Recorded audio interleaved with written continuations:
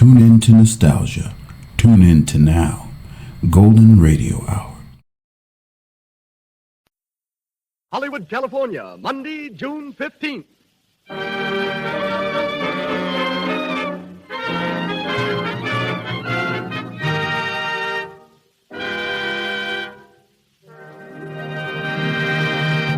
The Lux Radio Theater, from its new home on Hollywood Boulevard, Hollywood, California, brings you Al Jolson and Ruby Keeler in Burlesque.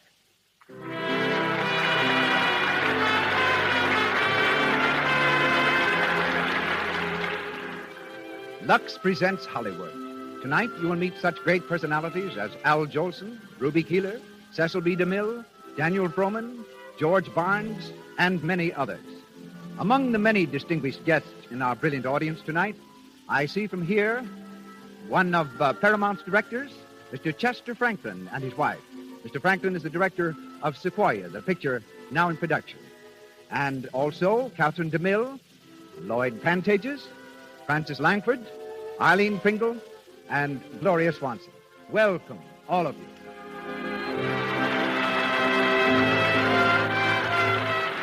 This entertainment is presented by the makers of Lux Toilet Soap, the beauty soap used by 9 out of 10 screen stars and by attractive women everywhere.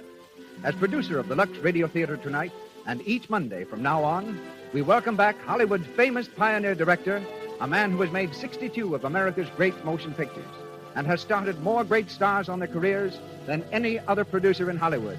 Ladies and gentlemen, Mr. Cecil B. DeMille.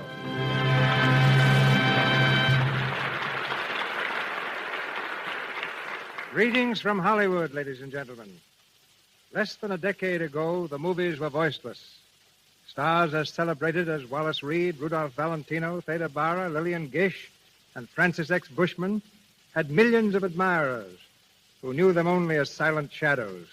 We spoke of our business as the silver screen, but its silence was golden for many an actor and director. Then a man came along who had been billed on Broadway as the greatest entertainer in the world. With his first film, The Jazz Singer, he not only made pictures talk, he made them sing.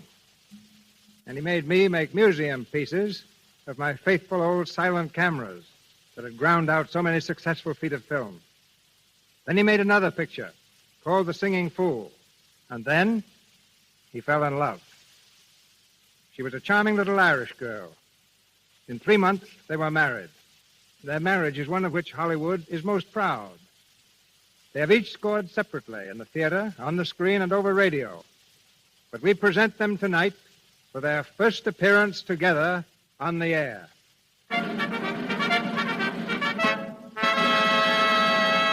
In lights above the entrance of the Lux Radio Theater is a glittering legend, and excited crowds along Hollywood Boulevard tonight read the words, Al Jolson and Ruby Keeler in Burlesque.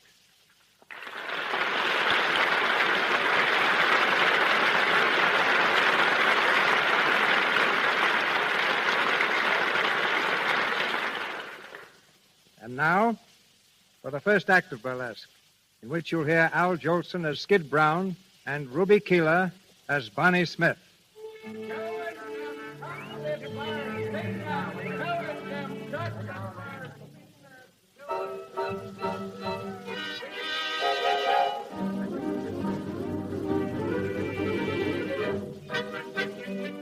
We're backstage at a burlesque show, playing a small town in the Middle West. It's a few minutes after the opening, and Lefty Moore, the stage manager, is standing in the wings, hurrying the chorus girls onto the stage. All right, come on stage. Come on, the overture's almost over. Get a move on you, will you? Say, we ain't racehorses. Give us a chance. No, racehorses got brains. Now go on, shut up before I can accompany you. You don't worry me none. The nerve of that guy. I think he owns the show. All right, Joe, kill the house lights. Okay, flash the orchestra. Well, here we go. Here goes another one. Whose big baby are you? Whose big baby are you? Come on, pussy, why? Where the guest goes, I say. Lefty, Oh, yeah, what do you want, Bonnie? Has Skid come in yet? No, not a sign-up. I've been in all of his hangouts, but I can't find him. Did you try the pool rooms? I just sent Jimmy. A nice spot Skid's put me in. The show started and my Jeep comic ain't here. I ought to kill that bird. Oh, he'll turn up, Lefty. I've been working with Skid for almost 4 years now, and I never knew him to miss a cue. Yeah, I know, but it's coming so close to missing him that's turning my hair gray. You know, you want to do something about that guy, Bonnie? What? Well, it ain't none of my business, but why don't you marry him and have it over with? What are you stalling him for? He'd settle down if he was married to you. You think so? Why, sure. Skid's nuts about you. He'd do anything you tell him. Oh, I don't know. We're supposed to be engaged, but he don't listen to me much now. How do I know he'll be any different later? Hiya, folks. Well, if it ain't the wandering boy himself. Hiya, Lefty. Hiya, Bunny. So, you decided to come, huh? Sure, never keep the public waiting. That's my motto. Well, now, that's nice of you. Go on, get in your clothes, will you? You're on in 5 minutes. Okay, Lefty. Well, Bunny, how's the kid? All right, I guess. Nice time to be showing up. What's the matter? You ain't sore at me, are you? Would it do any good? Had a baby. Come on, you'll be late. You got to change your clothes. Well, you know me, Skid the fireman's child. I can dress sliding down a pole. Where have you been? Who, me? I've been playing pool. I suppose you couldn't make a shot thinking of me eating all alone. I told you after the matinee I wasn't hungry, didn't I? Just thirsty, huh? No, and I wasn't thirsty neither. I just went out to get a little air. Oh, some nice pool room air. Oh, cut it out, will you, Bunny? Did you have anything to eat? Yeah, I had a couple of hot dogs. Well, that's fine, that is. How do you expect to be funny on hot dogs? I'm going to send Jimmy out at intermission for some soup. But I don't want no soup. You'll eat it and like it. All right, I'll eat it and like it. Skid, will you get into your makeup? Come in, Lefty. See you later, Bunny. Okay. Come to me, my melancholy babe. Cuddle up and don't be blue. Oh, Bonnie. Hiya, Maisie. Well, I want to see if the boyfriend got in all right. Yeah. That dame Marco was looking for him just before she went on. Again? Yeah. Why don't you take a poke? Oh, she's not worth it. What'd she want to see Skid about? To say goodbye, I guess. Goodbye. Is she going someplace? So don't tell me you ain't heard. Heard what? Marco's leaving the show tonight, going with the Manhattan Follies. Oh, Broadway, huh? Well, that's a nice break. Yeah, I could kill her. Well, there's one consolation for me. She won't be around Skid anymore.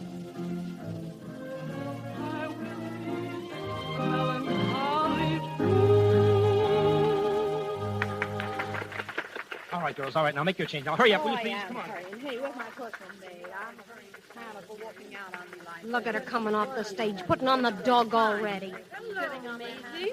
Hello, Miss Marco. Did you hear my number? No, I was spared that. Oh, you're not jealous, are you, Maisie? Why, you slink-eyed pony, I ought to slam you up against the wall. Cut it out, Maisie. No fighting, do you hear? I wouldn't hit her. I just want to hear a yelp. Hey, what's going on here? Nothing, Bozo. Maisie starting to scrap again? Of course not, Bozo. It's just a friendly argument. Sounded like the Battle of the Marne. Where's Skid, Bonnie? Did he get in yet? Uh-huh, he's downstairs putting on the putty nose. Yeah, that's a break. I was afraid I was going to have to play his part, too. Say, Bonnie, your cattle king is out front again. Oh, is he? Yeah, he's a boy, he is. This is the 6th time he's been in to see the show. He's fell hard for you, Bonnie. I'll have to see him sometime. He's the only following I ever had. When Marco here was singing, he... Hey, where did she go? Who? Marco. She was standing here a second ago. Yeah, until she heard where Skid was. She's probably downstairs by now, gurgling her fond farewell.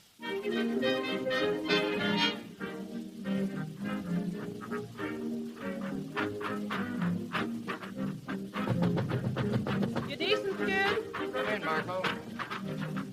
I'm just putting on my makeup. Go right ahead. How's the house, Marco? Oh, a little cool. Oh, they'll warm up.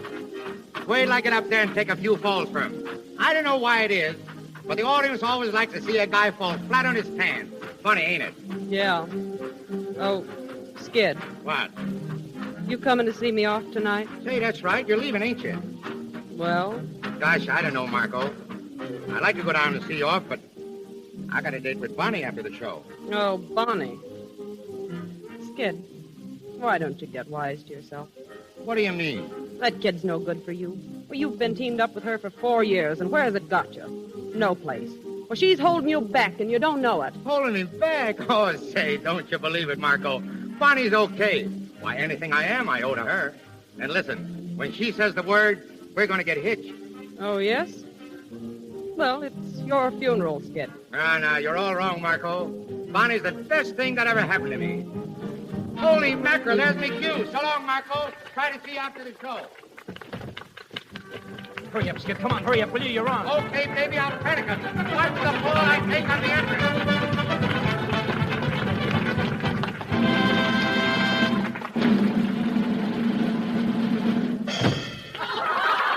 Holy cats, that guy will kill himself taking those falls.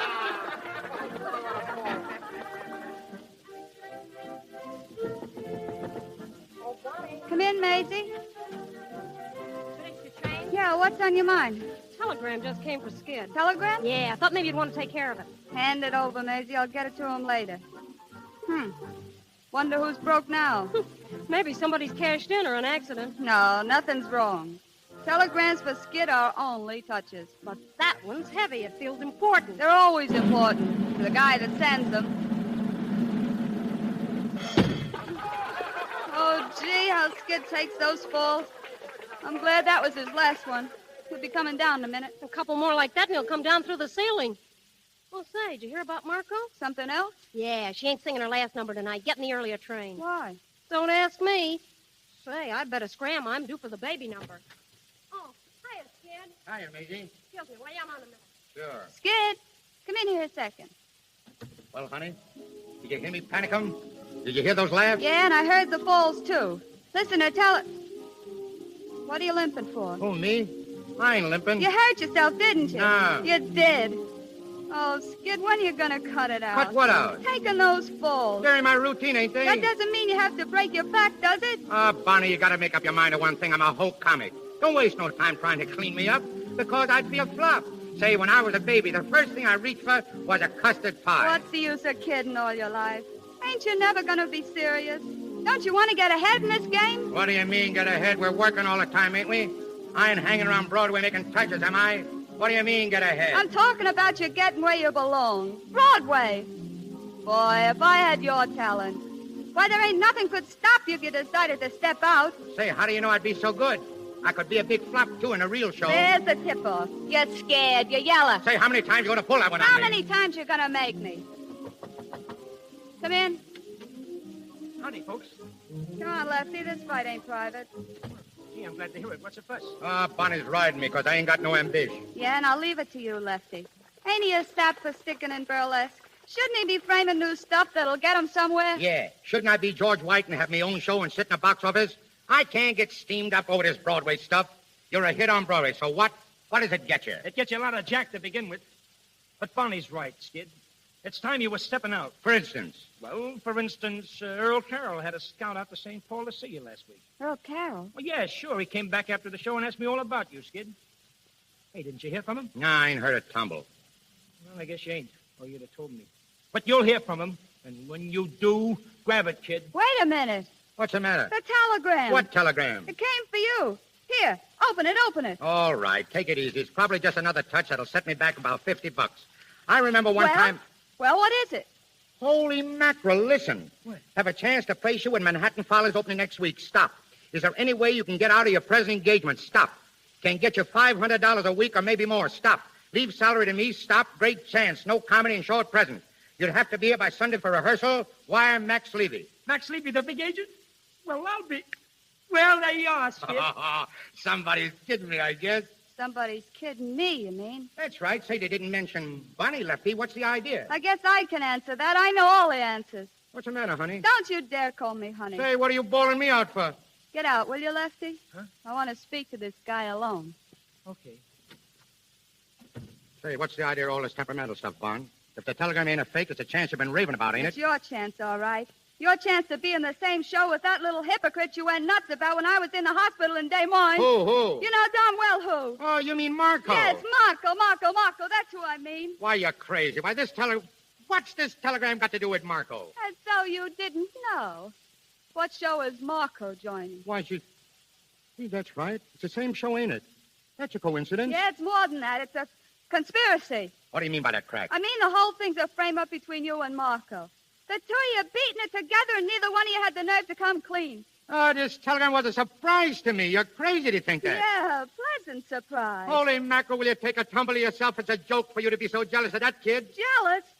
Of what? A bum comedian who ain't got a laugh above his hips?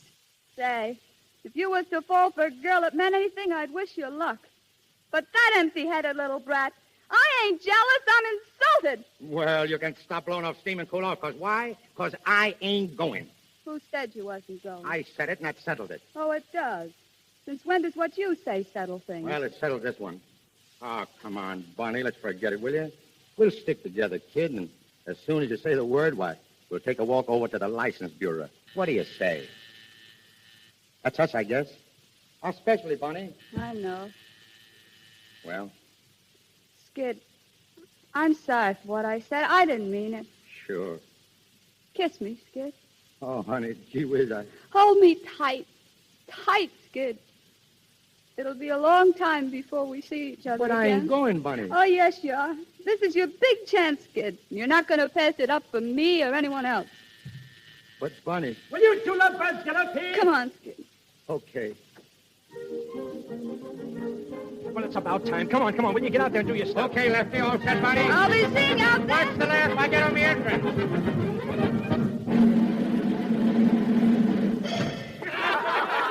Lefty, Yeah? get some of the packed Skid's bags. He's leaving right after the show. Okay, I'll take care of it. Go on, get out there, Bonnie. Oh, thanks.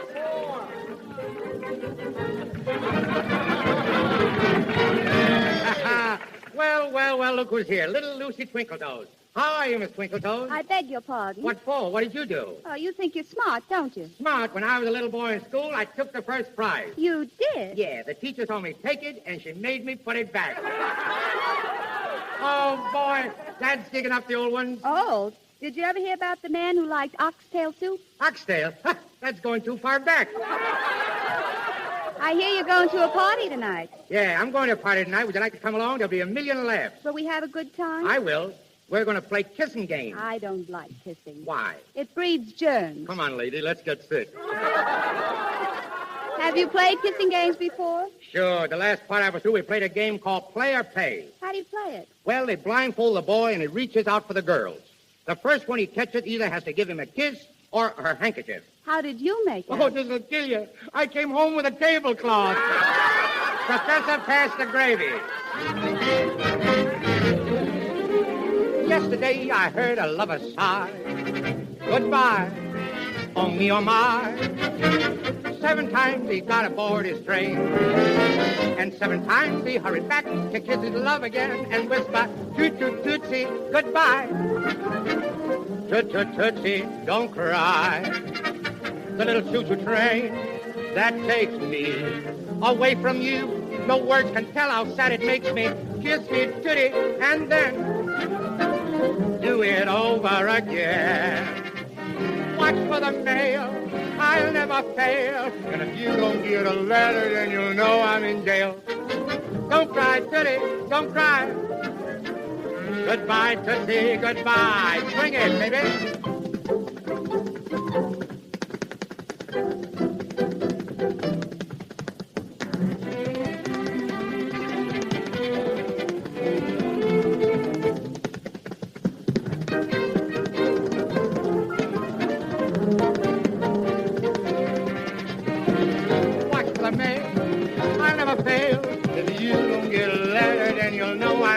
Swing it. Don't cry, Goody, don't cry.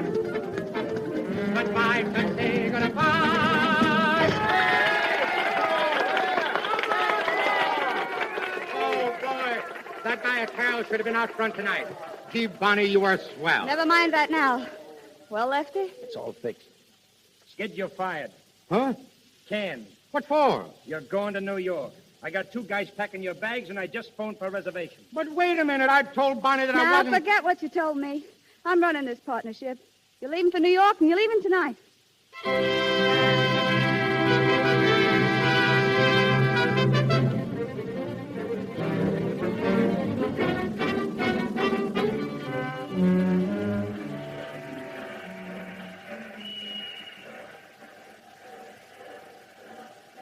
So long, darling. You're right, won't you? Sure. Every day, Bunny. I'll be awful lonesome without you. Gee, I'll be an awful sap without you, kid. We ain't never been apart before. As soon as the season's over, dear, I'll come right on. Maybe I'll be a flop and I can come back soon. You can't come back. You're fired. Oh, I didn't think of that. That ain't so good. Forget it. It's sink or swim now. I don't like the way you said sink. Well, how do you like the way I say swim? Well, I guess that's me. Gee, I don't know how to say goodbye, baby. I ain't never said goodbye to you. Just kiss me, Skid. Oh, gosh, honey. Oh, I'll miss you, Skid. I love you, Skid. Oh, gosh, how I'll miss you. I'm lost already without you, Bunny. So long, darling. I'll wire and I'll write. Every day, Skid. Every day. Goodbye, Bunny. Goodbye. Goodbye. Goodbye, Skid. Goodbye.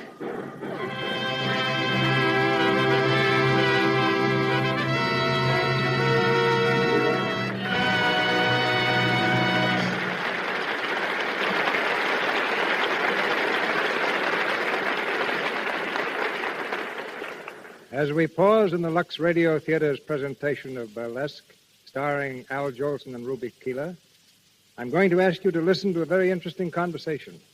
In this brief interval, we want you to meet one of Hollywood's youngest and most charming stars, Cora Sue Collins. Here she is now, Miss Cora Sue Collins in person.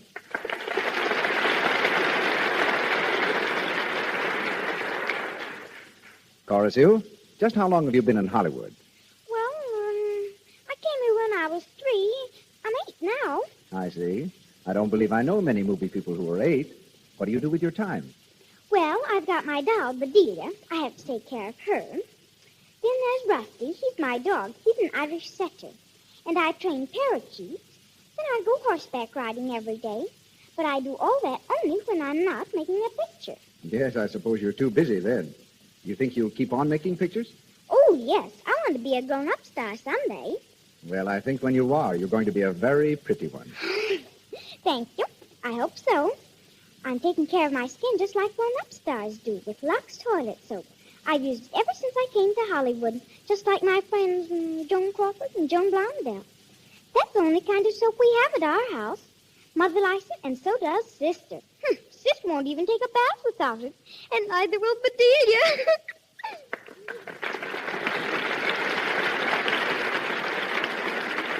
That's very nice, Cora Sue. Thank you. And you're right in saying that Hollywood stars must have lovely complexions. They can't risk dullness, tiny blemishes, enlarging pores. In other words, cosmetic skin. These Hollywood stars, like most girls, use rouge and powder. But they avoid dangerous pore choking by using Lux toilet soap. The soap whose active lather goes deep into the pores, removes every trace of dust, dirt, stale cosmetics. Before you put on fresh makeup during the day, and always before you go to bed at night, use Lux toilet soap. Buy several cakes tomorrow.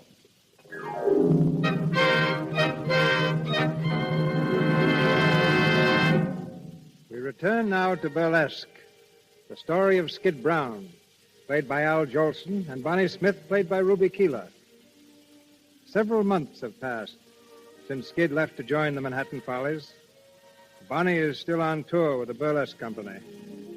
In her room in a small-town hotel, she lies huddled on the bed, reading the morning paper. Her friend Maisie enters. Morning, dearie. You're up kind of early, ain't you? Yeah, a little. What's the idea? I couldn't sleep. Oh. Any word from Skid yet? Not a line. Gee, I'd like to brain that guy. How long is it now since he wrote to you? Well, I don't know. About 6 weeks, I guess. Just a big Broadway man. Boy, success must have hit him right between the eyes. No, Maisie, Skid ain't the kind who gets a swelled head. It's something else this time. The thing I was afraid of. Marco? Yeah. I've been kind of following him in the Broadway gossip columns.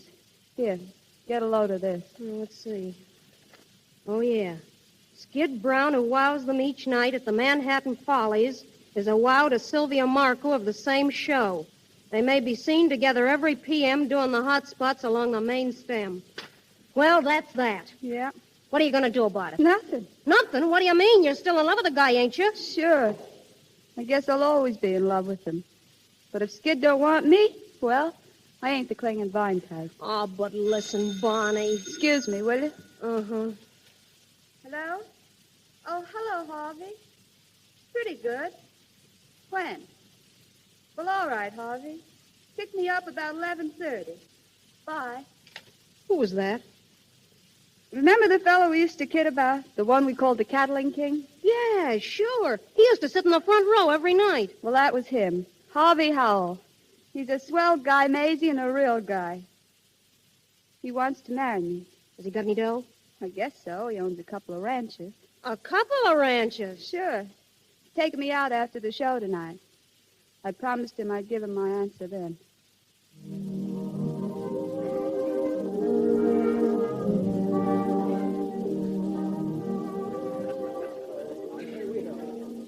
Want to dance, Money? Thanks, Harvey, but do you mind if I don't? I'm a little tired tonight. That's all right. Pretty near time to be leaving anyway. Yeah. Money, did you think over what I asked you about getting married? I've been thinking about it, sure. Well?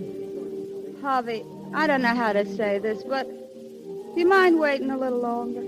Take all the time you want, Bonnie. I'm not in any rush. It ain't that I'm trying to stall or anything, but the show's moving back east, Harvey, and I want to see Skid. Just once more. Okay, Bonnie. You understand, don't you? Sure, I understand. Well, thanks, Harvey. You're a grand guy.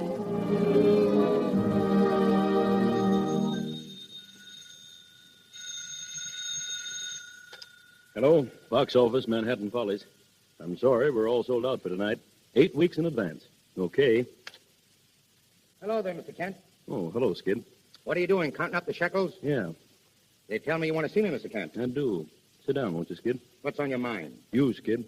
Skid, I'm going to tell you something straight from the shoulder. Yeah? I've been managing Broadway shows for a long time, so you can take it from me. I know what I'm talking about. Skid, you got to cut out your drinking. Oh, me? Don't give me that. You went on that stage last night so lit up you couldn't even see. Those falls you were taking were on the level. They got laughs, didn't they? Sure they did, but that isn't the point. Skid, you've got this whole business right in your lap. You can sing, you can dance, you can make 'em laugh. You're a big hit. But take it from an old-timer, Skid. Drinking and show business don't mix. That's all. But, Mr. Kent... That's all, Skid.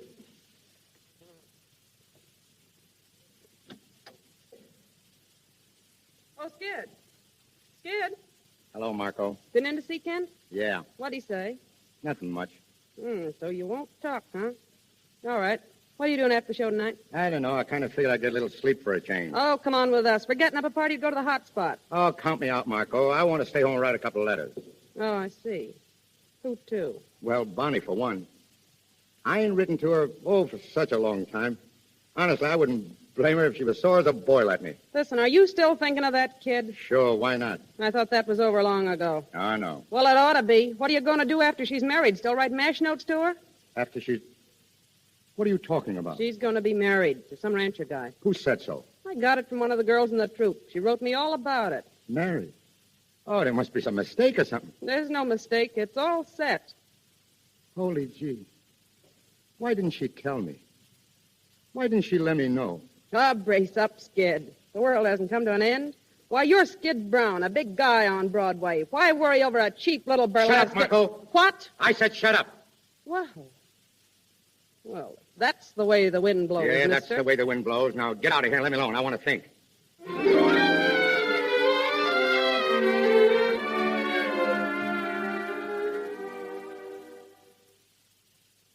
Hello, Hotel Carlton. One moment, please. Hello, Hotel Carlton. Go in. Hotel Carlton. I'll see if he's in. Hotel Carlton. Hello, operator. This is room 707. Did you get that number? Oh, thank you. Hello? Hello, Winter Garden? I'd like to speak to Skid Brown, please. Yes, I'll hold the wire. Is he there, Bunny? They're going to look. I hope they don't find him. I can't understand why you... Hello? Skid? This is Bonnie. Yeah, Bonnie. Where am I? Why, New York, of course. Got in yesterday. Yes? I caught the show last night, Skid. You were all right. I'm at the Carlton. You want to come over after the show tonight? All right. I'll see you then. Bye.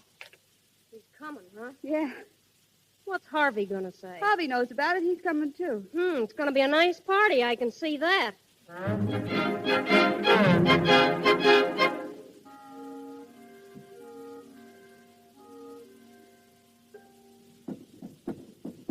That must be Skid now. Want me to answer I'll it? take it. Hiya, Bunny. Hello, Skid. Step right in, boys, and meet Bonnie Smith, the greatest little trooper in the business. Hello, Bonnie. Lefty, I didn't expect to see you.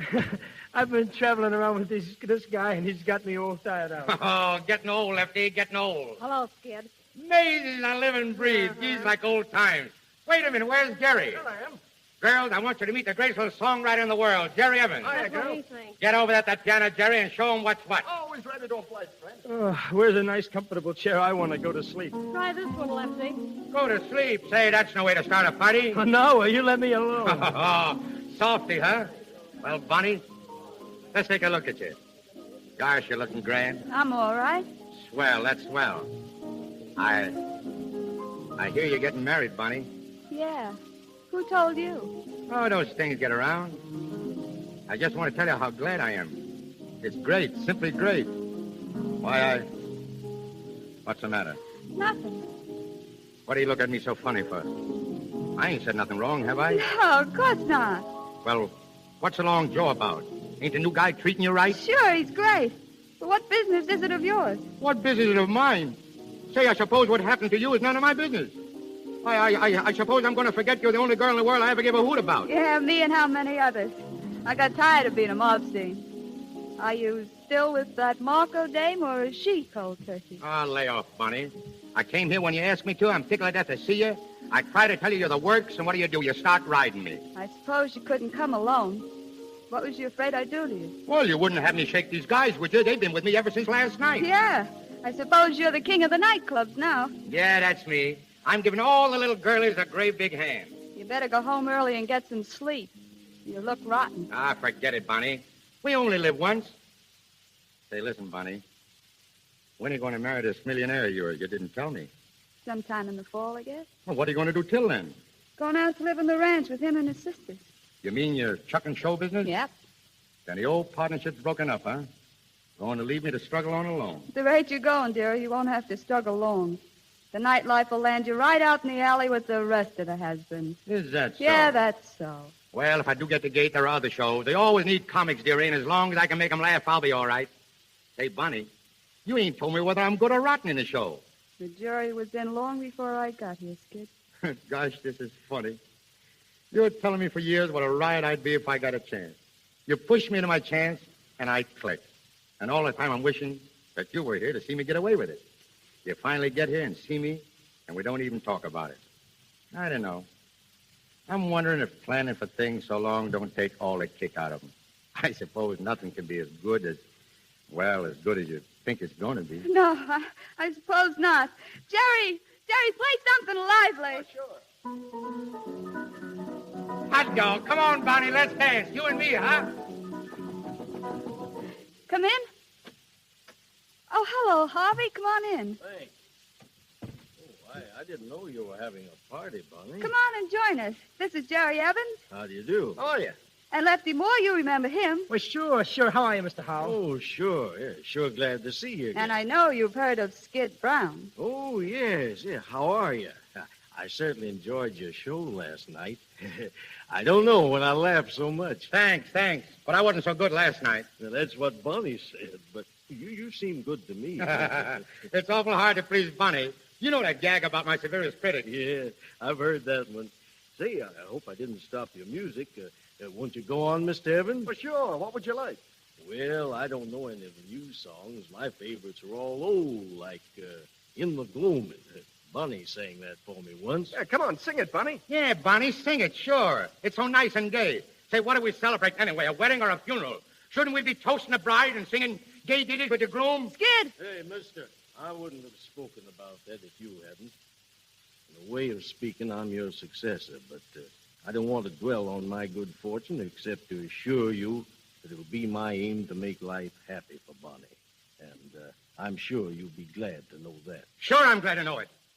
Why wouldn't I be glad to know that Bonnie's going to get along all right without me?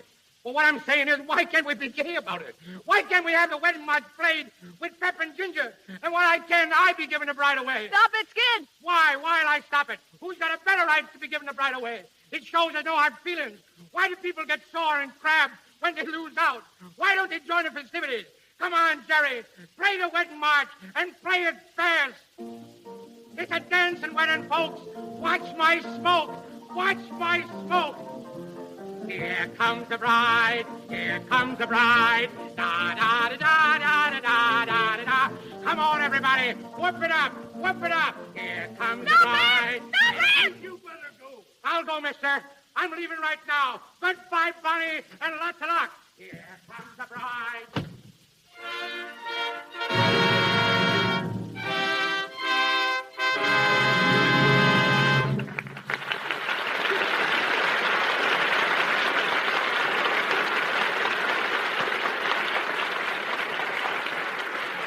We pause for station identification. This is the Columbia Broadcasting System.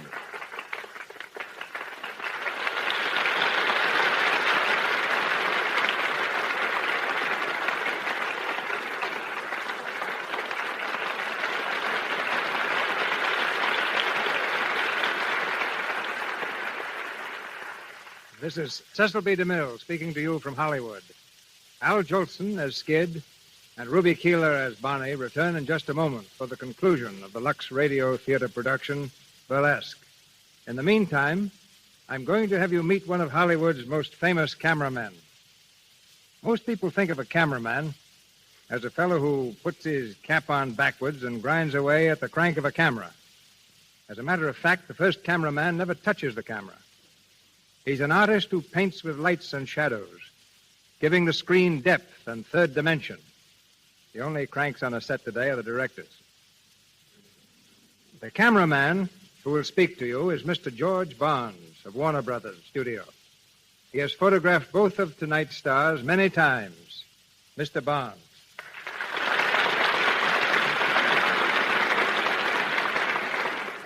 That's very gracious of you, CB. But, folks, we don't really think directors are cranks. We think of them as fellow sufferers. You see, a cameraman and his director are practically the only people who have to work every day while a picture is shooting.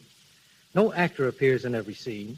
Mechanical crews can be changed, but the poor old cameraman, he just goes on and on until he drops, or the director does.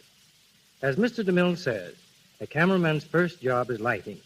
In more ways than one, he has to show the stars in the best possible light. And right along that line is a point that comes right home here to the Lux Radio Theater. A cameraman has to make a girl look absolutely perfect. He has to take care of shadows, unusual contours, and other things that can't be helped. So believe me, we have no time for faults that can be helped, like a bad complexion. That's something the girls must take care of for themselves. And the way 9 out of 10 Hollywood stars do that is by using your Lux toilet soap.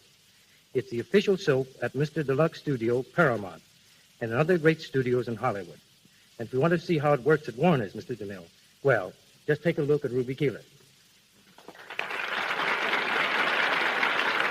Okay, George, that's a fine fade out.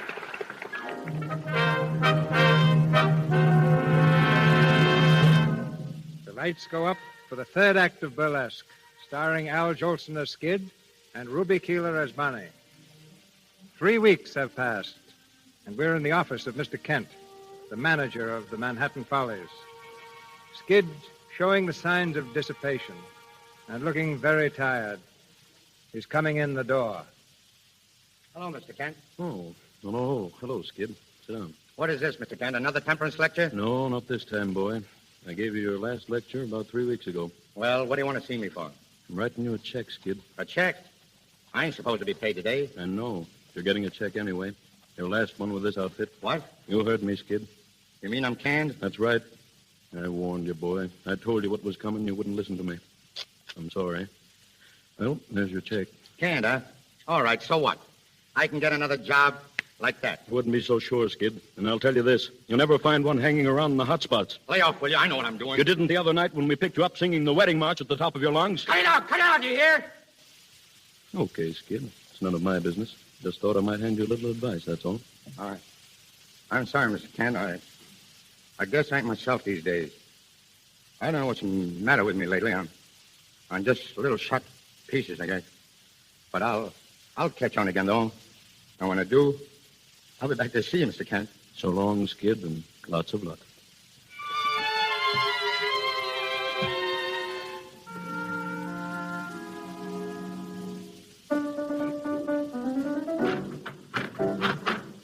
Come on, girls. Come on. Swing it. Will you swing it? This is the rehearsal, not a funeral. Give, will you give? Now, come on. Hey, Lefty, listen, will you? Oh, what do you want? What do you want, Bozo? Don't you see I'm rehearsing a number? I know, but this is important. Skid is here. He wants to see you. Skid? Where is he? Out at the stage door. Gee, he looks terrible, Lefty. Like he ain't had nothing in a week. I guess I better see him. All right, girls. That'll be all for a while. I'll be back in a couple of moments, Skid. Okay.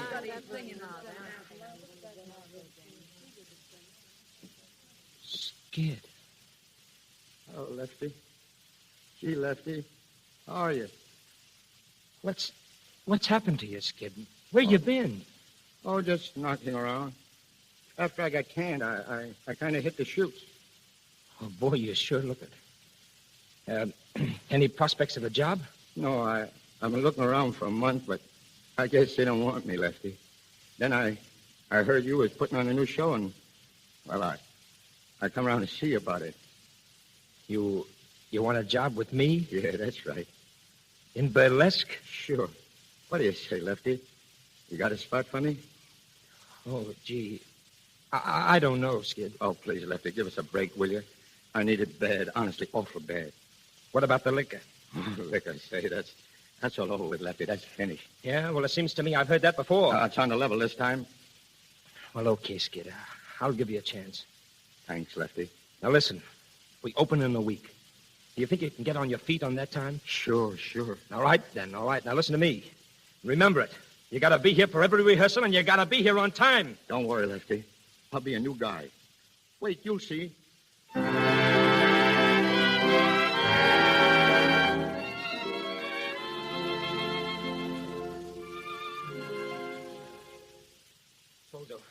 Bozo, did you find him? Yeah, I got him. Where was he? The usual spot.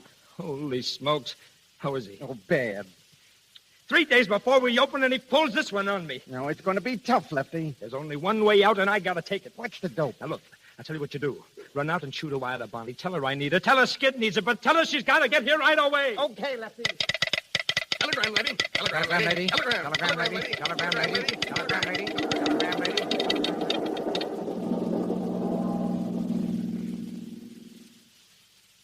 Sit down, Bonnie, sit down. Did I say it was great to see you? Yeah.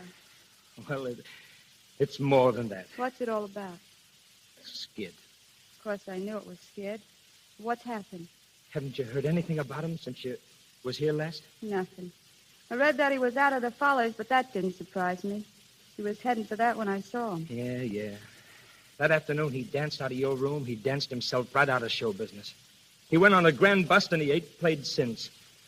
Oh, I gave him a job, but he's been handing me an awful ride. Here I am. I'm opening tomorrow night, and up to now, he ain't rehearsed half of this stuff. Honest, Bonnie, I don't know which way to turn. I know what's in your mind, Lefty, and what you want me to do. So I'm going to save you the trouble of asking me. Huh? I'll do what I can. Oh, gee, you're an ace. How long will you stay? Till you get your show right and Skid gets straightened out. Oh, thanks, Bonnie. Thanks a lot. Say, I don't know what I'd do without you. There he is now. Huh? Oh, gosh, look at him. Hello, Lefty. Skid. Where's the rehearsal, Lefty? Am I early? Yeah, for tomorrow you are. I was only... Skid. Huh? Who's that? Am I seeing things? Do you see her, Lefty?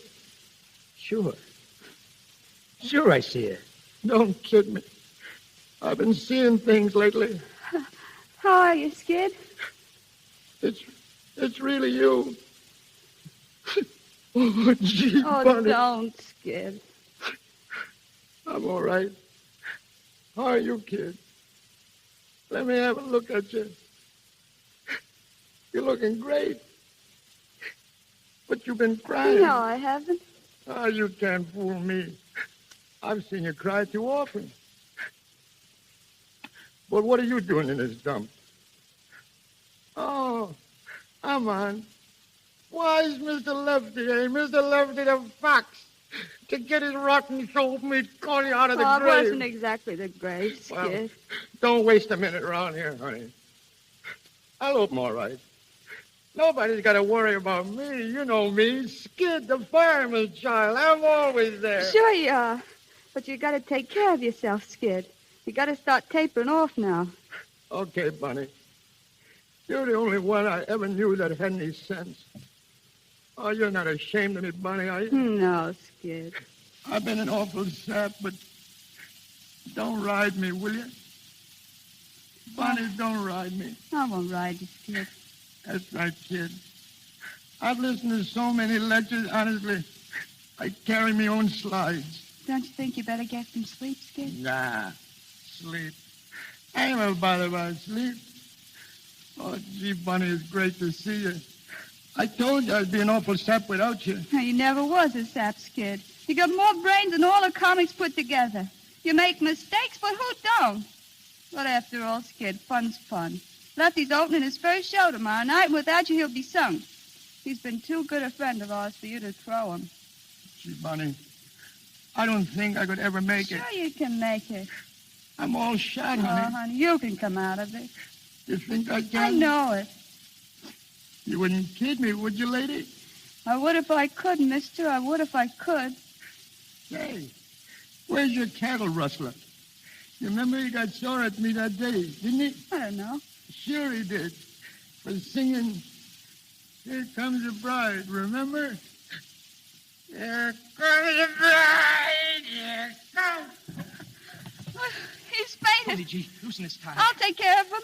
Do you think I'd better postpone the opening? Let's try not to, Lefty.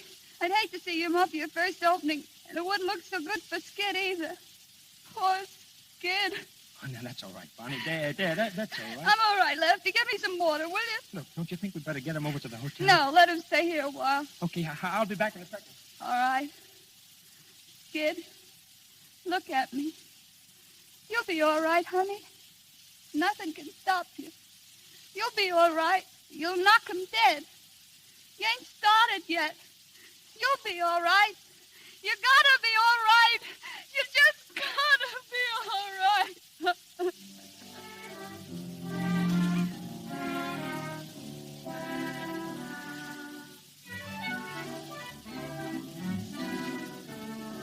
How is he, Bonnie?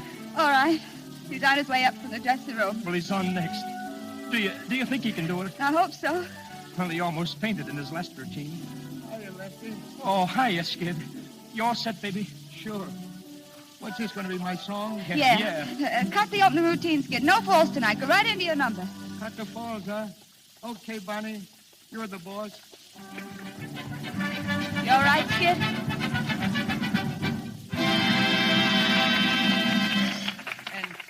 Oh, say, folks, thanks. For a minute, I thought I was back in Manhattan Follies. Lefty's swaying out there. He's gonna fall. No. He's okay, Bonnie. But seriously, folks, I'm glad to be here. And right now, I'm going to sing a little number for you. One I like a lot. A little music there, Professor. Take it easy, Skid. I'll make it. People brag, people boast, and consistently drink a toast to a place that a lot of them place at the top of the list. Are they wrong? Are they right? Is there a reason for their delight? I must live in doubt till the day that I find out. Is it true what they say about disease? Does the sun really shine all the time? Do the sweet magnolias blossom that everybody's gone? Do folks keep eating possum till they can't eat no more? Is it true what they say about Swanee? Is a dream by that stream so sublime? Do they laugh?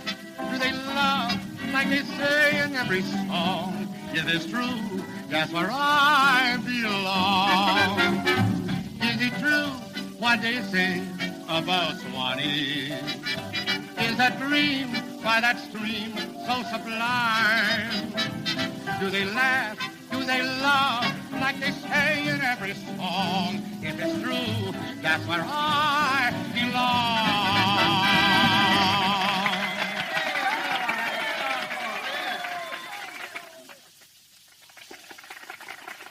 How'd I do, honey? Oh, Skid, you were swell. I knew you'd be.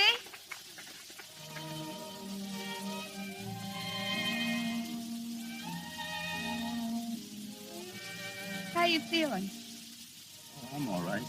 Do you think you can go on being all right? I can, Bunny, if you stick by me. Sure, Skid. I'll stick. For good? For good. Oh, gee, Bunny. But what about the cattle rancher? Oh, it's all right. I explained it to him, Skid. You see, when I left, I had an idea I was coming here to stay. Oh, Bunny, I'm crazy about you. I can't get along without you, sweetheart. You won't even have to try. From now on, it's you and me together. For better or for worse. Yeah, better for me and worse for you. Ah, there you go. Always clowning.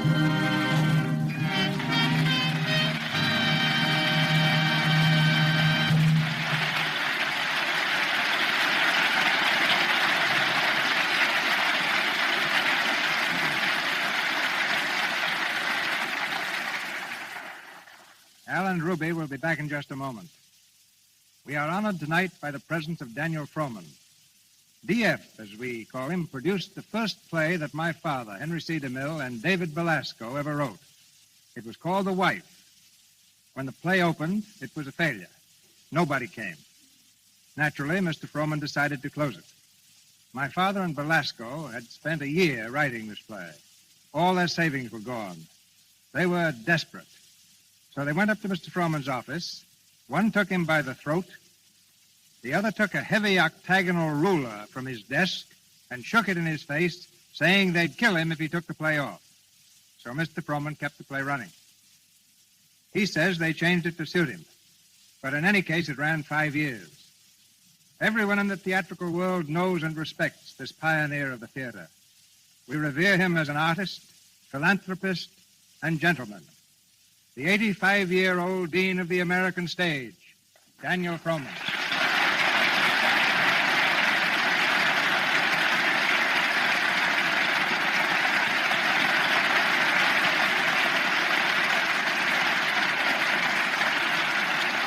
Cecil, you're very kind. No, I'm saying what I've felt ever since I was 5 years old. Well, that was when I used to chase you out of the box office for annoying the treasurer. Even now, it hardly seems possible that you're old enough to have a radio program of your own. I am just starting in radio, DF. Do you remember when I was just starting as a young actor at one of your companies? Yes, I remember paying you the fabulous salary of $40 a week. That included my wife's salary, too. But I was willing to work for any salary. For the man who started the Barrymores, Ethel, as I remember it, was the first to join you. Then Lionel, wasn't it? Yes, and then the two of them in their little brother Jack Barrymore to design our bill posters. Well, why don't you get him to design one for that big show you're producing on July 1st, the Actors Fund benefit? DF, it's been a privilege to have you here tonight. It's nice to be here, Cecil, and be part of your great enterprise, for no theater in history has reached so many people as your Lux Radio Theater. From your father and mother, you have inherited the highest traditions of the stage, and I know you are true to this trust. Thank you.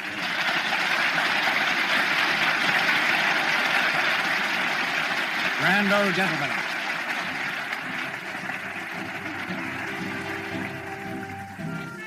I have just written an article for a national magazine on the 10 greatest fools in history. Perhaps I should have made it 11 and included the singing fool, the character that Al Jolson made the most famous fool of all. For that picture, the singing fool, broke every box office record of its day. And here they come, the singing fool and his dancing wife. Ladies and gentlemen, Jolsons.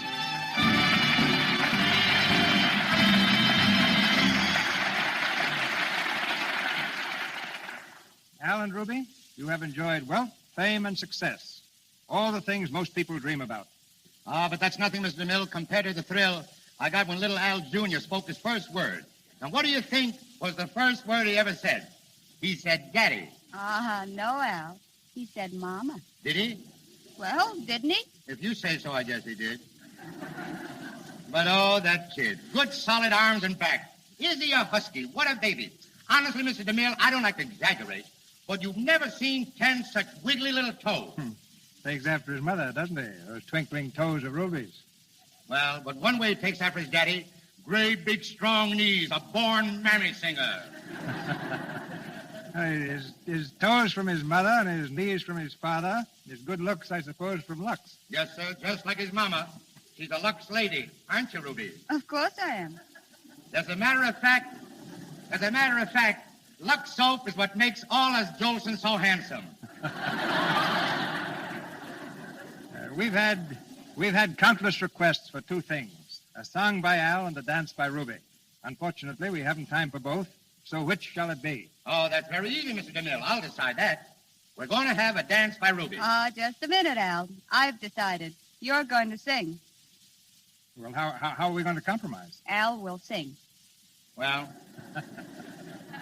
that's how it is. I guess you can see now, folks, why they call me Al Keeler.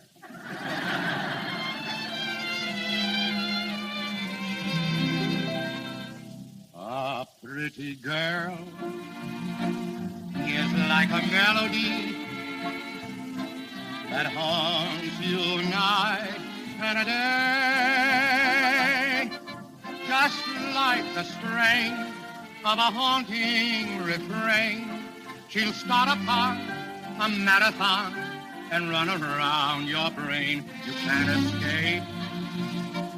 She's in your memory by morning, night, and noon. She will leave you and then come back again. A pretty girl is just like a pretty tune. A pretty girl is like a melody that haunts you night and day, just like the strain of a haunting refrain. She'll start a park, a marathon, and run around your brain. You can't escape. She's in your memory by morning, night, and noon. She will leave you and then come back again. A pretty girl is just like a pretty tune.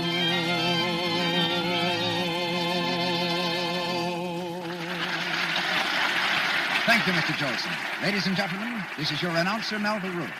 Mr. DeMille returns in a moment to tell you about next week's play. The makers of Lux Toilet Soap wish to express their appreciation to our capable cast and to the great studios who have cooperated with us in presenting this broadcast. Our cast tonight included Wally Mayer, Victor Rodman, Eddie Kane, Rita Leroy, Inez Seabury, Frank Nelson, and Lou Merrill. Al Jolson and Ruby Keeler appeared through the courtesy of Warner Brothers, as did George Barnes. Our producer, Cecil B. DeMille, comes to us from Paramount. Louis Silvers, our musical director, represents 20th Century Fox. And Mr. Daniel Frohman is in Hollywood as producer of the Actors Fund Benefit. And now, here is your producer, Mr. Cecil B. DeMille. Next week, our play is The Dark Angel. A vital romance played against a background of war. A dramatic triumph on the Broadway stage and twice successful on the screen. This unforgettable drama will be presented on the air by the same stars who thrilled us in its most recent movie version, Merle Oberon and Herbert Marshall. Our sponsors, as well as Miss Oberon, Mr. Marshall, and I, cordially invite you to be our guests in the Lux Radio Theater next Monday night. This is Cecil B. DeMille saying good night to you from Hollywood. This is the Columbia Broadcasting System.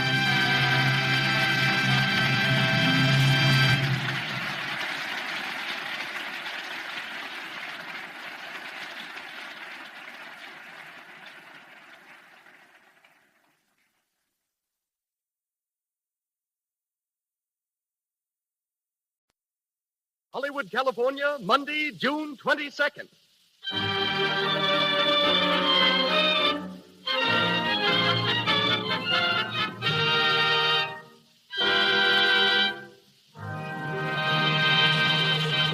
The Lux Radio Theater presents Merle Oberon and Herbert Marshall in The Dark Angel.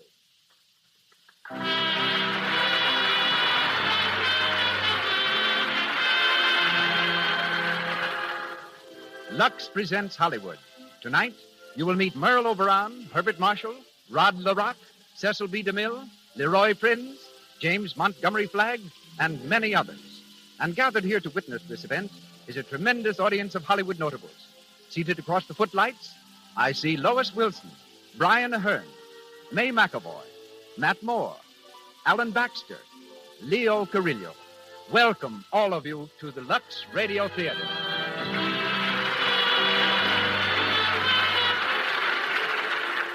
This entertainment is brought to you by the makers of Lux Toilet Soap, the beauty care used by 9 out of 10 Hollywood stars. The pure white soap that can mean a lovelier complexion for you. As producer of the Lux Radio Theater, we present one of the world's foremost motion picture producers, a man so closely identified with Hollywood that the history of the motion picture industry might well be the story of his own life. Ladies and gentlemen, Mr. Cecil B. DeMille.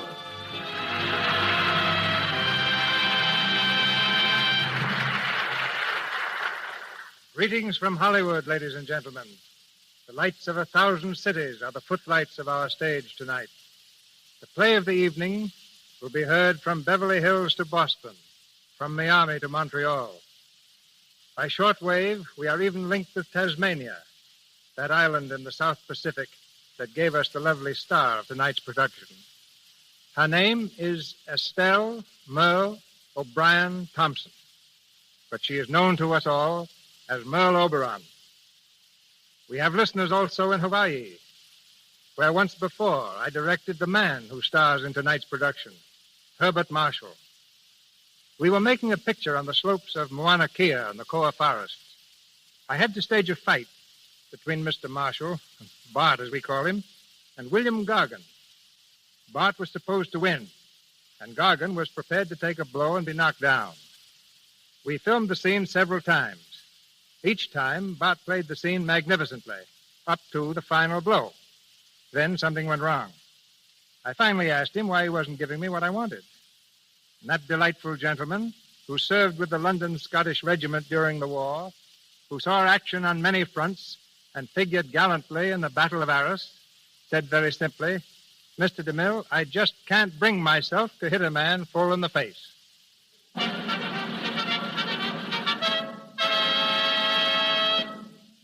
And now it is curtain time. The Lux Radio Theater brings you The Dark Angel with Merle Oberon and Herbert Marshall.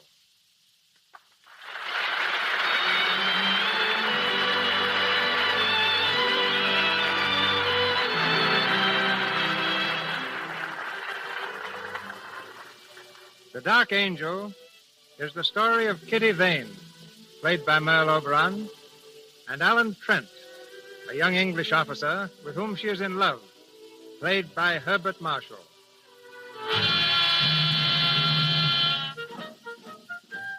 August 1915, the first year of the World War, and all Europe is trembling under the impact of the loud guns. Excitement is the keynote of the day. And in a little cottage in the country, Kitty Vane, a charming young English girl, is hurrying off to meet 2 old friends who are coming home on leave. We hear her running down the stairs. Good morning, Granny. Good morning, darling. You're early. A little. Going to have breakfast? I don't think so, Granny. I'll have something at the Shannons with Alan and Gerald. Very well, dear. You're excited, aren't you? Terribly. It's a big day. The biggest ever, Granny. Alan Trent and Gerald Shannon. It seems like yesterday they were just babies. And here they are coming back to us after a whole year of war. Yes. You know, Granny, at first seeing them as soldiers was fun, and I suppose I never really thought they'd be going away. But when they did... Oh, Granny, I'm so glad they're coming home again. I'm afraid it won't be for very long. No, I suppose not. But even a few days are better than nothing. And Alan promised me they'd stay just as long as they possibly could. In these days, we have to make the best of everything. It's been a long year for you, hasn't it, darling? It wouldn't have been so bad if... Oh, Granny, if only I knew. If I were only sure. Of Alan? Yes. Aren't you sure? How can I be? When one loves so hard and for so long, one can never really be sure. And it used to be so easy, Granny. When we were children, I'd just ask him to marry me. But now, it's growing up, Granny. That's what it is. Things aren't so simple anymore. I can't just say, Alan, please marry me, quick. Why not? That's the best way to do it. Saves a lot of time. I bet that's just what you would do. Of course. Kitty, come here. I want to talk to you. Yes, Granny. Kitty, you may not be sure of Alan. I don't know how he feels about you, but I do know how Gerald feels about you. Gerald? He's in love with you, Kitty. Granny. Yes, my dear. I've seen it, and I know it. But it's silly. You shouldn't say things like that, Granny. I'm an old woman, my dear. I can say what I please. But, Gerald, I've never thought about Gerald except as Alan's cousin. Why, I've known Gerald ever since we were babies. And Alan, too, my dear. Yes, but, well, that's different. Somehow. I can't explain it, but it is different. Is it? Of course it is. Heavens, look at the time. I must fly. I've got to meet Mrs. Shannon at the station. Goodbye, Granny, dear. Goodbye, child. Don't drive too fast. I won't. And give my love to Alan and Gerald. I will, Granny. Goodbye. Bye.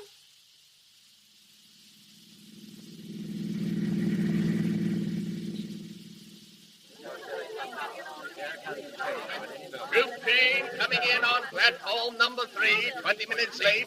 Troop train, 20 minutes late, coming in on... I'll be here soon. Tommy will be here soon. Oh, he's supposed to Give leave him a in big cheer over when the here. train comes in. I hope he's well. I hope he's well. Well, Kitty, I just spoke to the station master. Their train's 20 minutes late. 20 entire minutes. After 11 months of waiting, that really isn't so long. And just think they'll be home with us for 10 whole days. Oh, I'm almost afraid to meet them. Do you think they'll be the same, look the same? Oh, I think we'll recognize them. Oh, look, the train is coming. Oh, why doesn't it stop? Aunt Sheila, what if it doesn't stop Oh, you here? silly child, it's stopping now. Where are they? Should we stand here, or do you think Oh, they'll find us, Kitty. Be patient, Oh, darling. look, there they are. Alan, Gerald, Alan.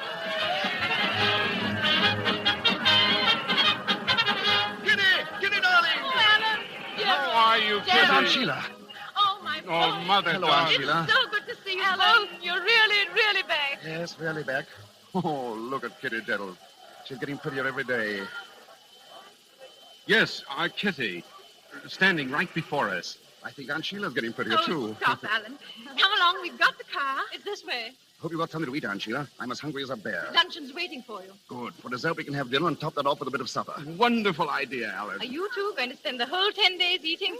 We decided that months ago. Eating, sleeping, bathing, eating, sleeping, bathing. I said, Gerald, maybe we can think of some way to eat while we're sleeping. You know, we haven't given this thing enough thought. Oh, very dull, aren't they? Oh, very dull indeed.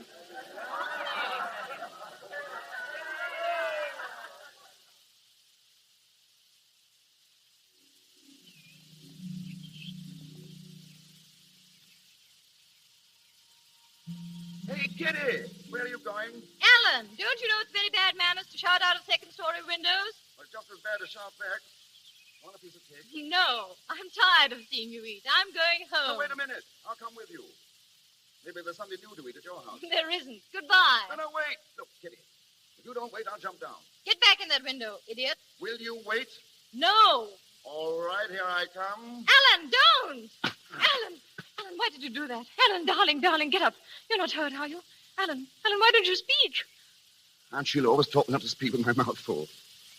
You like some cake? Here. Stupid clown. Now I will go. No, don't go, Kitty. See, I did scratch my hand. No, slow up there. Scratches like this cause lockjaw or something. Serves you right. Kitty, you're changed. You're positively bloodthirsty. And you haven't changed. You're still a child. You don't feel... Huh? What don't I feel? You don't feel anything. Don't I? How do you know what I feel? Do you know about the months I've been away? The agony I've been in because of you? You know how frightened I was of coming home finding that you changed. That you didn't feel the things I wanted you to feel. Oh, look here. I can't say it all. Maybe I can't see any part of it. I'm scared. Kitty, Kitty. I have so much love for you. It's like something you saved up for a lifetime and didn't know about. And then it all comes at once. I love you so, Kitty. Oh, Alan. Alan. I wanted to hear you say that so much. Darling, surely you knew. I wasn't sure. You see, I've always been around. I know.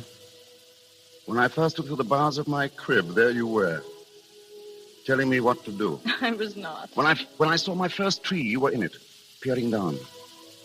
My first bird, my first squirrel, my first bath, you were always there. That's what makes me afraid.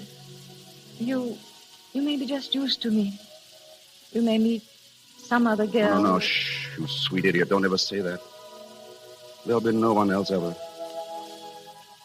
If you ever weren't there, I'd stop living. I'd stop breathing. I'd stop wanting to breathe. Alan.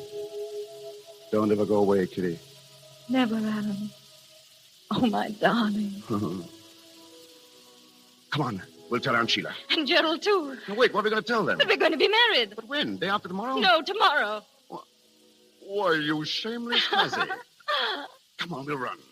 Wait, Alan. Now, come on. You're going too fast. Up the steps, quick. Who's going to tell them? Both of us.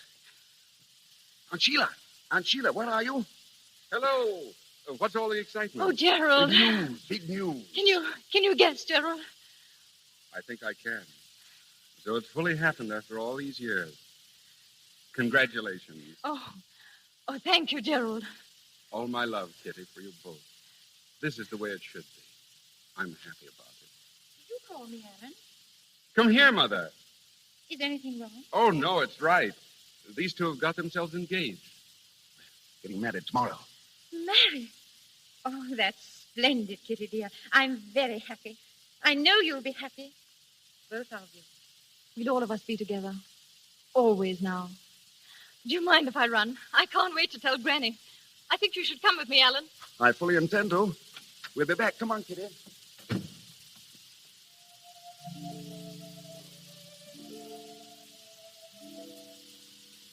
Gerald, you love her too, don't you? Yes, Mother. Oh, darling. It's all right, Mother. This is the way it should be. Gerald, I almost forgot. This message came for you a while ago from the War Office. Well, I do hope... War Office? Let me see it, dear. What is it, Gerald? Gerald! We've got to go back. We're leaving England tomorrow morning. Oh, Gerald, no. Must be a big drive on. All leaves are canceled. Oh, those poor children. They were to be married tomorrow. Yes. I'll have to tell them.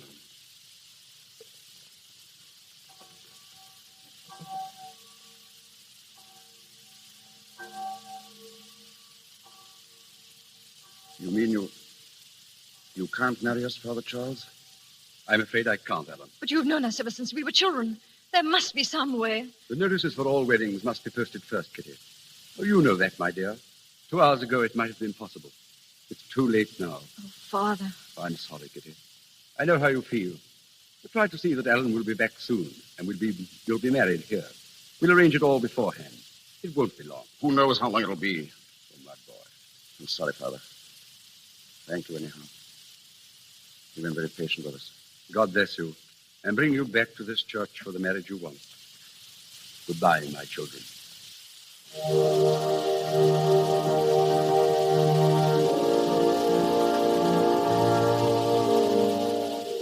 No, Kitty.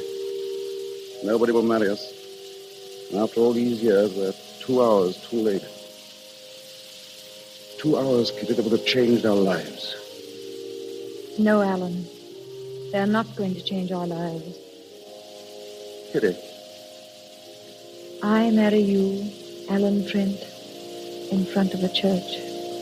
And I marry you, Kitty Vane, for always, until the day I die.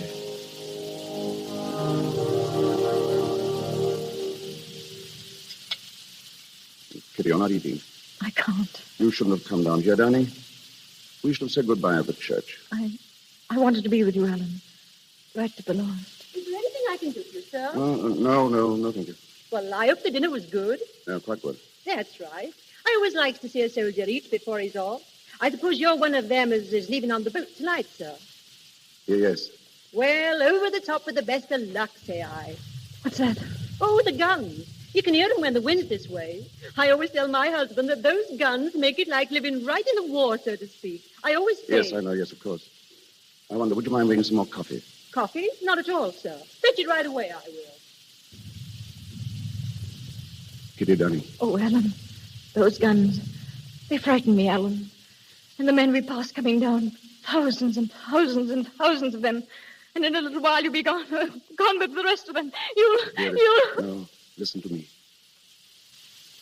They're going. I'm going. There's nothing to be done about that.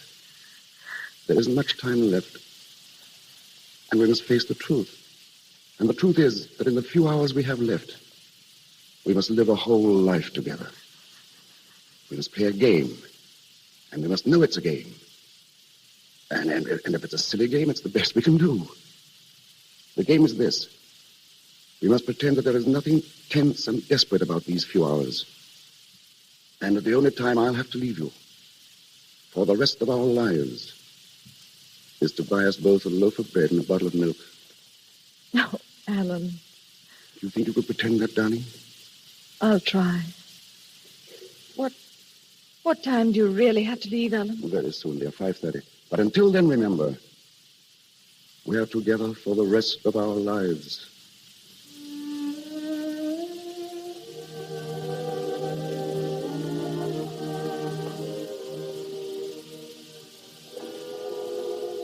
It's time now, darling. So Yes, soon? Yes, I've got to leave. Very well, Alan. Look at me, Kitty. You do something for me?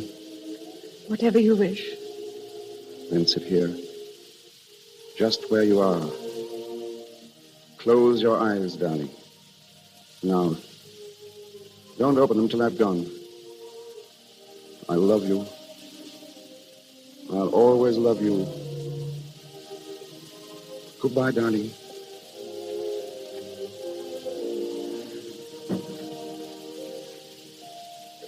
Goodbye, my love. Goodbye.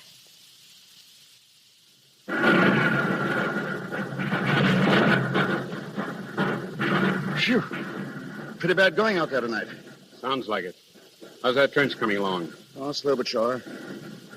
Say, I meant to ask you, Gerald. Do you mind signing this card for me? It's an application for leave. Leave? At this time? Afraid I can't do it, Alan. Now, look here, Gerald. You said that last week. I want to go home. I want to see Kitty. I know you do, but I need you here, old man. You could get along without me for 5 or 6 days, couldn't you? Wouldn't lose the war? No, wouldn't win it either. I'd like to let you go, Alan. Well, you could if you wanted to. Alan! Sorry. I'm sorry, it's nerves. Forget it, will you? Captain Shannon.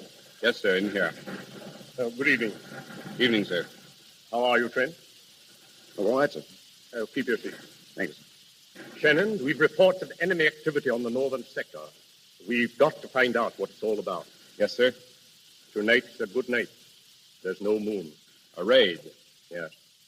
I want a dozen men. Can you take a party out? I can find 6 or 8, sir. We're rather depleted. I know. How about Trent here? Trent? Well, I don't know, sir. I'll need him for some other... I want volunteers only. I'll go, sir. Glad to. That's the spirit, Trent. Now then, take a look at this map. Here's the sector. I should warn you that they'll be expecting you. And they'll make it as hot for you as they possibly can. Now, I would suggest...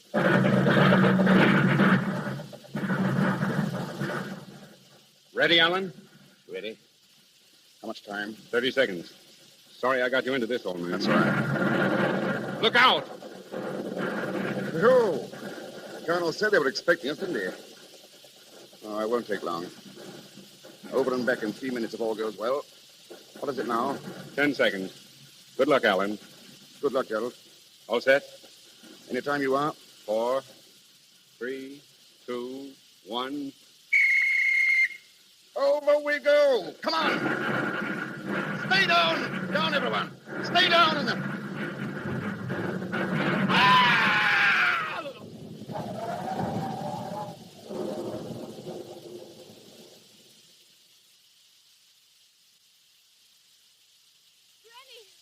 Are you asleep, Granny?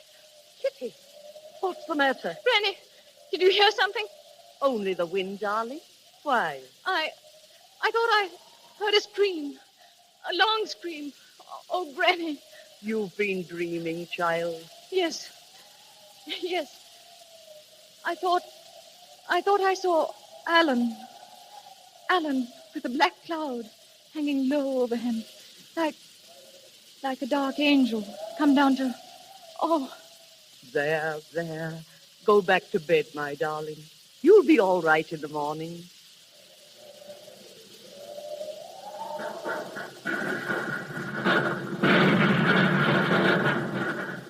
Well, Captain Shannon, everything went off all right, didn't it? Yes, sir. Did you bring back a prisoner? Yes, sir. Good. What about the men? Lose any? Shannon, I asked you if you lost any men. Yes, sir. We lost 4 men. 4? One of them was Alan Trent.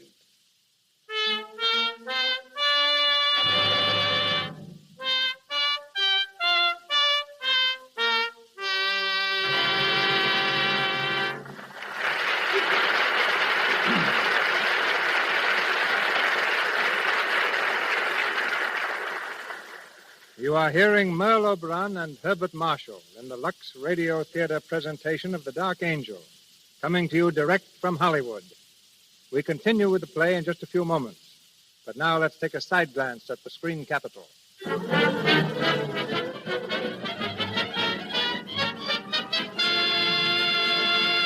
It's lunchtime in the Brown Derby, and as usual, this famous restaurant is being patronized by lots and lots of stars, and lots of visitors hoping to see them. Let's listen to a chat between Elsie, a girl who lives in Hollywood, and a visitor from out of town.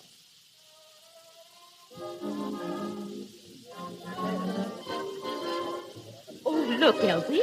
That must be... Oh, it is Norma Shearer. Do you see her here often? Oh, yes. Lovely, isn't she? Oh, she's a real beauty. Lovelier than I thought she'd be, even. Boy, but she knows how to dress. And what skin. Nice skin is something a movie star just has to have, Alice. Oh, there's Joan Blondell over there, the girl in brown. Oh, yes. Well, her skin is certainly knockout, too. Just has to be. No one here can afford to have cosmetic skin. Why, if they had enlarged pores or little blemishes, it would just be too bad. I've read about how they use Lux toilet soap to remove cosmetics. Yes, and I know that's what they do.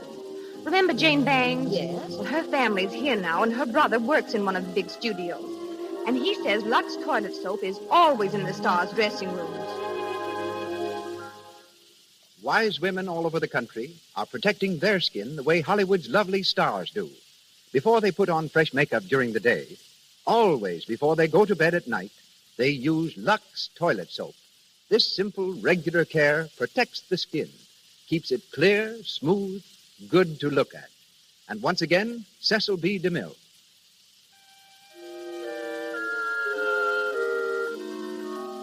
The Dark Angel, with Merle Oberon as Kitty Vane and Herbert Marshall as Alan Trent, continues. Many months have passed since the night Alan disappeared into the darkness of the battlefield. Gerald, on leave again, has gone directly to Kitty. We find them sitting under a tree in Kitty's garden. It's wonderful to see you again, Gerald. It seems ages since you were home. It's been ages. You're looking well. Oh, I'm fit enough. What about you, Kitty?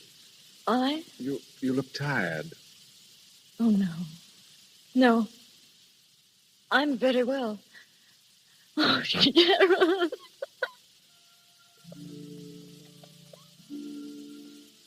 Kitty, darling, don't cry. please. I'm so sorry. What a bad homecoming for you. I wanted it to be different, happier for you. No, it couldn't have been without Alan.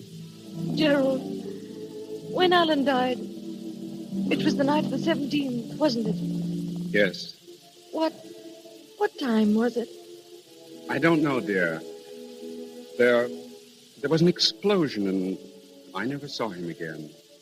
I think it must have been shortly after... Shortly after 11 o'clock. I know. He had wired me he was expecting leave, and then... He wanted leave, Kitty. He wanted to come home to you. And he couldn't get leave? I wouldn't give it to him. What? I wouldn't give it to him. I could have, but I didn't. I refused, Kitty. I killed Alan. Gerald, what are you saying? It's my fault. If I'd done what he wanted me to, he'd be alive today. It's my fault, Kitty. I killed Alan.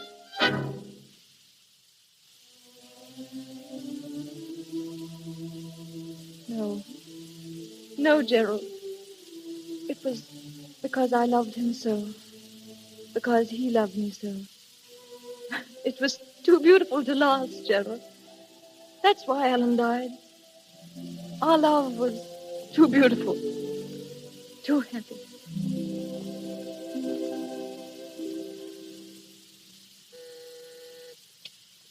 Yes, Doctor? Bring Roger Crane in, please. Yes, sir. Roger Crane? Yes, Dr. Barton would like to see you. of course. Give me your hand. I'll lead you in.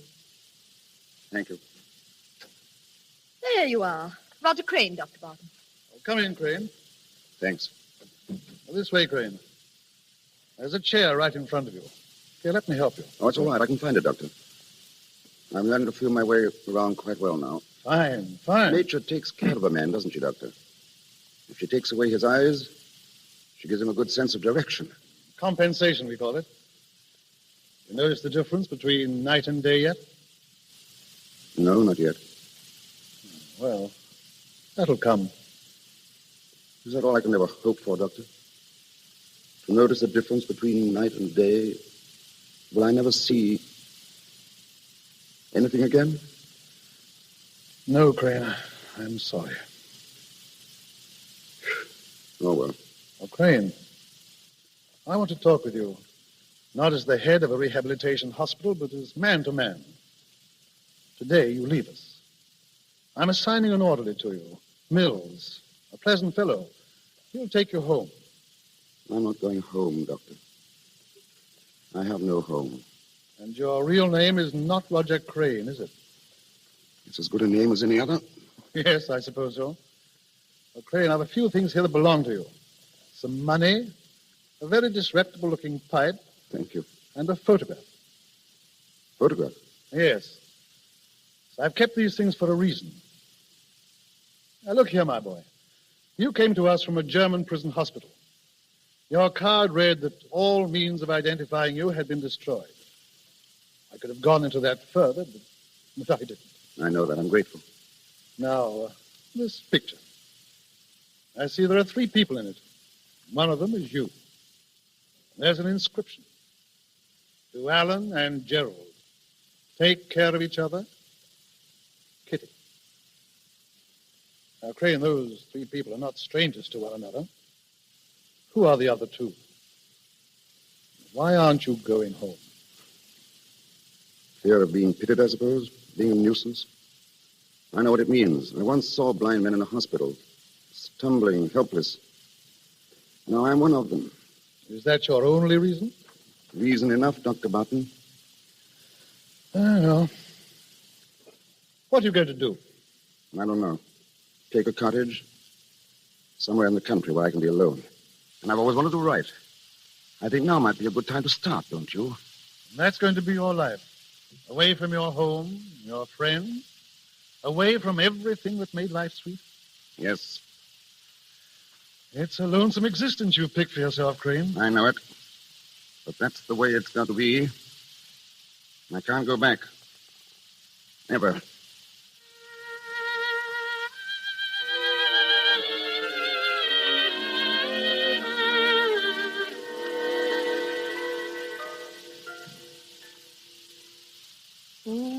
That's interesting.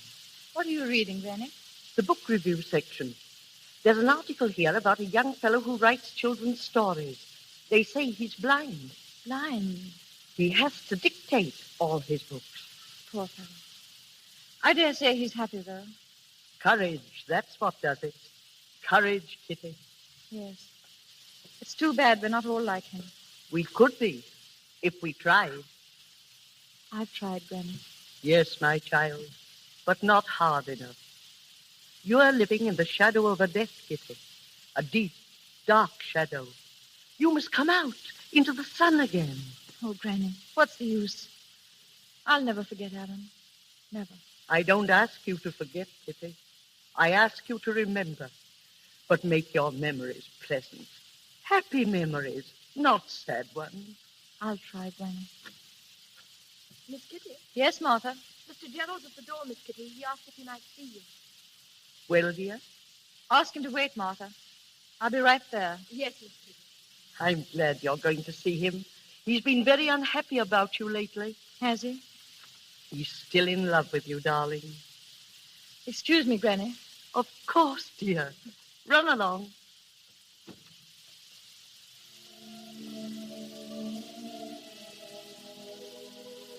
Hello, Gerald. Kitty, how are you? All right. It's been a long time since you were here, Gerald. I know.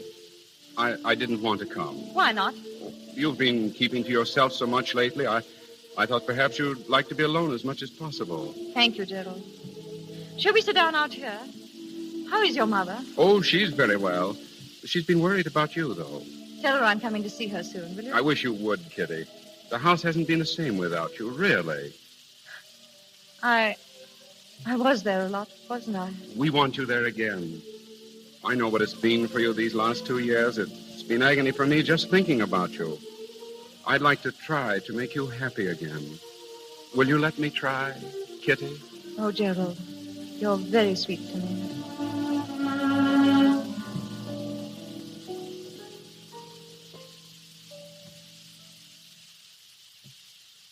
Mills, Yes, Mr. Crane. read that last paragraph back to me, will you? Certainly, sir. The boys, tired of fishing, were splashing about in the sea, having left Jennifer on board to watch the lines. They'd swum a little distance away from the side when a puff of wind stirred the sails. The boat gave a quiver, and Jennifer jumped to her feet. Suddenly she realized to her horror that the boat was a-moving. In terror, she ran to the side and shouted, "Peter, Peter, we're drifting out to sea." Mm-hmm. That's pretty exciting, sir. Excuse me asking, sir, but what's going to happen to her? I'm not sure yet. We'll call that the end of chapter 6, Mills. Very good, sir. End of chapter That'll be all 6. for this afternoon. By the way, Mills, any word from Dr. Barton? Oh, yes, he's coming down the 8 o'clock train, sir. Oh, well, have some hot tea ready, Mills, and a good fire if you can stir one up. Yes, I'll have a fine fire, sir. There'll be great guns by the time he gets here.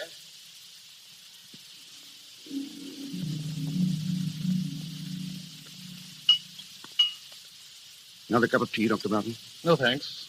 It's a nice place you have here, Crane. I like it. Very comfortable. And how's the new book coming along? Oh, we made a start. That's fine. You've certainly made a success of it. Well, it's been amazingly easy. I just stretch out all day here in the study or back there in the garden and dictate to Mills. Sometimes I laugh at myself. Imagine me writing adventure stories for boys. Read a piece about you a few weeks ago in the book section of the Times. I wondered why you refused to let anyone print your photograph. I don't think my picture would interest anyone, Doctor. No? Oh, Crane, during the war, you were in the artist rifles, weren't you? Yes? Why? Did you ever come across a chap called Shannon?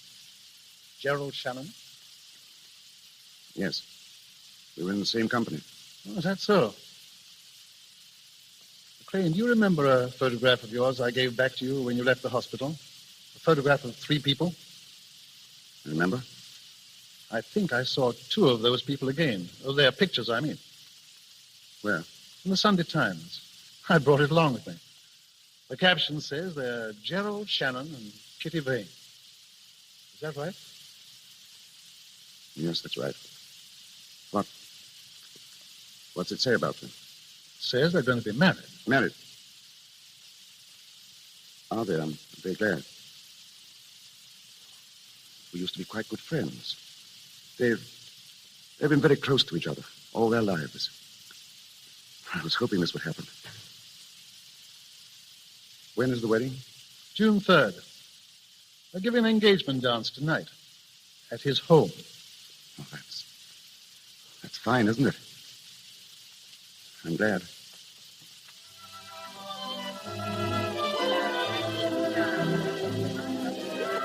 Kitty? Kitty, where are you? Yeah, Gerald.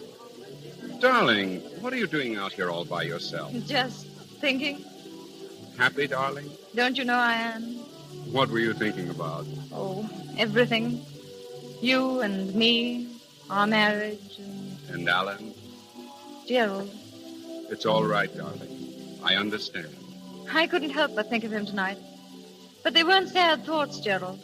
I was just thinking that if Alan could see us, if in some way he knew that I was going to marry you, I think he'd be happy too. My darling.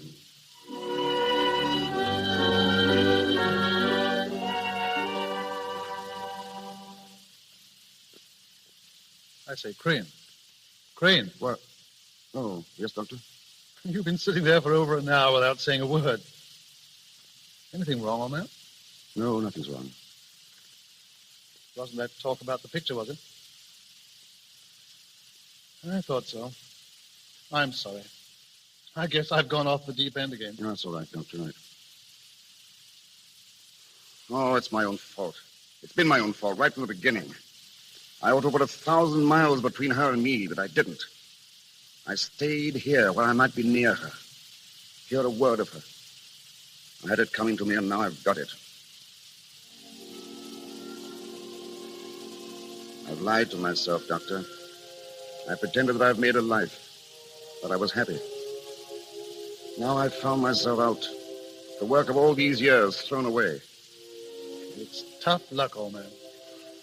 Sorry I let go. I ought to be darn well ashamed of myself. I think I'll take a stroll in the garden and cool off. Can I take you out?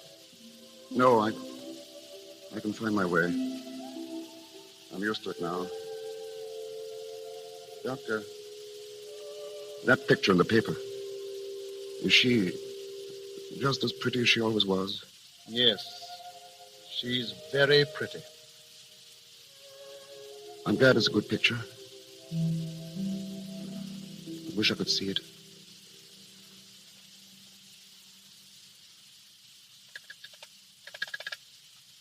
Hello, operator. I want to speak to Mr. Gerald Shannon. No, I don't know his number, but it's near Southwell. Yes, Shannon. Gerald Shannon. Yes, thank you. Gerald, where have you been? I had a telephone call from a Dr. Barton. Barton? I don't remember. Gerald, what's the matter? You look as if you'd seen a ghost. Is anything wrong? I don't know. What do you mean? Gerald, that telephone call, what was it about? Can't you tell me, Gerald? I've got to tell you. It was about Alan. Alan? Alan's alive. Alive? Gerald. Gerald, what are you saying? He can't be alive. He is. I'm going to take you to him now. Oh, Gerald. Gerald. I'm afraid.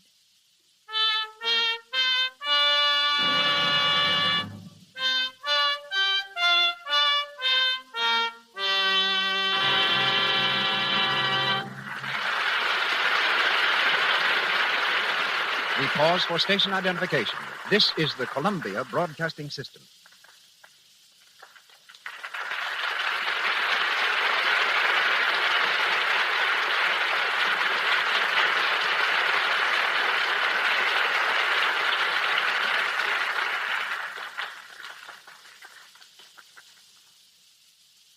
This is Cecil B. DeMille speaking to you from Hollywood.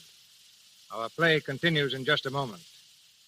Standing beside me is a man who has been dancing in and out of trouble all his life. Soldier of fortune, war ace, member of the French Foreign Legion, political prisoner in Cuba, ammunition smuggler in Mexico.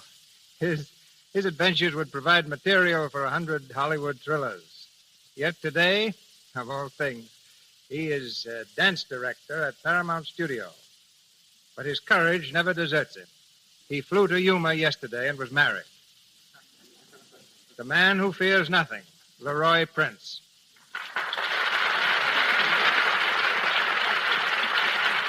You're wrong, CB. There are two things I am scared of. One is this microphone, and the other is the mill. I don't know why. I've trusted you with some of my oddest odd jobs, including me help make fox hunting scenes. I sure remember that. Every time you got through shooting a scene of the dogs chasing a fox, you made me chase the dogs back home. I'm a dance director, not a dog catcher.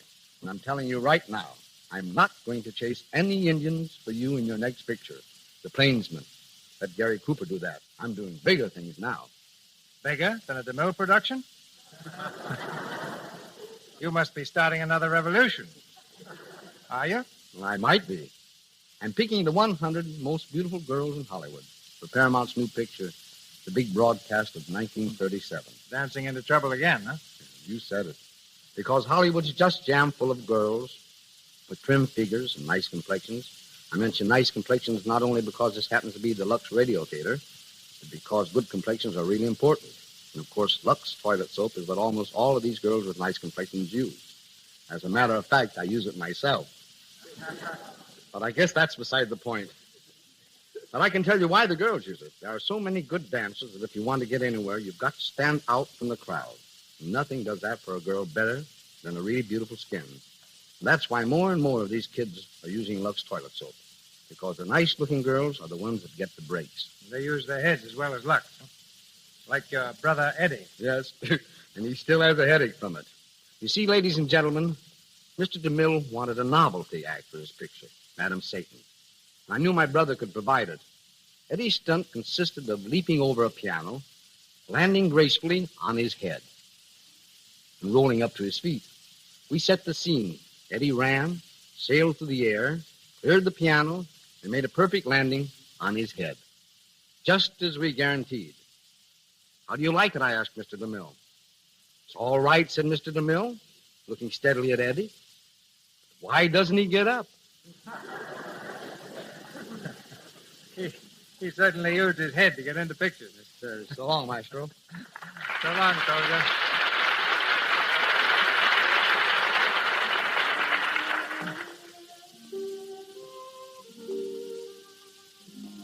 We come to the last act of The Dark Angel, starring Merle Oberon as Kitty Vane and Herbert Marshall as Alan Trent. It is 1 hour later. Dr. Barton and Alan stand facing each other across a table in Alan's cottage. The doctor has just told Alan of his telephone call to Gerald. Why do you do it, Barton? Why? I had to, old man. I knew it was right and that it had to be done. Shannon ought to be here soon. I expect you'll want to speak to him alone. Yes, of course. Well, I'll clear out. Did you tell him that I was blind? No.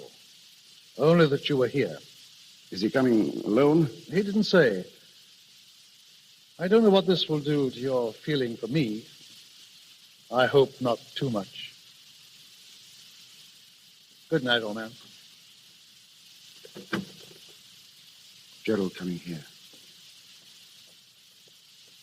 Mills. Mills. Yes, sir? Come here, Mills. Tell me something. Is this room just as it usually is? Why, yes, Mr. Crane. I must be absolutely certain. Have a good look. Is anything out of its usual place? Any furniture changed about? No, sir. Nothing at all, sir. Good. My pipe's here in the tray. Yes, that's right. Matches. Cigarettes on the table? Yes, sir. And flowers in the bowl, right? Sir. Right. What kind? What color? Yellow, sir. Tea roses. Tea roses. I must remember that. Anything else, Mr. Crane? No, thanks, no. Oh, wait. There was a copy of the Times that Dr. Barton left. It's here, sir. By the lamp, sir. Thanks. Bring in some drinks soon, will you? I'm expecting a visitor. Very good, sir. Let me know as soon as he comes. But remember this. Say nothing about my eyes. Do you understand? Nothing. I don't want him to know that I'm blind. That's why I want everything in its place, so he won't notice it. Yes, sir. I won't mention a thing, sir. Not a thing. That's all, Mills.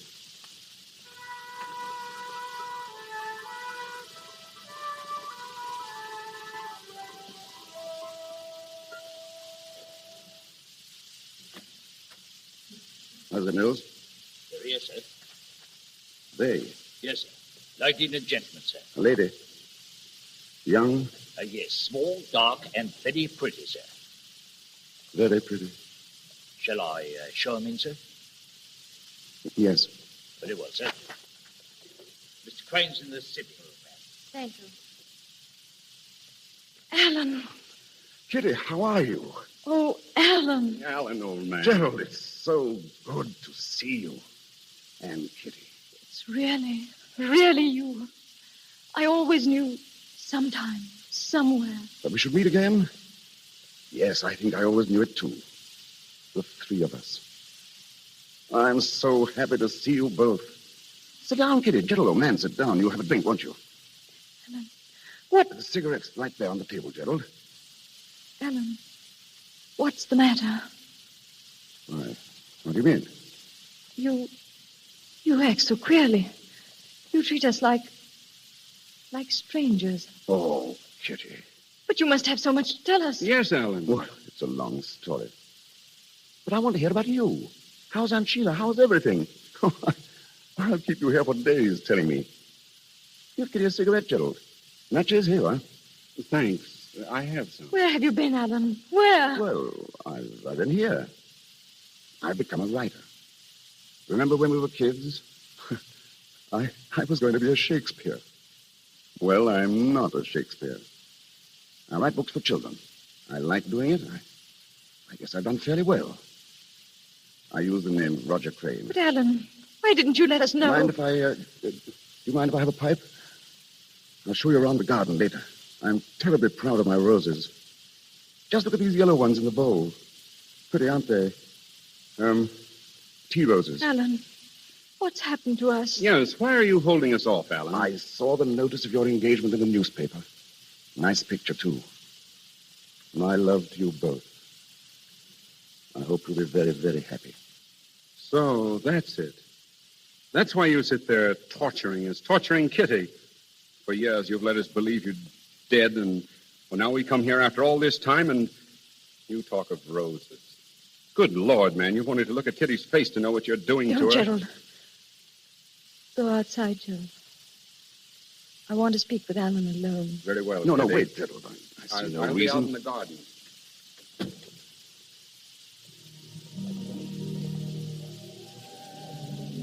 Alan, tell me now. There's very little to tell, really. You suffer, darling. Something's hurt you. Won't you tell me? Why didn't you come home, Alan? It's hard to tell you, Kitty. But I've got to. The war did something to me. I've changed. Changed? Yes, after all, the war doesn't leave you quite where it found you, does it? I spent months in a German hospital, months in a prison camp. When I came out, I wanted to be alone for a little while.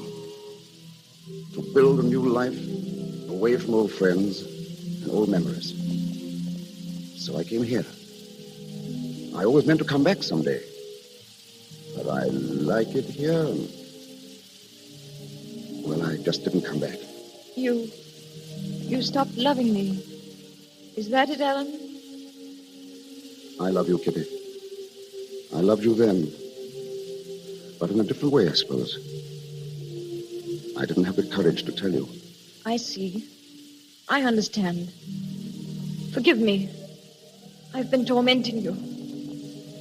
This means we won't see each other again. It would be better if we didn't, Kitty. Very well. But before that happens, I want to tell you that I loved you then. I love you now. I love you with all my heart. I've never loved anyone else. I never will again.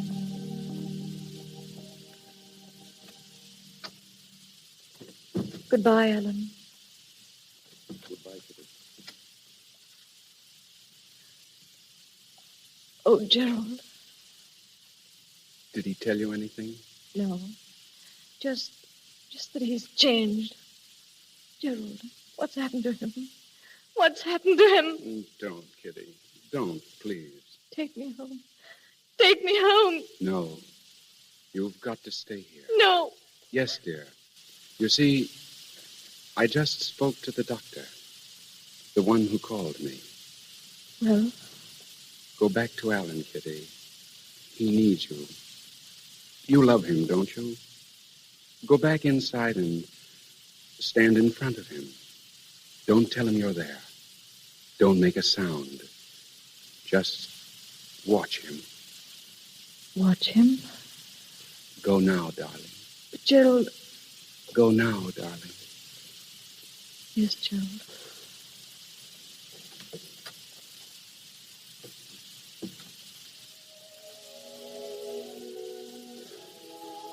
Who's that, Mills? Mills, come here. I was just about to call you. I've been thinking lately of going away, leaving the country. I have reasons, unfortunately, and I'll have to let you go. I'm sorry, Mills, but... Mills, are you there? Who is it? Who's standing there? Alan. Oh, Alan, my darling. Kitty. My darling, my darling. Why didn't you tell me? Why didn't you tell me you couldn't see me? Kitty, don't. I'm here now, darling. Right here in front of you. Put your arms around me. Hold me. Hold me tight. Stop. Think what it means. It means life again. I've been dead. Oh, dearest, it was cruel of you. How could you know me so little? Kitty, will you listen to me? No, I won't. I won't. You told me once never to go away. I never shall. You may as well face it. You'll never be alone again, darling. Wherever you are, I'll be with you. Always. Always. Oh, Kitty. I never could escape from you, could I? Never. You were always popping up. Always. Thank God you popped up this time.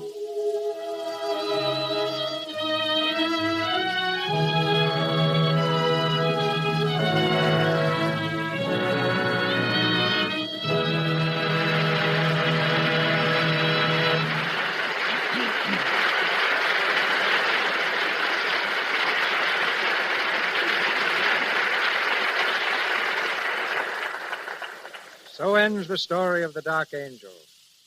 And in just a moment, you will hear further from our artists, Merle Oberon and Herbert Marshall. Speaking of artists in a more specific sense, I doubt if there is any painter in the United States better known than our guest tonight.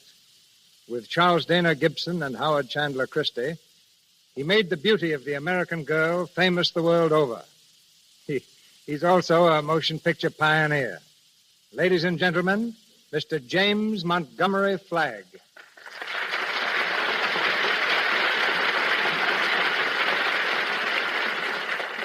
Yes, you may not have noticed it, Mr. DeMille, but I was making two-reelers when you were making your first great spectacle films. I produced and supervised 26 satirical comedies.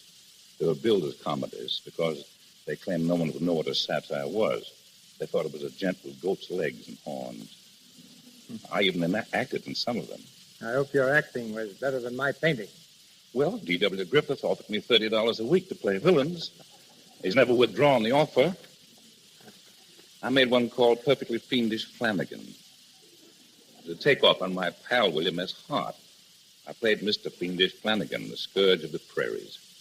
But this time I came out here from the United States to make a series of 12 portrait drawings of leading stars for photoplay covers. I've already drawn your star tonight, Miss Merle Oberon. I'd seen her in several pictures, but never had the slightest desire to make a portrait of her. Seemed to be a false glamour about her features. But as soon as I met her, I found Miss Oberon beautiful. The same charming, unaffected, real person she portrayed tonight in The Dark Angel. In regard to my drawing these stars, they've been invariably charming and gracious, and I fully realize the terrific claims made on their time, their unreal life under the glare of the world's bloodshot eye. My astonishment was great that they should still be unaffected and simple in their manner. My hat, if I wore one, is off to them and to your Lux Theater. Good night. Before Mr. DeMille comes back with Miss Oberon and Mr. Marshall, I'd like to mention the names of some of those beautiful stars Mr. Flagg came here to draw. You know them all. Ginger Rogers, Carol Lombard, Joan Crawford, Jean Arthur, Betty Davis, Claudette Colbert, Jean Harlow.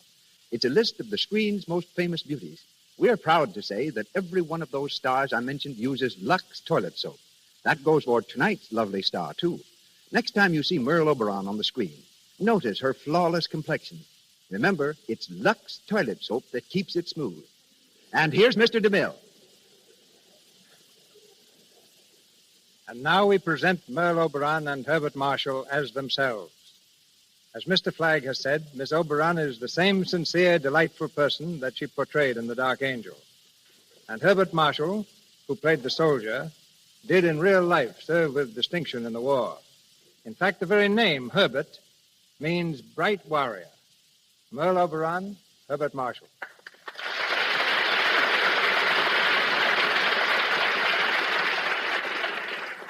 Now, just a minute, Mr. DeMille. You have me a little mixed up. Before the play, I was a man who hated to fight. During the play, I did, and now you say my name proves I love it, and I don't. Names are deceiving. Cecil means dim-sighted. Yet out of 3,000 people at a Roman banquet, I can detect the one extra girl on the back of the set who's chewing gum. And Merle means nightingale, but I never sing in my pictures. I'm told you sing and speak in many languages. French, Spanish, Russian, even Hindustani. That's from living years in India, Mr. DeMille. It was there that I first saw the picture, The Dark Angel. It was the silent version, with Ronald Colman and Vilma Banky. And I longed to be an actress and do it myself. Well, you realized your dream magnificently, both on the screen and tonight in the Lux Radio Theater. It's your best performance so far. What's your next? It's called, for the time being at least, In Love and War. What's yours, Bart? All's fair?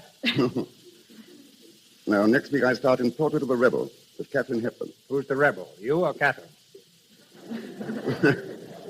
Oh, it's Katharine. But I was a rebel once. My family wanted me to be an accountant. I wanted to be an actor. That's one rebellion I approve of. Oh, thank you, C.B. Good night. Good night, Bart. Good night, Miss Oberon. Thank you, Miss Oberon and Mr. Marshall. Ladies and gentlemen, this is your announcer, Melville Ruick. Before Mr. DeMille returns to tell you of next week's play, may I say that our cast tonight included Rod LaRock as Gerald, Edward Cooper, Lillian Kemble Cooper, Crawford Kent, Juana Lidbell, Gwen Mannering, Lionel Pate, Edward Reimers, Charles Romano, and Zeffie Tilbury. Miss Merle Oberon appeared through the courtesy of Mr. Samuel Golden. Herbert Marshall comes to us from RKO. Louis Silver's our musical director from 20th Century Fox. And from Paramount, our director, Cecil B. DeMille. And here is Mr. DeMille to speak to you. Next week, the Lux Radio Theater stars Jeanette MacDonald, lovely MGM star in Irene. A large and colorful cast will join Miss MacDonald in singing the exquisite music of Irene, and the girl in the Alice blue gown will live again, this time on the air.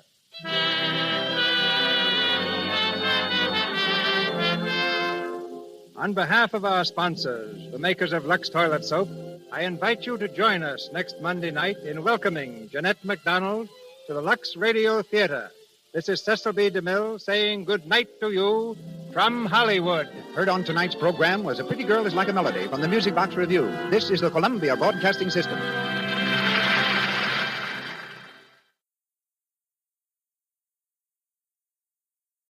Hollywood, California, Monday, July 6th.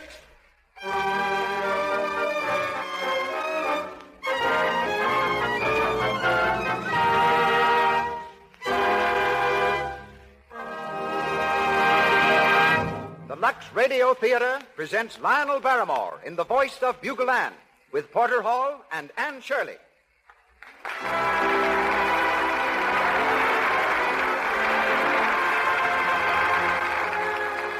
Lux presents Hollywood with Lionel Barrymore, Anne Shirley, Hal Roach, Cecil B. DeMille, Ruth Waterbury, and many others. Brought to you by the makers of Lux Toilet Soap, the beauty care used by 9 out of 10 screen stars and by so many attractive women everywhere. We also salute a distinguished audience. With us tonight, I see Eileen Pringle, Paula Stone, and Cary Grant. Welcome to the Lux Radio Theater.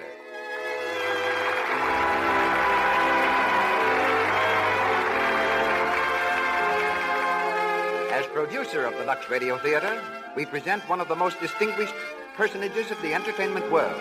Producer of great screen spectacles, creator of stars, his name is known wherever motion pictures are seen. Ladies and gentlemen, Cecil B. DeMille.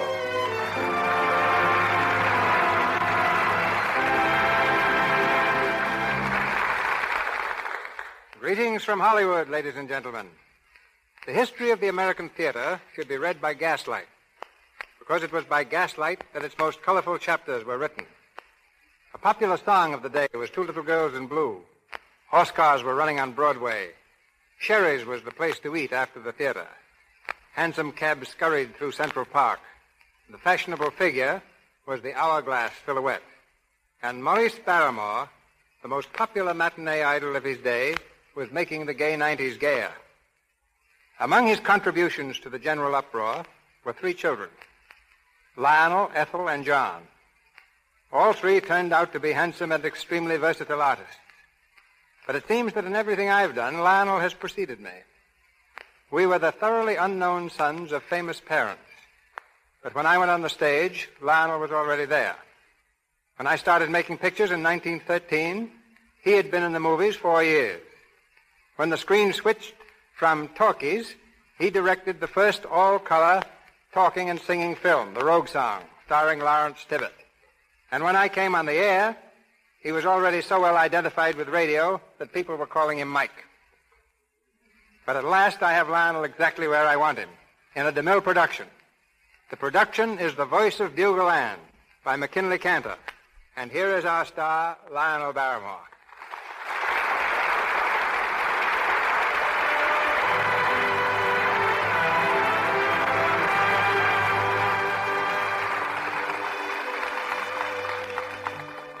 The chief sport of Missouri farmers is fox hunting. Night after night, they gather in groups and let their hounds loose on the trail. Far or near, they know each hound's voice.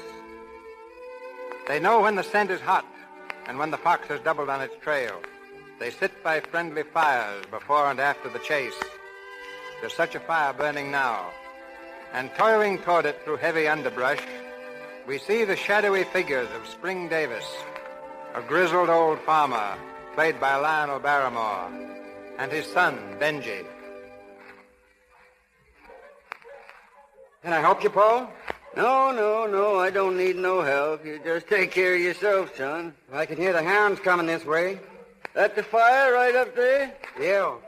I can see old Calhoun Royster standing up by it, and Bake, and some other fella. Who's that? You, Spring? Yeah, me and Benji. Well, come on. You're missing the whole thing. Well, got here as fast as we could, Cal. What held you? That Molly Pitcher hound of mine. She's going to have a litter. Evening, Bake. Evening, Mr. Davis. Evening, Benji. Evening. Spring, this here gentleman over here is Mr. Tanner. He's from the city. Sells insurance. Evening. How do you do?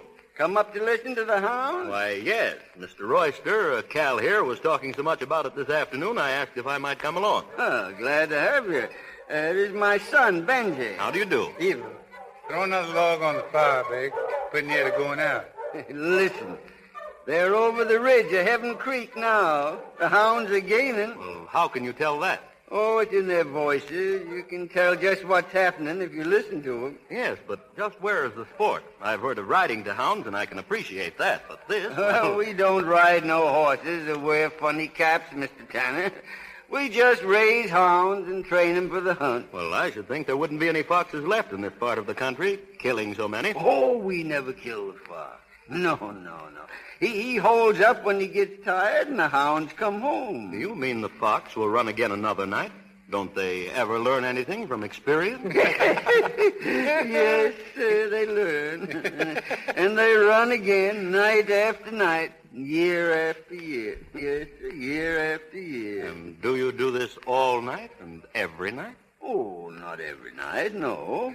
Sometimes it rains. Or sometimes it's just the opposite. Sometimes the weather's too dry. Well, sometimes we get long damp spells. Yeah, too damp. No, Mr. Tanner, we don't come out every night, but Carl and me ain't missed many good nights the last 50 years. Well, considering how it's pretty damp out here, it might be a good idea to take out some health insurance. Coming on to rain, Spring. Yeah, no hunting tomorrow night. Now, look here, about that insurance, Someone's coming up the hill, Paul. It's Mother, Paul. What's ailing, Ma? You'd better come home, Pa. Molly Pitcher's restless and nervous. She ain't acting right. Well, I guess her litter's about due. She crying? No, just restless. Well, I'll go. You stay here, Benji, till the foxes hold, then you bring the pack home. All right, Paul. Come along, Ma. We'll head for the house.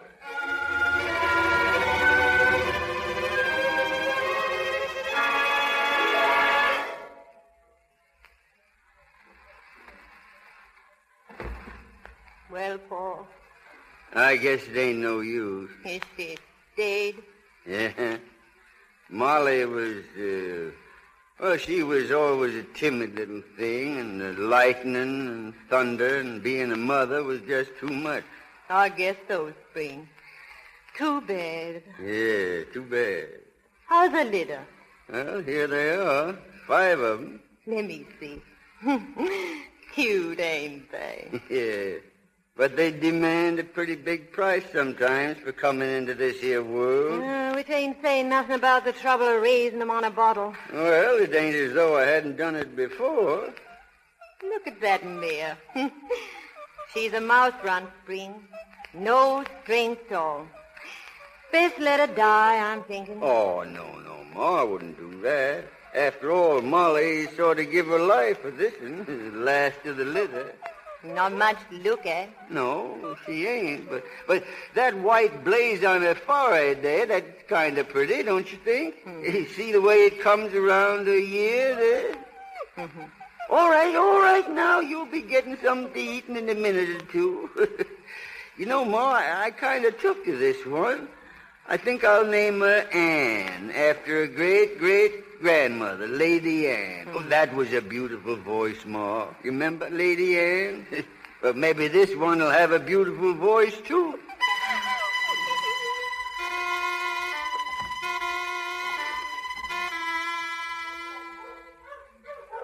Put another stick on the fire, babe. I'm there. I'll do it.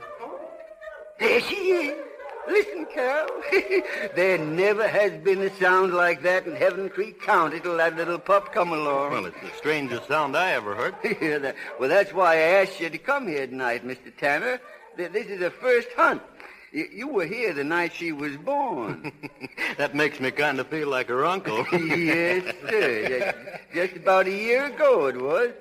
I called her Lady Anne then. Lady Anne, that is, till I heard her voice, the sweetest voice in the world.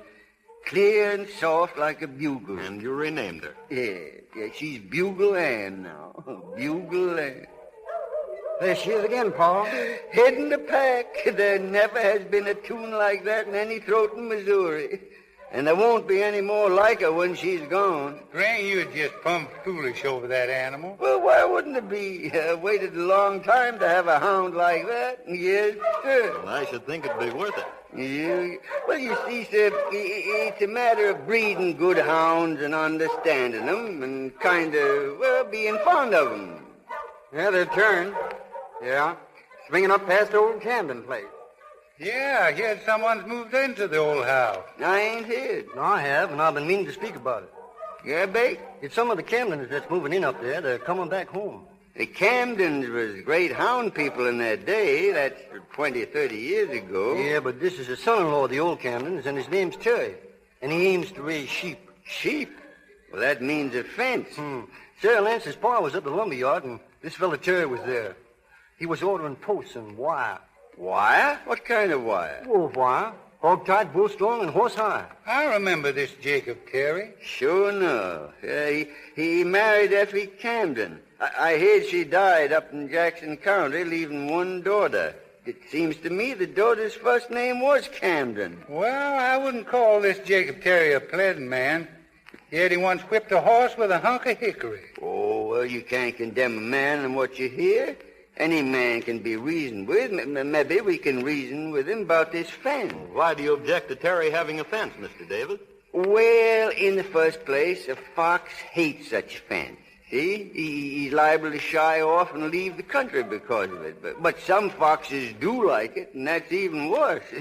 Because a hound runs about 15 miles an hour, and he hits a wove wire fence in the dark. Now, the fox is little. He's got through without choking to death, but the hound, he's likely to get hurt. Well, you can't get good hunting in countries where they put fences across the fox range. No, I reckon we better make a visit on this here Jake Terry tomorrow. Nobody's ever put up such a fence in these parts. There's Bugle Ann again. They've holed. I guess we better call her back, Paul. Yeah. Hand me my horn, Benji. A bugle? Will she come for that? Yes, sir. And there's nobody in the world got leave to call Bugle Ann except me.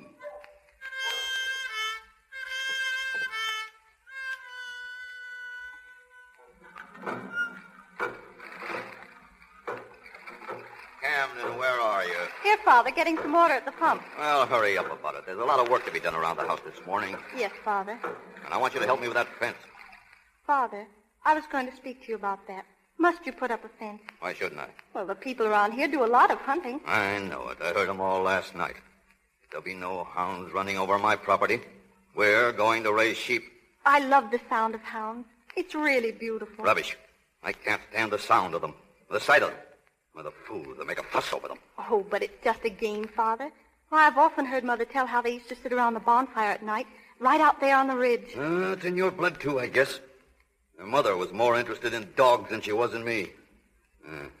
You're her daughter, all right. Please, Father, let's not quarrel. Oh, get on with your work. I've got better things to do than argue with you.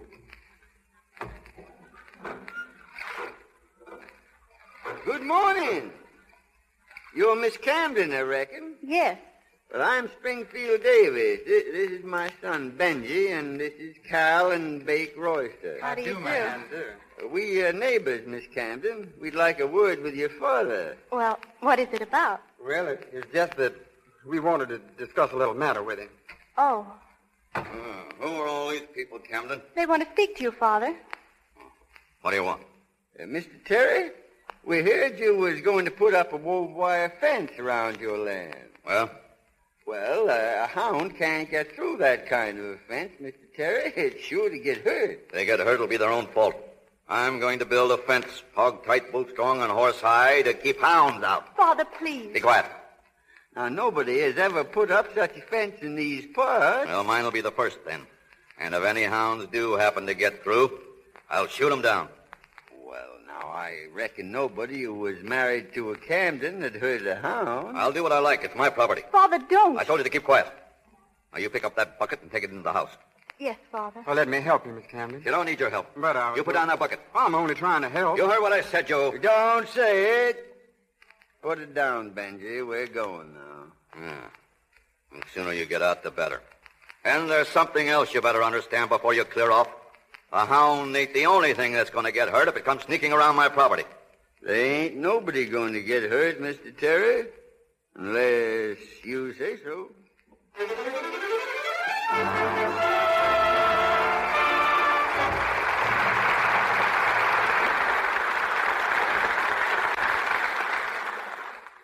You're in the Lux Radio Theater on Hollywood Boulevard.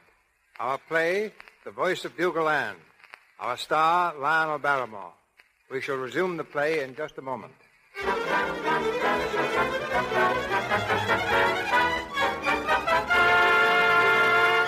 Now we take you on a quick tour of Hollywood. Sightseeing buses do a tremendous business here in the world's great movie capital. Picture yourself on one of these buses now, going down Hollywood Boulevard. Don't miss anything. Here's the tour conductor. Corner of Hollywood Boulevard and Vine, ladies and gentlemen. Most famous intersection in Hollywood. A few doors to your right, down Vine Street, the popular Brown Derby Restaurant. Now, straight ahead, on your right, the Lux Radio Theater. the most famous radio theater in the world. Well, will you look at the Lux Radio Theater? Why, I always thought it was an imaginary place. Oh, ma'am, it's real. Mother, I knew that. It's the place those wonderful Lux plays are broadcast from. Remember? After I heard the first one, I began to use their Lux toilet soap. Yes, I do remember now. Seems to me your complexion looks much nicer since you started using it. Well, if you can believe Bill, it does. He says my complexion's elegant. Now we are turning into Gower Street, ladies and gentlemen. We see the home of the famous RKO Radio Studios. And as we turn around Melrose... Too bad our bus can't stop. We'd be proud to take you inside those famous studios. Or we could show you Lux toilet soap in every dressing room. Kept there because RKO radio girls and famous RKO radio stars like Irene Dunn and Ginger Rogers prefer this gentle soap. Just like you, they want to keep their skin lovely, free from dullness, tiny blemishes, and enlarging pores that mean cosmetic skin. Lux toilet soap guards against this danger because its active lather removes dust and dirt, stale rouge and powder thoroughly. We know you'll like the way Lux toilet soap keeps your skin. Try it.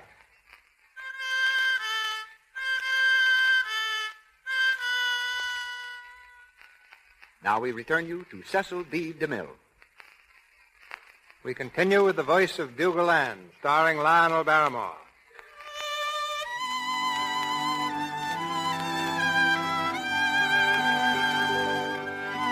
It's several weeks later. Benji and Camden have been seeing each other almost every night. They stand together now by the rail of a rustic bridge, gazing into the stream below.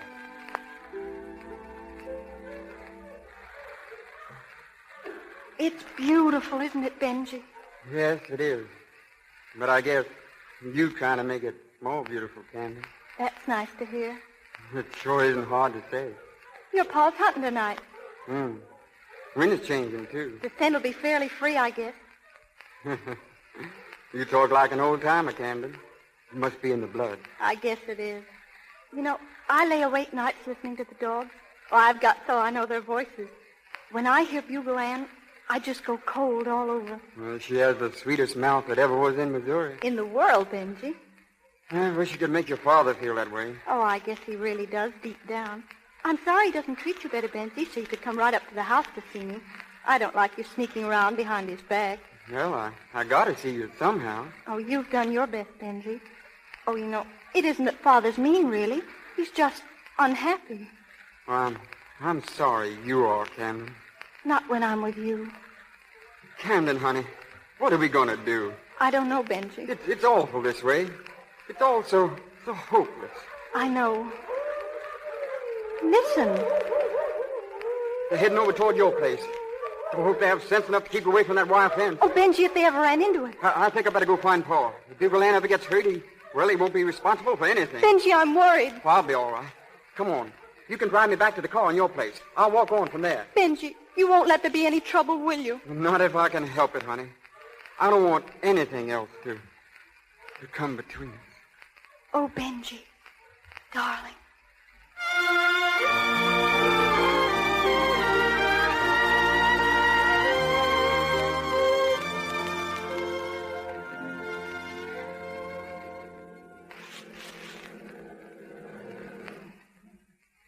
Thanks, Camden. I'll see you tomorrow. Wait, Benji. Well, what is it? Look over there by the fence, those men. It's Paul. Something's happened. Come on. I'm telling you once and for all, Spring Davis, get out of my pasture and get out now. You can put that gun down, Mr. Terry. It don't scare us at all. I come in here after my hound. Well, it ain't here. If it was, it's got no business among my sheep. It's Bugle Ann. She wouldn't hurt nothing. But she's so small, she could come through your fence when a fox brings her here. Yeah? Well, get this straight, old boy. I'm going to raise sheep, and I don't care a hang for all the hounds in Missouri. Now, you keep yours off my land, or they'll get a dose of number 10 shot in the hind end. Well, what's the matter, Paul? Something's happened to Bugle Ann. I can't find her. You can get out of here, too, Benji Davis. There's more than just hounds give me a peeve, and you know what I mean. If you're talking about Camden, Mr. Terry... I am. And if you know what's good for you, you'll stay away from her. Listen! Listen to that. It's Bugle Ann. Yeah. Mr. Terry, I'm glad for both of us that Bugle Ann's out there running safe and sound. It's a good thing for you she's out there and not in here. Foxhounds and Davises, they're all the same breed. And I'll kill any cur that steps on this grass. Jake Terry, if you shoot a Davis hound, I'll blow you clean to glory. Come on, Benji. Cal. Better round up the track, Spring. Getting kind of late to be out. Good-for-nothing ridge runners. Father, What do you want? it isn't all their fault. They were trespassing on my property. I know, but Father, you could put up a fence that would keep your sheep in and not hurt their dogs. Oh, you're siding with them. No, Father, I'm not. Your mother always sided against me with her people. Oh, but you're so unreasonable. Those folks don't want any trouble. Why, they'd like to be friendly with you. Oh, I see. So they're already your friends. Sometimes I don't understand you, Father. Where were you tonight? I was out in the car. You said you were going to a picture show. I changed my mind. It was so warm. You lied to me. You just wanted to lollygag with a no-account lazy pup who... Stop it! I won't let you talk that way about Benji Davis. I said I didn't want you to see any more of him. Oh, listen, Father. Didn't you ever love Mother a little? Even in the beginning Don't try to get around me. I told you to stay away from me. You've got no right to say it. I've got to see Benji. You'll not lie to me again or disobey. I love him. And what you say or do won't make... Maybe that'll make some difference. That's the last time you'll ever strike me, Father. It ain't the first and it ain't the last. You'll do as I say. I'm leaving you, Father. I'm leaving you tonight.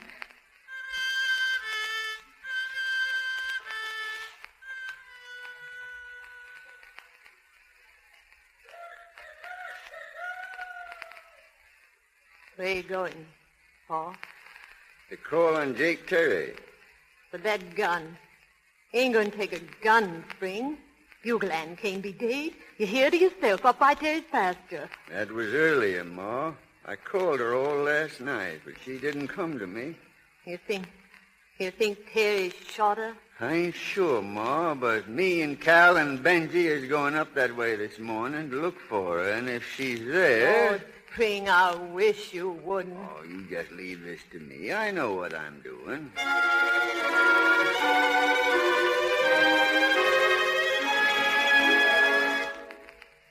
Don't see any sign of her, Spring. Well, she isn't here, that's sure. Paul, come on, let's go home. She ain't here, but she might be buried here. Why, what do you mean, Paul? You remember, Cal, how Bugle Ann caught her foot in that rat trap before she was weaned? Sure. Everybody knows that. But one gone toe never bothered her. Her track was always plain, Cal. I've been looking for her track up here, and there it is. Oh. Right there in the mud. You see it, Cal? Plain as daylight. Uh-huh. I reckon it'd stand in court just like fingerprints and such. She passed here on her way home, and Jake Terry shot her. Wait, Paul. Get out of my way, son. Come back here, Paul. I want to see Jake Terry. Wait, you don't know what you're doing. Let me go. He killed Bugle Ann. But you can't act hasty, Paul. Hasty? If I'm looking for rats in my granary, I don't sit down and wait for them. Give me that gun, Spring. Let go. You never bred Bugle Ann, did you? He was mine. There's Terry on the porch. He's got a gun, too, Spring. I told you to stay off my place, Spring Davis. What did you do with it, Terry? What did you do with Bugle Ann? Get out of here, you old devil. You better answer me. I never killed your dirty hound, but I'll put some slugs into you if you don't get out of here. Look out, Paul. Oh, you hit it. I reckon I did.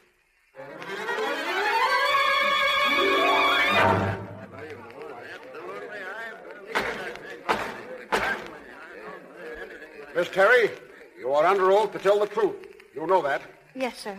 Then please tell the jury just why the defendant objected to your father building a fence. Because it interfered with his fox hunting. Where were you on the evening preceding your father's death? I was out riding with Benji Davis. When you returned to your house, what happened? We saw men by the side of the house. Spring Davis and Calhoun Royster. Yes. And Spring Davis quarreled with your father, didn't he? Miss Terry? Yes. And after they left? I tried to speak to Father.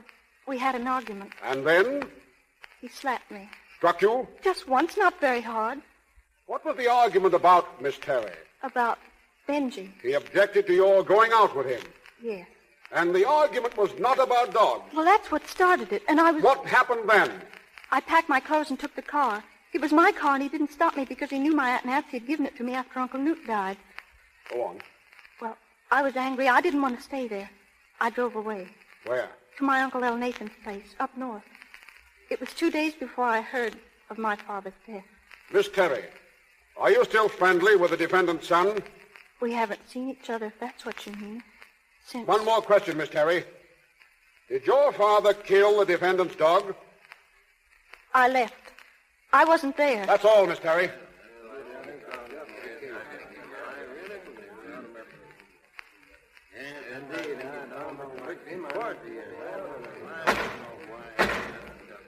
Now, Mr. Davis, tell me this.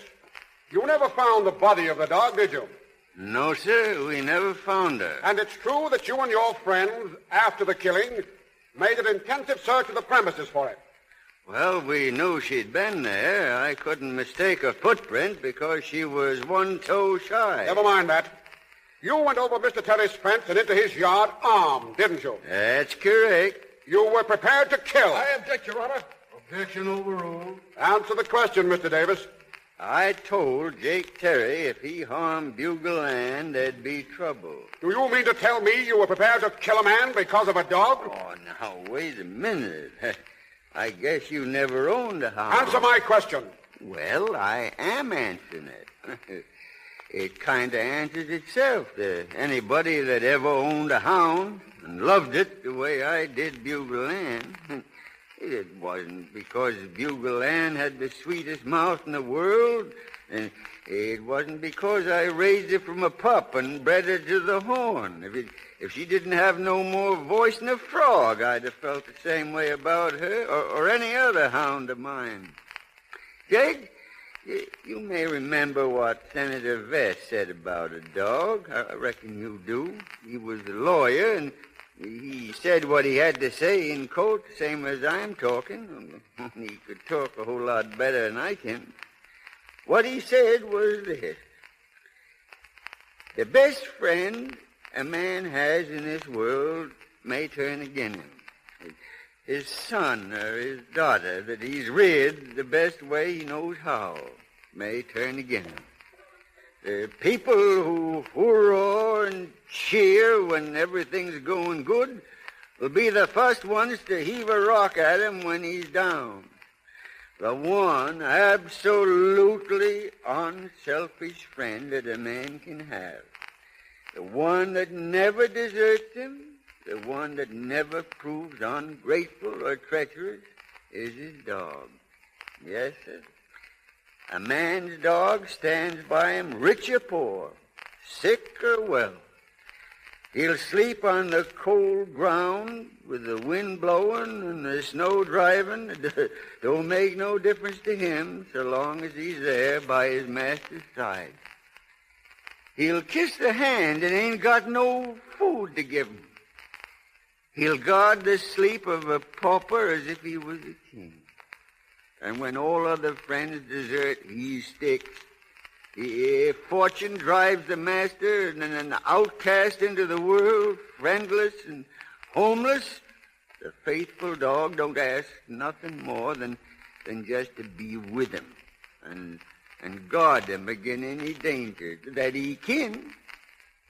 And when the last scene of all comes, and he's laid away in the cold ground, no matter if all his other friends go on their way, there by his grave you'll find the dog. His head between his paws, and his eyes sad but open and watching, faithful and true right down to the very end. Yes, sir. Oh, I seen it more than once. I'd kill a man if he killed a friend of mine without no reason. And a hound is as much a friend as any man, except he ain't got none of a man's fault. Yes, sir. I ain't denying I killed Jake Terry, 'cause he killed Bugle Ann. I didn't want to do it, Judge. I just had to.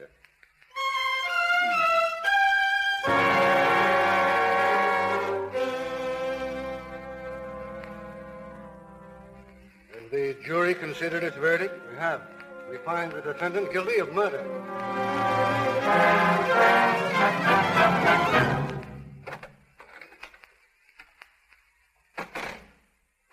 Sit down, Cal. Sit down. These cells ain't much to look at. I guess the best they can do. Here they're going to give me my sentence this morning. That's why I come, Spring. Yeah. Well, now, there's no use grieving about it, Cal. Reckon there's nothing else the jury could do, seeing as I killed him and didn't deny it nohow. Or they might have taken into account how you was provoked. He killed Bugle Ann, didn't he? Yeah. And he would have killed you, too, if you hadn't have given him the death shot first. Yes, that. Well, now, don't worry about me, Cal. It ain't going to be so bad up there in Jeff City. A lot of men stand it, and they ain't no tougher than me. I'm sorry for Ma and Benji, though. You'll do what you can for him, Cal. You know I will, Spring. You tell Benji that Camden's really a fine girl, and I hope maybe someday it'll work out for him. It's much worse for them two young uns than it is for me. You know, Cal, I ain't done much reading lately, and this will give me a sort of chance to catch up. Oh, I'll send you the Red Ranger and the Hunter's Horn to read. Oh, now that's mighty fine of you, Cal. Spring, No, sure. Don't feel bad, Cal. It's all right. It ain't nothing. I'm kind of looking forward to the chance of getting myself in good physical shape again. I heard they got a lot of exercise up there. I reckon I've been setting out in the wet too much nights. Guess I won't be setting out nights up there much. All right, Davis. They want you in the courtroom. Yes, sir. Say, Cal, I'm kind of nervous about this. You know, I never was sentenced before. You go ahead, Cal, and tell Ma and Benji not to take it too hard. Goodbye, Spring. Goodbye. I'll do the best I can. Yes.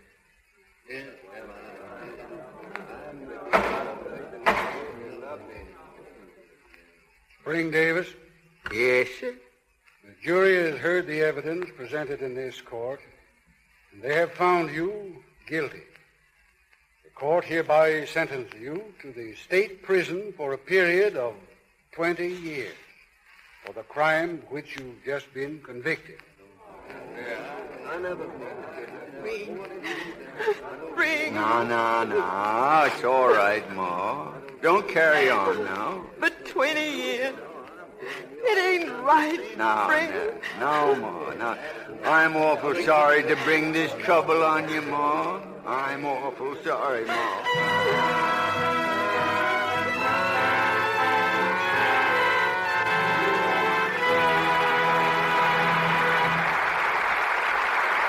For station identification, this is the Columbia Broadcasting System.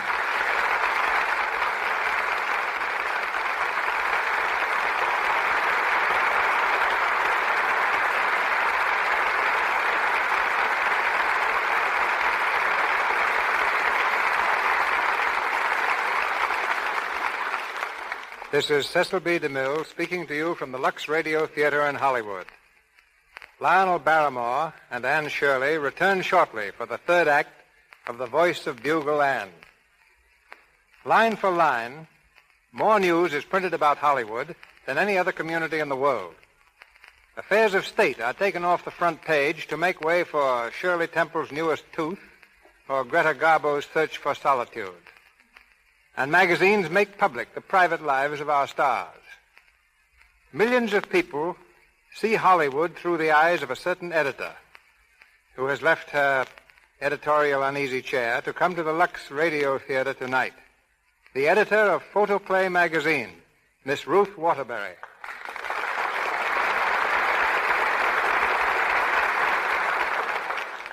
Thank you, Mr. DeMille. You know, when an editor interviews a director, that's not news. But when a director interviews an editor... That's a radio program. Miss Waterbury, I have a protest to file on behalf of the gentlemen of the screen. Why aren't more pictures of male stars used on magazine covers? The answer's simple. When we have a beautiful girl on the outside of our magazine, many people buy it just for the picture. But when we have a man's picture on the cover, no soap. Don't say no soap. This is the Lux Radio Theater.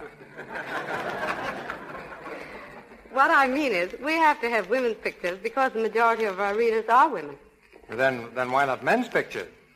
Aren't most women Gable Gapers and Coleman Cravers? We've had men on covers and eaten magazines for months thereafter. Women, by all newsstand records, are primarily interested in women. They want to know new ways to fix their hair, whether thin or heavy eyebrows are in fashion, how to keep their figures and their complexions lovely. I fancy, for instance, that a great many women use Lux toilet soap because they know screen stars use it.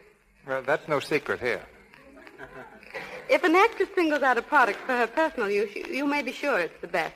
Yes, when the stars take the cake, I mean when the stars take the cake, Miss Waterbury, just one. What you're trying to say is, when the stars take the cake, Lux is the cake they take. In any event, Hollywood is teaching women the tremendous importance of personal appearance, and it's teaching the world that glamour is not a quality you're necessarily born with. In other words, you, Mr. DeMille, the great glamour creator, know that glamour is just learning how to emphasize one's own personality. This, I believe, is why Hollywood today is dominating the news of the world. It is every woman's inspiration. It is teaching every woman how to emphasize her own best points. Thank you, and good night. Good night, editor.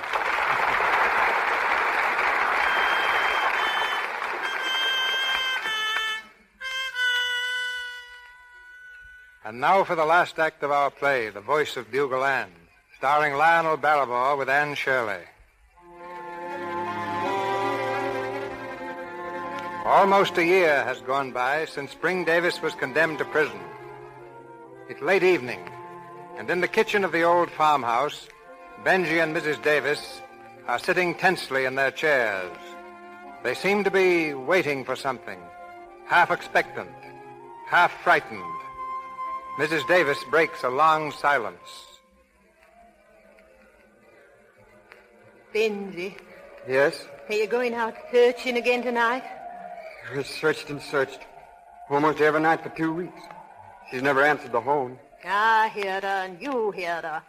Bake heard her, so'd his paw. It wasn't no mistake. Bugle Ann was bugling that night. She couldn't have been more. Bugle Ann's dead. Terry killed her almost a year ago. I never said she wasn't dead, Benji. But we heard her just the same. Oh, it's unnatural to believe in ghosts. She was leading a pack. I'd have knowed her voice, Benji. And if she'd been alive, she'd have come when you called her. I guess the pack that she's been leading could go through a hog-tight fence like so much dishwater. Because there ain't no fences where they've been. No more. I guess the great hounds have got a place of their own to go to after they run the last race here. Benji, I've been meaning to ask you. Didn't Camden ever write you nor nothing since the trial? Huh? Oh, no, she never did, Ma. I ain't never heard a word. You know where she is, don't you? Up with Uncle. No, I know, but... Oh, what's the use? There can't ever be nothing between Camden and me.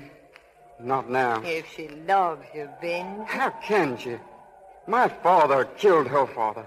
There's a murder between us. Benji. Oh, I'm not saying Thor wasn't right. I'll do the same thing in his place. But that doesn't change things. Nothing can change things. Benji. Shh. There it is again. She's back, Benji. She's come back. Don't say that, Ma. Ma, it isn't possible. Possible or not, Benji. That's the voice of Bugle Ann.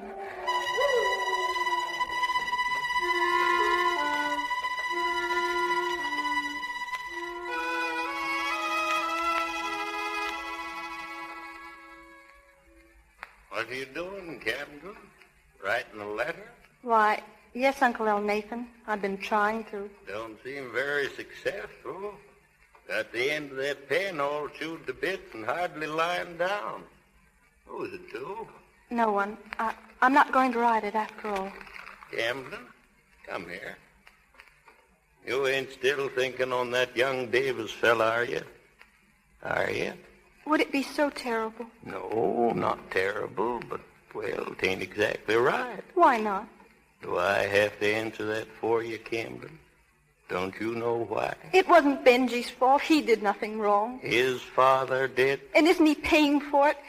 He's up there in state prison, an old man, hurt and beaten, because he did what he thought was right. Camden? I can't help it. I can't help it. All right, Camden. It's all right. Uncle, how do you go about getting a man released from prison? You'd want to do that? He killed your father, Camden. I guess it's the awfulest thing in the world to have hated one's father. I'm sorry I had to hate him, but he was mean. I saw what he did to my mother.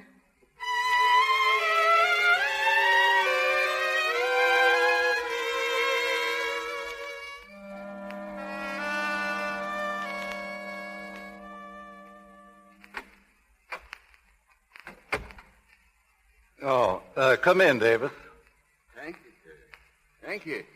They tell me you want to see me, Warden. Yes, I suppose you're wondering what it's all about.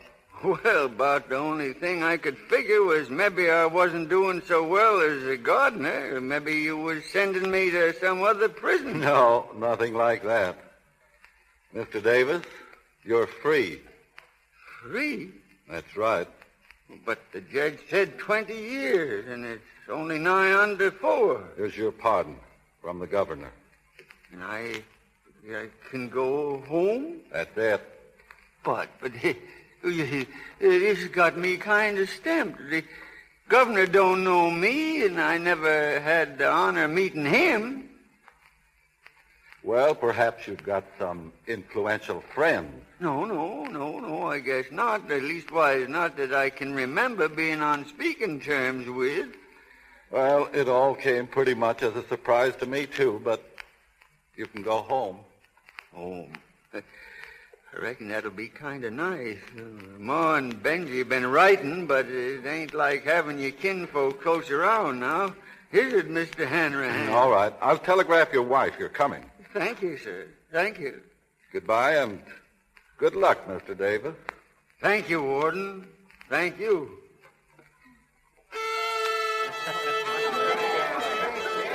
Kick your partners for the day. Swing your partners. It's mighty nice of you, Ma, to have all the folks over. Oh, we're so glad to have you home, Pa. It's a real celebration. How do I look? Am I all right to go downstairs? Yeah, let me fix your tie. There, that's better. You can come down anytime you want to now. We'll have dinner whenever you want. Well, son? Pa, I want to speak to you. Now? What about? Wait till I close the door. Pa, I got something I want to show you. What, Benji? Look, Pa.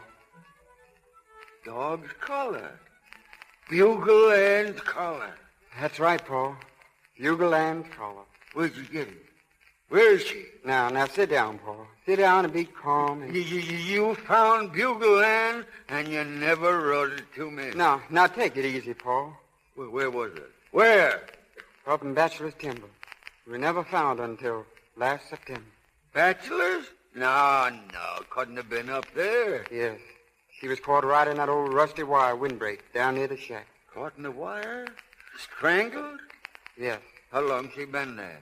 You couldn't tell, Pa. If it hadn't been for the collar, I wouldn't have known it was her. Maybe a year she was there. Maybe a lot more. Then Jake Terry never done it. Well, maybe Bugle Ann run up there after he shot her. Or maybe... Oh, stop your foolish talk. Well, that ain't the whole story, Pa.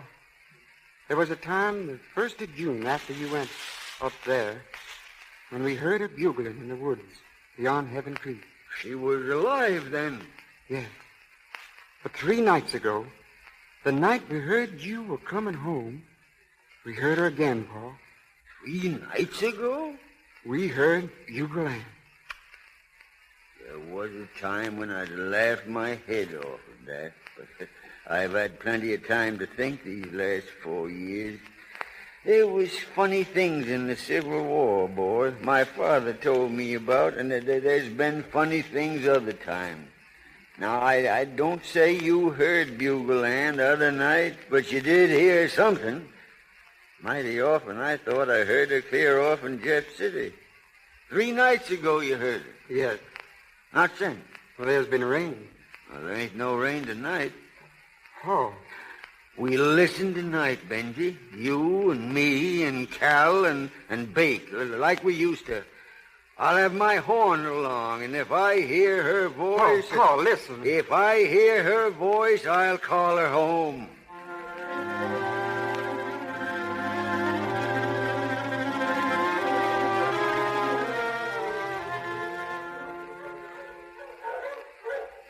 Paul, come here about a fire. That's a beeline fox, all right. Don't let no grass grow under his feet. Benji, what is it, Bake? What'll happen if your pa blows that horn he's carrying? Would she come back to answer it? Shh. Look out. It's getting sweet, Cal. Yeah, getting sweet. Listen. Listen. It's Bugle Ann. It can't be. It can't. It's Bugle Ann. Paul, listen. It's a hound, an ordinary hound. It belongs to... I reckon it's an Armstrong. No Armstrong ever had that kind of music in him. No. For pity's sake, Spring, it's just a kind of an echo. Cal, if she comes real close to us, I'll blow the bugle for her. Paul, sit down. Are you plumb certain that was her collar, Benji? I reckon nobody but the Lord seen her bones hop up out of the orchard tonight. Now, Spring, you got to get hold of yourself. Get hold? Why, I bred the most beautiful tune ever played in these parts. I ain't ashamed. Maybe you laugh when you seen me bring this bugle, but I reckoned it'd come in handy. Bugle Ann'll come home, Cal, when she hears this. She'll... What's that? It's someone else. Someone else is blowing her in. I never done it.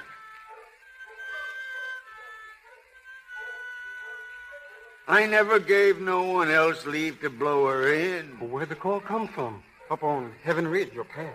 We'll find out where right now. Come on. There it is. Another fire. And there's a hound walking back and forth. That's it. That's the hound. Wait. There's a girl there. She's looking right at us. Sees us, too. Oh, it's Camden. Camden? Come on. Camden. Good evening, Benji. Why, what are you doing here? Was it you blew them notes? Yes, I did. Twice. That hound. What hound is that? I raised her. But it's got her voice. It's got Bugle Ann's voice. Yes, I know. I used to hear her. I tell you, the Lord never made no two hound voices alike. Same kind of mouth and all, he never did. What is it all about, Camden? This hound. She was hers, Benji. She's Bugle Ann's puppy. There were 4 more, but only this little one had the real bugle mouth. Bugle Ann? She never had no pup.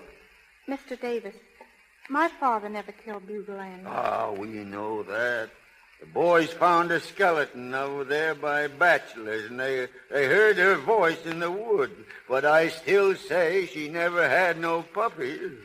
That night, I drove out of the yard just like I told in court. Bugle Ann was coming past the gate. I couldn't see her in time. I couldn't. It was an awful sharp turn, and I ran over her. I got out and picked her up. She wasn't dead, and she didn't seem to blame me.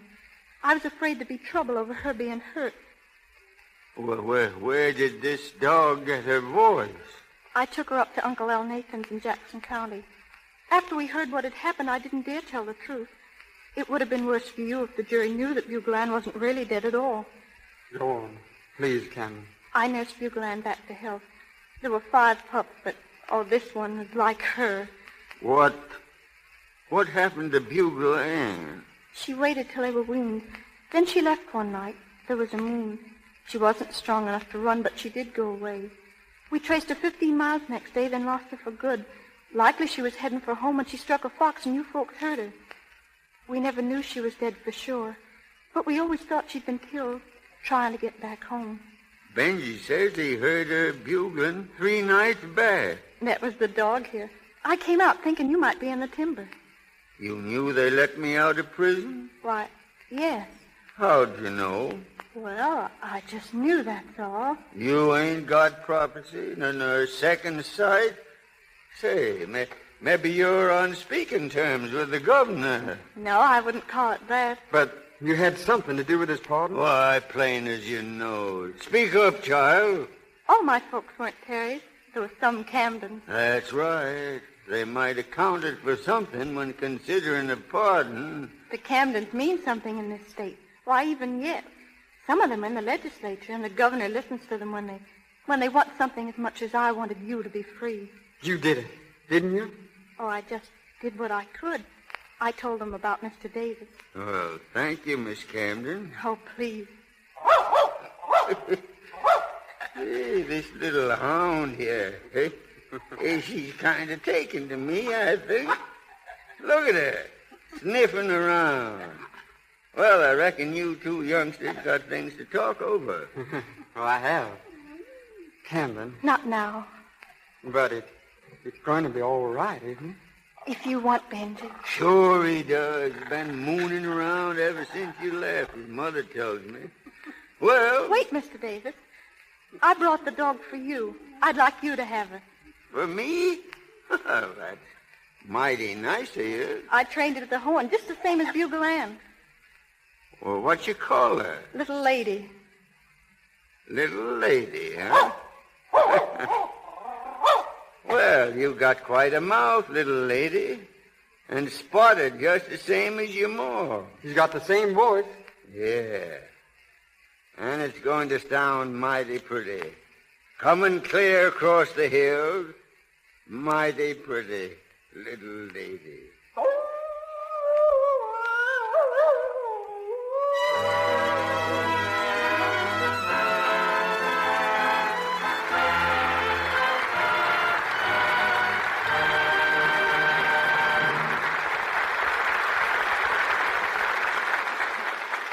Our play, The Voice of Bugle Ann, with Lionel Barrymore as Spring Davis, is ended.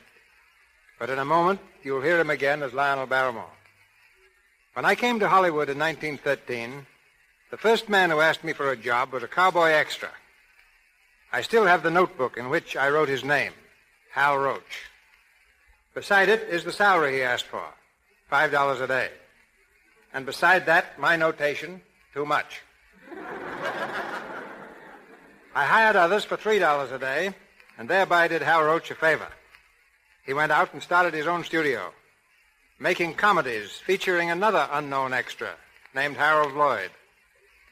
In time, he started the Our Gang series, and the motion picture industry now awards him the laurel for producing more comedies than anybody else in Hollywood. Wait a minute, C.B. If you're going to mention Laurel, you've got to mention Hottie. Mr. Hal Roach, ladies and gentlemen, who insists that among his laurels is Hardy, and many other great comedians, including B.B. Daniels, whom I stole from him.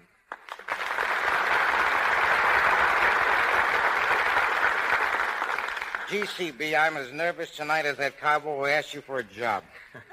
Why nervous? You've graduated from cowboy to polo player. Don't blame that on me.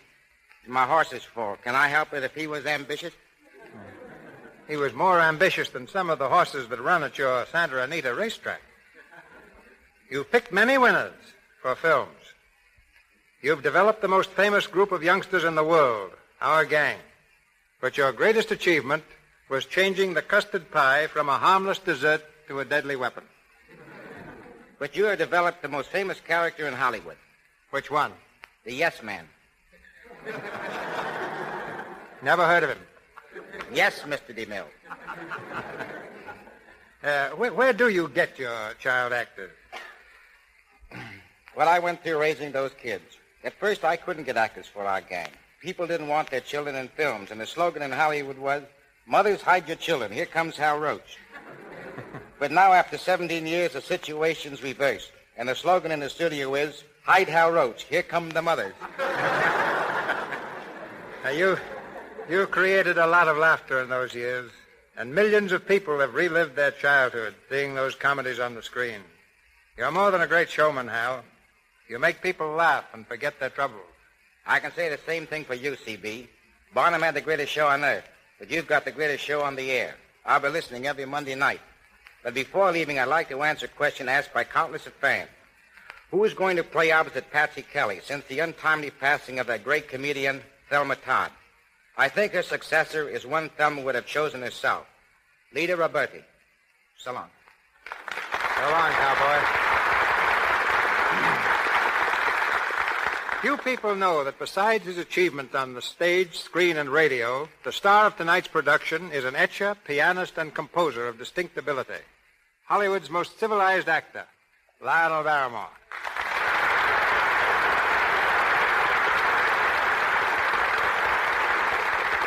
Well, thanks very much for the bouquet, C.B. There's one flower I left out of it. We all know you're a great actor, but few of us know that you invented one of our most important mechanisms, the movable microphone. Well, somebody had to do something. You see, ladies and gentlemen, in the old talkie days, microphones were stationary.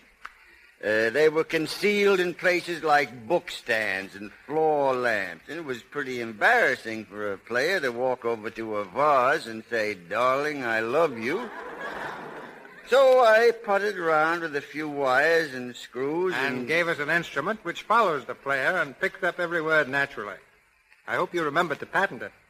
You know, Edison forgot to patent all the rights of the motion picture machine. That little oversight cost him many millions. But if it hadn't been for that invention, I wonder where you and I'd be right now. Well, you'd probably be writing and directing plays, and I might be a commercial artist. I remember you once deserted the footlights and turned painter, but the paint didn't stick. Now you're an actor and the son of an actor. Well, I guess so.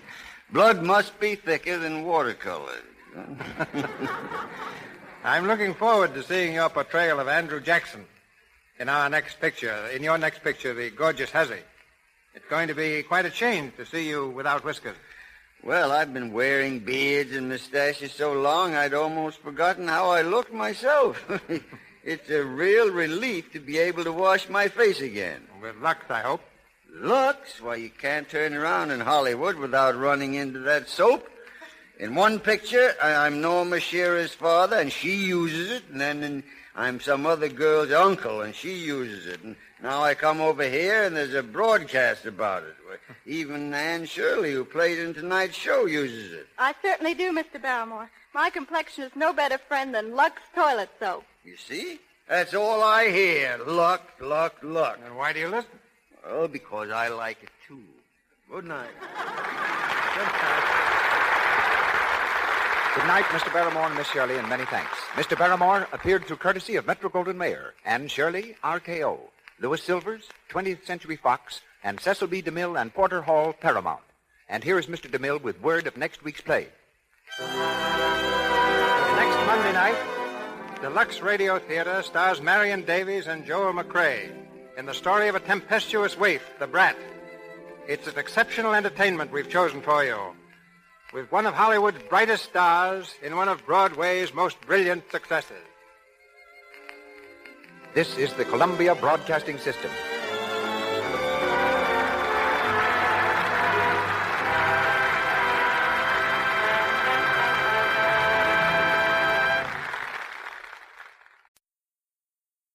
Hollywood, California, Monday, July 20th. Due to studio commitments, Wallace Beery and Stuart Irwin, previously announced for this date, will appear in a future program in Viva Villa. And here's great news. Tonight, the Lux Radio Theater brings you Claudette Colbert and Walter Houston in The Barker with Norman Foster.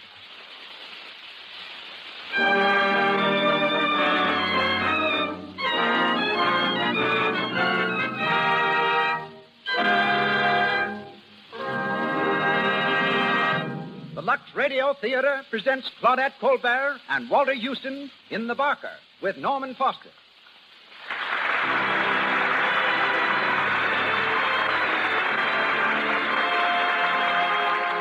Lux presents Hollywood. Tonight, you will hear Claudette Colbert, Walter Houston, Norman Foster, Cecil B. DeMille, King Vidor, Louis Silvers, Emily Barry, and many others. Brought to you by the makers of Lux Flakes, direct from our theater on Hollywood Boulevard. Our head usher just reports that once again it's standing room only, and there's a ripple of excitement in the audience, for the crowds have just spotted such famous personalities in their midst as Ralph Morgan, Florine McKinney, and Miss Ruth Waterbury of Photoplay magazine, and two of America's most famous radio conductors, Victor Young and Raymond Page. A hearty welcome to you all.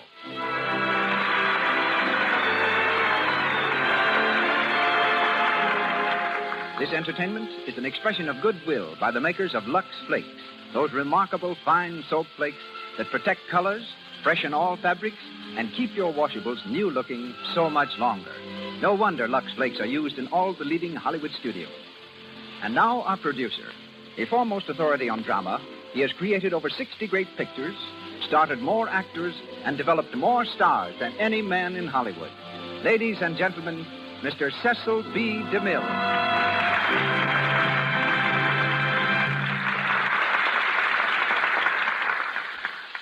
Greetings from Hollywood, ladies and gentlemen. Tonight, the Lux Radio Theater is the scene of a reunion as Claudette Colbert, Walter Houston, and Norman Foster repeat on the air the play that started them toward Hollywood and world fame. The play is The Barker, and for 10 months, they kept Broadway audiences enthralled with its drama of life under the tattered canvas of a tent show. Throughout that time, Claudette played the role of a snake charmer. And yet, when I was directing Cleopatra, she was terrified that she'd have to touch a real snake. From the time we started, I'd been secretly thinking of various ways of getting her to handle the snake, and she'd been secretly worrying about what I was going to do about it. As Claudette sat on the glittering golden throne of the pharaohs, I walked up to her with a live California king snake, almost 6 feet long, coiled around my right arm.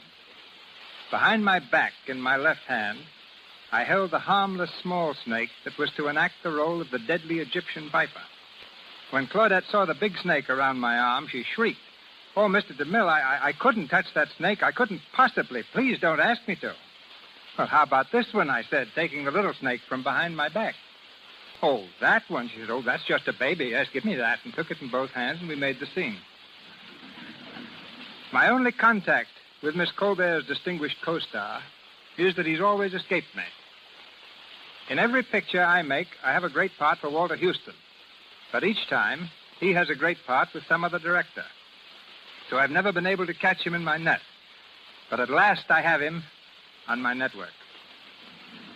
If this were 45th Street, Walter Houston's name in lights would be a beacon over Broadway.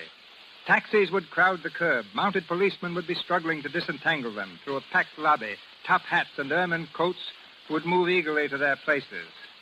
There's the same sort of excitement in Hollywood tonight as the Lux Radio Theater presents Walter Houston.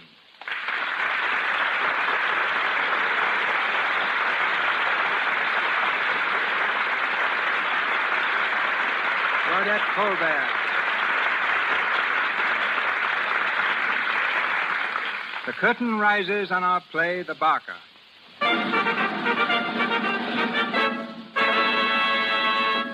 Claudette Colbert plays the role of Lou, the snake charmer.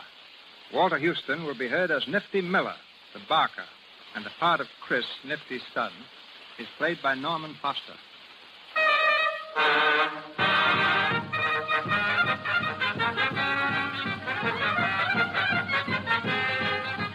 Colonel Gowdy's big city show has arrived in town. The midway is crowded with pleasure seekers. Many of them stop before the sideshow where Nifty the Barker is coaxing away their dimes with good-natured ballyhoo.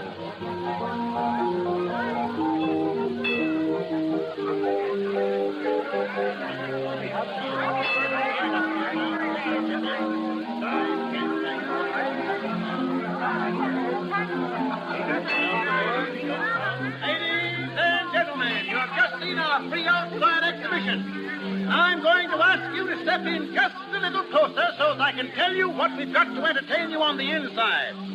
You are now standing in front of the big feature attraction of Colonel Gowdy's Big City Show. The biggest show for the money that has ever played your beautiful little city. It's a show full of spicy dancing, a show full of peppy dancing. On the inside, you'll see Princess Kalima, the pride of sunny Honolulu. She'll do her famous dance that has made her notorious throughout the civilized world. And folks, when she dances, she makes old men young and young men old. Take her along. She's worth the price of admission. Then you'll be entertained by that Royal Hawaiian Trio, playing and singing haunting melodies from those far-off islands in the Pacific. And folks, if you say when you come out that it ain't the biggest show you ever saw, your money will be refunded as cheerfully as we take it from you. Now, as a special advertising price tonight, the admission is a dime. 10 cents. Tenth of a dollar. Already. The box office is open. The performers retire. And the show starts right away. It takes you all the way through, folks. It's something you can't afford to miss. Hey, hey, hey, hey. Crowd the ladies there. Crowd the ladies. Well, I'm glad that's over, Hap. My throat's as raw as a piece of beefsteak. Nifty, looks like we're going to get a little dough in this burg yet. We done 53 flat. That's 18 berries more than last night. Well, it's time we hit a red one. Any more rain, the colonel will have to turn this outfit of his into a boat show. I'll be darned if I ever seen such a bum break in the weather since I've been trooping. I'm going over to the office wagon to deposit the money. All right, hurry back, Hap. Okay. Hey, Nifty, come here a minute. All right, Carrie, you can come out. There ain't no one around. Well, what do you want? I just want to talk to you. Gets lonesome back there in the dressing tent. Now, put on your best clothes tonight. After the show down here, we're going to go downtown to a dance. All right, Nifty. How much do you love me? Wait, are you going to start that again? Well, a girl likes to be told. You know, Nifty, there ain't nobody in the world for me but you. You got me spoiled for any other guy. Honest. Now, listen, I told you why I can't marry you just yet. You don't seem to remember that I got a kid to put through law college, and it's going to cost plenty of money. I'm going to see that kid gets all the things I miss. Gee, he's a wonder, too. He's got brains, and living on a farm has made him a husky little devil. Say, you know, why, you ain't even listening. What's the matter, Carrie? I get sick always hearing about him. Now, that ain't no way to talk. I ain't going to stay with this carnival racket always, and, well, when I come to settle down, there's time enough to talk about getting married. Give me a kiss, Nifty. What, out here on the Midway? Well, there ain't no one round. You little son of a gun. Oh, Nifty. I don't know what makes me so crazy about you. Yeah, you're all right, kid. I'll hand it to you. Now, beat it. Here comes the colonel. Well, Nifty, how much did we do this fine evening? 53 smackers even, Colonel. Not bad, not bad. You beat the athletic show $8, and you're just a few dollars behind the Palace of Illusion. Oh, hello, Hap. Oh, Colonel. How's Carrie, Nifty? Fine as silk. She and me are dropping in to dance at the town hall after a while. That's right. I like to see my troopers mixing up with the townfolk. Creates good feeling. You and Lou taking it in? Well, no. Lou and I had a little tiff this evening, and for the present, she doesn't care for my company. For the way you two strapped, you'd think he was married. Yeah? Hello, Lou. We were just talking about you. Yeah, we'll save it till my back's turned.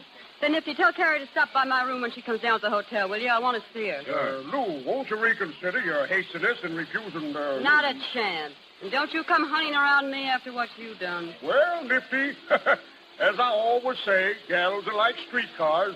You miss one, and there'll be another along in a minute. Yeah, they don't come along like me. Oh, you're nothing to stop the traffic. Nifty, I think I'll drop in and listen to the music a while. You know, music hath charms to soothe the savage beast. I'll go with you, Colonel. Then, when you decide to come off your high horse, drop around to the office wagon to see me, Lou. Oh, get out of here, you old piker. Hey, take it easy, Lou. That's the ball. Oh, dry up. You got a peeve, huh? How's Snake charming? Rotten. Tell me that big diamondback rattler died on you yesterday. Sure, he starved himself to death. I told Gowdy if he was going to have me bally every 5 minutes, he couldn't expect to keep his snakes alive. Yeah. Hey, will you look what's coming? Huh? That kid, look at him. Say, a genuine hayseed, huh? I bet he never saw a tent show in his life. Hey, can you tell me if Mr. Chris Miller's the manager of this show? What do you want him about? Well, I'd rather sell it to him if it's all the same to you. You would, would you? Well, wait here and I'll see what I can do for you. Suppose you can keep him entertained while I'm gone, Lou? Yeah, I'll try. Well, big boy, Live here in town? Me? Oh, no. I come from near Niles, Michigan. Niles? Hey, what you doing so far from the big city? Oh, just sort of looking over the country. Have a good look. It won't cost you nothing. Oh, reckon you're one of them actresses, ain't you? How'd you guess it, handsome? Oh, I can tell by the way you're all painted up. Well, what's the matter? Don't you like it? Sure, it makes you look awful fresh and pretty. Boy, you work fast. What's your name? Chris Miller, same's my dad. What? What?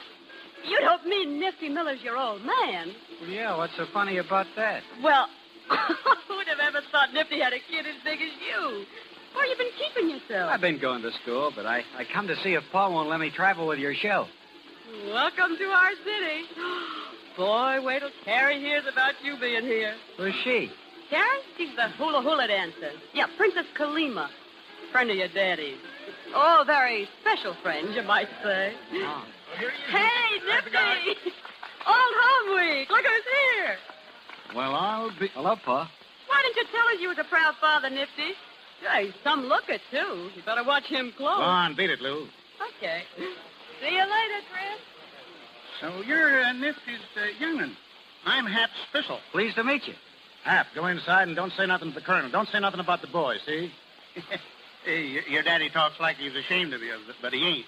You just ought to hear him blowing you up to the skies around here. Go on, go on. Sure. Well, Pa. Well, what did you do? Run off from Ella and your grandpa? Well, they knew I was leaving. School's let up for the summer. Oh, Pa, I got so restless on the farm. Yeah, and you thought you'd come to me, huh? Well, you're my dad, ain't you? Gee, I thought you'd kind of be glad to see me. Well, you kept writing you wished you could see me. Well, I am glad to see you, Chris, but, well, I didn't expect...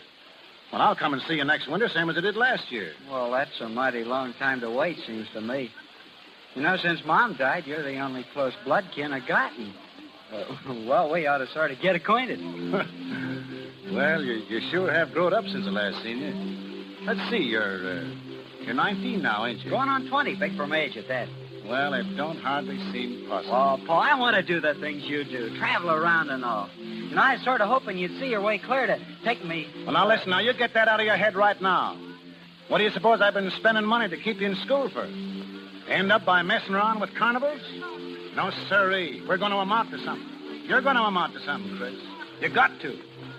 Hey, listen, you ain't forgetting you're going to be a lawyer, are you? Well, no, I'm going to be a lawyer, only don't you think I got to know something about life? Now, listen, you can learn all you need to know about life out of school books. Now, where do you suppose I'd be if I'd minded my old gentleman and got me an education? Well, I'd probably be a bank president or a lawyer myself. I tell you, Chris, as I've wrote you in letters many a time, a guy in this day and age without the proper schooling ain't got a Chinaman's chance. Education will get you money and a good name and swell friends to pal around with. I ain't had none of them because I was pig-headed. Well, all right, now I know what I'm talking about. Oh, I only want to travel with you while it's vacation. I'll go back to school in the fall. I'll be a lawyer like you want me to. You won't be sorry. Honest, you won't.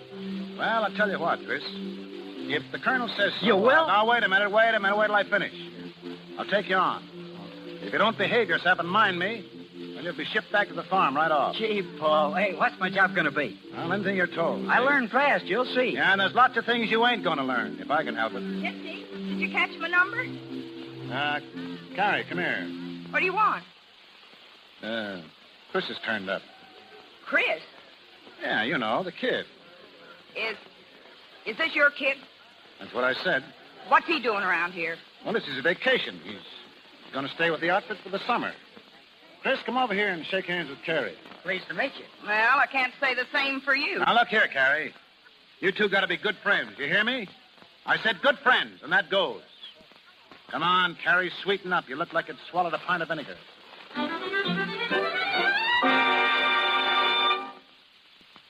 What's it all about, Nifty? For the last 10 days, you've been treating me like I was the dirt under your feet. Well, I've been pretty busy, Carrie. Now, I'll say you have. Since that kid of yours joined the outfit, I ain't hardly had a minute alone with you. What's the matter with you, Nifty?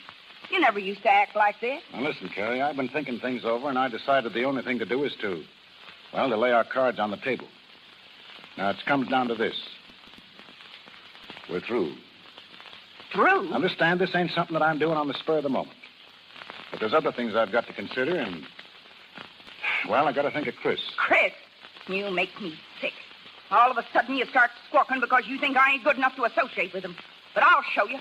You can't throw me off like an old shoe. I'll show you. Oh, what was I doing to ever fall in love with you? You ain't got a heart in your body. And, Carrie, I don't like this any better than you do.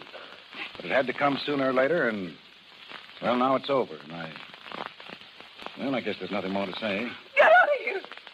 Get out of here and let me alone. I'm sorry, Carrie. Carrie, could you lend me your... Hey, what's the matter here? Carrie. Oh, Carrie, what's come over you? Is it something nifty done? He's quit me, Lou. He's quit me. Why, the dirty bum. Oh, pull yourself together, honey. No, there ain't a guy living worth crying over. There's only one thing for me to do, Lou, and that's quit the show. I can't stand having all the gang laughing at me behind my back. Now, who's going to laugh at you? No, I can hear him. Nifty's give Carrie the air since his kids come on the show. She don't know enough to clear out. Well, if you feel that way, instead of giving up, do something to turn the laugh on Nifty. The only way I could get back at him would be doing something to that kid of his. If anything happened to that young puzzface, he'd get a taste then of his own medicine. To make him see how it feels when you lose someone you love. You might let me vamp the kid. I can make him forget his happy home. Lou, would you do that? Would you? Do what? Help me get the kid away from Nifty. What? Hey, I was only kidding. I know, but you can do it. Make him fall for you. Gee, he's green as grass. Well, he'd never be able to pass up a good looker like you. Them eyes of yours would draw ducks off a pond. Say, I'll tell you what I'll do, Lou. If you'll get this kid to fall in love with you, hook, line, and sinker, I'll make you a present of $100 cash. Oh, you're kidding me. I'll show you if I'm kidding. I'll give you the 25 right now, and the rest later. How would I ever get him alone? Nifty watches him like a hawk. I'll fix that end of it. Well, what do you say, Lou?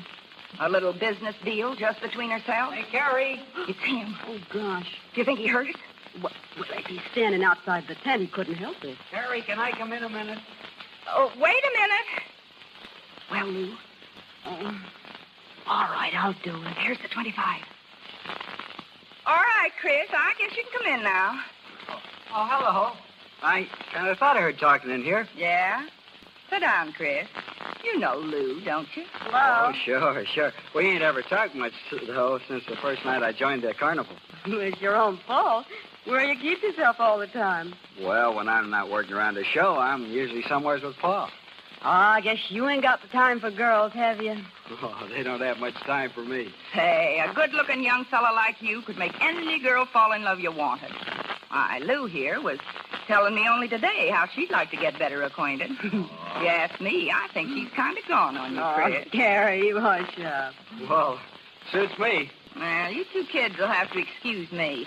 I got to go over to the office wagon to see the colonel about something. Anyhow, two's a company and three's a crowd. I can see that all right. I guess you won't miss me. So long. So long. Come on over here and sit, Chris. Oh, come on now. Come on, take the load off your feet. Whoa, all right, thanks. Well, now way over there. Here, by me.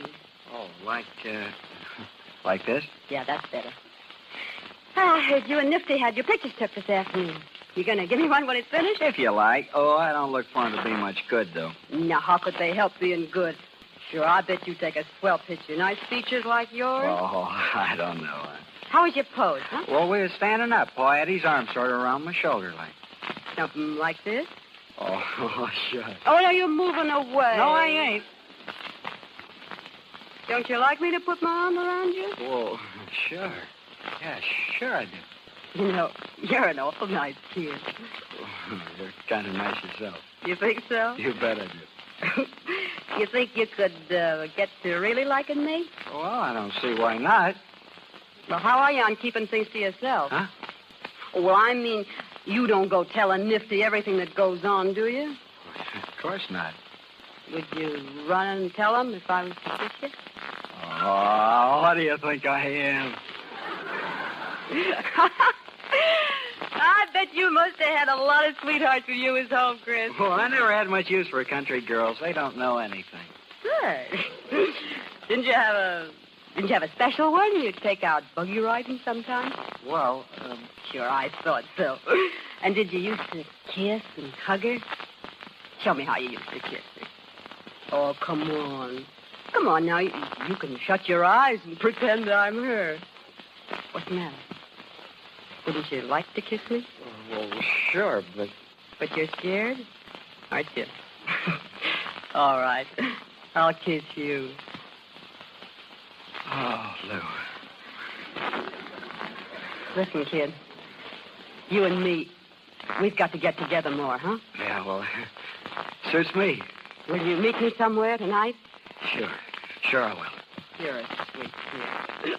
You're awful sweet.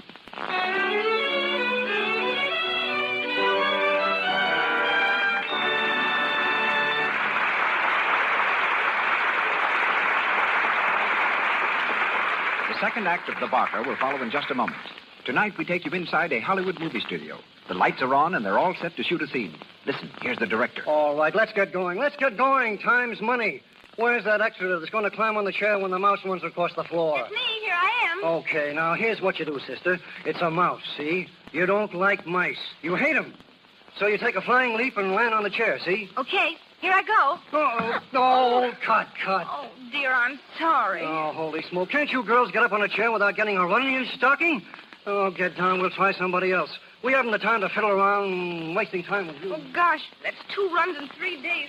And that night, when the extra got home, But he wouldn't let me do the scene just because of that old run. Gosh, I'm just sick. Why, Peggy, it's your own fault, I tell you, when you rub your stockings with cake soap the way you do. Use your head and try Lux Flakes. You know they're mild, and with Lux, there's no rubbing necessary.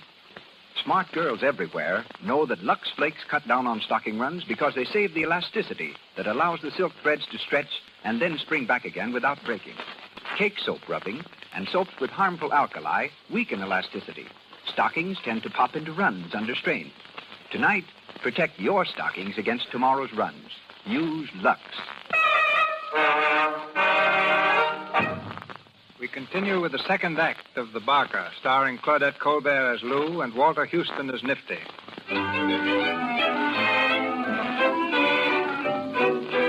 A week has passed since Lou agreed to Carrie's scheme.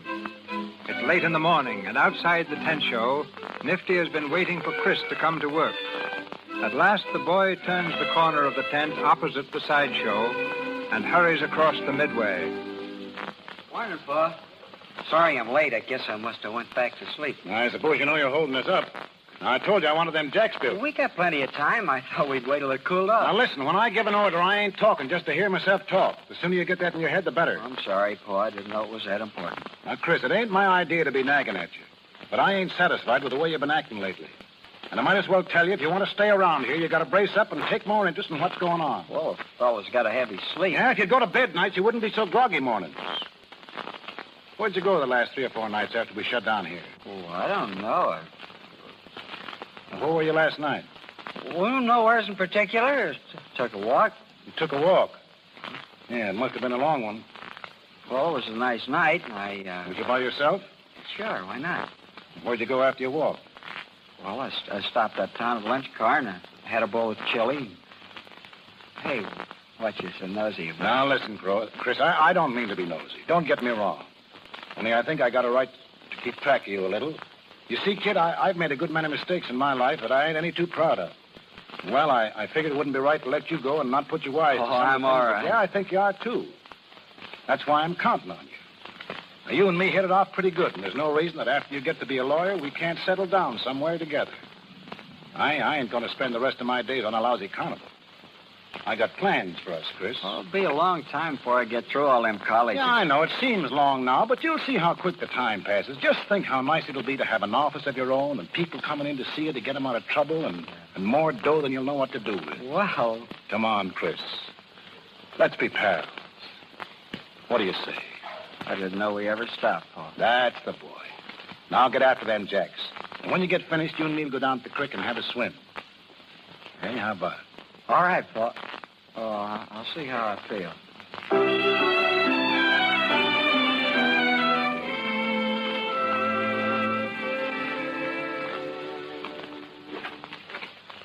Well, Colonel, what's on your mind? Considerable, and of an unpleasant character.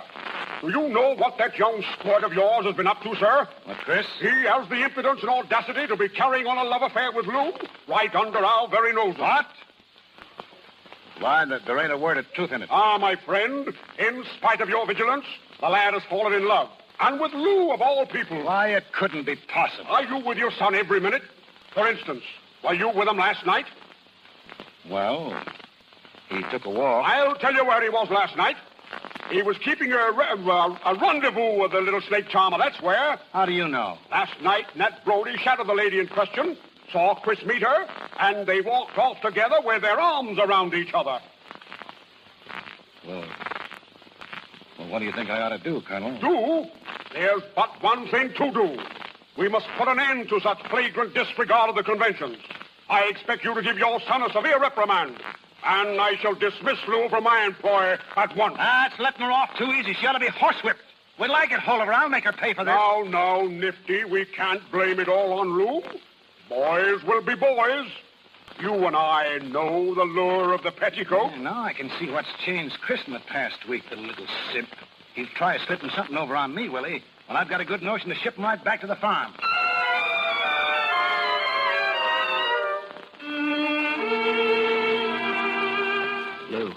Lou, where'd you come from? I was waiting outside the tent with Carrie.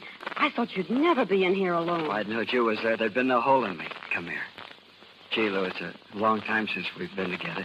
Oh, it was only last night, foolish. It seems like a year. Will you meet me again tonight? The same place? You bet. Paul gave me fits for being out so late last night, but I stalled him. I said I was taking a walk. He didn't swallow that. Sure. He's got no reason to doubt me. No one's seen us together except Carrie. Oh, Lou, I hate it.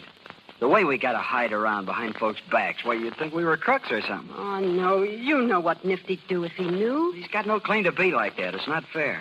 I'd like to tell him and everyone else how crazy in love with you I am. I'm so happy when I think about you. It's about all I can do to keep it to myself. I know. It's just the way I feel. We'll have to tell him, Lou. We can't go on like this any longer. And if Pa don't see it our way, we'll clear out. Go away by ourselves. I even been asking about trains. There's one out at 4 o'clock. Lou, you love me, don't you? Well, don't you, Lou?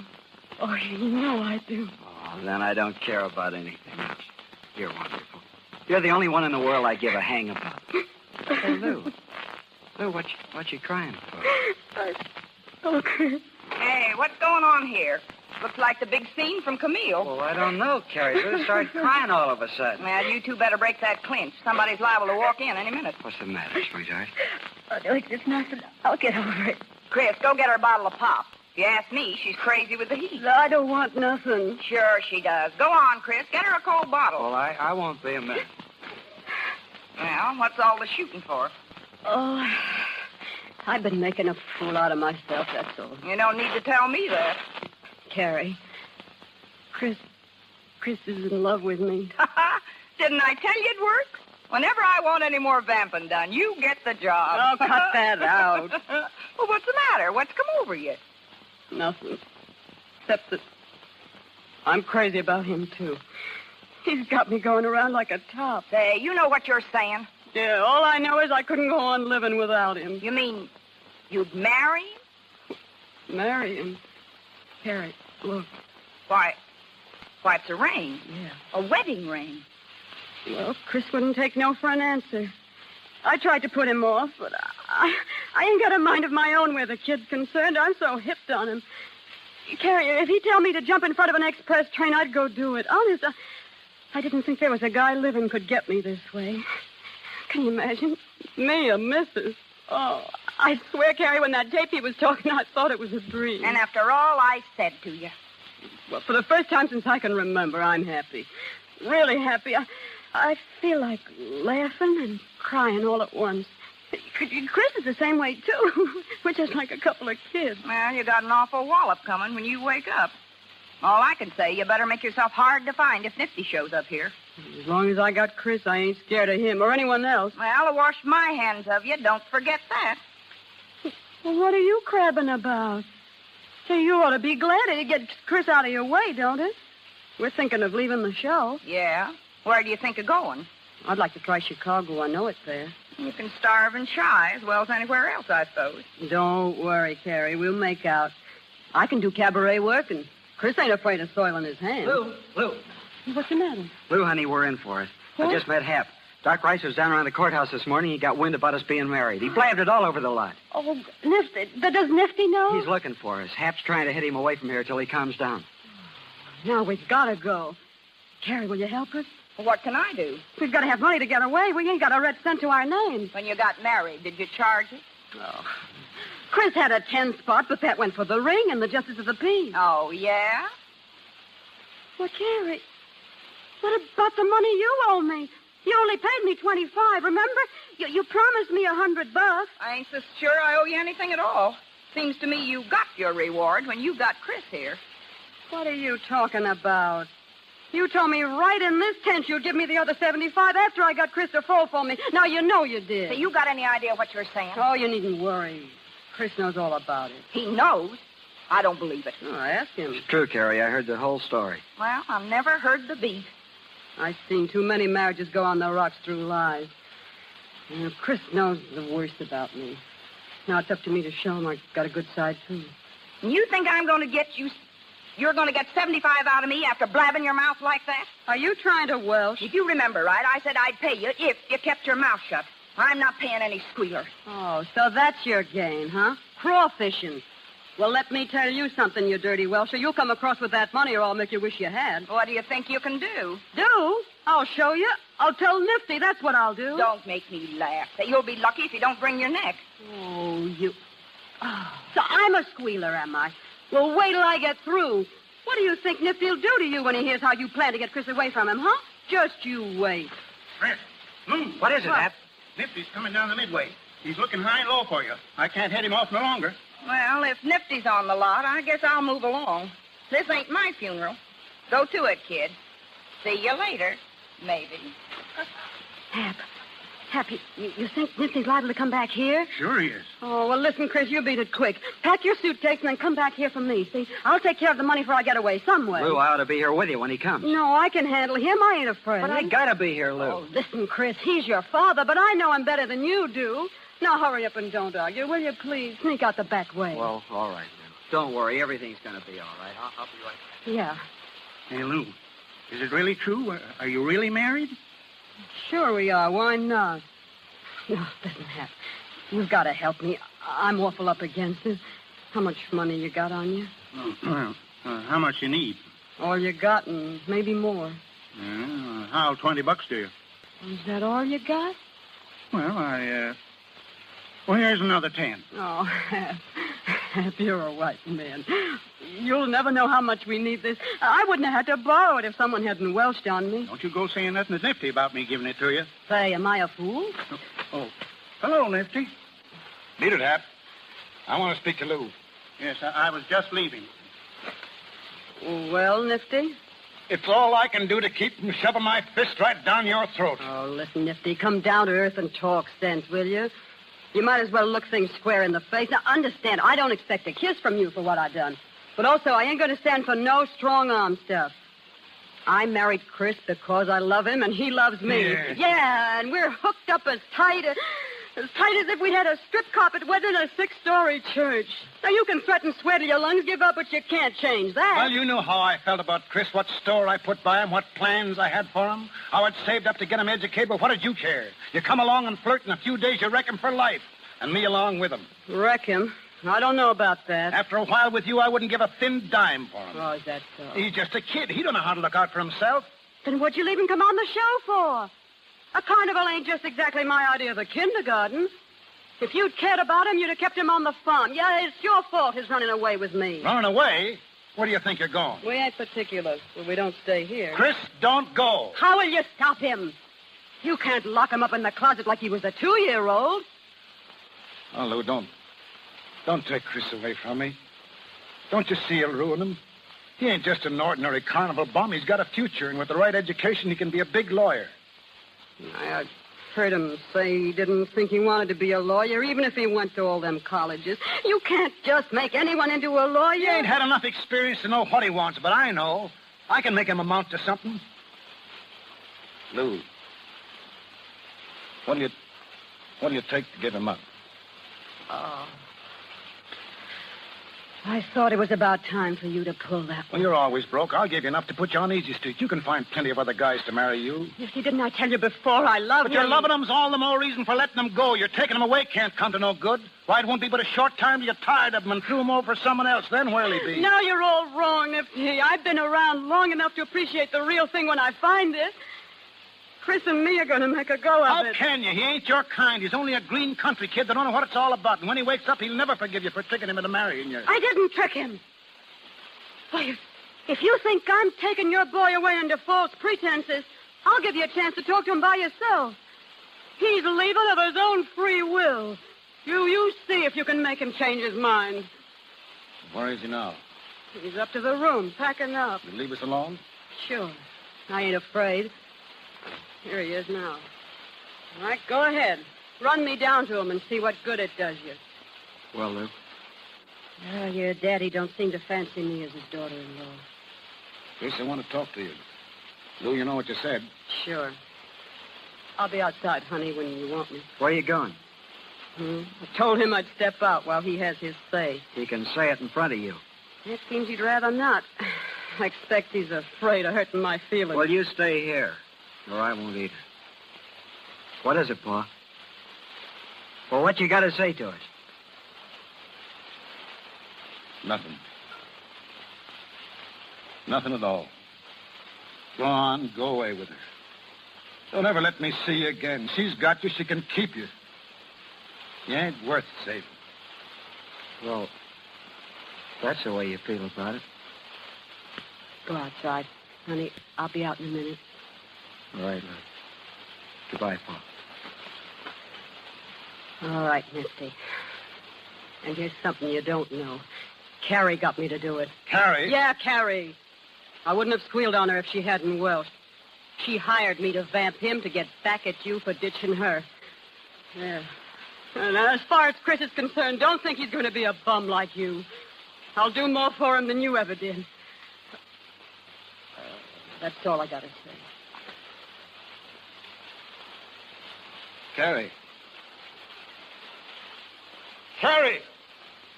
Yeah, Nifty? All right. Come in here. What do you want, Nifty? There's one question I want you to answer, and if you lie to me, as God is my witness, I'll kill you. Did you get that little devil to take him away from me? You wouldn't take her word for it, would you? Did you? Answer me. No. You're lying, and you know you are. Nifty! Huh? Nifty, you're joking. Yeah, you don't like it, do you? Get out of thought of that. You'll double-cross me, will you? You'll never do it again. Yeah, I learned you. You'll double-cross me, will you? Nifty! I'll learn you. Nifty! He tried to kill me. He tried to. Come on, Carrie. You're all right. Give me a hand with her, Colonel. Take it over to the office wagon. I'll be there in a minute. Come on, Carrie. He tried to kill me. Go on with that, Carrie. I'll take care of Nifty. You're a fine one, I must say. Oh, you don't know what she's done. You don't know anything about it. No matter what she's done, you've got no right to do a thing like this. You ought to be ashamed of yourself. Well, I'm not. I wish I'd killed her. Now, that kind of talk won't do you any good. If you don't want Carrie here, why didn't you come to me and say so? We'll get rid of her. I don't care what you do with her now. I'm leaving, Colonel. You know you don't mean that, Nifty. I'll show you whether I mean it or not. This is my notice. Nifty, I need you. Haven't I always played square with you? Oh, yes, you've used me well enough, but I'm going just the same. What'll you do? Where'll you go? What difference does it make where I go? All I know is I'm through forever with Tupin. It took Chris from me and sent him to hell. That's what your lousy carnival's done for me.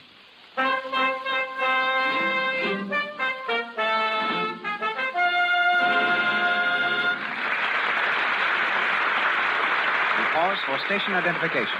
This is the Columbia Broadcasting System.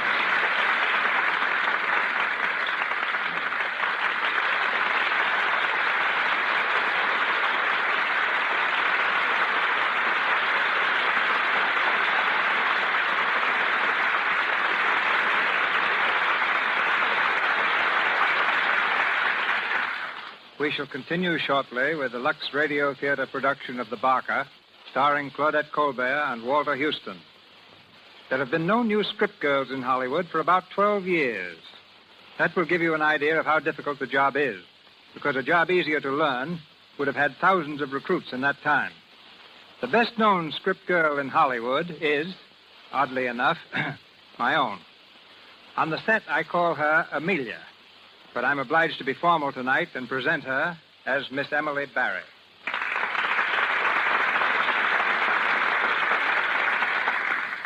As a matter of fact, Phoebe, the way you usually address me on the lot is, hey, you. That's when everything's all right. I'm not good at remembering names. You're not good at remembering small details either. No director is. That's why there are script girls in Hollywood. Why, working for you, a script girl even has to be an explorer. When we were making Four Frightened People in Hawaii with tonight's star, Claudette Colbert, I was sent by plane to an isolated mountain to pick api leaves for her costume. It took me 5 days, and when I finally reached the nearest village, my beautiful white linen costume looked like 10 minutes past midnight. Just black. I found a little inn, but no stores and no laundry. Threw myself at the mercies of a little Japanese housemaid and went to sleep, exhausted. When I awoke, there were my clothes, and fresh and spotless as when I got on the plane. I asked her how she'd ever managed to get them so clean. She couldn't speak English, but she led me to a wash tub and pointed to a box of Lux Flakes. Now, I know we use Lux Flakes at Paramount, but imagine seeing that familiar package at the foot of a mountain in Hawaii. That housemaid deserved a reward. I sent it to her from Honolulu, a whole carton of Lux Flakes. As I remember it, your stay in the Hawaiian Islands was more pleasant than your stay on Blackwell's Island. Even Lux Flakes couldn't help you soft soap your way out of there. That time, Mr. DeMille needed data on women's prisons, so he sent me to a much more exclusive island than Hawaii, Blackwell's Island, New York's prison in the East River. Mr. DeMille had me jailed as a shoplifter, and no one knew my real identity. I spent 5 weeks in a cell until he remembered where I was and bailed me out. P.S. I got the material.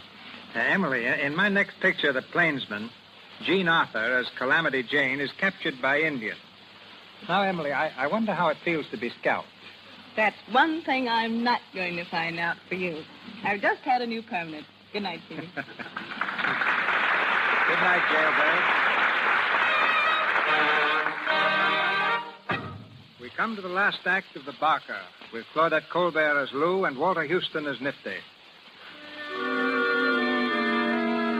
2 weeks have passed. It's a stormy night, and the faraway rumble of thunder is in harmony with Nifty's sullen state of mind. He's determined to leave the carnival.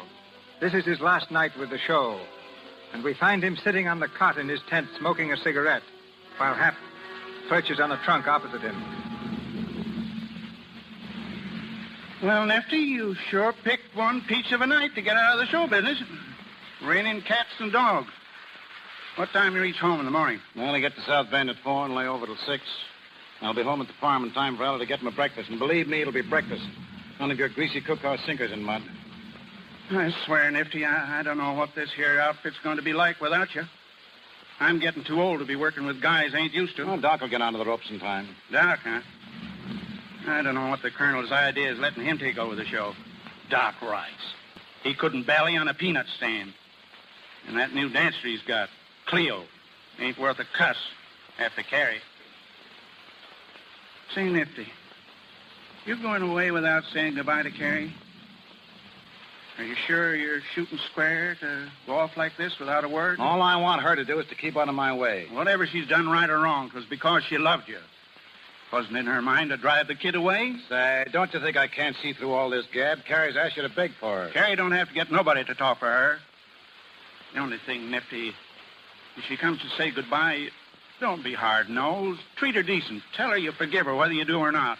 It won't hurt you, and it'll save her many a heartache. Ah, dry up. Don't make me chicken-hearted with all this Sunday school talk.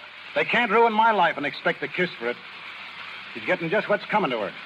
Nifty, here she is. I know that was how you felt.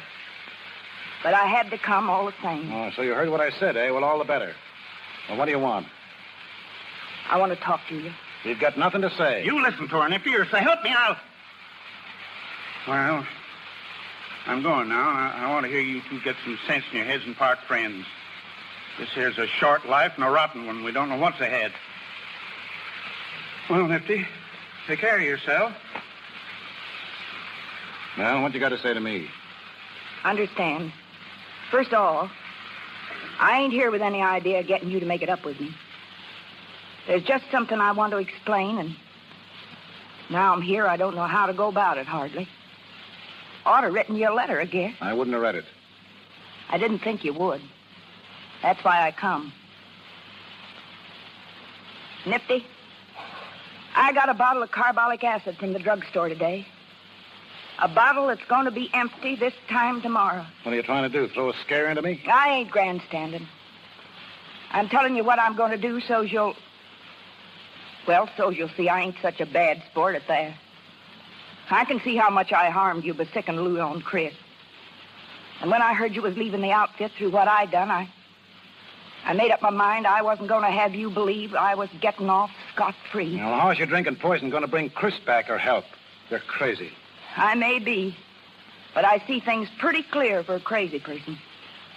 It ain't as if I was somebody who had something to live for. I'm a nobody. Tired out and broke. I'd like to think you could forgive me, Nifty, but that ain't going to change my mind none. You see, I ain't doing this so much for you as for myself. The others will think I done it because you left me, but I don't care what they think if you understand that that ain't the real reason. Hey, Nifty! Nifty, what do you think? It stopped raining, and it's clearing off. It stopped raining, do you hear? And there's the prettiest moon coming up you ever seen, big as a washtub. That's too late. It won't do no good if it does turn clear. Colonel sent the band boys out to Bally. The whole Midway will be humming with people in an hour. You see if it ain't. It ain't going to be such a bad break for you last night at that. Oh, Nifty. Listen. There goes the old hobby horses. Listen. Say, Nifty, did you know we're opening up? You got your spiel ready, Doc? Know it like a book. It's a cinch. Now, I'll go out along and light up the stringers on the front, Nifty. And get the Hawaiians, and while you're at it, take them wet top folions off the platforms and ticket box. Okay, Nifty. Harry, what you doing over here? Listen, Doc, you got all you can do. Tend to your own business. All right. Go on, get out. Sure. Wait a minute, Doc. What's eating on you, Carrie? Nothing. Well, if I'm going to open up tonight, I got to be getting back to the doll rack. I'll say goodbye. So long, Nifty. Want to shake hands? I guess we can do without that. Oh. All right. So long. Carrie, come here. Nifty. How'd you like to go on tonight and place the new dancer? Go on tonight. Now, you heard me. Do your dance for the last time. Nifty. Well, it's just an idea of mine. Well, what do you say? Well, I got to work the doll rack. All right, I can fix that up with the colonel. Well? You think I got time to get ready? You don't stand there all night talking about it. Nifty! They're starting to come in on the lot. Ain't it time we started the Valley? All right, Doc, get out there and give them all you got. Leave it to me. Everything's ready, Nifty. Well, wait. We'll have to wait for a minute. Wait just a minute on Carrie. Who? You heard me. Carrie. Carrie? Yeah, you think I've gone crazy, don't you? Well, I ain't. Tonight I'm going to be with the Hicks and watch you do your stuff, so you better all give me a good show. Go on now, start the ballyhoo, and remember, I'll be watching you. All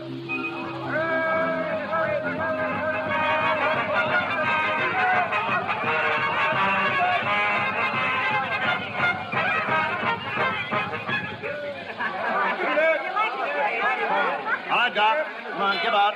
Ladies and gentlemen, you are now standing in front of the big feature attraction of the Midway. The biggest show for your money that has ever played your town. It's a show full of spicy dancing, a show full of peppy dancing. And with your kind indulgence, allow me to introduce the artist. First, introducing Princess Kalima, the pride of sunny Honolulu.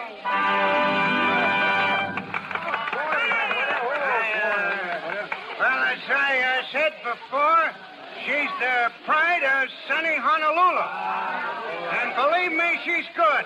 She can dance along with the best of them. He's dying on his feet, Nifty. Let him alone. Next, we have the Hawaiian Three. A bunch of boys that'll please you and tease you with their haunting melodies. If you don't like them, then you don't know what's good music. Why, they're starting to walk away on him, Nifty. Get up there and show him how to do it. If you're looking for Billy Sunday and his tabernacle, then don't buy tickets. Nifty. Okay, all right, I'll hand it. Just a minute, folks. Don't go away. Nifty, Now, the folks, real trooper. Just a minute. As Shakespeare said, you ain't seen nothing yet. Now, don't go away. There she is. Princess Kalima, the pride of sunny Honolulu. And when she dances, folks, she makes old men throw away their canes and cripples lose their crutches. She shakes a mean bale of alfalfa. Now, don't misconstrue me when I refer to the young ladies' dance, because this show is clean, moral, up-to-date, educational, and instructive. And there's a special advertising price tonight just to prove to you the great value of this performance. I'm not going to charge the customary price of 25 cents, but a dime, 10 cents. It takes you all the way through. It's something you can't afford to miss, folks.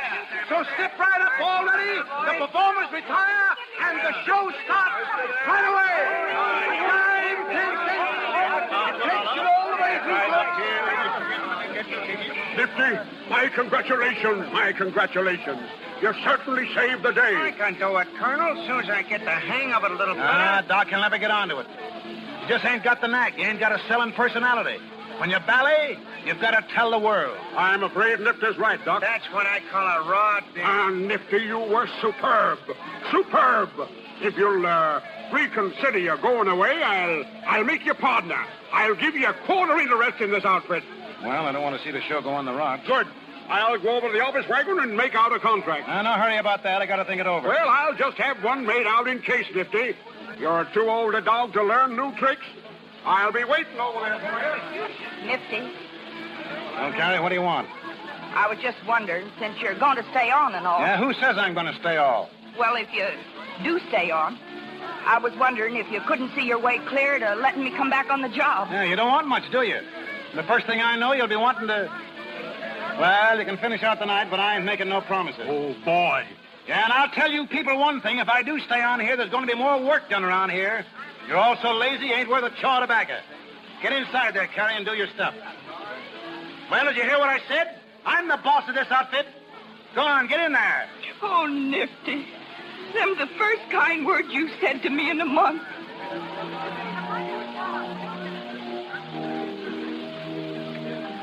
Hap. Yeah? Listen to this. What is it? It's a card from Chris and Lou. It came this morning. What do they say? Well, Lou's got a job hoofing it in a nightclub, and Chris is working in an office. Yeah?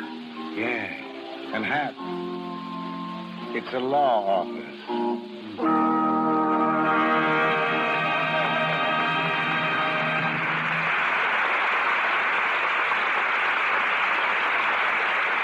Play is ended. Walter Houston is through barking, but he'll be back to talk to us in a moment. And we'll also hear from Claudette Colbert, whose reputation as a charmer isn't limited to snakes alone. For his distinguished direction of motion pictures, the gentleman we shall hear next has received a collection of awards that girdle the earth. France, Italy, Russia, Belgium, nations east and west have contributed to it. One of the first winners of the Motion Picture Academy Award for Direction. He is the first to be honored by the League of Nations for his work in motion pictures. His spectacular production, The Big Parade, is one of the outstanding pictures of all times. A Texan by birth, his current picture is The Texas Ranger. Ladies and gentlemen, Mr. King Vidor.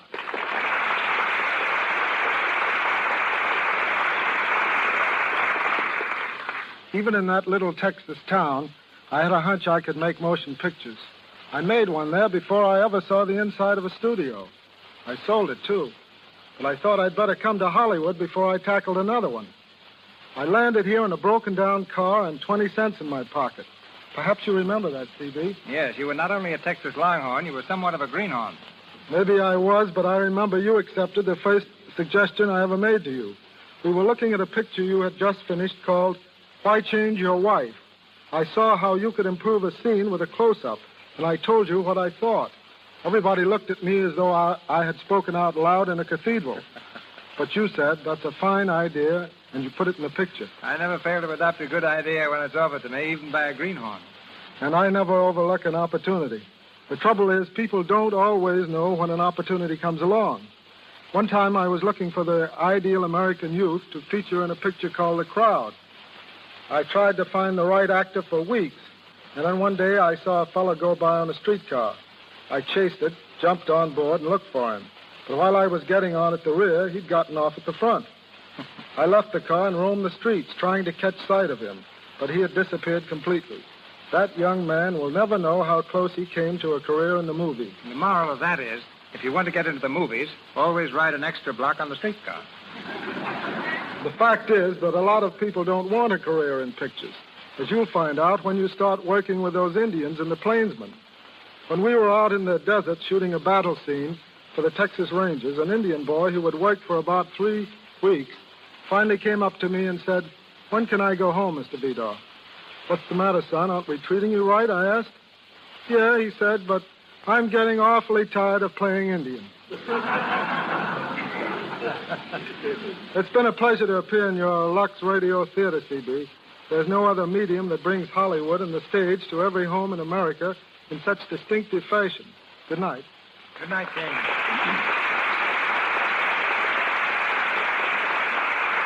Last week, I engaged a little unknown girl for a major role in the picture I'm starting tomorrow. For the present, her name is a secret. She's never appeared before the camera. So the first time I talked to her, I arranged to have her see every Claudette Colbert picture made in the last 3 years and study them for technique. I could give this little girl no better advice, and I can pay Claudette no higher compliment. Miss Colbert.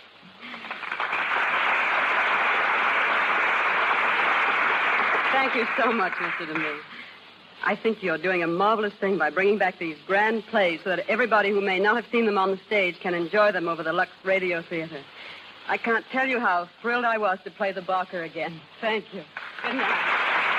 Good night, Claudette. Walter, there's an old popular song called "Where Did You Get That Hat?" And I'd like to know why you've been wearing yours all through tonight's performance. Well, I'll tell you, C.B. That hat goes back to 1927 when we tried out the Barker in Atlantic City. After the performance, a real Barker came backstage to see me. He was the owner of a mitt joint, or, in polite language, a place for palms, I read. He liked everything he said. He liked everything I did on the stage except my hat and my acting. He volunteered to teach me how to bark, so I palled around with him and learned the tricks of the trade. After a few days, he told me I was a fool to keep on acting and offered me his hat and a job with the carnival. I took the hat. Maybe you missed your big chance. By this time, you might have owned a little mitt joint of your own. Well, C.B., we can't all be successes. But I take off my hat to your choice of plays, Mr. Silver's music, and the general excellence of the Lux Radio Theater. Tell me, Walter, do you wear that hat in Dodsworth? Dodsworth? Well, no. Sam Dodsworth was hardly the type, but I am going to wear it in the first act of Othello. Thank you. Good night. Good night, Parker. Miss Colbert, whose next picture is Maid of Salem, appeared through courtesy of Paramount Studios, as did Mr. DeMille and Mr. Vidor. Mr. Houston, now engaged in filming Dodsworth at United Artists Studio, through courtesy of Mr. Samuel Goldwyn. Miss Berry, Paramount, and Mr. Louis Silver's 20th Century Fox. Now, Mr. DeMille. Next week, the Lux Radio Theater presents Joan Crawford and Francho Tone in Chains. Miss Crawford will play the same role she played on the screen, promising us one of the distinctive hits of the year.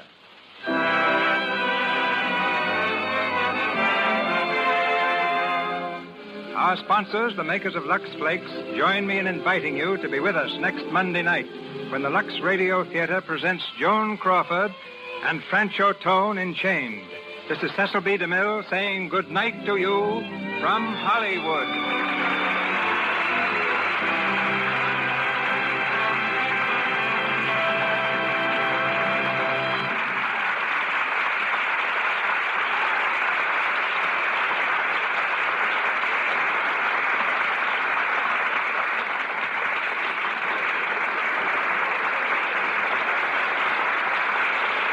This is the Columbia Broadcasting System.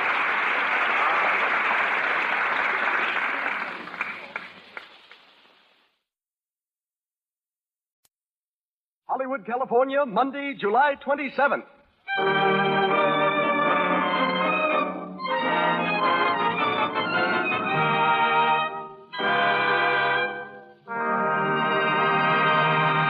From its home on Hollywood Boulevard, the Lux Radio Theater presents Joan Crawford and Francho Tone in Chains.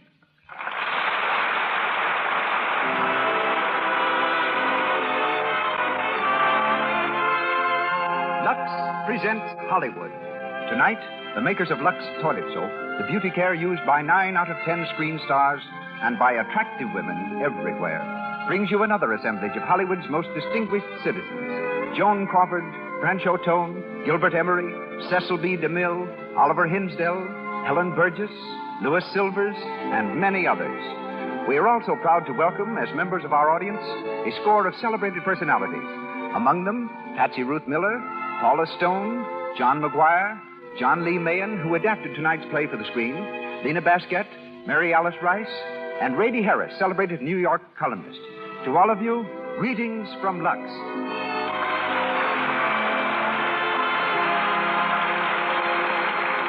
No man in motion pictures holds a record of achievement more enviable than that of our eminent director.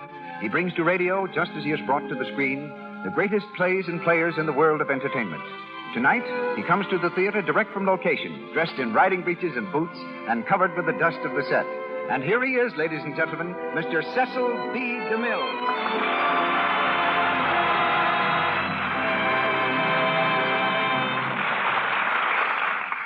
Greetings from Hollywood, ladies and gentlemen. Many paths cross and many double cross in Hollywood. But this is my first professional contact with Joan Crawford and Francho Tone. But I know their history, perhaps better than they do. I can trace it back 150 years. Their romance, which began in 1933, was more than a courtship. It was a coincidence which had its beginnings in 1798, when an undersized Corsican named Bonaparte was lighting the fuse that was to explode all Europe, and an Irish patriot named Wolfe Tone was enlisting French aid in a revolt against England. The sympathies of the French people were with Tone, the handsome Irish rebel. But like most Irish rebellions, his was a glorious failure. He merely laid the groundwork for mutual admiration between the French and Irish. And Francho Tone, a descendant, and Lucille Lesseur, a little French girl, took it up from there. You may never have heard of Lucille. Her first job was at the Kansas City department store. After that, she danced in a Broadway chorus and finally came to Hollywood from a Winter Garden show in New York. A magazine asked its readers to suggest a new name for her. And from the names submitted, the studio chose Joan Crawford. Today, more than 200 babies whose last names range from Ginsburg to McKillicuddy are called Joan Crawford, which will give you some idea of the star's popularity. To all the world, she symbolizes the American viewpoint in clothes and manner. And tonight, the Lux Radio Theater presents Chained, starring Joan Crawford and Francho Tone.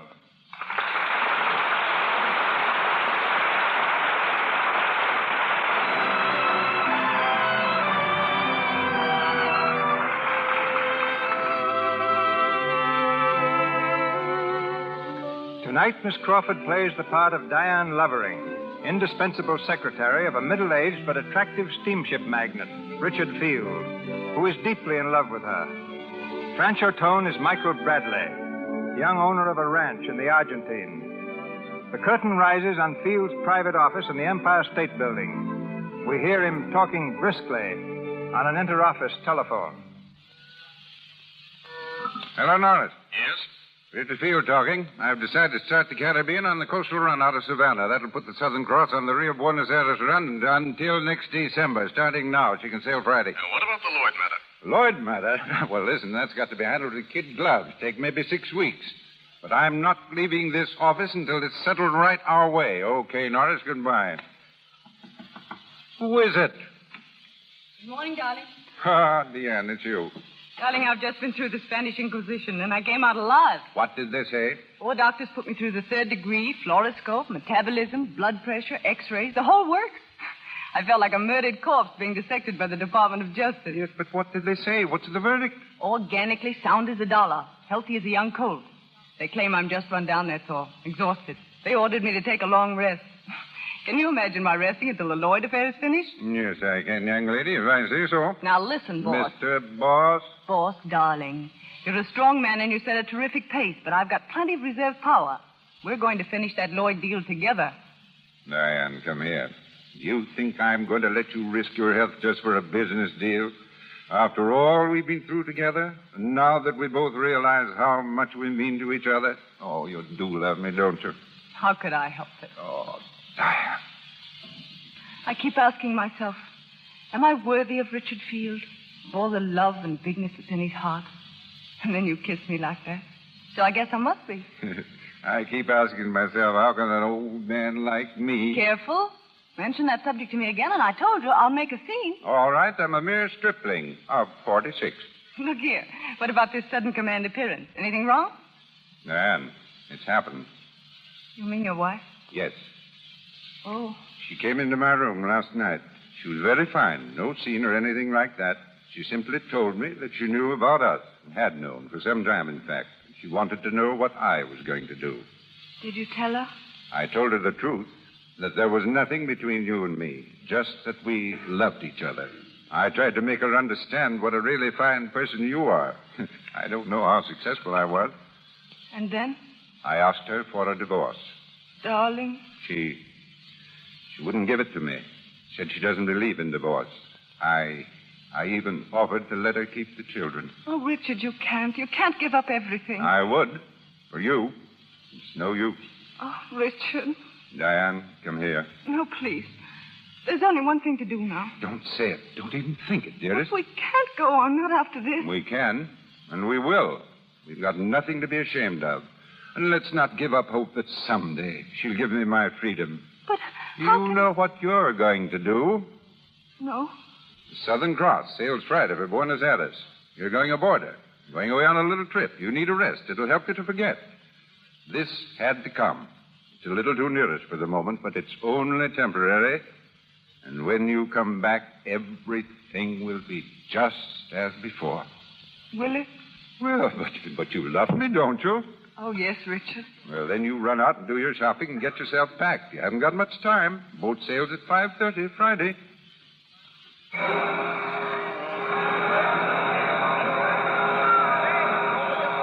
What a lovely boat. I wish you were going along, too.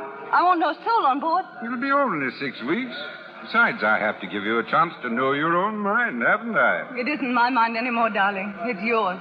Stuart, where's the ambassador suite? This way, Mr. Field. Here you are. When we take the Southern Cross together, it'll be called the bridal suite. Oh, Richard, look at those flowers. You shouldn't have. Why, they knew you were coming and grew overnight. Stuart? Yes, sir? Mine now is Miss Lovering asked for a water spout. You get it for her. Yes, sir. Oh, here's the chef, sir. Oh, Mr. Field, you want Emile? Emile, this is Miss Lovering. She likes crepe Suzette and thinner than you've ever made them before. And I know she'd like your pompano with that sauce. And corned beef hash, too, Emile. To perfection, mademoiselle. And if you don't outdo yourself, I'll have you transferred to a banana boat. And I will deserve it, monsieur. Now, here's your bedroom, Diane.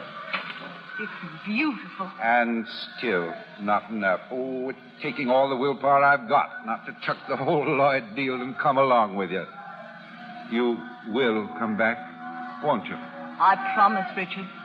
I'll need you. Always. I think I'd crack up without you now. Oh, dear, we won't have time for our cocktail.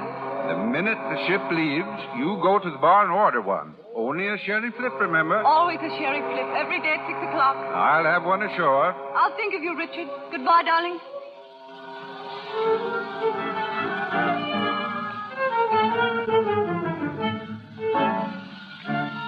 A sherry flip, please. Yes, madam. And I'll have the same thing, and I hate sherry flips. Ah, there I go, giving in already. Oh, say, aren't you the young lady who always orders chicken salad? We've met before, huh, miss? No. My name is John Smith. Crink?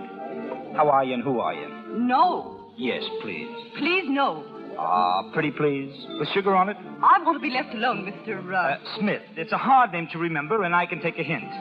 I'm off to dress for dinner, and you'll be sorry when I'm gone. I won't even know it.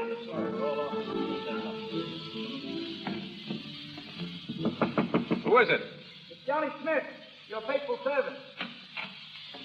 Where have you been? Oh, in the bar. Now, come on, drop all that housework and come with me and see what I found. She's gorgeous. Congratulations, Mr. Smith. Oh, no, they're not in order, Mr. Bradley. She was a little distant, I take it. Straight from the Arctic regions. Is she worth an expedition? From pole to pole. Don't stop to get dressed. We'll start now. Lead on, guide.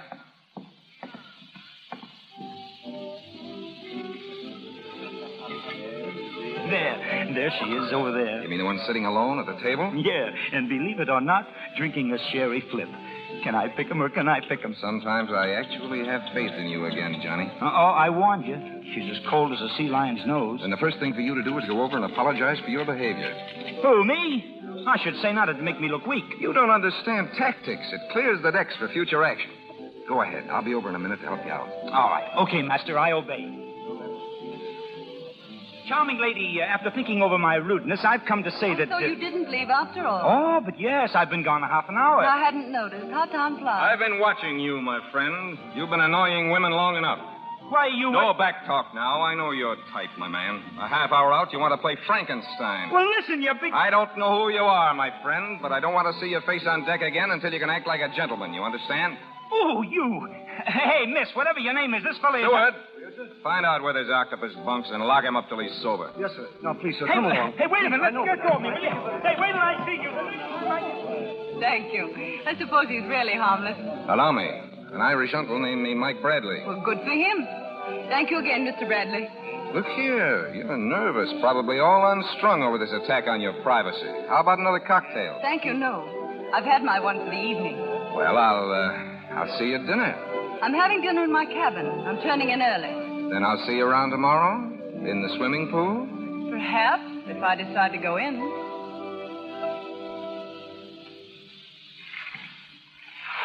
Hey, Ma, watch me. Hey there. Good morning. Oh, good morning. How's the water? Warm? Awfully cold. I don't think you'd like it. I'll soon find out. Say, what's the idea? Can't you keep on your own side of the pool? I'm not chasing you. I just turned up like an old cantaloupe rind. The ocean is full of them. Hey, wait. Hey, maybe I'm the door-to-door brush man. Not today. Special offer. Full set of kitchen brushes and a set of Charles Dickens. I haven't got a kitchen. How about a set of Dickens without the brushes? I couldn't afford it. You see, it's a contest, ma'am. The one that sells the most brushes gets sent away on a vacation. And the more you sell, the farther they send you? That's right. Hey, give me all you got. Yeah? Oh. You see, that's what comes of trying to swallow the whole pool. Here, let me slap you on the back. Oh, that's enough. Unhand me. You know, your eyes are very large and beautiful. Oh, stop it. Even when they're bloodshot. Will you tell me what this is all about? I don't know, but isn't it fun? Yes. Now look at me, really. I'm not such a boogeyman, am I? Just an honest, open face. A little too open, maybe. When are you leaving this boat, Mr. Bradley? Going all the way to Buenos Aires. How far do you go? All the way to Buenos Aires. Isn't it great, Dinah? Dinah? Yes, I know. The passenger list called you Diane Lovering, but I call you Dinah. And in heaven's name, why? I had a black-faced doll when I was about a year and a half old. They called her Dinah. I loved her very dearly. Couldn't go to sleep unless I had her safely tucked away in a shoebox. I'm afraid I don't see the comparison. There isn't any, except Diane reminds me of Dinah, that's all. Oh. See, there you go getting panicky again. I'm out for last, Dinah, that's all. Good. And you'd look pretty silly in a shoebox anyway. Very silly. And I'm not a year and a half old anymore. Oh, I see. You're just backwards. Would it be forward of me to invite you to have a cocktail with me? Sorry, but I'm going to bed at 6 o'clock. Without your dinner? I'm having it sent to my cabin. Okay. Then I'll meet you in the bar at 6, and we'll have dinner afterward.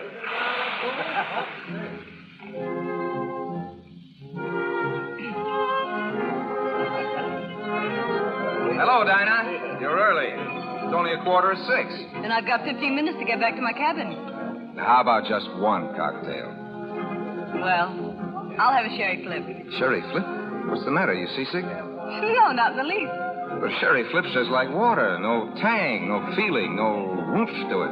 I still like sherry flips. Okay, lady. I'll show you I can take punishment, too. Oh, Stewart, one sherry flip and a plain lemonade. Yes, sir. Right away, sir. I'm afraid you're a problem girl, aren't you, Dinah? What makes you think so? Well, you're a problem to me. And something tells me you're full of problems yourself. What did you come on this trip for? The ride? Mm-hmm. Darn long ride. I wanted a long ride. Who's the guy? What guy? Well, every now and then your eyes are way out there on the horizon. There must be a guy behind a woman's eyes when they're like that. Will you listen to the conceited male? Honest now, you're not engaged to be married? Would that be one of my problems? Might be. You ever been engaged? No. Don't tell me you've lived in a cave all your life. Don't you remember? It was a shoebox. Lemonade for the lady? Do I look as if I drink a sherry flip? Sorry, sir. Well, here's to the two of us. Long may we wave. You came on this boat looking for trouble, didn't you, Mr. Bradley? I admit it. But then you dropped out of the sky. But I'm not trouble. I know. And I've just about decided that you're something distinctly different. Something I've always wanted to meet. And always thought was just a kid's foolish dream. I'm afraid you're on the edge of saying something very silly, Mr. Bradley. It doesn't seem silly. Then I've never been this close to the edge before. And let's forget you ever said it, shall we? All right. Until the day I can make you remember it. A good cure for that sort of sentiment is walking. Do you like to walk? Listen, young lady, I'll walk you around the deck tomorrow until you holler for help. Okay.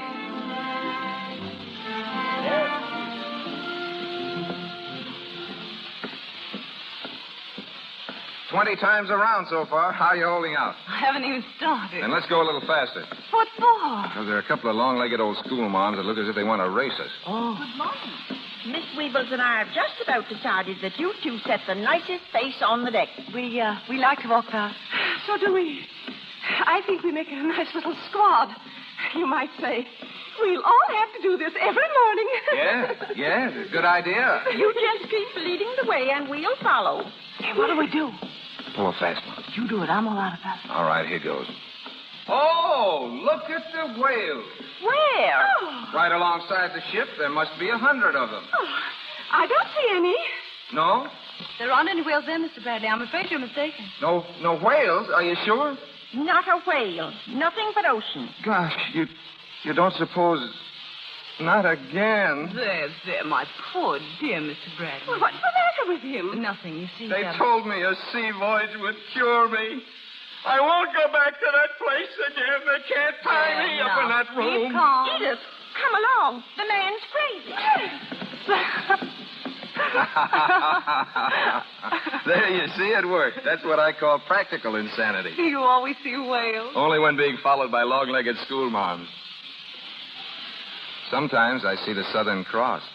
Really? If you'll come on the upper deck with me some night, I'll show it to you. Only you'll see it, too. Will that mean we're both insane? I'm afraid that's too much to hope for.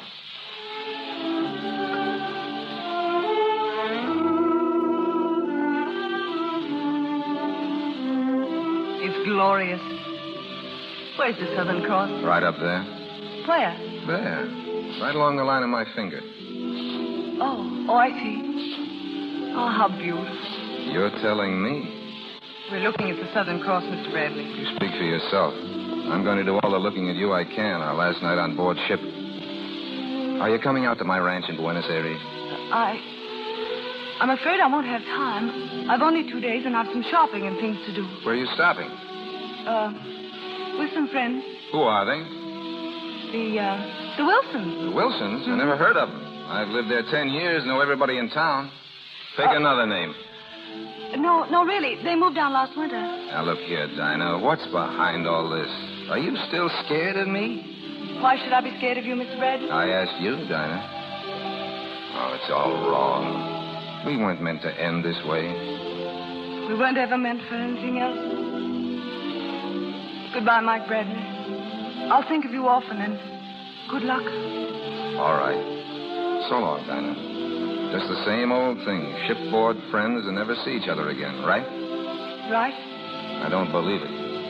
Oh, but you must. I don't believe it. So long, Dinah.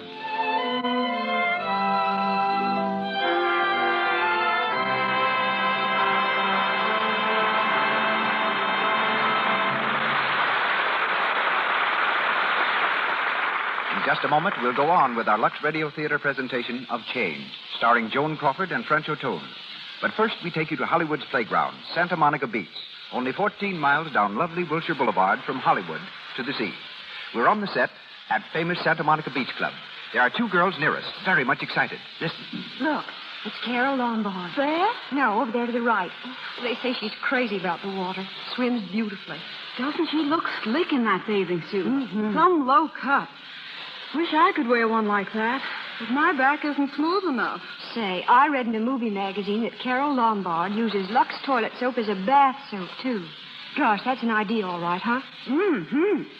It's dollars to donuts. That's why her back is so smooth. I'll have to give it a try.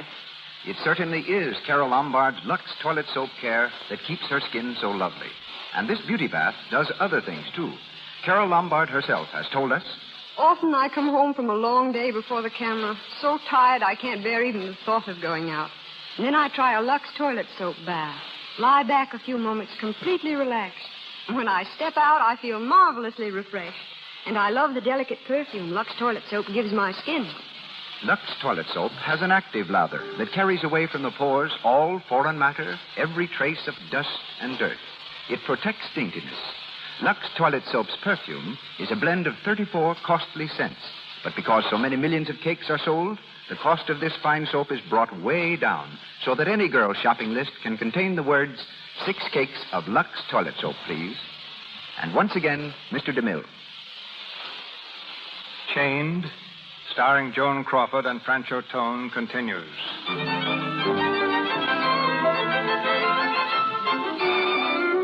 It's the following morning, and Diane thinks she has escaped from Mike by telling him she's visiting the Wilsons, some non-existent friends.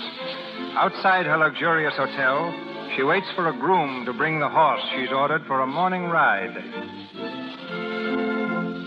Miss Lovering. Yes? I am Mr. Partos, assistant manager of the hotel. There has been a slight delay about your horse. I shall phone the stables again. Thank you, Mr. Potter. Madame has been made comfortable, I hope. Oh, perfectly. The flowers in my room are gorgeous. Mr. Field ordered them for you every day, madame. Oh, did he? Oh, Mr. Potter, I shall want a guide today, someone who knows the city. I have already arranged for the guide, madame. Can he speak English? But si, senorita, I was speaking English for 25 years. Allow me, senorita, to present myself. Senor Pancho Mike Bradley at your service. Mike, where did you bob up from? You scared me. Oh, still a boogeyman, huh? No, but how did you happen to be here? Why, I thought I'd drop around and say hello to the Wilsons. Nice little cottage they have here. Lots of servants, guests. Are they home? No, but they left word for me to mind the children. I was taking the twins to see the executions on the plaza. Little Otis is tall for his age, isn't he? Mm-hmm. Or do they have him stretched? Mike, are you a bloodhound, or is this just accidental? I'm a bloodhound who can read trunk checks when a lady carelessly leaves her trunk outside her stateroom. Besides, Mr. Partos here is a friend of mine. He owes me money. Oh, so he told you I was going riding at 10 o'clock. Exactly. So I thought you'd like to ride out on the Bradley Ranch, for horses are horses, not candidates for the bull ring. I'd love to, Mike. That's better than I hoped. Let's go.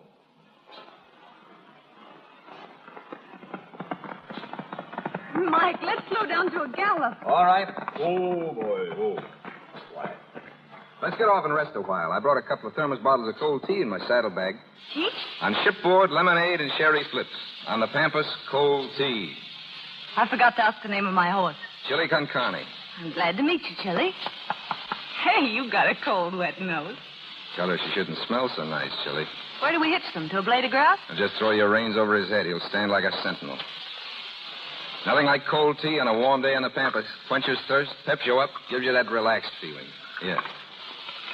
Are you going to sell these horses? Not Chili con carne. Chili's grandma once won the sweepstakes for me and saved the mortgage. Isn't it quiet out here? Not a human being or a house in sight. Yes, quiet and harmless, like a day nursery. And you had to lie and run away from me. Why? I should think you could guess, Mike. Diane. No, please. Let me go, Mike.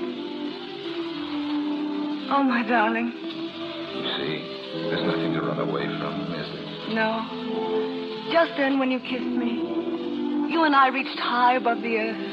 I don't know where, but we were all alone together where nobody else will ever be. We're going to settle down up there. Right in the sun, where we can feel it beating down into us. However you spell it, it's love. Whether there's sun, or moon, or rain.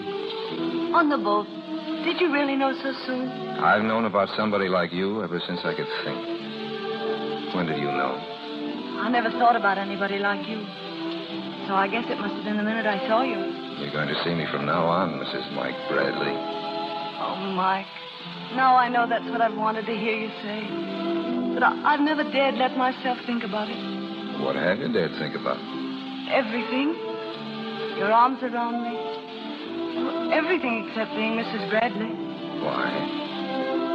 Because perhaps I'm that kind of a girl. You're going to tell me about some dark, silly past that doesn't concern you and me. If that's so, I hope you won't want me to start in. No. I'm going to tell you about the present.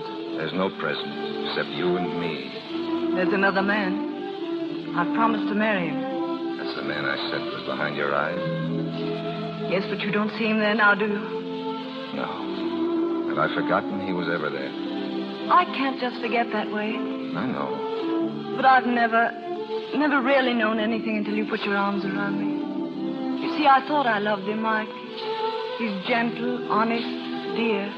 And I owe him everything. This trip. I even owe him you. Well, you've got to write him a letter right away. No, I've got to go back and tell him face to face. No, that's only an unnecessary ordeal. It wouldn't be fair if I didn't. You see, he didn't run out on me, and I couldn't run out on him. If I see him myself, I can make him understand. We couldn't be happy any other way, could we, Mike? I suppose not. You've got to go back and tell him. But Diane, darling, please hurry back.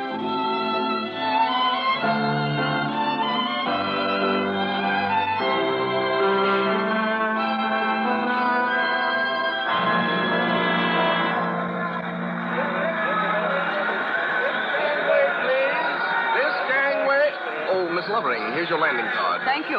This gangway, please. Diane! Richard. Darling. Oh, my dear darling. How are you, Richard? Here, let me look at you. Why, it's almost worth letting you go away just for this moment. Come on, let's get out of this crowd. I've got the car outside. What about the custom? Oh, I've attended to all that. You've got the courtesy of the port. This way, darling.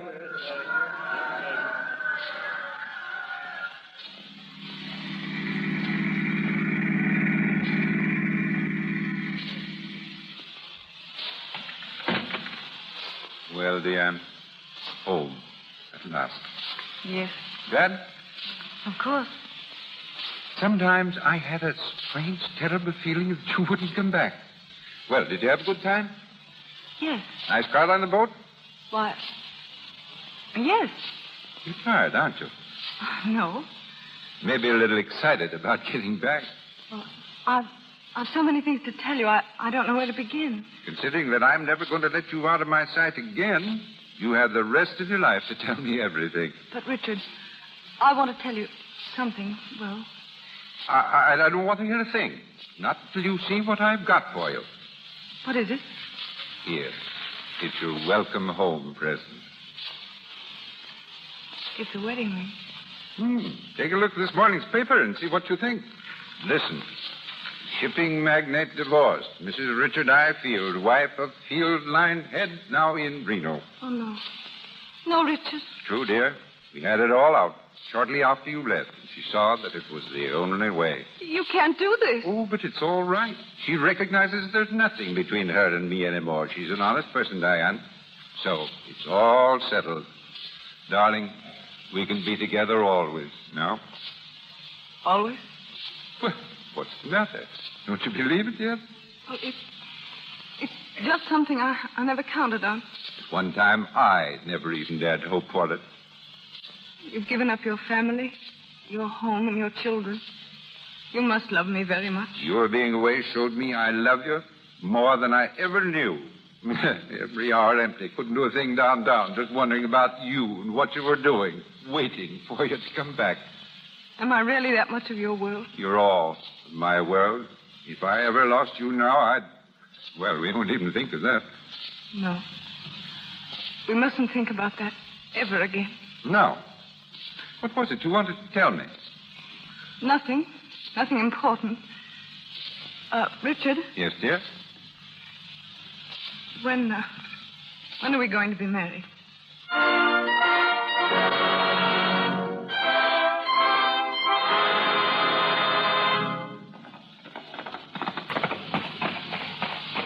Here, Pablo, walk him till he cools off. And no water till sundown. Si, senor. Dinah, is there anything fine? Hey, Johnny. Yeah? Mail come in yet? Yeah, sure. It's a letter from New York in small feminine handwriting. You know, it looks awfully thin to me. Shut up and hand it over. It's her first letter. Why, Mike. Mike, what's the matter? Nothing very much. No. Really nothing at all. It just seems there was a first-class chump in the Argentine. His name's Mike Bradley. You mean... I mean the works. She's taken a run-out powder. She's married that guy in New York. Oh, gee, that's tough, Mike. It looks like all women are the same, doesn't it? Yeah. Only most of them aren't so frank in admitting they're only out to make a sap out of a man. Well, I never dreamed it about her. It's brutal. Sure, everything seems brutal when you're on the loser's end of it. But I guess I'm well out of that one. Oh, how does a dame like that figure things anyway? Can't she recognize a real guy when she sees one? That's not the point. She's got what she wants. She'll live up there in New York, spending her days buying furs and diamonds to show off in the evening at nightclubs. Probably her husband's a good guy, too. Just another sap. Only he doesn't know it yet. Is there anything I can do about it, fella? Sure. If I ever go up to New York again, keep reminding me that Don Juan and Casanova had the only real slant on women. Love 'em and leave 'em.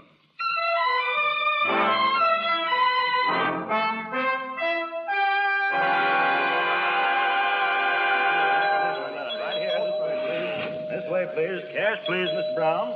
Good morning, Mrs. Fields. We haven't seen you since you and Mr. Fields returned from your honeymoon. No, we've been on Long Island this fall, but we'll be in town all winter. Anything I can do for you, Mrs. Fields? I'm looking for a pair of skis. Mr. Field and I are going to Lake Placid for a couple of weeks. You'll find them on the 3rd floor, Mrs. Fields. Take the elevator straight ahead. Excuse me. Where's your gun department? I want to buy a rifle. The 2nd floor, Mike. sir. Thanks.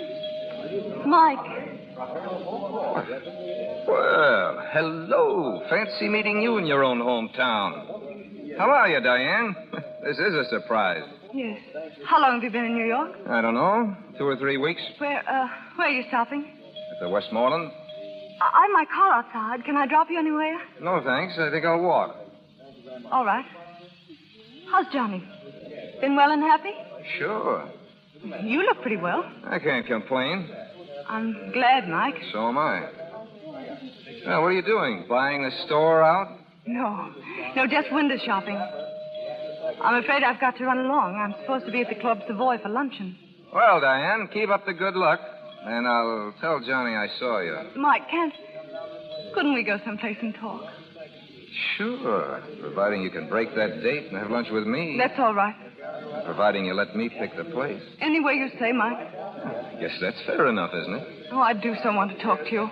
Sure. I know a neat little joint just about a block away from here.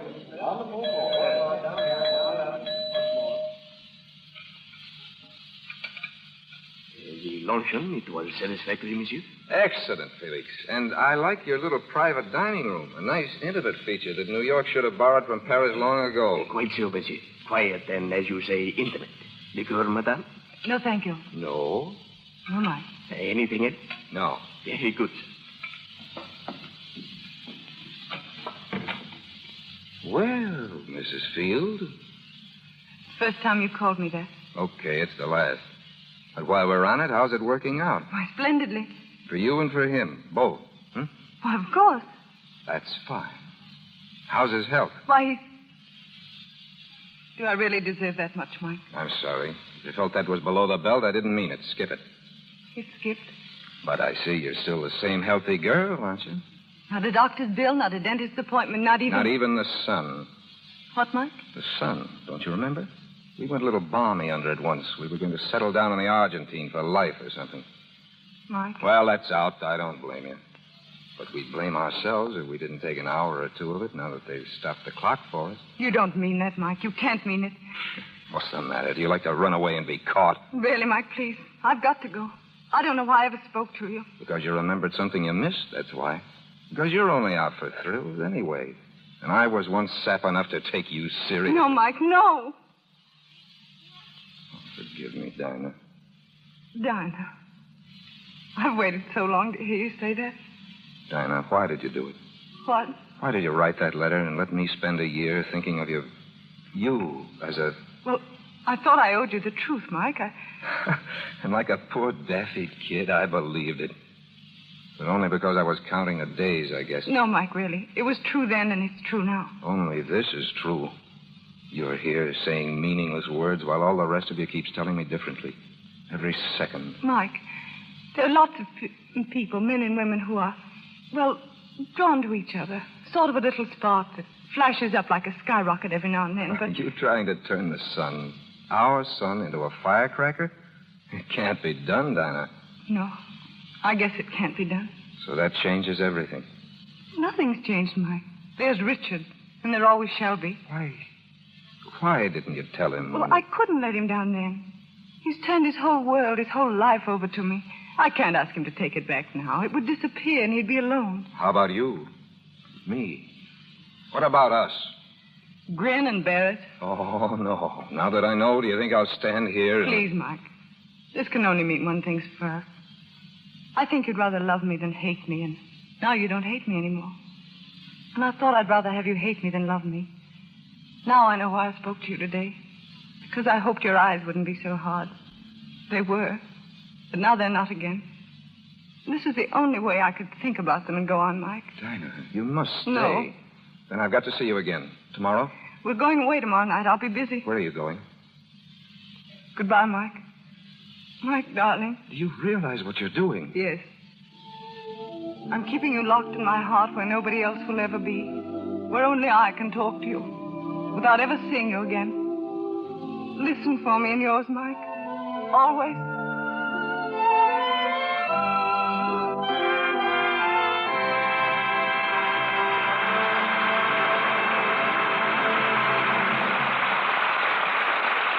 Pause for station identification. This is the Columbia Broadcasting System.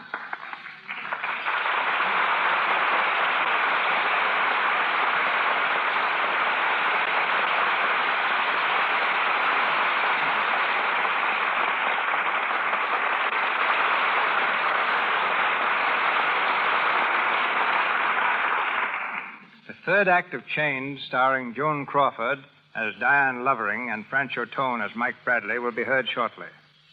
For the first time in 25 years, I've broken an ironclad rule and given an important role to a person who has never been before a camera.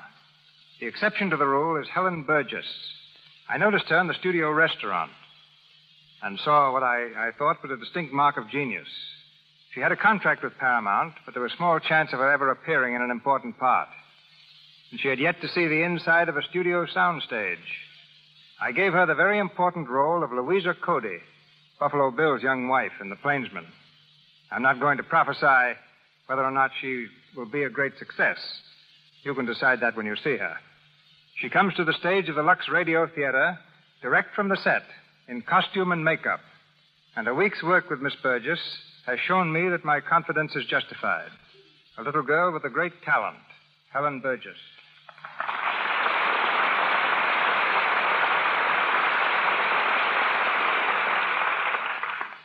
I'm so grateful, ladies and gentlemen, for this marvelous chance to work under Mr. DeMille's direction. And if it's a thrill to be the discoverer of someone new to the screen, it's much more of a thrill to be discovered. I'm sure that everyone in this audience wants to know something about you, Helen. And someone has said that there is nothing so interesting as a fact and nothing so vital as vital statistics. So what are yours? Well, I was born in Portland, Oregon, and next year I'll be able to vote. I also lived in Tacoma, Washington for a while before coming to Hollywood. I went to Hollywood High School, like B.B. Daniels and so many other DeMille discoveries. The one difference in your case is that you had never appeared on the screen at all. And most of the girls like B.B. Daniels and Gloria Swanson, who finally found themselves in DeMille bathtubs, were bathing beauties to start with. Well, I envied them whatever experience they'd had. When I walked out on the set for the first time and met Gary Cooper and Jean Arthur, Charles Bickford, James Ellison, and the rest of the cast, I was so nervous my petticoats kept rustling. The man in charge of the microphone said it sounded just like a ton of coal going down a chute. Don't ever fear being nervous, my dear. This is your first picture. It's my 63rd. I begin to get nervous a week before the starting date on every picture, and don't get over it until a week after I finish. The first time I'm not nervous before starting a picture, it'll probably be a bad one. Well, it wasn't nearly so terrifying walking onto the set, though, as it was seeing our first day's work on the screen. I was so afraid I hadn't lived up to expectations that I'd have run away but for Gary Cooper. Gary said, "Well, don't be scared, Helen. This acting is a cinch." And I'm telling you now, you stole every scene. Listen, I happen to know that just about then Gary's knees were knocking together so hard they sounded like castanets. Well, the thing that makes me feel most at ease is that everybody else in the cast is so much at home. You know, some of the players have been in every one of the 63 DeMille films. You'll find the DeMille cast is not just a collection of players, it's a reunion. Well, I can think of only one bigger reunion in Hollywood. Get together all the picture stars who use Lux toilet soap. Then you'd have a reunion. And there seems to be the same friendly spirit here in your Lux Radio Theater, Mr. DeMille, as there is in your cast, which is probably why the show is as good as the soap. Good night. Good night, Starlet.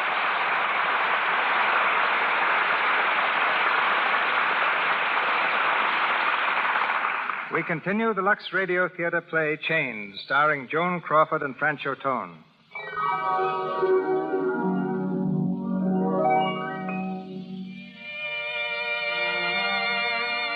It's the evening after Diane's unexpected meeting with Mike. She and her husband are at home, dressing for dinner. Diane, Yes, Richard?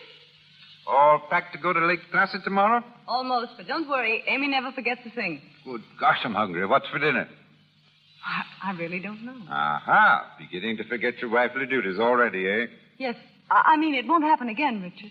Get your skis today? Skis?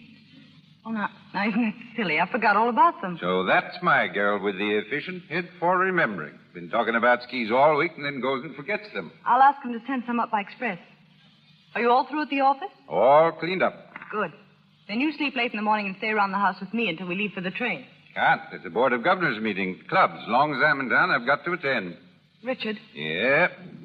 I've got a marvelous idea. Name it. Let's not wait for that stuffy train trip tomorrow night. Let's get to bed early, get up early, take the open car and every fur robe in the house and motor up. If we leave by 7, we can make Placid by 6 in the evening, no matter how much snow. Pretty cold ride. Oh, it'll whisk the cobwebs out of our brains. Say, what makes you so anxious to get away on our little holiday? You? I make you anxious? What's eating you anyway? You've been talking in riddles ever since you came home today. Have I? Well, it's just that I want to be with you, alone. Just us two together. Away from the whole world. Oh, I can't explain what I mean. Why, Diane, I believe there are tears in your eyes. Darling, I'm really touched. We can motor up, can't we? I'll say we can. We'll run away from everybody and everything. Oh, thank you, Richard.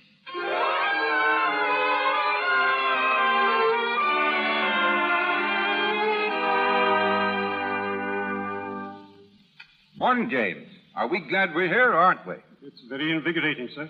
Mrs. Field still out skiing? Yes, sir. Oh, sir, a gentleman phoned by the name of Bradley. Bradley? Don't know any Bradleys. Want me? Yes, sir. I told him I never disturbed you until he came downstairs, sir.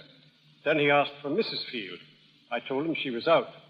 And then, before I could ascertain his business, he said he was coming right over. Right over? Where from? From the village, I presume, sir. Huh. Ah. Kidney stew. Was this your noble idea, James? Mrs. Field ordered it, sir. James, I'm a very fortunate man. Yes, sir.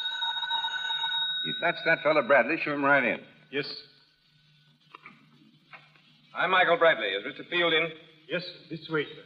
Mr. Field is expecting you, sir. Mr. Field? Yeah? Mr. Bradley? Yes. Well, you look fresh from civilization. Came up on the night train. Sit down, won't you? If you'll excuse me, I'll go right on with my breakfast. All right, James. By the way, Mr. Bradley, have you had yours? Thanks. I think you'd rather this would be private, Mr. Field. Well, very well. James, I'll call you when I want to. Yes. Mr. Field, there's only one reason I felt I could come up here to see you. And that's because your wife told me you dealt with things pretty straight. My what?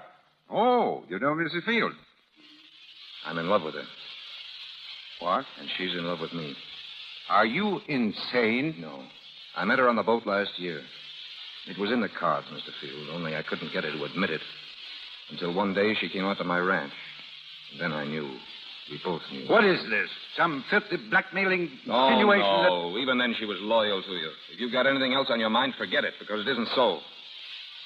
But you see, She came back to tell you about me, only she found out how much she meant to you, and she couldn't let you down. Well, I guess that about settles the matter, doesn't it? No, it can only be settled one way. Her way, which she's too unselfish to face. So I'm trying to face it for her. Oh. I suppose she asked you up here so that you might... Far from it. When I called your office and learned you'd left for the Adirondacks earlier than you expected, I simply knew she'd run away from me. Bradley, you're kidding yourself. No, I'm not. You're in as good a position as I am to know a man can't kid himself about a woman. I think this talk is finished, Mr. Bradley. Not yet. Diane came through for you, didn't she? And now it's your turn to come through for somebody else. And what do you propose that I should do about it? Give her up. Give her back to herself. Oh, I know I'm getting the breaks, but there's nothing I can do to keep them on your side. And I know it's tough, but there's nothing you can do. I could drop out of sight and it wouldn't solve matters. Only a miracle in blood and body could change this picture, Field, and neither you nor I believe in miracles. Get out of here. Now, wait a minute, Mr. Field. Get out of here. All right, then, get this. I'll take her away from you. I never tried, but I can, and now I will. Right past divorce courts and marriage certificates and all the rest of it. And we'll be more openly and honestly and completely together than all the... You heard me. Get out. Richard. Well, Richard, what's the matter? Mike. Diane, you love this man? No, Richard. He said he could take you away if he wanted to. Is it true? No, he couldn't. Diana, look at me. You had no right to do this. I told you, this is my husband. He means everything to me, everything. Can't you understand? Can't you see what you're doing? No, Dinah. I think she's decided. No, she hasn't. All right, then I'll decide. Richard, put down that gun. Dan, get out of the way. Put down that gun, Richard. No, you can't. It's Mike. It's Mike. I knew, Diana. I know, Mike. I just wanted to be sure. What are you going to do? Do, my dear? We're going to settle this matter like civilized people. Oh, Richard, It's all right, dearest. I understand. I think Mr. Bradley understands, too. I'm afraid I don't. When are you sailing back to the Argentine, Mr. Bradley? I hadn't thought. Next week, perhaps. Next week. That doesn't allow you much time, Diane. You mean? I mean that you'll be sailing, too, my dear. Oh, Richard, I can't say anything. You aren't supposed to. You're not to feel sorry for me. You've given me 2 years, Diane. 2 glorious years. I'm grateful for them. Please don't. Diane, please. I said you were not to feel sorry. You see, darling, same old problem. Youth versus, well, shall I say, middle age. You have your youth, Diane. I want you to have it. The man you love with Mike. Yes. I don't deserve this. Oh, yes, you do, Mike. You deserve anything. Anything that'll make her happy.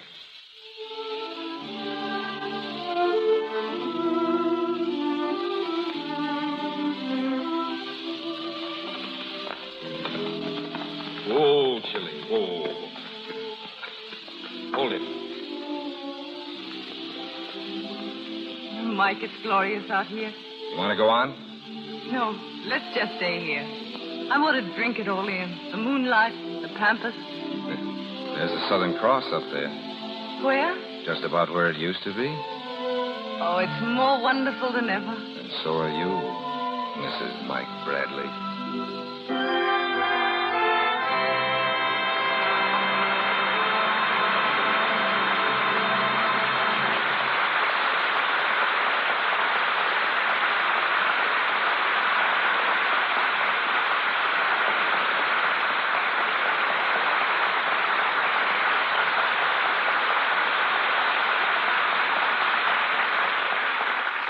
Chains are broken, and our play comes to its close. But Joan Crawford and Francho Tone will be back in a moment for a curtain speech. 2.5 million letters and postcards from movie fans are received at the studios each year.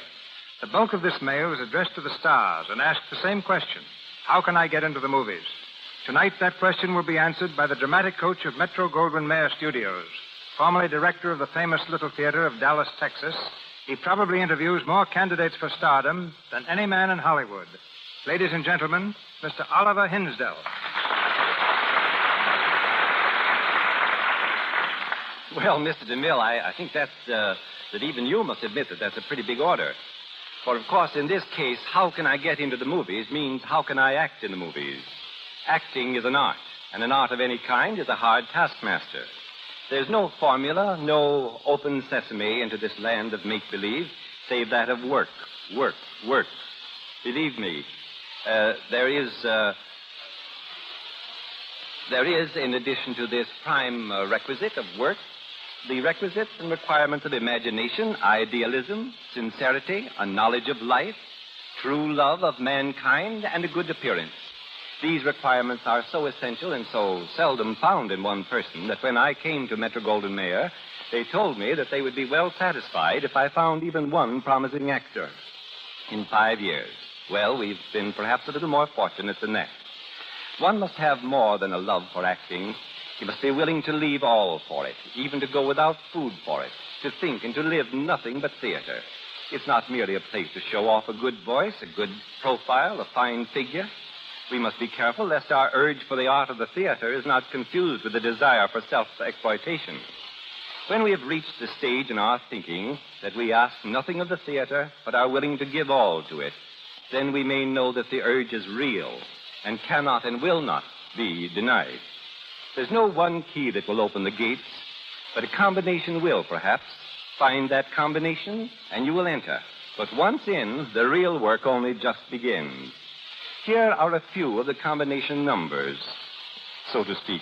The aspirant must have a broad vision and understanding, a cultivated mind. He should know history, literature, painting, sculpture, music. He should know his Bible. His body must be healthy, active, and must respond to his bidding. A fine, clear complexion which denotes health, vigor, vitality. And there is no better way to a clear complexion than a clear skin. And I know of no better way to a clear skin than by the use of pure toilet soap. Lux toilet soap, for instance. You do not need to be beautiful. Marie Dressler and Wally Beery never won beauty contests. If you are beautiful, don't be misled into thinking that that's all that it requires to get into the movies.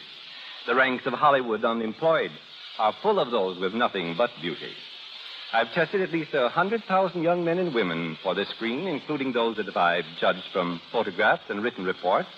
Of these, only 17 have made the grade. Among them are Jean Parker, Robert Taylor, Irene Hervey, Martha Sleeper, Mary Carlisle, Robert Young, Betty Furness, Michael Whalen, Virginia Bruce. Some of the others are already equally well known. Others you may never hear of. If you are still determined to go into pictures, take whatever opportunity you can get. Go to the little theaters or any amateur group in your neighborhood. Start in, if necessary, by sweeping the floors. Paint scenery, understudy, be a prompter, do anything. And don't worry. If you think, perhaps, that I have painted a dismal picture, bear in mind that every major studio spends thousands of dollars yearly scouting the country for promising performers. We always need talent. Your big chance will come when you are ready to accept it, and only then. Good luck, and good night.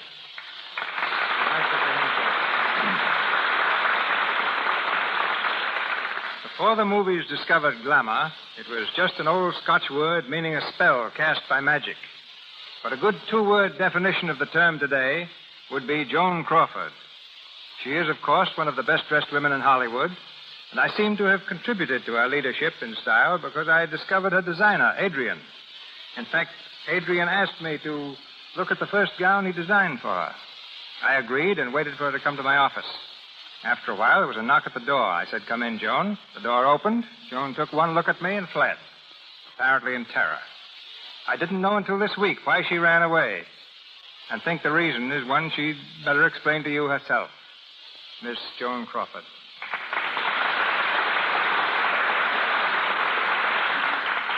To tell the truth, I was scared to death of Mr. DeMille. I had visions of entering a room in complete darkness and suddenly finding myself underneath a blinding spotlight with Mr. DeMille seated on a throne and shouting, "It won't do." The shock of finding him a human being was too much. I had to run. Yeah, it's time to do something when beautiful women run from you like they do from Harpo Marx. But no need to apologize, Joan. Your performance tonight makes up for everything. My congratulations to you also, Francho. It's been great playing on a program that Joan and I listen to so often, CB. And I'd like to congratulate you on the way you speak.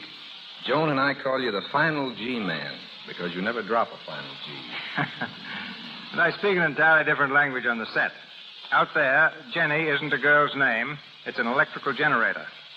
A hi-hat isn't something you wear. It's a camera stand. A lily isn't a flower. It's a good take or scene. I once asked a new assistant director to rush a lot of babies on the set. In 10 minutes, he was back with about 50 children. And what I wanted was some spotlights. You learn more in pictures with a new language. For instance, Clark Gable learned to swim. When we were making Chain, the script called for several swimming scenes, and Clark couldn't swim a stroke at the time, but I taught him how. And in return, he taught me how to shoot a gun. Personally, I'm a chess player. You can see where Joan gets her complexion, C.B. Swimming, shooting, she's out of doors all the time. In just a minute, dear. If you were a little more observant, you'd know that Lux toilet soap has lots to do with it. I've used Lux for years, at home, on the set, and I even carry it with me when I go away. It's really wonderful. So that's the secret, is it? And here's another little secret, C.B. Joan's taking singing lessons. Oh, won't you sing for us, Joan? No, Mr. DeMille. Joan. Joan, whoever heard of saying no to Mr. DeMille? No. Millions of people just heard it. But I'll make up for it by announcing next week's show. Oh, thanks. Next week, Barbara Stanwyck and Fred McMurray will be with you in the Lux Radio Theater. The play is Main Street, adapted from the famous novel by Sinclair Lewis. And with two such marvelous players, you can look forward to a really great program. My thanks to you all, and good night. We'll be listening in next Monday. Good night, C.B. Good night.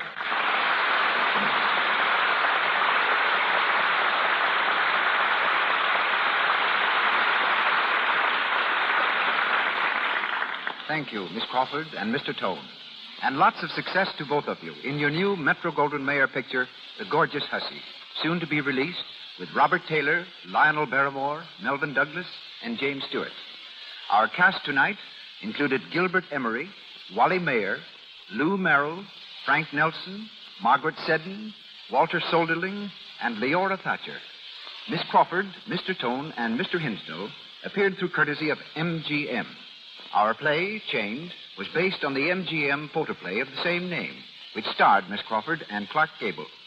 Mr. DeMille and Miss Burgess appeared through courtesy of Paramount, and Mr. Louis Silvers, 20th Century Fox, where he has just completed the musical arrangements for To Marry with Love. And now, Mr. DeMille. As Miss Crawford announced, our play next Monday night is Main Street, starring Barbara Stanwyck and Fred McMurray in this modern classic by Sinclair Lewis.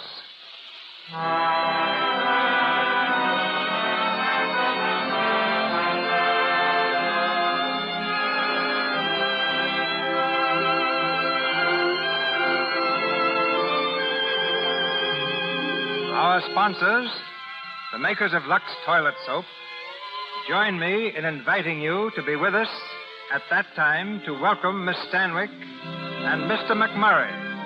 This is Cecil B. DeMille saying good night to you from Hollywood.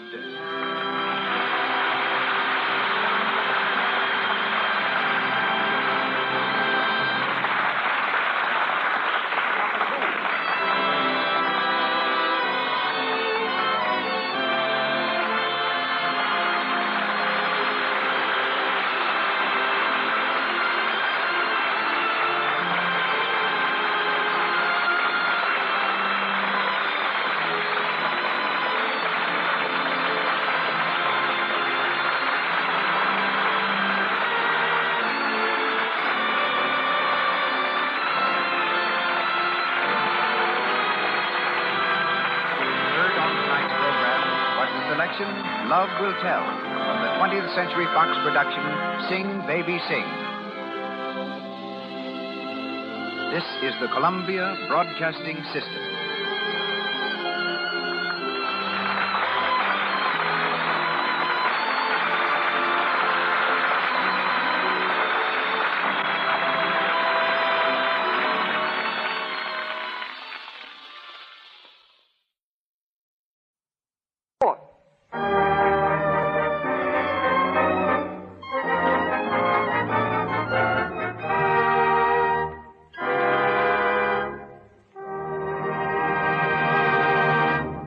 Radio Theater presents Jack Oakey and Helen Twelvetrees in one Sunday afternoon.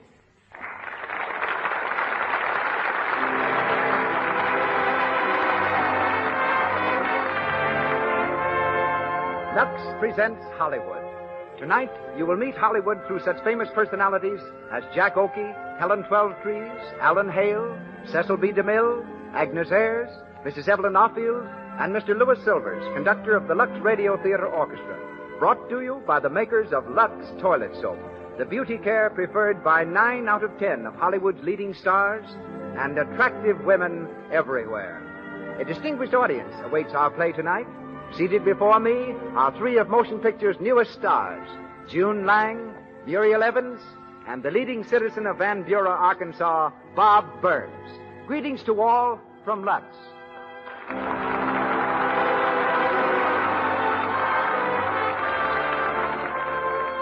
Nothing is so important to loveliness as smooth, clear skin.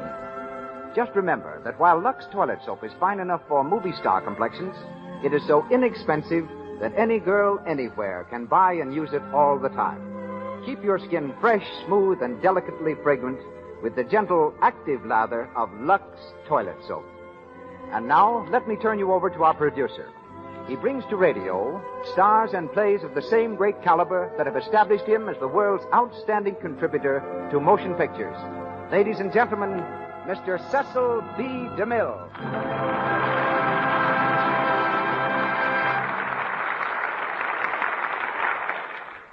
Greetings from Hollywood, ladies and gentlemen. Tonight's play begins one quiet Sunday afternoon in a small Missouri town. So does the story of tonight's star, Jack Oakey. Only in Jack's case, the afternoon wasn't so quiet. He claims he yelled louder than any baby born in Sedalia, Missouri. But he says he had a reason for yelling. He arrived just too late for Sunday dinner. Jack spent most of his boyhood in Oklahoma, but accompanied his mother to New York when she joined the faculty of the Scudder School for Girls. New Yorkers didn't care for his real name, Offield, so they shortened Oklahoma and called him Oakey. He's used the name ever since. As a telephone operator in Wall Street, Jack received the tip that made him a fortune. The tip was that he get out of Wall Street and go on the stage. Within a few months, he was a song and dance man on Broadway.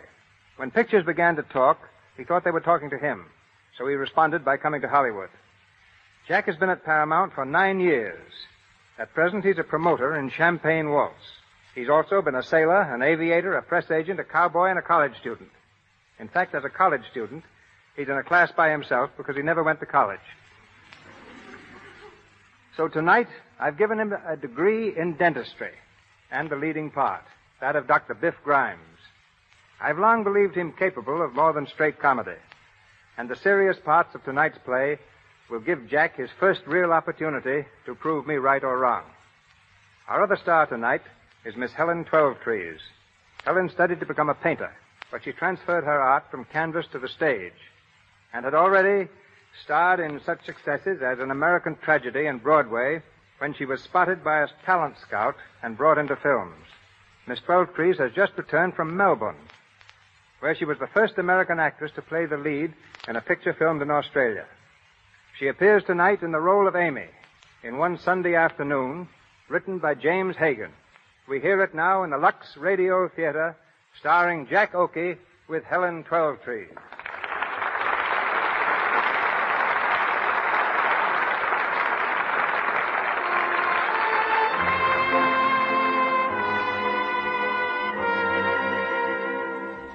It's a stifling Sunday afternoon, late in August. In Biff Grimes' tiny office, he and his old friend Snappy Downer are growing sentimental about old times, recalling the songs of their younger days. Biff, middle-aged and slightly gray, sits sprawled in his dentist's chair, silently regarding the red-nosed Snappy, who leads off with a chorus of an old favorite. It was there I knew that you love me true. You love me true. You were 16. You were 16. The village queen. Oh, baby, what a voice. Yes, Amy. Stop that noise. Noise. Me and Snappy singing. Stop it. All right, all right. You see, the little woman doesn't understand, Snappy. Nothing artistic about it. You know, Biff, I used to have a good voice. So did you. You sing something. Huh? Yeah, sing something. Say, listen, you brought over the refreshments this afternoon. Biff Grimes wants to be entertained. Biff Grimes, the well-known dentist of Hillsdale, was entertained on Sunday afternoon by Snappy Downer, the man who sells fish and crabs at Duncan's Market. Ha ha! Go on, Snappy, another little song. Say, Biff, I know a pip. Good. You know, I used to sing it with the harp effect, but I busted the harp. That's fine. You know, you like this song, Biff. In the good old summertime, in the good old summertime. I said cut it out. I don't like that song. Yeah, what's the matter with it? Well, it brings up something that... Well, I just don't like it. See, I don't want to hear it. Okay. Don't get sore. Oh, forget it. Hey, listen, I got a song that's up for you. Give me a note. Yeah, which one? Any one. Biff Grimes ain't particular. Bum, bum, bum, bum, bum, bum, bum, bum. Put on your robe. Start again. Bum, bum, bum, bum. Put on your old gray bonnet with the blue ribbons on it, then we'll hit your top into the sleigh. Biff, Yes, Amy? do you want me to come in there? You don't want to see my wife, do you, Snappy? No. Never mind, honey. Stay where you are. Making all that racket. If I hear any more, I'll come in there and put you both out of the house. All right, honey. You see what I have to put up with? It's a shame. Man can't have a little peace and comfort in his own home. You know it ought to be in the marriage laws. What? Peace and comfort, that's what. Am I right? Right. Good old Snappy. Ha ha. Snappy, remember when we was kids? Remember Avery's amusement park? How long ago was that? Oh, must have been 108 years ago or so. There was you and me, Beansy Miller, and Hugo Barnstead. Yeah, Hugo Barnstead. And Virginia Brush. You know, you were stuck on her, Biff. Nah, I wasn't. Oh, yes, you was. Yes, you was. You was in love with her. You used to sing, in the good old summertime, in the good old I know. I summertime. used to sing this song just 'cause Virginia liked it. You know, she was a swell girl, Virginia was. Hugo stole her away from you, remember? Ah, that Hugo was just a plain everyday skunk. I never did like him. But I'd have married Virginia if it hadn't been for him. He stole her away from me. It's an awful thing for a skunk to steal another man's girl. Yep, I never did. It ain't right. Virginia never cared for him nohow. I was the one she was nuts about.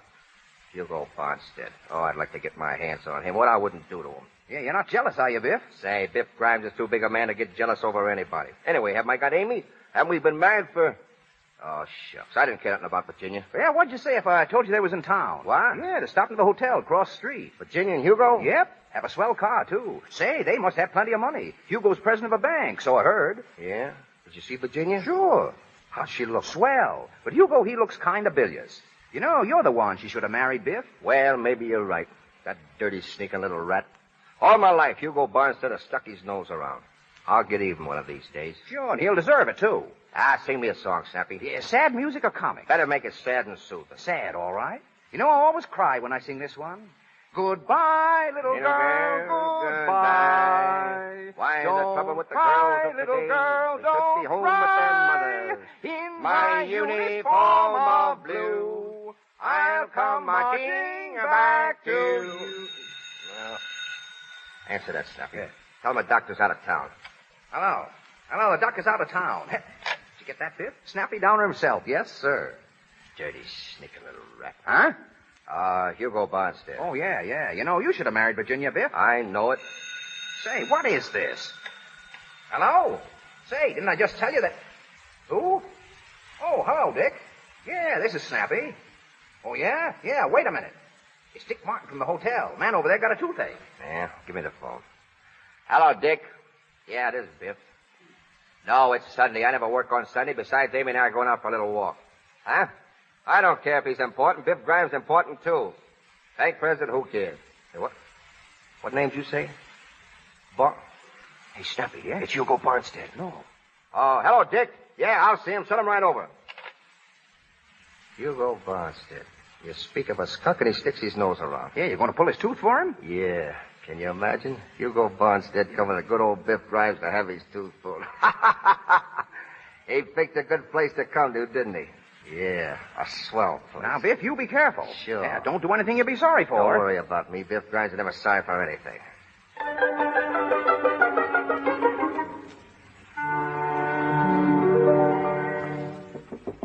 Come in. You the dentist here? Yeah, that's right. Have a seat, Hugo. What's that? Biff Grimes. Well, I had no idea you would ever... So you did become a dentist? Yeah, been a long time, Hugo. Yes, must be 25 years. Let's see. Last time I saw you was when you had that trouble at the factory. Yeah. How are you, Snappy? Hiya. Sit down in the chair, Hugo. Yeah. Got an awful toothache. Look. Right here, hey? Hurts like the deuce. Wanted to wait till I got over to Oakley, but Virginia, she's with me, said to have it out now. She's coming up here in a little while. Oh, that's so good. Don't like toothaches. Terrible things. Had 'em all my life. You won't hurt, will you, Biff? You won't feel it. I want gas. You'll get gas. No. My assistant, Miss Robertson, is off today, so Snappy down, you'll have to take her place. Hey, now, wait a minute, Biff. Come over here. Oh, now, Biff. Hand me that nose piece. Huh? For the gas, come on. Oh, yeah. Here you are. All right now, Hugo. Inhale. Deep. Deep as you can. Fill up your lungs. Are you getting it? Yeah. He's going under, Biff. It's been a long time, hasn't it, Biff Grimes? What's that? You and me. Avery Amusement Park. Virginia. Inhale, Hugo. You thought you were going to marry Virginia. But I fooled you. I fooled you. I fooled you, Biff Grimes. He's out. Hugo Barnstead. I've got you right where I want you, you crawling little rat. Oh, I've been waiting for this chance. Get away from that gas tank, Snappy. Biff, what are you doing? He asked for gas, anybody's going to get it. Plenty of it. Biff, you can't do this. You can't do this. Shut up. Breathe, Hugo. Breathe in deep. Avery Amusement Park. 25 years ago. Avery Park. Amy and Virginia. We used to go over there. I can close my eyes and see it now. Avery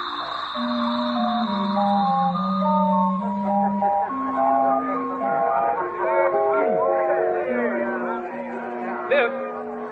Hey, Biff Grimes. Hello, Hugo. Say, I've been looking all over for you. You're late. The girls are waiting? I don't know. I haven't seen them yet. Where are we supposed to meet them? Oak Street Empress, wasn't it? Yeah, come on. Hey, who are they anyway, Hugo? You know Biff Grimes is pretty particular about the girls. Well, I only know one of them. Name's Virginia. Said she'd bring a friend. Is she a good looker? Who Virginia is? I don't know about the friend. Well, won't do any harm to take a look. But if they don't suit me, Hugo, you know Biff Grimes, 23 Skidoo.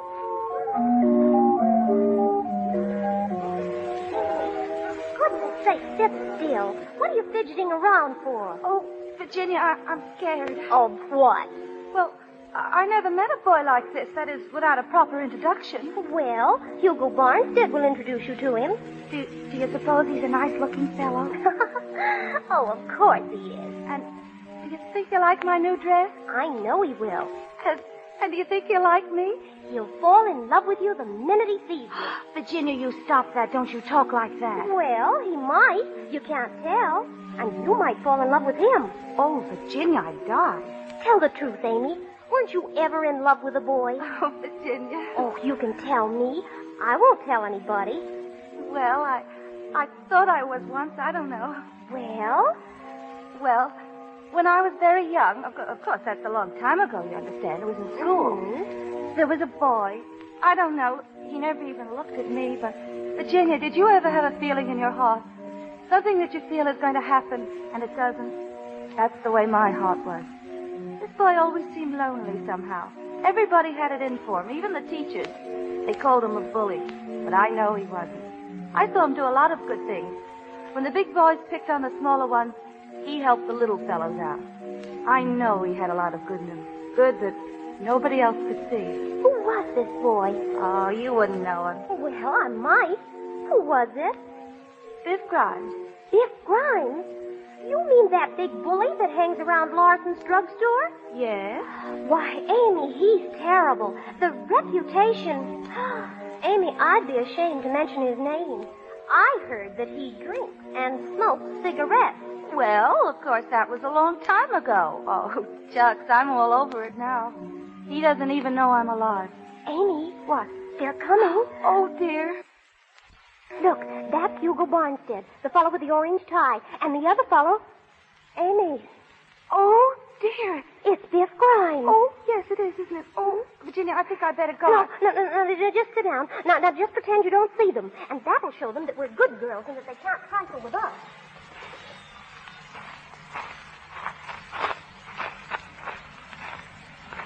There they are, Biff. I see them. Swell, huh, Biff? Hey, pretty swell, Hugo. Say, I've seen her around town. What's the one you got picked up for me? The little one on the left. Oh, nothing doing. I know that scrawny little thing. We used to go to school together. Amy something or other. She ain't so bad. I'm telling you, she's skidoo. You can't pick anything better than that. Well, Biff Grimes will do his own picking. Wait a minute, Biff. I picked the other one. Oh, but that ain't fair. 23. Everything is fair to Biff Grimes. Say, I've always wanted to meet her, though. She's all the fudge. Oh, gee, Biff. All right. Well, we'll fix it. Well, say something. Well, all right. Oh, hello, girls. Oh, hello. Hello. Nice afternoon. Yes. Yes. Oh, say something. They don't care about the weather. They want to meet me. Well, I see you got over here, That's right. and you brought your girlfriend along. Yes. Well, I brought my boyfriend, too. How do you like him? Hi, girls. Introduce me. I'd like to introduce my boyfriend. Surely you don't. This is Biff Grimes. Hi, girls. I love my wife, but oh, you kid. How do you do? Now, let me see. Your name is Miss Virginia, ain't it? How did you know my name was Virginia? Oh, I found out. And, what's your girlfriend's name? Oh, excuse me. This is Miss Lynn, Amy Lynn. This is Mr. What did you say your last name was? Farnstead. Oh, of course. Hugo Barnstead. My name is Grimes, Biff Grimes, chicken inspector. Miss Lynn, this is Mr. Grimes. No, Mr. Little Girl, just Biff. How do you do? Oh, I'm swell. Say, I used to know you, didn't I? Yes, we went to school together. That's right. You sure was a funny looking little thing then, wasn't you? Oh, was I? You bet you was. Remember that day I stood up to the principal and almost got a licking and you helped me out? I never got a chance to thank you. Oh, that's all right. Well, anyway, thanks. Even if you was funny looking, you wasn't bad at heart. Well, I always liked you, Biff. Amy. Oh, I guess I shouldn't have said that. Well, you could have waited. I'm sorry, Biff. Oh, that's all right. I guess all the gals in them days was kind of stuck on me. Ishka-bibble, ishka-bibble. Well, how would you girls like to take a little walk? Oh, why, yes. We'll take a little walk. I guess an ice cream soda wouldn't go bad either, eh? Would you like an ice cream soda, Amy? I like a college ice. Say, Goldstein's got something new. I tried it out last night. She'll rave about it. He says New York's going wild over it. Yes? You know when New York goes wild over anything, it must be good. What is it? Yeah, what is it, Biff? Well, he spreads nuts all over the ice cream. I never heard of that before. Did you, Amy? No. Say, that guy ain't dead. Biff Grimes never lets the grass grow under his feet, neither. New York style, that's me, big stuff every time. You know something, little girl? Virginia, that's the name, ain't it? Well, do you know where they got that name from? State of Virginia. Yes, sir. That's where Abraham Lincoln was born. I guess you didn't know that, did you? Very few people do. Yes, indeed it is. You know, it's too bad I haven't met you before, Virginia. But Biff Grimes thinks that you're one of the nicest little gals he ever met. Biff, I'll wait, say, Biff. boy, hey, kid. Listen, Miss Virginia's supposed All to... right, never mind, my boy. Everything's going to be all right. Virginia and me's getting along fine. Yes, sir, fine. How about that, eh, Virginia?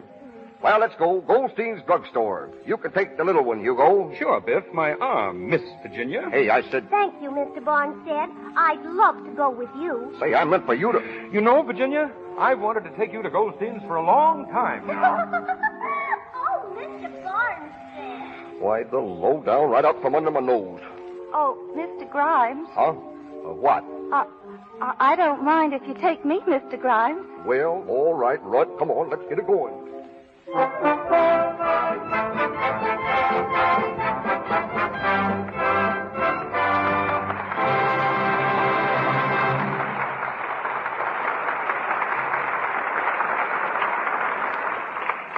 Jack Oakey and Helen Twelvetrees will be back with you in a minute. But in that minute, we're going out near Santa Monica, where they're shooting Ladies in Love on the 20th Century Fox lot. You'll overhear what two extra girls are saying about their friend Dot. Search me, what's the matter? Do I know why you don't want to ask Dot? She's your roommate. You ought to know why the boys don't like to take her out. I can't think of a thing that's wrong with her, except maybe her complexion. Well, isn't that enough? Boy, if my complexion were bad, I wouldn't expect to keep my job, even if I am only an extra, much less get dates. Dot's awful careless, really. She thinks she can dab rouge and powder on her face day after day and let them stay there. And she can't. Not and keep a good complexion. Why don't you tell her? Break down and buy her a cake of Lux toilet soap. She's probably getting cosmetic skin. cosmetic skin comes on so gradually, it's hard to tell you're taking chances. That's why it's smart to guard against it. To use Lux toilet soap regularly before you put on fresh makeup and always before you go to bed. Keep on using rouge and powder as much as you like. Lux toilet soap has an active lather that goes deep down into your pores and removes every trace of dust and dirt and stale cosmetics. 9 out of 10 screen stars use Lux toilet soap to keep skin lovely. It's good for your skin, too. And once again, Mr. DeMille. We continue with our play One Sunday Afternoon, starring Jack Oakey as Dr. Biff Grimes and featuring Helen Twelvetrees as Amy.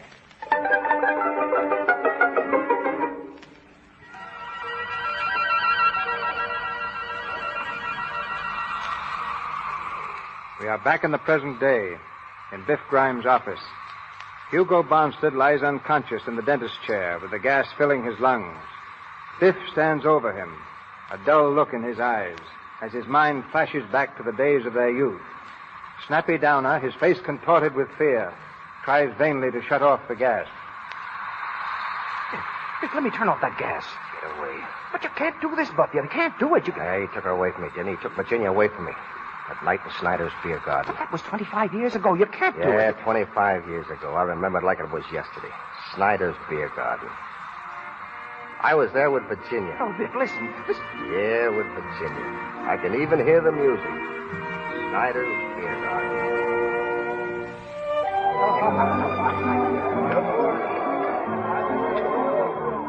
Mrs. Oberstetter! Yoo-hoo! Mrs. Oberstetter! Oh, just a door. Big A. You see the fight? Fight? Yes, over by the bowling alleys. That Biff Grimes boy has won. Oh, such a bully. Such a loafer. Always he has to spoil a good time by punching. Oh, sure. I suppose you heard that. Oh, heard what? Mrs. Oberstadt and Mrs. Schutzendorf, didn't you hear what they said about you? That don't worry me. Well, it does me. Biff Grimes, I want to tell you something. I'm a respectable girl, and I'm not in the habit of going with people that want to drink and fight. I didn't start the fight, did I? Yes, you did. I did not. You think I'm going to stand by and take an insult? Oh, that boy didn't say anything. He did, too. I know what he said. When Biff Grimes takes his girl out, nobody's going to pass a remark. Aren't you a gentleman enough to ignore it? No, I'm gentleman enough to take a slap at his nose. Well, if you ever do it again, I'll walk away from you. Well, all right. I'm sorry I did it, Virginia. I've hurt your feelings. I'm sorry about that, too. I guess I was just jealous. Well, I don't see why you should get jealous over me. Well, I can't help it. See, ever since that day I first met you in Avery's Park, I've cared about you. Well, you know that, Virginia. Why don't you go with those other girls that you like to talk about? Because I want you. Amy Lind likes you. I don't care anything about her. You're the only one I want to... Virginia, listen, whenever I'm near you, I just seem to forget everything. Oh, don't be foolish. I'm not. Can't help it. Say, by the way, they're running an excursion down Election next Sunday. Well, maybe you'd like to go. I'm going to be busy next Sunday. I have an important engagement. Is it more important than I am? I should say it is. I thought I was your steady. You've got another thought coming. Want to meet Hugo Barnstead? Suppose I am. That's who it is. Hugo Barnstead. You can't fool me, Virginia. You've been meeting him all the time. Well, suppose I have. Well, I won't stand for it. What are you going to do about it? Well, he better keep away from me, that's all. I don't like him. I never did like him. He's a sneak. And the next time I see him, I'm going to tell him what I think. Listen to the little boy talk. I thought you were a big man, Mr. Grimes. To hear you talk, one would think you owned the world. I've heard of the great things you're going to do. So far, I haven't seen anything. Well, ain't I... Ain't I studying hard to be a dentist? A dentist? Yes, a dentist. I only got 4 more years to go. When I get through, I'm going to put up a big dentist shop right in this town. I'm not in the least interested. Well, you will be when you see my name hanging out in front. I'm going to have a big gold sign painted. Biff Grimes, Painless Dentist. Yoo-hoo, Virginia. Oh, there's Amy. And Hugo Barnstead. Oh, what's he doing here? Hello, Virginia. Hello, Amy. Hello, Hugo. Hello, Virginia. We've been looking all over for you, Virginia. We were looking for you. Hello, Biff. Hello. Hello, Biff. Yeah. Well, come on, sit down. Called your house, but your mother said you was out. So you brought Amy. Yes, and we've been on the loop-de-loop 3 times. Yeah, we went through the tunnel twice. Did you kiss her in the dark? Of course he didn't kiss me. Are you having a good time, Biff? Yeah, swell. Oh, Biff, I hear you was in a fight. Well? With Andy Mullen, is that right? What about it? Nothing. Only I just saw him outside and he was...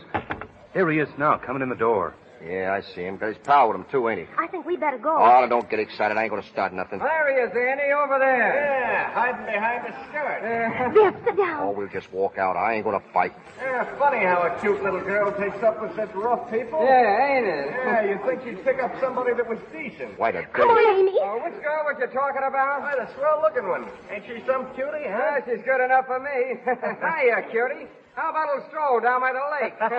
Shut up, you rat. We ain't gonna get any fight. Listen, you. That last remark. Yeah, what about it? But I don't like it. Well, what are you going to do about it? This. Now, try and get up. Just try. Yeah. So you fight in my place, yeah? Out with them. Come on, boys. Take them out, yeah? Out with Get them, yeah? back, you guys. You lay a hand on me and I'll drop you alongside of this mug here. I'll get out of here by myself, see, and I don't need any help. Come on, Virginia. No. I never want to see you again, Biff, right? I hate you. You're a bully. A big bully. All right. I'll see you over in Avery's Park Wednesday evening at 8 o'clock. I won't be there. Avery's Park at 8. Come on, you guys. Break it up. Let me out of here.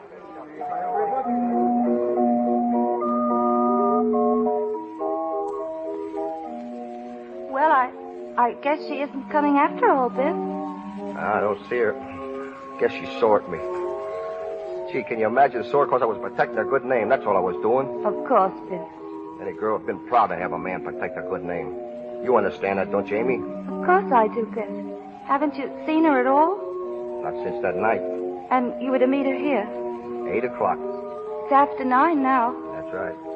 That's too bad. Don't I know it? If I ask you something, Biff, will you tell me? Sure, what is it? Do you love Virginia? Well, You don't have to tell me unless you want to. yes, I do love her. I guess maybe I got a little too crazy about her. She somehow was my ideal. You know, every fella has an ideal. Somebody he cares for, and when he cares for that somebody, well, nothing else matters.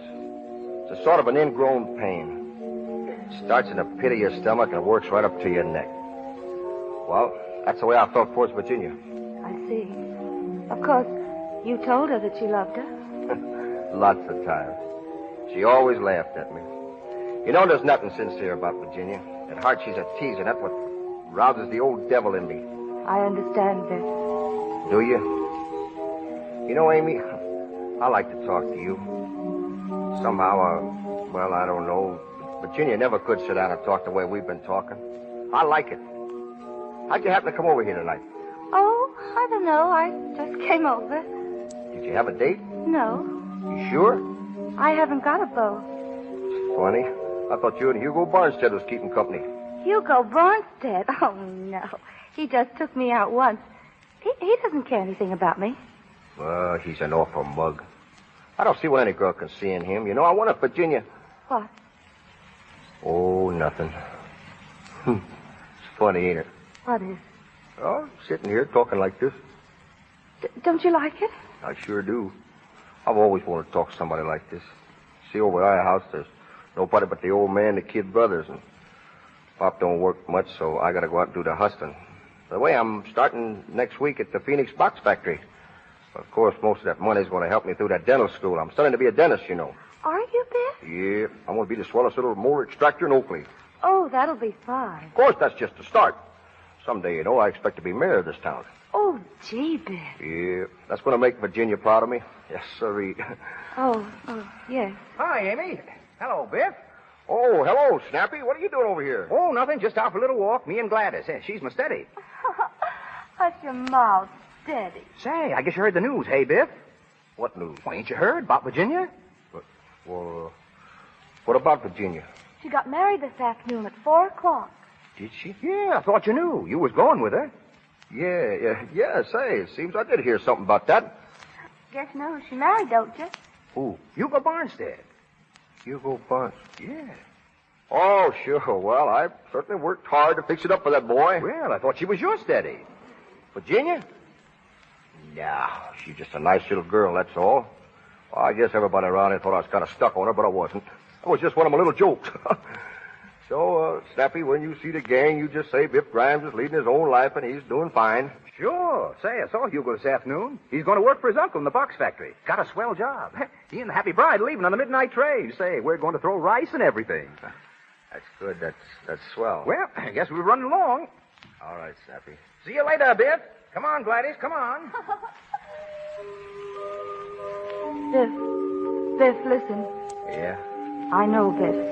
It hurts, doesn't it? I guess it does. Sure it does. Your heart feels like it was all cut open and bruised. I know. Do you, Amy? Yes. Oh, when he climbs in that plane, I hope he breaks his leg. Biff, you mustn't say that. It isn't... Well, I can't help it. You mustn't. Say you're sorry, please. Oh, all right, I'm sorry.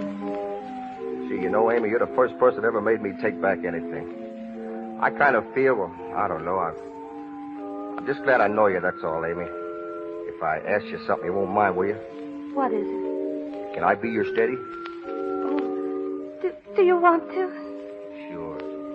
All right, Biff. Oh, that'll be swell, Amy. But, Biff, you aren't saying this just because she... What? Oh, never mind. I don't care anyway. I'm awfully fond of you, Biff. I've always been.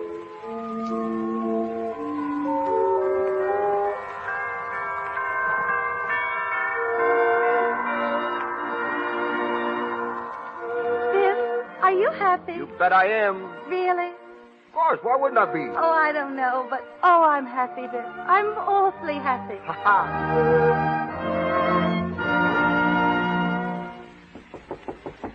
Come in.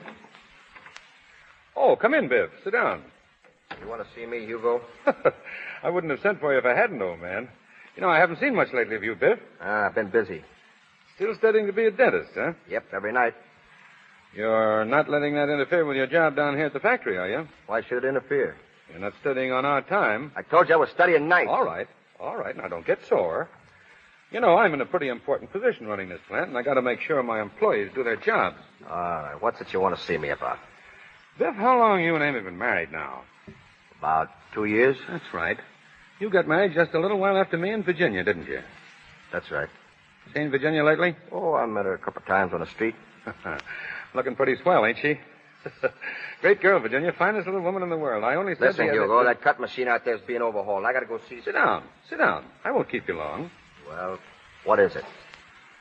Biff, my uncle isn't satisfied with the way things are going down here. We're not making enough money. No? No, he expects me to double the output and cut down the expenses. So you see, Biff, I got a scheme a bit. Uh-huh. Maybe you can help me. I may be able to do something for you a little later. Don't worry about that. Oh, I mean it.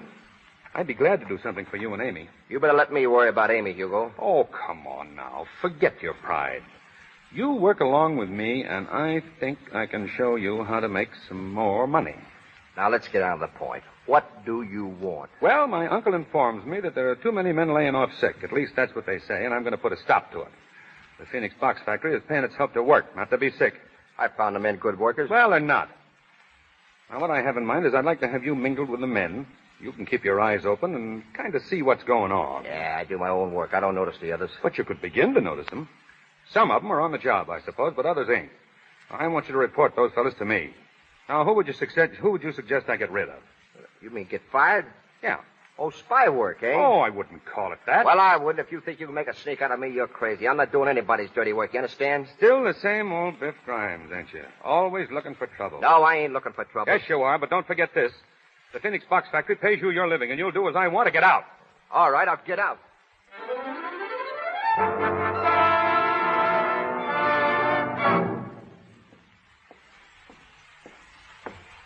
Who's there? Evening, Hugo. Working late, ain't you? How you doing here? You know that employees ain't allowed in the factory at night. You're forgetting I'm not an employee any longer. You fired me this afternoon, you remember? Get out of here. Oh, no. I got something coming to me, and I want it. I want the 2-week salary you owe me. You can see the cashier in the morning. No, I can't. I saw him tonight, and he says that you told him not to give it to me. Well, what of it? I want that money, Hugo. It's coming to me, and I want it. You don't get a nickel. No? We'll see about that. Put on that gun. Now, listen, Hugo. Do I get that money, I'll blow you wide open. Put on that gun. Well? Don't shoot. That's right. Crawl. Stop. Don't shoot. Come on, crawl, you sniveling rat. Oh, don't. Ah, Hugo Barnes said get up on your feet. I wouldn't shoot you. You skunk. You ain't worth it. Oh, get out of here. Yeah, I'll get out of here. Sure. Before I do, I want you to stand up. Stand up nice and straight, Hugo, because you're going down again fast.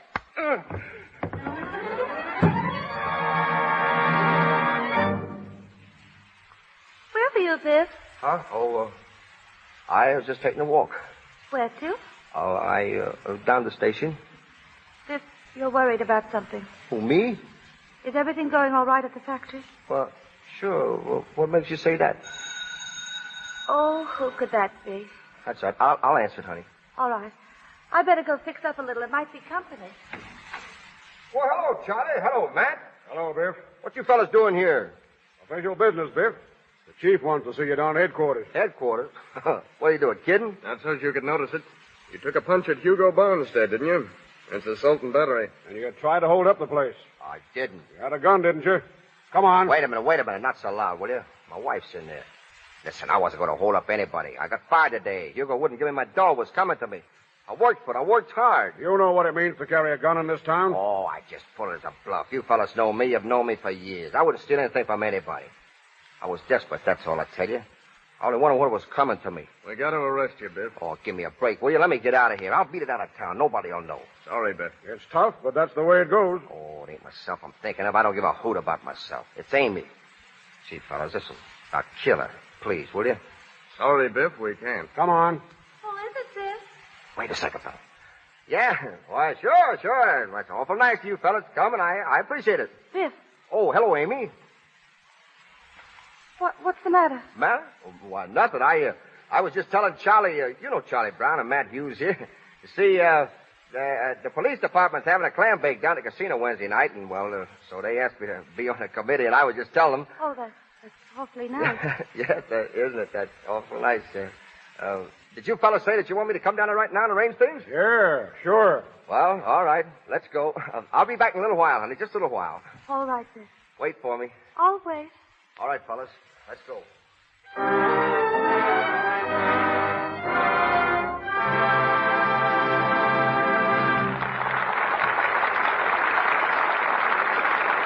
pause for station identification. This is the Columbia Broadcasting System.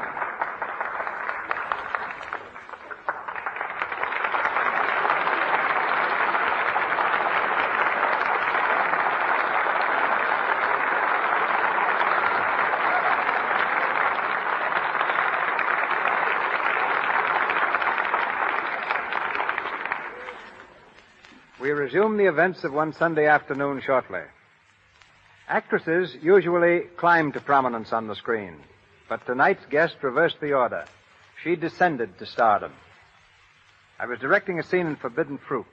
The star, dressed in a glass costume, had to walk down a staircase also made of glass. But her dress was so rigid and the glass stairs so slippery that the star just, couldn't play the scene naturally. I asked if there wasn't someone who could walk downstairs. One of the minor players volunteered. She had been recommended to me as the most beautiful girl in America. So I let her compete with the star, and she won in a walk. The part in Forbidden Fruit opened the way for a role as Rudolph Valentino's leading woman, which brought her international fame and envy. She is as lovely now as she was when Valentino made his reputation as a great lover playing opposite her. Ladies and gentlemen, Miss Agnes Ayres.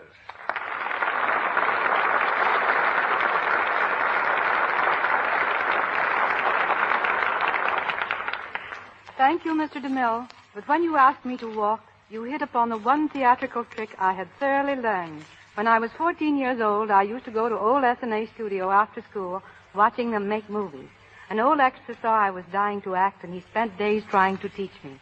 His entire course consisted of showing me how to walk. I'm glad he didn't teach you how to swim, or you'd never have given such a fine performance as the rescue scene in The Affairs of Anatole. In order to make that scene, I had to be pushed off a bridge into a river. When I told Mr. DeMille I couldn't swim, he said, "That's just fine." And over I went into 18 feet of icy water. It was a game performance, too, and must have convinced you that it was more enjoyable to work with Valentino than with DeMille. Hardly so. It was my good fortune to play with Mr. Valentino in his two big hits, The Sheep and The Son of the Sheep. Valentino died just 10 years ago yesterday.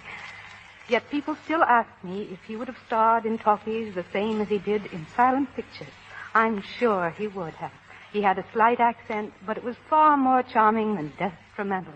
He was also a fine singer. And in selecting you, Valentino showed that he knew how to choose a leading lady. You're very lovely, Agnes. And you're very diplomatic, Mr. DeMille. But I believe in taking as good care of myself as I possibly can. And I'm really glad to pass along the same advice that was given me as a child by my mother. She told me to always use the best soap I could find. For a while, I thought she meant the most expensive kind. But since then, I found the answer to be Lux Toilet Soap. In my home, 3 generations are using it. Myself, my mother, and my 10-year-old daughter, Maria, who someday may be in pictures herself. We all know there's nothing like Lux for smooth hands and a fine, clear skin. And that's probably why practically all Hollywood stars use it. I understand you're planning to return to pictures, Agnes. I know our audience joins me in wishing you all the success in the world. Thank you, Mr. DeMille, again. I've been in a great many pictures, but to tell the truth, I've never given a performance which has completely satisfied me. I want to return to fulfill that ambition. To prepare for this, I've been doing a lot of acting with stock companies lately. And to all young men and young women who hope to reach Hollywood, my suggestion is to first get as much stage training as possible. Good night. Good night, Agnes.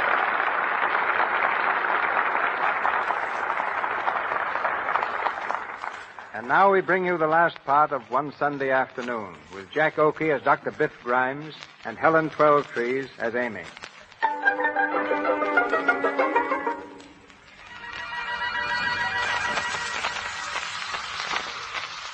Our time is again the present. Hugo Bonstead is still lying unconscious in the dentist's chair, inhaling the gas. Snappy Downer pleads desperately with Biff, who stands over his patient, holding the nosepiece tightly in place. Biff, you ain't gonna do it. You ain't gonna kill him. He took Virginia away from me. He sent me to jail. 2 years they give me. 2 whole years. But you can't kill a man for that. They'll hang you, Biff. He took Virginia away from me. Avery Park. Amy was waiting for me there when I got out. I can see her now. She was sitting on a bench. I was coming along the path. Biff, listen to me. Listen to me. Avery Park. Avery Park. Long time ago.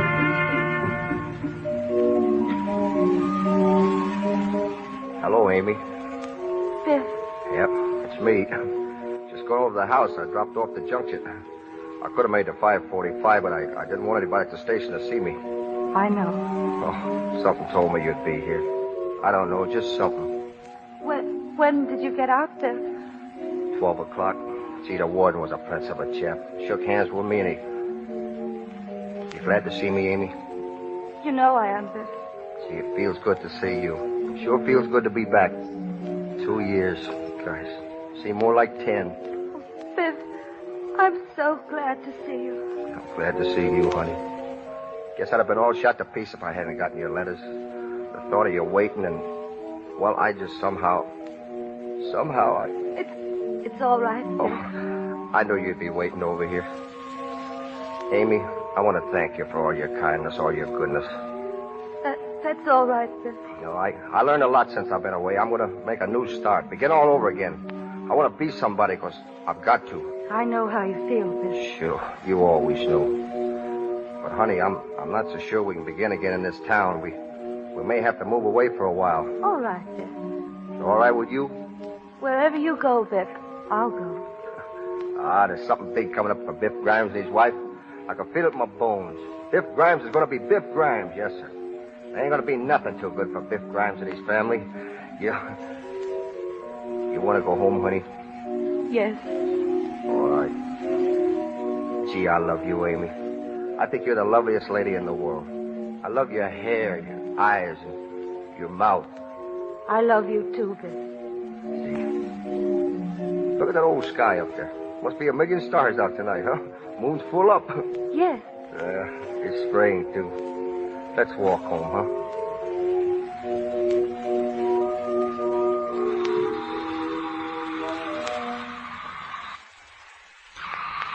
Avery Park. Avery Park. Biff, don't do it. Turn off that gas, Biff. He took her away from me, didn't he? He took Virginia away from me. It was 25 years ago, but I never forgot it. Biff, listen. There's somebody's outside door, Biff. Do you hear it? Somebody's there, Biff. All right. Shut up. Hey, turn off the gas. Well, if it ain't my old-time sweetheart himself, me you wouldn't open the door for a lady. Who are you? Well, now don't tell me I've changed that much. Don't you know me? Virginia. Well, what's eating you, Biff? What are you staring at? Well, nothing. Well, how are you, Virginia? I'm swell. How are you, Snappy? Oh, me? Oh, I'm all right. It's been a long time since I seen you, Virginia. Yeah, I kind of filled out since then, eh? Say, remember the bologna you used to hand me? Remember Schneider's beer garden? Funny, but the world does move. Yeah, doesn't it? And here you are, the dentist of Hillsdale. Say, have you pulled old Goofy Jake's tooth yet? What? Oh, no, I haven't pulled it yet. Wait just a minute. It won't take long. Don't rush for me. The longer that goof stays unconscious, the better I'll like it. There we are. It's out. Oh, I guess I better use the oxygen tank on him. Say, do me a favor, will you, and put him out of his misery? That ain't a bad way to pass out. Hugo. What's the matter with him, Biff? Why don't he wake up? Hugo. Oh, let him alone. He's half dead anyway. Hugo. You all right? Hugo. Biff? You're a fool, Biff. Oh, you all right, Hugo? Oh, here. Let's take some water. You feel better? Yes, but oh, what an awful chase. You here, Virginia? Yes, nature's child. Did you think it was going to crash the pearly gates? Oh, now, Virgie, don't talk that way. Are you ready? Yes, sweetheart. And I suppose I'll have to drive the rest of the afternoon. Look, Virginia, can you see it? Now, my dentist in Pittsburgh told me, remember that time I had those 7 teeth? Listen, you. For 25 years, I've heard nothing but your teeth. It's been teeth in the morning, teeth in the afternoon, and teeth at night. Oh, now, Virgie. Don't Virgie me. If I hear any more squawks out of you, I'll perform the operation myself, and you won't have gas. Biff, how much do I owe you? Nothing. What's that? I said nothing. In fact, I think I kind of owe you something, though. Huh? Yeah. Owe you a lot, Hugo. Thanks. What are you talking about? Oh, it's all right. Forget it. Say, by the way, Biff, how's your wife? Oh, she's fine. Still married, eh? Yeah, Mrs. Grimes is still Mrs. Grimes. How has she stood it? You'll never know what I've suffered married to this death house buzzard. Oh, now, Virgie, I'm a good man. Yeah, good for what? Well, I'm going home, Biff. I don't feel so good. So long, folks. Say, that guy looks about 3 steps ahead of the Undertaker. Yes. Sorry we can't stay to see your wife, Biff. Oh, yeah. She'll be sorry to see her. Well, you better leave now. Good afternoon. It's that way over there. That's the way out. Huh? Oh, thanks. So long, Biff. You know, Virginia, I'm going to write my dentist in Pittsburgh. Oh, shut up. You and your dentist in Pittsburgh. And I almost killed him for taking it away from me. Biff. Amy, come here. For heaven's sakes, Biff Grimes, if you don't stop making that noise. Listen, Amy, I got something to tell you. You ought to be ashamed of yourself raising all this racket. Yes, ma'am, I am ashamed of myself. Where's Snappy? Oh, he left. Well, I'm glad. I don't mind him coming over here, but you make such fools of yourselves. Yes, ma'am, we certainly do. Well, you ready to go out? Yes, ma'am. Well, get your hat Sunday afternoon and everybody out. Amy. What's the matter, Biff? Do you know that you're a very sweet and beautiful girl? And that I love you? I love you, too, Biff. And that new car you wanted? Say, you're going to get a better one. Tomorrow you're going to get the finest car in Hillsdale. Oh, our old car's getting terrible. Why, I wouldn't let you be seen in it. Say, there's a brand new taxi stand across the street. Let's see if it's still there. But there he is. Hey, taxi!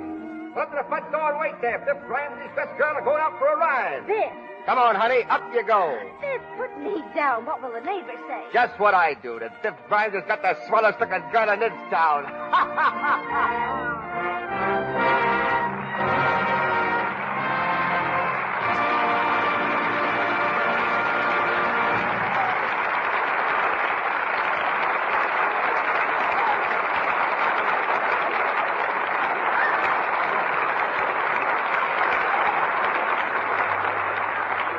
Play's the thing, but not the only thing, because we're going to hear further from Jack Oakey and Helen Twelvetrees a little later. When you see Jack Oakey clowning on the screen, it's hard to realize that he's the son of a school teacher who had hopes of his becoming a preacher.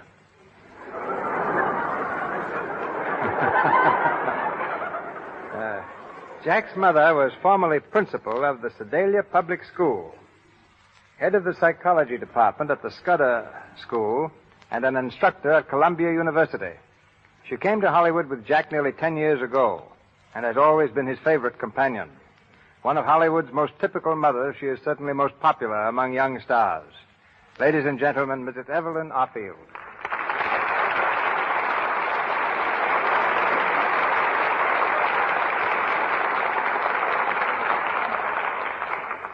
Thank you, Mr. DeMille. I've practiced this 40 times.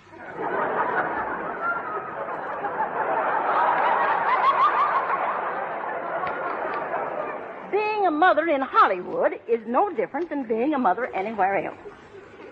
Children need a parent's help, advice, and sympathy, just as much here as in your own hometown. As a teacher and mother, I'd like to give this little message to all young parents. You are the best instructor your child will ever have.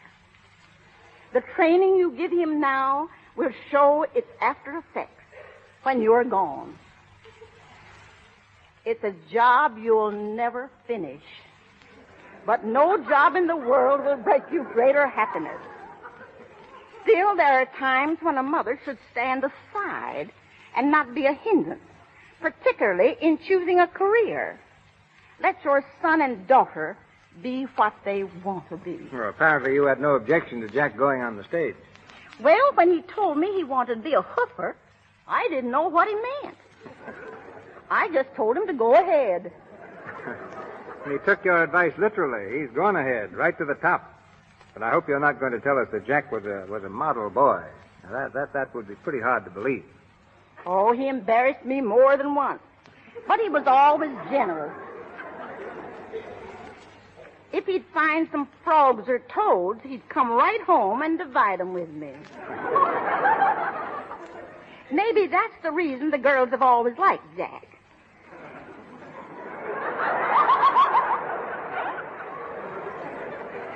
Now I'm his mother, but even I admit that he's not what you would call handsome. He inherited your sense of humor. He should have taken some of your good looks. Oh, I'm just an old schoolmarm, Mr. DeMille.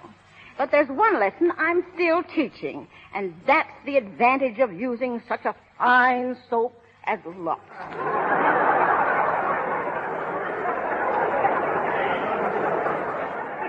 I've used it every day for the last 10 years. Why, if I were as young as my complexion, I'd ask you for the next rumba. If I were as young as you act, I'd accept. I acted only once.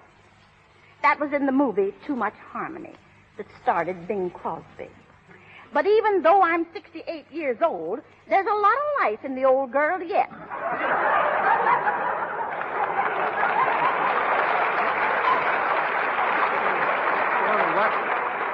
What's your next picture going to be? Life Begins at 68? No, one picture was enough. I just wanted to prove to Jack that he isn't the only actor in the family. Good night.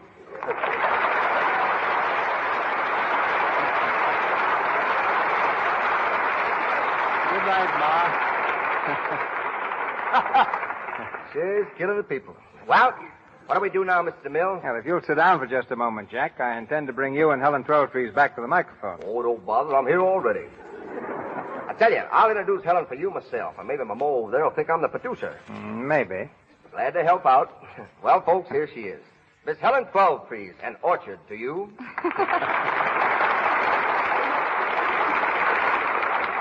Thank you, Jack. Mr. DeMille, I think you're right. Jack should stop being a comedian. Yes, particularly after that introduction.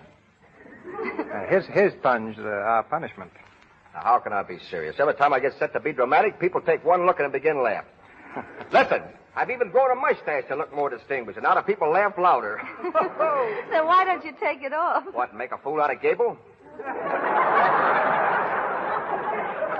Now, folks, you take Helen here, for example. I ask her what makes her so gorgeous, and she tells me Lux toilet soap, just like my mother. Well, have you tried it? Tried it, say. I wash 20 times a day with that soap. I even clean my teeth with it. Look. Pretty? Well, I think so much of Lux toilet soap that I'm never without it. You know, when I went to Australia, I took loads of it along in my trunk. But I found I didn't have to. They use it on the other side of the world as much as they do here. You know, Jack was out of Lux, Helen, when he tried to get into the crusade. He rode up to the set in a full suit of armor and insisted on playing the love scenes with Loretta Young. I thought that was Henry Wilcoxon's job. Well, everybody but Jack was under the same impression. Yes, sir, there wasn't a niftiest suit of armor that ever came out of a blacksmith shop. And DeMille here spoils me. All he said was throw some sardines in that can and get it out of here. Now he's making another picture, The Plainsman. I knew he was dying to have me play the lead, Helen, but he's too proud to ask me. So what did he get? He got a tuba player. You know that big, tall guy. What's his name? Gary Cooper? Gary Copper. That's the fella. A newcomer. So I made a picture called The Texas Rangers. I'm not only a cowboy, but I sing a song as well. I sing it for you, Helen, but I don't want to make Mr. DeMille feel bad. Well, it's very kind of you, Jack, and besides, it's getting a little late. Well, since you insist, Mr. DeMille, my friend, I'll be a sport. Folks, you're about to hear Bing Okie, the Oklahoma groaner. In that touching old cowboy lament, I can't play the banjo with Susanna on my knee. Bing Crosby's just sailed for Honolulu, probably to avoid hearing this. All right, Jack, go ahead. Heckler. I got an orchestra out on the Lone Prairie. That is the place for me since I met my gal. When it comes to cowboy music, there's no one can play like me. But I can play my banjo with Susanna on my knee. I can whistle Yankee Doodle, I can sing Mother McCree. But I can't play my banjo with Susanna on my knee.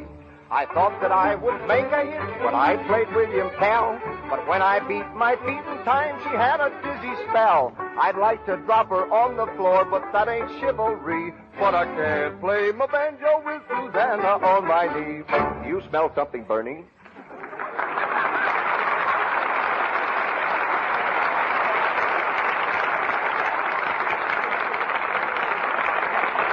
Thank you, Mr. Oakey and Miss Twelvetrees. Ladies and gentlemen, this is your announcer, Melville Ruick.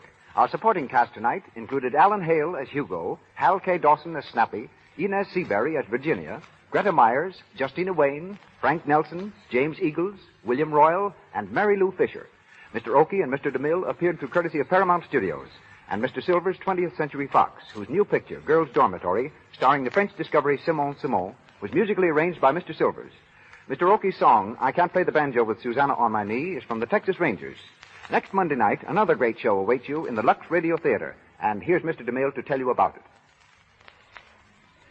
George Raft was born in New York's most violent neighborhood, Hell's Kitchen. Perhaps that accounts for his marked ability to play the roles of those who live outside the law. We find him in such a part next Monday night when the Lux Radio Theater presents Cheating Cheaters. Co-starring with George as the leader of a rival gang of jewel thieves is one of our most promising actresses, Miss June Lang. Produced on Broadway 20 years ago, Cheating Cheaters has been seen 3 different times in pictures. I believe you will find it just as thrilling on the air.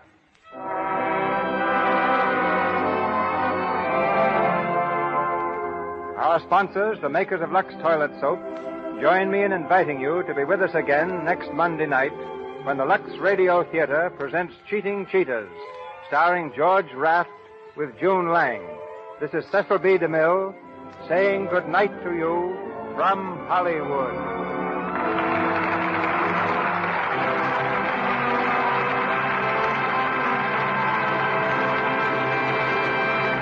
The selection, I Can't Play the Banjo with Susanna on My Knee, was used with the courtesy of Paramount Studios. This is the Columbia Broadcasting System.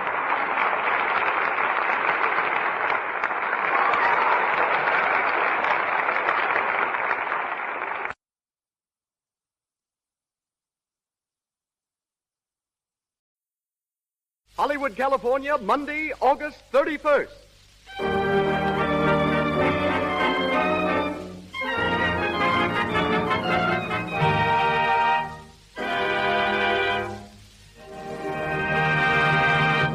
The Lux Radio Theater presents George Raft in Cheating Cheaters with June Lang.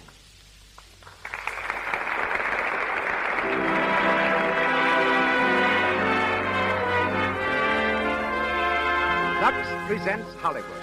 The makers of Lux Toilet Soap, official soap in all the leading motion picture studios, again brings you an hour with Hollywood's outstanding celebrities. Tonight, you will meet George Raft, June Lang, Cecil B. DeMille, Gloria Swanson, Donald A. Loomis, Louis Silvers, and many others.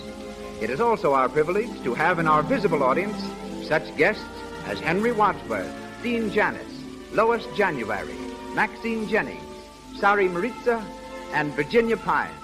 And to all our listeners, greetings from Lux.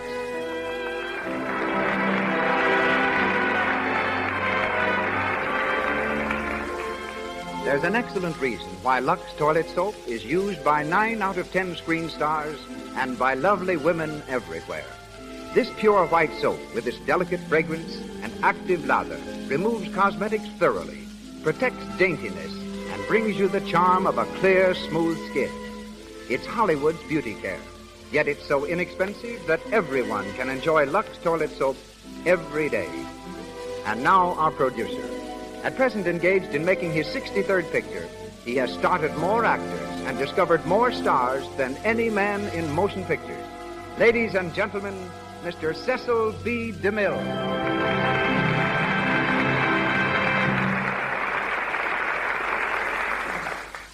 Greetings from Hollywood, ladies and gentlemen.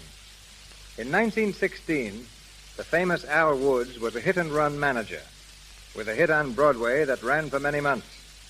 Also enjoying his run in those days was a delivery boy by the name of George Raft. Many times young Raft passed the theater where Mr. Wood's company was performing, but the play Cheating Cheaters meant no more to him than he did to the swirling crowds on the busy streets about him. But tonight, 20 years later, George Raft stars in Cheating Cheaters in the Lux Radio Theater. Born and raised in Hell's Kitchen, the handsome young delivery boy enjoyed his rounds until he entered the ring. Then they brought him nothing but punishment. After his 25th professional bout, he woke up in Bellevue Hospital. George was a leading man even then, but he'd been caught leading with his chin, and his dream of becoming lightweight champion was over. He next tried baseball as a minor league player, but his hits were all ahead of him because as a batter he couldn't get to first base. But after being fired, he struck out once again, this time for a new profession, dancing. And the feet that couldn't cover the bases or hold him upright in the ring brought him immediate fame on the stage. He starred in musical comedies, introduced a dance called the Charleston, taught King Edward VIII, then Prince of Wales, how to do it, and was the highest-paid American dancer to tour the continent. Coming to Hollywood for a vacation, George was seen in the Brown Derby restaurant by a director who thought he'd make an ideal screen gangster. A few weeks later, the delivery boy from Hell's Kitchen was delivering lines in a studio. June Lang, our leading lady, has the distinction of being twice discovered by the movie. A dancer since the age of 5, June was given her first part when only 14. Last year, her contract expired and she was dropped.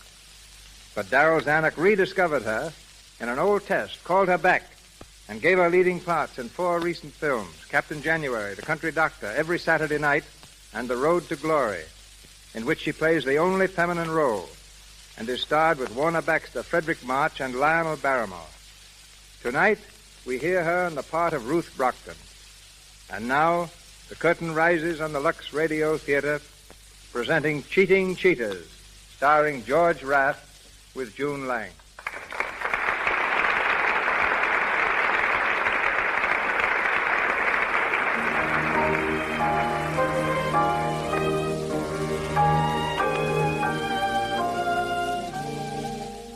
We're on the boat deck of the liner Argyle, 4 days out of Liverpool. It's late evening, and in the shadow of a lifeboat, Tom Palmer, played by George Raft, and Ruth Brockton are sitting close to each other in deck chairs. As they gaze out over the moonlit waters, Ruth breaks the long silence.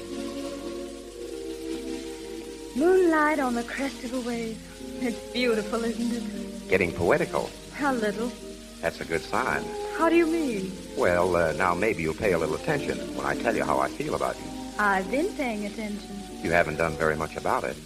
I meant every word I said. Perhaps you did with the ocean and the moonlight. But wait till we dock in New York. You'll forget me soon enough. Just like that, eh? Uh-huh. Well, you're wrong. You can't get rid of me as easily as that. I'll make you listen to me if I have to follow you clear across the country. And the villain still pursued her. Right. Oh, Tom, you're mad. Do you realize we've only known each other 4 days? That's long enough for me. I make up my mind pretty fast. If the steward hadn't accidentally put us at the same table, you wouldn't have had a chance to make up your mind at all. That's right. Remind me to leave an extra large tip for the steward. He's a great guy. Oh, I wouldn't give him all the credit. Who else is there to thank? Well, if my father hadn't gone to Antwerp to add a few jewels to his collection, I wouldn't be on this boat. 3 cheers for your father.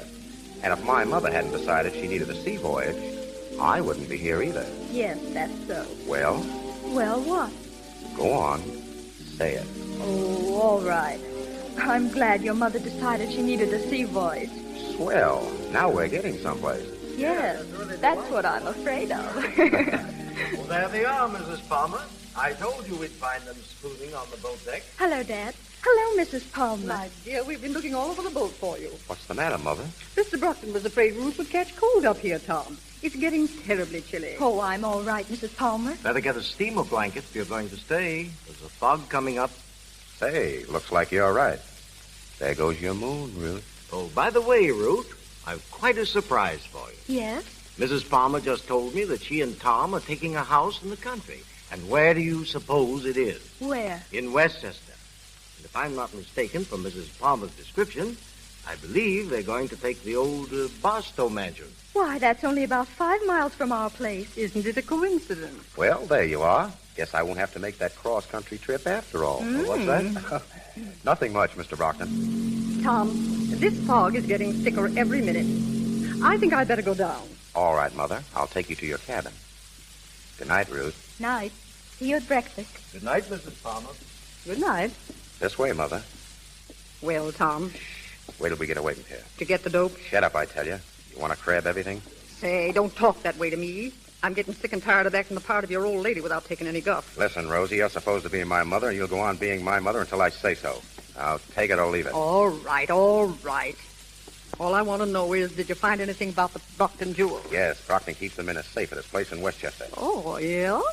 Well, they've fallen swell for the mother and son stuff. We can move right up there next to them, and they'll never be the wiser. Pretty slick work, Tom. Yeah, maybe it's too slick. What are you talking about? Say, you ain't falling for the dame, are you? I don't know. I feel like a heel, that's all. Telling her I'm nuts about her, then turning around and copping her old man's jewels. Oh, so I was right, huh? You have fallen for her. Forget it, will you? Sure. Maybe you better forget it, too. I'm going to my cabin. This fog is as thick as pea soup. See you in the morning.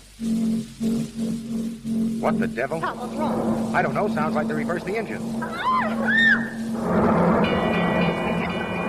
Ruth, I've got to find Ruth. We're sinking. Come on, hurry up. Don't leave me here alone. Ruth, where are you? We've hit an iceberg. To the boat. Get to the boat. My boy, somebody help me find my boy. We're sinking. Ruth, where are you? Oh, Tom. Are you all right? Yes. Where's your mother, Tom? We're sinking fast. Look, those sailors are launching the boat. They're going down by themselves. Stand back there, you men. Stand back. Find the boat for yourself, will you? Listen, you men, I've got a gun here, and I'm not afraid to use it. Now stand back or I'll blow you to bits. Now free that boat. Go on. If any man gets in there before a woman and child, I'll shoot to kill. Ruth, get in that boat. Let me in, too. Let me in. All right, Mother. Go on. Hurry, Ruth. But, Tom, what about you? Never mind me. Get in there. All right, men, work fast. Free that boat and lower away. Stand by those davits. Watch that line. Come on, you men. Hurry up.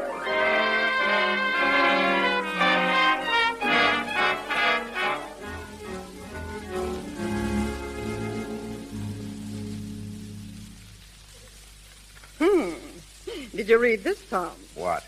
The fact that no lives were lost in the Argyle disaster was due chiefly to the heroic work of an unidentified man who induced order at the point of a pistol. That's you. Unidentified. Yeah. All I need is to have my picture spread all over the newspapers. Might start a little excitement anyway. I'm getting sick of hanging around up here in the wilds of Westchester with nothing to do. It was your idea to take this house, wasn't it? Sure, but I expected a little action before this. We've been living up here 2 whole weeks, and what's happened? Not a thing. We ain't even seen the Brochtons. Take it easy, Rosie. I know what I'm doing. Yeah? Well, you're the only one who does. What would you like me to do? Walk over and ask for their jewels? You could at least go and see the Brocktons. Pay them a little social call. You know, like you dropped in by accident. In society, Rosie, you don't make social calls unless you're invited. Oh, yeah? Since when are you an expert on etiquette? I know enough for that. You must have been reading again. Listen, Tom, my idea is this. Go on over and make yourself sociable. The dame likes you. You know that. You can get a line on the joint and spot the safe. Then Mike goes over at night, of course, and cracks it open. That's your idea. Well, why not? Better than sitting around twiddling our thumbs. We laid out plenty of shekels for this setup, and so far, all I've done is act polite to delivery boys. I'm getting fed up. Take it easy, Rosie. Rome wasn't built in a day. There you go, putting on the dog again.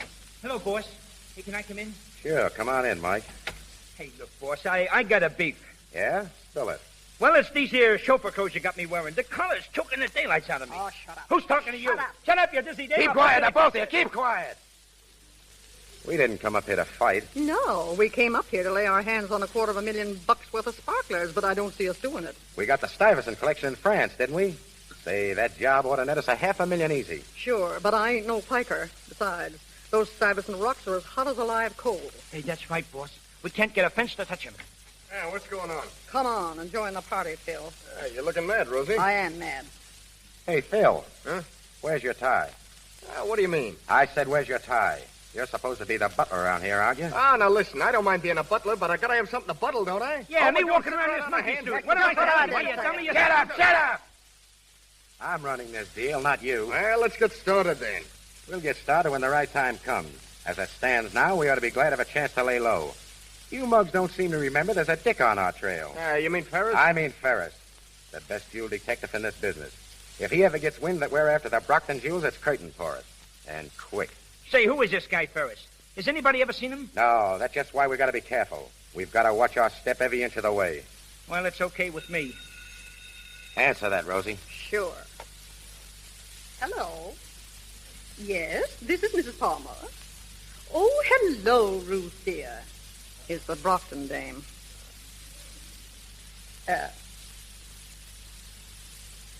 What'd you say, dear? Of course, just a moment. She wants to speak to you. Give me the phone. Hello, Ruth. Pretty well. How are you? What?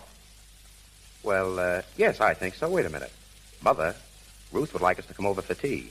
Do you think we could make it? You bet your sweet life we can. Hello, Ruth. She says she'd be delighted. All right. Thanks. Goodbye. Hot stuff, boss. Tea at the Brockton. Stepping in high society, hey? Yeah, put on your best rags, Rosie, and do your best to act like a lady. Don't worry about me. Mike, you'll drive us over. Wait there for us. Oh, sure. And remember, no gassing with their servants. Not even a word. Boy, this is a break. Right in the same house with the Brockton jewels. This may be the big chance you've been waiting for, Tom. Yeah, maybe.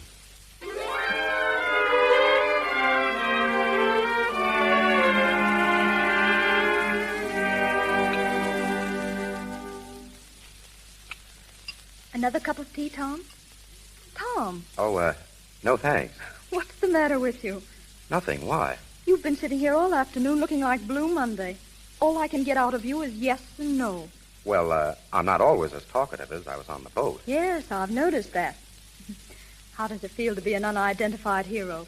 All right, as long as I'm unidentified. Would it be such a tragedy if they found you out? Well, you never can tell about those things. Modest man. I wonder where our respective parents are all this time. I think your father said he'd show Mother the garden. More than likely, he's showing her his jewel collection. She seemed quite interested when he mentioned it. Oh, yes, she's a jewel fancier herself. She seems to be. Dad says she talked nothing but jewels all the way over on the boat. Is that so? She has quite a collection, too, hasn't she? Did she, say that? Why, yes, of course. She does have a collection, doesn't she? Oh, yes, the Palmer jewels. Very famous. I thought so.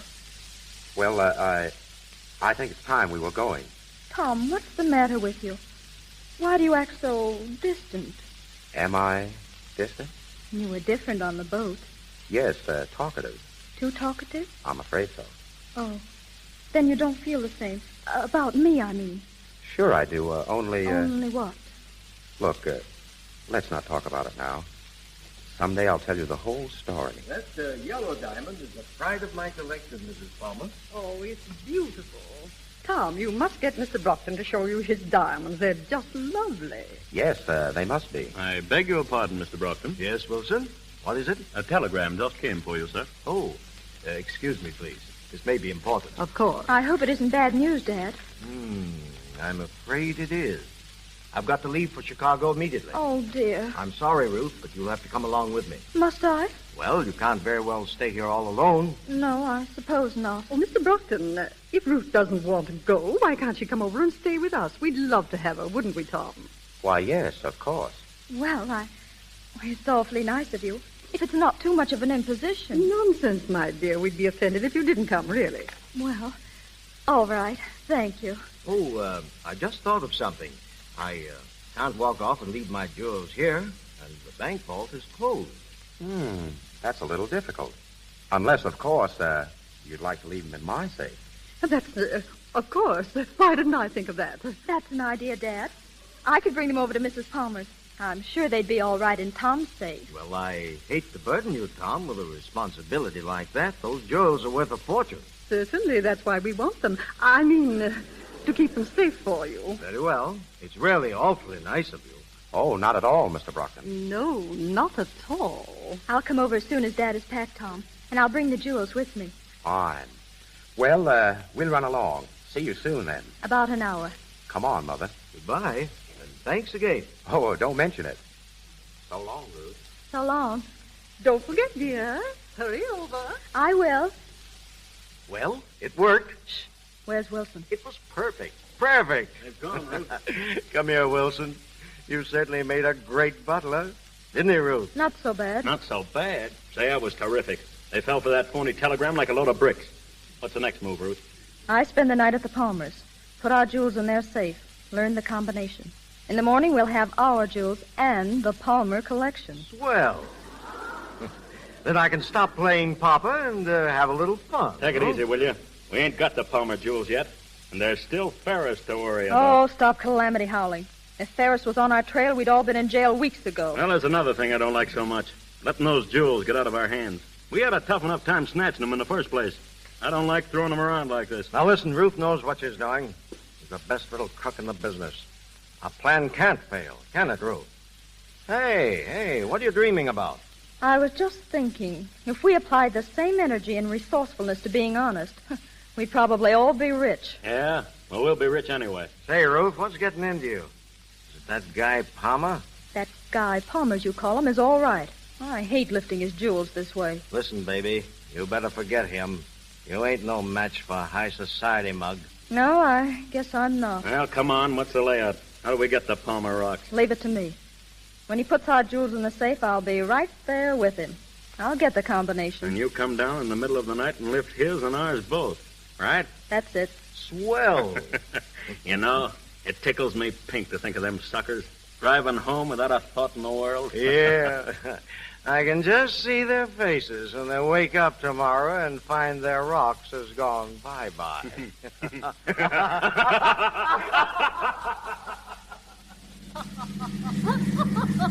Say, what suckers these Brochtons must be.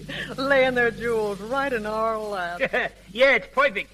Yeah, you sure had the right hunch, boss. Laying low like this till the time was right. Yeah, the Brockton jewels are practically in our pockets right now.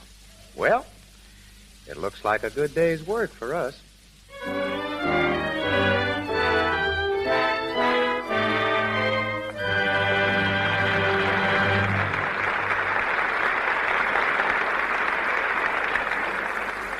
Now, before we resume the story of Cheating Cheaters with George Raft and June Lang, let's breeze over to the Paramount Commissary. It is gay with waitresses in green and orange dresses and extras in costumes, hungry for their lunch. Near the window is a very pretty extra with a friend, and the extra says, Well, which you going to pick? The 35-center? Oh, I guess I'll have to.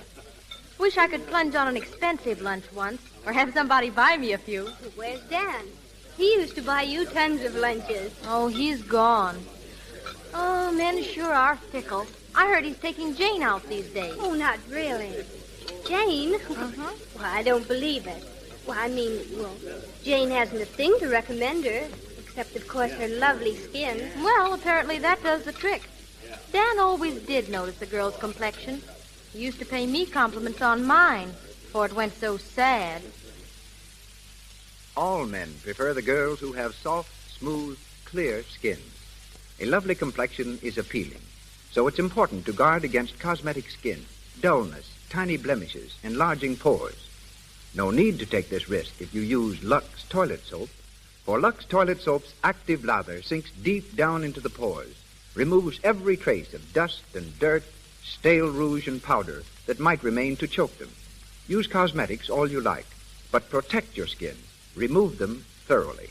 You do this when you use Lux toilet soap. So make this the beauty care you use. And once again, Mr. DeMille. We continue with Cheating Cheetahs, starring George Raft as Tom Palmer and featuring June Lang as Ruth Brockton.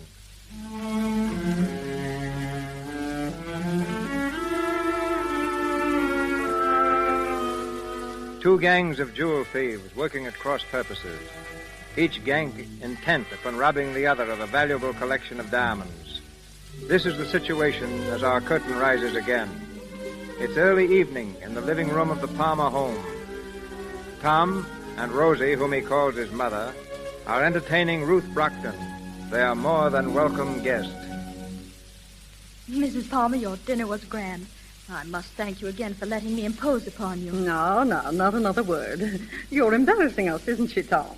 It's a pleasure to have you, Ruth. Thanks. Oh, by the way, Tom, I do hope you've taken good care of Ruth's jewels. Well, no, not yet. I was going to speak to you about that. Do you think we'd better put them away? I brought them down with me. They're in this box. My dear, you mustn't let them lie around like that. They may get lost. Tom, open the safe for Ruth. Yes, Mother. Come over here, Ruth. Oh, is it in this room? Yep, behind this panel. Watch. Well, isn't that clever? No thief would ever think of looking for it there. Well, if someone did find it, he'd get a big surprise when he tried to open it. You see, the combination dial is charged with electricity, high voltage. You mean if he touched that dial, he'd get a shock? A couple of thousand volts. Oh, would it kill him? No, not instantly. Oh, I see. The torture would last about 10 minutes unless someone turned off the switch. It's hidden right here in this bookcase, see? Oh, yes. Don't you think you'd better turn it off for a moment? Of course. There you are. Now, just a second till I work the combination. Isn't that interesting? I've never seen a safe open before. This happens to be a pretty good one. Simple, but effective. I can imagine. All right. Let's have the jewels, Ruth. Here you are. Are the Palmer jewels in this safe, too? Oh, yes. We're very careful about our collection. Well, if you keep yours there, I guess mine are safe enough. Of course, dear, of course. I beg pardon, Mr. Palmer. Yes, Bill, what is it? Mr. Morton Hanley to see you, sir. Morton Hanley? The gentleman who's been calling you all afternoon. Oh, yes. Did he say what he wanted? No, sir. Just that it was very important. Important? Oh, all right. Ask him to come in. Very good, sir. Would you rather see him alone, Tom? I can run upstairs. No, don't go. It can't be as important as he thinks it is. If I were you, Tom, I'd close that safe. You never know who it might be. All right, Mother. But don't be so jumpy. Well, close it anyway. There. Does that make you feel better? Thank you, dear. Mr. Palmer is in the living room, sir. Thank you. Thank you. Oh, good evening. Good evening. You are Mr. Palmer? That's right. Would you have a seat? Thank you. My name is Hanley. I represent the Dexter Hero Foundation. Oh, yes. This is my mother, Mr. Hanley. How do you do? And our guest, Miss Brockton. How do you do? Miss Brockton? Miss Ruth Brockton? Yes. You know her? No, not personally, but her name is on my list. You see, Mr. Palmer, I'm gathering testimony from people on board the Argyle. An unidentified man was quite a hero on that occasion, and we really must find him. What for? We're going to award him a gold medal for his valorous conduct. I'm afraid I can't help you. No, yes, you can, Mr. Palmer. Yes, you can. You see, we have it on excellent authority so far that you are the unidentified man. You're making a mistake. Tom, don't be modest. You know it was you. Thank you, Miss Brockton. Well, your statement completes our chain of evidence. Mr. Palmer, allow me to congratulate you. Just a minute. You said you had other evidence that I was the man. Who told you that? Oh, we have reports from several of the passengers. Dr. Holt, whom you doubtless recall, gave a really glowing statement. But the clearest account of all we received from a detective, a man named Ferris. Ferris? Excuse me. Did you say he was a detective? That's right. Ferris? I don't recall the name on the passenger list. Do you, Mother? I don't believe I do. Well, he may have traveled incognito. Detectives often do when they're after somebody. Have you seen this Mr. Ferris? Well, no. I called at his office this morning, and one of his assistants told me Mr. Ferris was after a very clever gang of jewel thieves. I see. Very interesting. Well, Mr. Hanley, thanks for calling, and please give my thanks to Mr. Ferris when you see him. Thank you. I'll do that. And I hope shortly to have the honor of witnessing the formal presentation of your medal. Well, good evening. Good evening. The butler will show you out. Thank you. Good night. Well, you're going to get a medal. That's exciting. A little too exciting for me.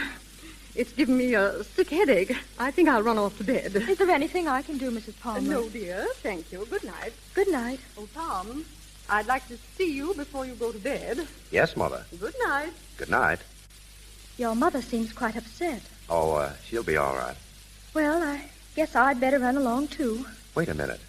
Don't go yet. I want to speak to you. I'll be here in the morning. I want to speak to you now. Sounds important. It is. Well? Do you remember what I told you on the boat? Of course. But you needn't worry. I've no intention of holding you to it. I wasn't afraid of that. As a matter of fact, I want you to hold me to it. What? I meant what I said then, and I mean it now. I want you to marry me, Ruth. Tom. Well? Well, are you sure that... I've told you that I loved you. Yes, but... But what? Oh, I can't explain it. It's just impossible. Why? Oh, Tom, you're mad to do this. You don't know a thing about me, not a thing. You're taking an awful chance. So are you. Listen, I've knocked around a lot, more than you think, and I've found out something. It doesn't make any difference what a person has been. It's what he's going to be. Suppose you found out something about me that did make a difference. What, for instance? Oh, you can't tell. I might have a secret life of my own that you know nothing about. Maybe I tap every third post or step on every other crack in the sidewalk. For all you know, I might even be a thief. You? That's a laugh. Is it? I'm serious, Ruth. We could be married tonight. By tomorrow, we'd be away from here. For good. For good? Tom, I don't understand you. Why should you want to leave here? Oh, never mind that. Will you marry me? I can't, Tom. You mean you're not in love with me? I didn't say that. All right. I'm not going to rush you. Suppose we wait till tomorrow. You can give me your answer then. Tomorrow? Well? All right, Tom. Excuse me, sir. Yes, sir. Miss Brockton's butler is here, sir. Oh, yes. I asked him to bring something over for me. Show him in, Phil. Yes, sir. I'll say good night, Ruth. See you in the morning. Of course. Good night, Tom. You'll find Miss Brockton in the living room. Thank you. Good evening, Miss Ruth. Good evening, Wilson. Sorry I had to bring you all the way over here. Oh, that's all right, Miss Ruth. Well, how's it going? Be careful. Everything okay? Yes. Jewels in the safe? Of course. You know the combination? I told you everything was all right. Okay. What time do you want me back here? 3 o'clock. They're sure to be asleep then. 3 o'clock, right. Well, looks like a good day's work for us.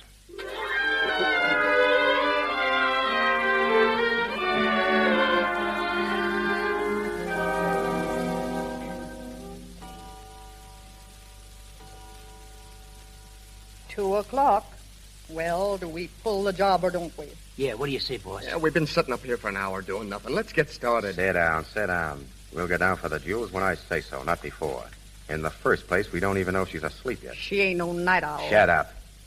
In the second place, I'm not so sure we ought to pull this job at all. Say, what are you talking about anyway? Keep quiet. You all heard what that bird Hanley said. Ferris spotted me on that boat. He's got his eye on us right now. Ah, so what?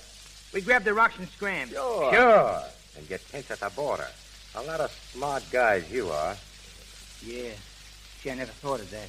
The way I see this is, we lay off the Brockton jewels for good. Clear out of here and forget it. Then when this Ferris thing blows over, you can get together and pull something else. Hey, wait a minute. What do you mean you can get together? Ain't you in with us anymore? Well, sure, of course. You mean we ain't gonna grab them rocks, boss? That's what I said. Holy gee, that hurts. $250,000 worth of sparklers, and we gotta leave 'em flat and play tag with a dick. Gee, that hurts. It's the best thing to do right now. Yes, I guess so. Wait a second, boys. Tom, you ain't fooling me at all. You ain't worried about Paris. No? No, it's that dame. You're soft on her, and you're trying to welch so she won't have to grab her jewels. What? You're a pretty smart girl, aren't you, Rosie? Smart enough to know when I'm getting a shakedown. Hey, now look, Tom. I don't know whether Rosie's got the right dope on this thing or not. All I know is that we sunk plenty of coin into this layout, and this ain't no time to go back on us. Well, what do you say? Keep your voice down. I'll tell you what he's got to say. He's going through with this deal whether he likes it or not. Because if he don't, I'll queer him with that dame for keeps. I'll tell her what you are. I'll tell her plenty. Yeah, and so'll I. You dirty two-time and double-crossing up. Holy Moses. I warn you to keep your voice down. Now, if you want another snap of that, get up and start yelling again. Now, listen, you mugs. I never double-crossed anybody yet. And I'm not going to start now. I'll go through with this job, sure. But this is the finish, understand? I'm through with you, all of you. Now get out of here and let me alone.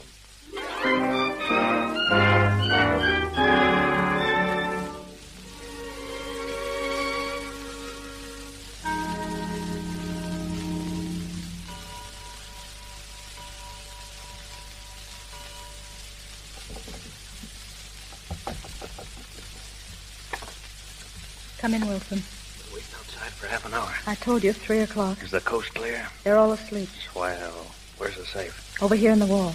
Come on. Use your flashlight. Okay. Did you say on the wall? It's behind the panel. Not bad.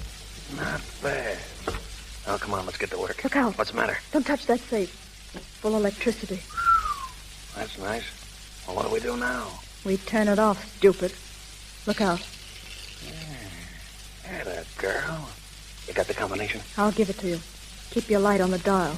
Okay, shoot. 24 right. 24 right. 18 left. 18 left. 6 right. 6 right. Well? That's all. There she is. Wide open. Listen. Huh? There's someone coming downstairs. We better duck. Here, get behind the sofa. Quick. Don't even breathe. Put out that light, Rosie. Oh, she won't see it. Her room's on the other side of the house. All right, then, come on. We'll have to work fast. Well, What's the matter? look at that safe. It's wide open. Somebody's been here. They got in through that window. But they didn't get anything. Look, the stuff is still here in the safe. All right, we've got to snap into it. Pass that stuff out to me. Come on, now, hurry up. All right, take your time. Here's the girls' jewels. Now, give me yours. Don't move. I got you covered, both of you. Who's that?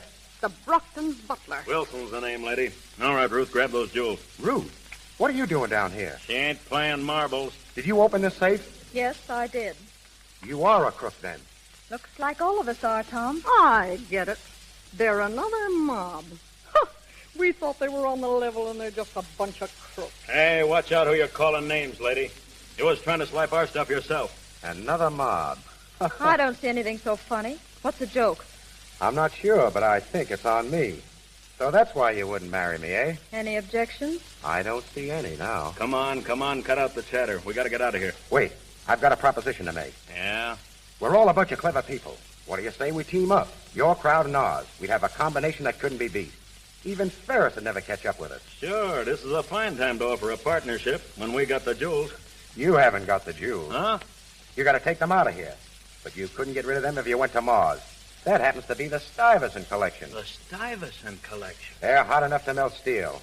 Well, what do you say? Do we get together or don't we? Oh, what do you think, Ruth? Suits me. Swell. Now, there's all the jewels. I vote we pool the lot and split it 50-50. Okay, but look, if you... What the devil? What's that? Come on, we gotta get out of here. Come on, let's get out of here, I say. Hide those jewels. They got us. They're all around the house. Come on, Ruth, this way. Stand where you are, everybody. What's the meaning of this? I demand an explanation. Don't give us that. Don't anybody make a move. We've got the whole joint surrounded. Come do on, a thing, boys. boys. Round them up. Keep your mouth shut, everyone. Anything you say can be used against you. You sound like an old-timer, mister. What's your name?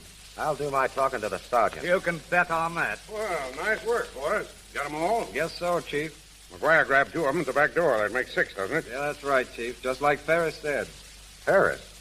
Oh, so he's in on this, eh? He's had you covered for weeks, all of you. There you are, Chief. The jewels, the whole bunch of them. Fine. Well, boys, it looks like a good day's work for us.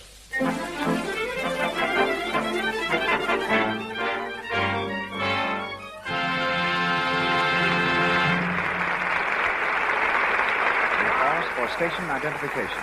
This is the Columbia Broadcasting System.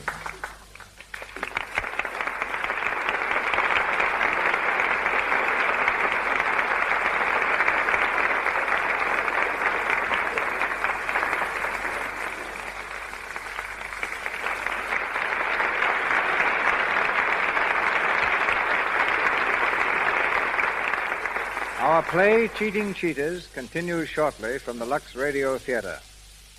8 years ago, a vaudeville gymnast injured his back severely while performing at the Hippodrome in New York. He refused to surrender to the doctors who told him he'd be a cripple for life. Instead, he commenced treating himself through exercises.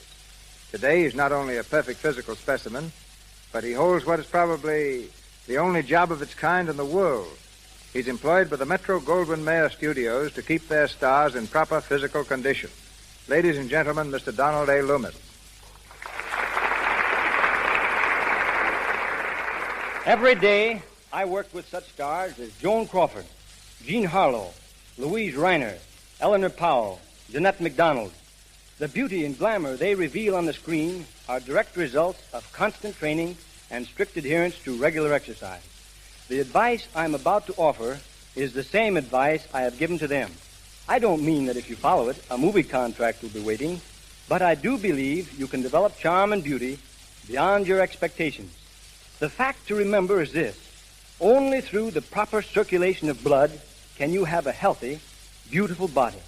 And nothing in the world promotes good circulation like exercise. It has no substitute. It'll take off weight or put on weight, tone up your skin marvelously, and develop a figure such as you now envy in the stars. But you must exercise every day, or at least every other day. Begin gradually, out of doors if possible. For most people, swimming is usually the best form of exercise. But take it easy. Watch your posture. Round shoulders is the most common fault with women. Copy Norma Shearer. Her posture is the best among all movie stars. Cleanliness is all important. An invigorating shower with plenty of Lux toilet soap will do 2 things for you: free your pores of foreign matter and keep your complexion clear and smooth. I'm glad to say that Lux is the soap used by the stars at MGM. Eat, play, and work as you see fit.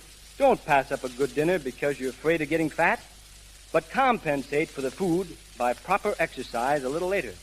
Give your body this attention it deserves, and I can safely say that after a few weeks of sensible training, you will feel better, look better, and your whole mental attitude will be completely renewed. But you get a different view of these stars than anyone else. Who are the best physical specimens in Hollywood? I'd say Joan Crawford, who has trained faithfully for years, Norma Shearer, and Dolores Del Rio. And the men with the best physiques, in my opinion, are Clark Gable and Robert Taylor. A couple of weeks ago, Robert Taylor flew 3,000 miles from New York to Hollywood just so he wouldn't miss a workout. But exercise need not be vigorous. Jeanette MacDonald's singing helps greatly to keep her fit. Try singing. It's great for your lungs and chest. And perhaps a little rough on the neighbor's ears. That's why I say never try to do too much of anything at one time. And here's something that may surprise you. When Eleanor Powell does one of her dance routines, she actually uses up more energy than Max Schmeling required to knock out Joe Louis. Well, that seems to prove that Joe ought to take up dancing. Or that Eleanor should challenge Braddock. In any event, I'm glad to have been here, Mr. DeMille. And if any of our audience would like a little more specific advice regarding exercises best fitted for themselves, I'll gladly try to help. Just address your letter to Donald Loomis, Metro-Goldwyn-Mayer Studio, Culver City, California. Good night. Good night, Samson.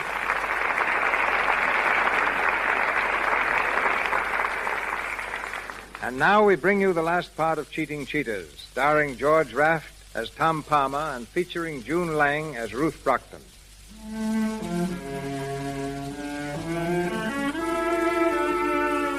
It's the following morning. We're in the office of the National Detective Agency, where the members of both gangs are waiting for the official proceedings that will put them behind the bars. All are present except Ruth, who is in Ferris's private office. Oh, when are they letting us out of here? I'm stiff as a board sitting here all night. Stop beefing, will you? You think the rest of us was sleeping on featherbed. Hey, do you think they got the goods on us, boss? Enough to send us all up for about 10 years. 10 years? Oh. What did you think? That they'd slap your hands and tell you not to do it again? I want to see my lawyer. Say, how did they nab you, Brockton? I thought you went to Chicago. That telegram was a fake. I stayed at the house. Yeah? Well, you see what you get for telling stories. Oh, shut up. By the way, are you Ruth's father? I've never been a father in my life. That's a break for somebody. Hey, this guy Ferris, is he on the police force? No, he's a private detective employed by the insurance company. Good morning, everybody. Hiya, Folly. Pull up a chair. Never mind the wisecracks, young fella. Hey, look, Chief, how about some ham and eggs? I'm starved. Well, you'll all get breakfast over in the tombs. How long do you think you can keep us here? This isn't a police station. It's the offices of a private detective agency. That's right. You see, this is just a little stopover on the way to headquarters. As soon as we get a confession, we'll get going. Yeah? Who do you think is going to confess? Well, we're getting one right now. You mean Ruth? What do you think? So she welched on us, huh? Yeah, came through with everything we asked her. You're a liar. What? You heard me. Ruth's no squealer. She wouldn't let us down. Wait till you find yourself in the jug, Palmer. Maybe you'll change your mind a little. Hello? Who wants Ferris? Oh, the district attorney. Well, I'll talk to him. Hello? Well, how are you, Mr. Andrews? No, this is Farley speaking. I'm sorry, but Ferris is engaged. Getting a confession. Yeah, Ruth Brockton, head of the Brockton gang. She's spilling it now. All right, I'll tell Ferris. We'll shoot the confession over to you as soon as she signs it. Goodbye, Mr. Andrews. You'll excuse me, won't you, folks? I'm very busy this morning. Ah, scram, bum. You don't think Ruth is squealing to you, Palmer? Not a chance. That phone call just now was a gag. If we'd only gotten away with this job, I was going to retire. Yeah, me too. It's a dirty shame. Hey, I've got an idea. Yeah, we could use a good idea right now. Well, what is it? When we lifted those Stuyvesant jewels, we broke it all up and had the stones reset, didn't we? Sure, what about it? It's our one big chance. How do you mean? Don't you see? Ferris represents the insurance burglary companies. Now, what's worrying the companies most is how to get back the jewels. Now, with the stones reset, how many of the original owners will be able to identify their stuff? Not one of them. That's why Ferris is keeping us here in this office. And that's why he wants us to think Ruth has squealed. Yeah, that's it, all right. We'll beat the rap yet? Everything depends on Ruth. If they break her down, we're licked. But... She can't break down. If she does, she'll land in the jug herself. No, she won't. None of you will. But you've got to let me do the talking. Now, look. I'll ask to see Ferris. Look out, boys. All right, miss. Come in here, please. What do you want me to do? Be careful what you say, Ruth. Quiet, you. All right, miss. Now, if you'll identify these people, I'll call them off in the order in which they're named in your confession. She squealed on us. Quiet, I said. Ready, miss. I'm ready. Good. George Brockton. That's George Brockton over there. You cheap squealer. You're not fit to associate with honest Take him crooks. away, men. Keep him outside. Come on, let me go, will you? Come on, take your... Now, Steve Wilson and Phil Davis. That's Davis, and there's Wilson. And I thought you was regular. Outside, you two. I'll get you after swing for this. Rosie Snyder next, alias Rosie Palmer. That's Rosie. All right, I'm going. Mike Donovan. Well, that's me, I guess. So long, boss. See you up above. Yeah. One more, Tom Palmer. I'd like to speak to him, please, alone. I want to see Ferris. Hold your horses. Okay, miss. You can talk to him here. I'll go out and take care of the others. Thank you. So you squealed on us, eh? You let us down. I'm sorry, Tom. I had to. Pretty low, even for a crook. You hate me, don't you? If I do, it's your fault. I almost went straight for you last night. I would have taken the rap for you today. What do you mean? If I could have gotten to see Ferris before you confessed. I was all set to cover you up. Take the rap myself. You would have done that for me? Oh, Tom, I'm sorry. Oh, what's the use? It's all over now. Sit down, Tom. I want to tell you something. Something about myself. Forget it. Please, Tom. Well, what is it? You see, I used to be a newspaper reporter at $30 a week. On one assignment for my paper, I ran into a gang of crooks and recovered a lot of money for an insurance company. They liked the way I handled the case and offered to set me up in business as a private detective to investigate their thefts. I used the name of Ferris. Ferris? You? Yes, Tom. Well, that just makes everything fine and dandy, doesn't it? I bet you're getting a terrific kick out of putting me behind the bars. Wait, Tom. A minute ago, you said you'd go through for me. Well, I believe you. I'm going through for you. Yeah? How? I didn't look for this job. The job found me. When I got to working with Brockton and the others and to knowing you, I felt pretty cheap. I would have given anything to have been out of it, but I couldn't help myself. Then, last night when you asked me to marry you, I thought of our future, yours and mine together. I knew the better side of you, and I wanted to help you find yourself. Why didn't you tell me this before? It's not too late even now. No. What'll we do? Set up housekeeping and Sing Sing? Excuse me. Yes, Farley? The rest of the gang want to see Ferris. All right, let them come in. Okay. Well, what are you going to do? I said it wasn't too late, Tom. You mean you're going to give me a chance to go straight? I think that's all you need, a chance. Am I right? If you'll stick close to me. I'll never let you out of my sight. Oh, gee, Ruth, I don't know. Be careful. All right, boys, come on in. Hey, where's Ferris? Yeah, where is he? He ain't in here. Yeah, we said we wanted to see Ferris. Just a minute, boys. Let me introduce the head of the National Detective Agency, Miss Ruth Ferris. Well, all right, Ruth. If you're Ferris, I've got a proposition to make. I think I know what your proposition is, George. But let me make one first. Now, boys, you want to make restitution of the stolen property in exchange for a light sentence, right? Right. Well, I'm going to do better than that for you. I'm going to put you all to work. Look. Did you say work? Oh, this is the end. For a long time, you've been preying on society. Now I'm going to give you a chance to come in here and help protect society. But let me tell you this. The first time you hear of a job that's being pulled off and fail to report it, or double-cross me in any way, it means 20 years. She's going to make detectives out of us. Well, had a good education for the job. Now it's up to you. There's pen and ink out in the front office. I want a signed confession from each one of you. What are you going to do with the confession? Nothing, as long as you remain on the square with me. Now take your choice. The confessions or 20 years. Hey, lead me to the pen and paper. There's plenty of both out in the front office. Yeah. Hurry up. Well, Rosie, not going to sign? Oh, I'll sign it all right. Me, a detective. Huh. I'll never be able to hold up my head again. Well, Tom? I suppose you want a confession from me, too. Uh-huh. All right, I'll go outside and write it. That's not the kind of confession I want from you. No? I want you to confess that when you told me you loved me, that you meant it. Every single word. Guilty. You want a couple of witnesses to that? I think we could use them. Sure. 2 witnesses. We can let them sign the marriage certificate. Well, it looks like a good day's work for us.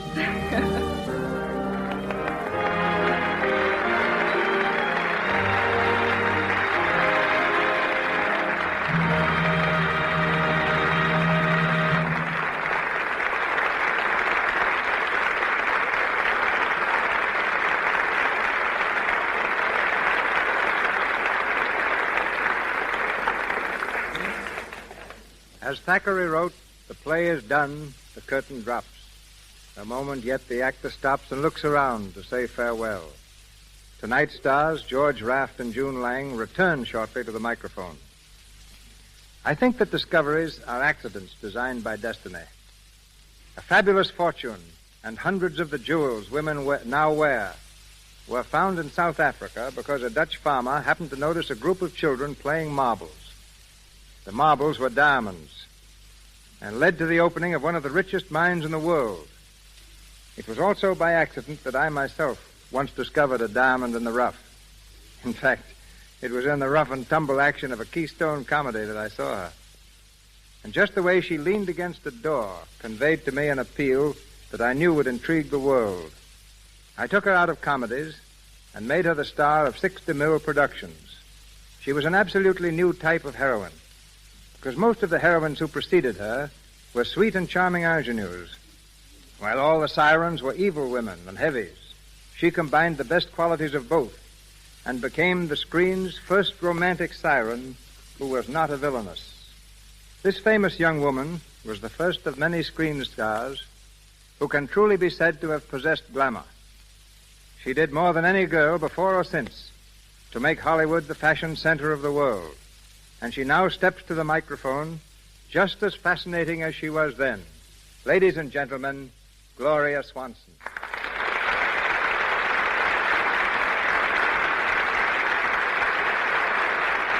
Thank you, Mr. DeMille. You're very generous. I changed the old adage of hitch your wagon to a star and hitched mine to a director and became a star. That's just modesty, Gloria. You're talking through that pretty little brown and white turban of yours. As a matter of fact, ladies and gentlemen, I just happened to fit into the DeMille scheme of things, which consisted of putting realism, beauty, style, and sophistication on the screen. You're one of the world's most exotic women. It just happens that you're also a very good actress. No, all women are good actresses. And I still insist, ladies and gentlemen, that it was Mr. DeMille's daring that made me a star. Until he produced Old Wives for New, every picture followed the same formula. A boy met a girl, lost her for a while, and then finished the picture by marrying her. Mr. DeMille took the story up from there. So producers believed that you couldn't make a successful picture about a husband and wife. Mr. DeMille made one, and thereby made history. It was a great success and introduced the social drama to the screen. It wasn't my daring that people talked about. It was yours. Do you remember the scene in Male and Female? When we duplicated the famous painting, The Lion's Bride, and had a lion crouched above you with its claws on your bare back, while the trainer cracked a whip in its face to make it snarl? Yes, Mr. DeMille, I remember. Now, I've got a scene in my present picture that...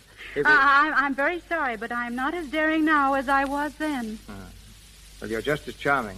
I never saw you look more beautiful. That's L-U-X. Now, what's that spell? Oh, Shane, go to the bottom of the class. That spells Lux. Oh, yes. Lux is my favorite beauty soap, and now, through its radio theater, you and I meet again for the first time in nearly 7 years. Then before we say goodnight, I'd like to give you one final bit of direction. What is it? Sing for us. Well, I don't pretend to be a singer, but if you're willing to risk my singing on your program, so am I. I'll sing None But the Lonely Heart by Tchaikovsky. Please.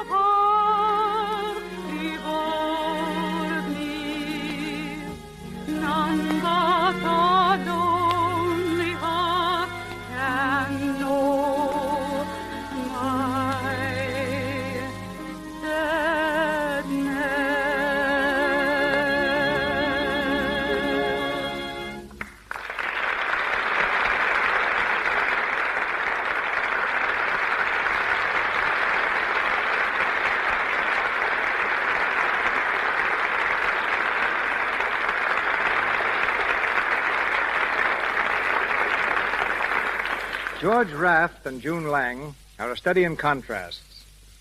So far, June has always played the role of a young and innocent girl, while George made his reputation as Hollywood's streamlined villain. George spent most of his life in New York.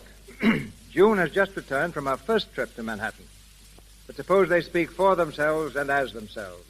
Ladies and gentlemen, George Raft and June Lang.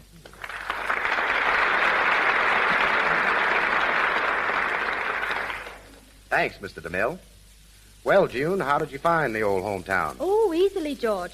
I took the plane to Newark and drove over the Skyway, through the Holland Tunnel, and there it was. I mean, did you like it? Oh, immensely. I was fascinated by the New York crowds, and I've never seen so many well-dressed women before.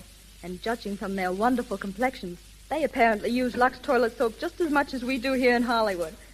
I even had Lux in my hotel room. It made me feel really at home in New York. In New York, George was the most popular boy in his neighborhood. The other kids would do anything he told them to. Incidentally, George's grandfather owned the merry-go-round on Coney Island. My grandfather also was a gold prospector here in California. He made several strikes. And you followed his example as a ball player? I guess you're right, but in pictures I'm better with a gat than a bat. I don't know why you're a gangster on the screen so many times, George. Oh, I don't know. I like being a villain. I think it's more interesting. I also think it's more true to life. June, down deep, I believe there's a bit of villainy in every man. Even in Mr. DeMille? Why not? Why, I think Mr. DeMille's one of the nicest men I ever met. Now, don't stop, June. I'm beginning to enjoy this interview. Just let me tell you what he did to me one day. He was making this day and age... You talk, George, like one of my actors. You weren't even in that picture. Well, one morning when I came to work, my dressing room had completely disappeared. Why blame me? I'm a director, not a magician. The reason I couldn't find it was that DeMille had completely surrounded it with one of his big sets. Didn't he give you another room? Oh, yes. For 2 solid weeks, I shared quarters with Tuffy, the collie mascot. But it wasn't so bad. I used to be a mascot myself. George was mascot of the New York Yankees, if I remember rightly. Yeah, I chased home runs all over New York City. Tonight you hit one yourself, George. And you too, June. Thank you. It's been marvelous being here. Good night. And all is forgiven, Mr. DeMille. I've had a great time, and I hope to be back again sometime. Good night. Good night, George.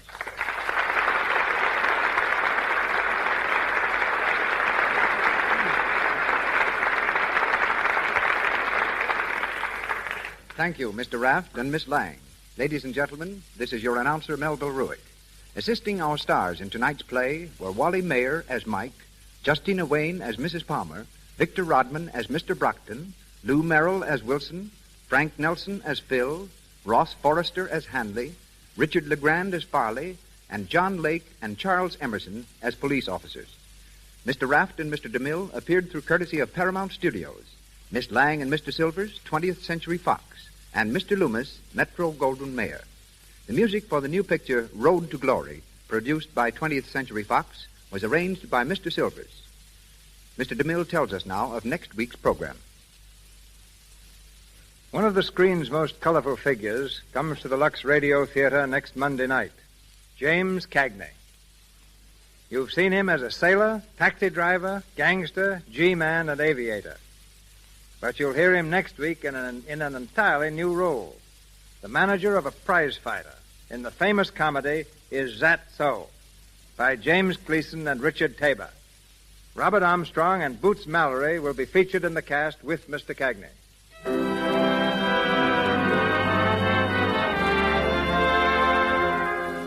Our sponsors, the makers of Lux Toilet Soap, together with Mr. Cagney, Mr. Armstrong, and Miss Mallory, join me in inviting you to be with us next Monday night in the Lux Radio Theater presentation of Is That So? This is Cecil B. DeMille saying good night to you from Hollywood.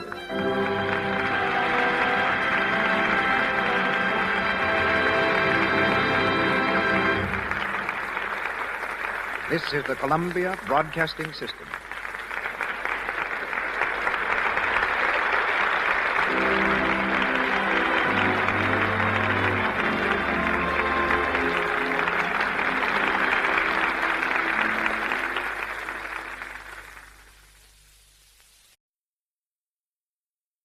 Hollywood, California, Monday, September 7th.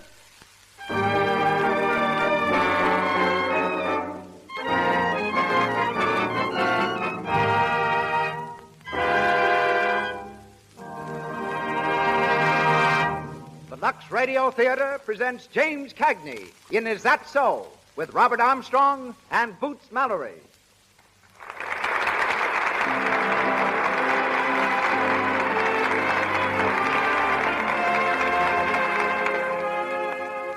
Lux presents Hollywood. During the next hour, the makers of Lux Flakes bring you an entertainment headed by such famous Hollywood celebrities as James Cagney, Robert Armstrong, Boots Mallory, Cecil B. DeMille, Dr. A.H. Giannini, Sheila Graham, and Louis Silvers.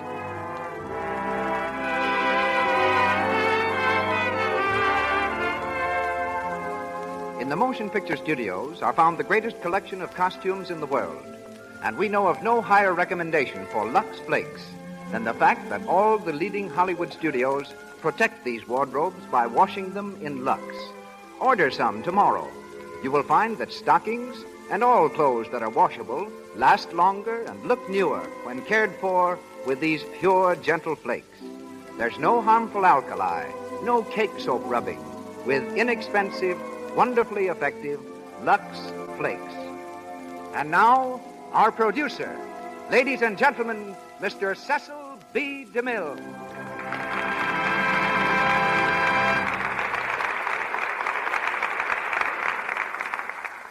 Greetings from Hollywood, ladies and gentlemen.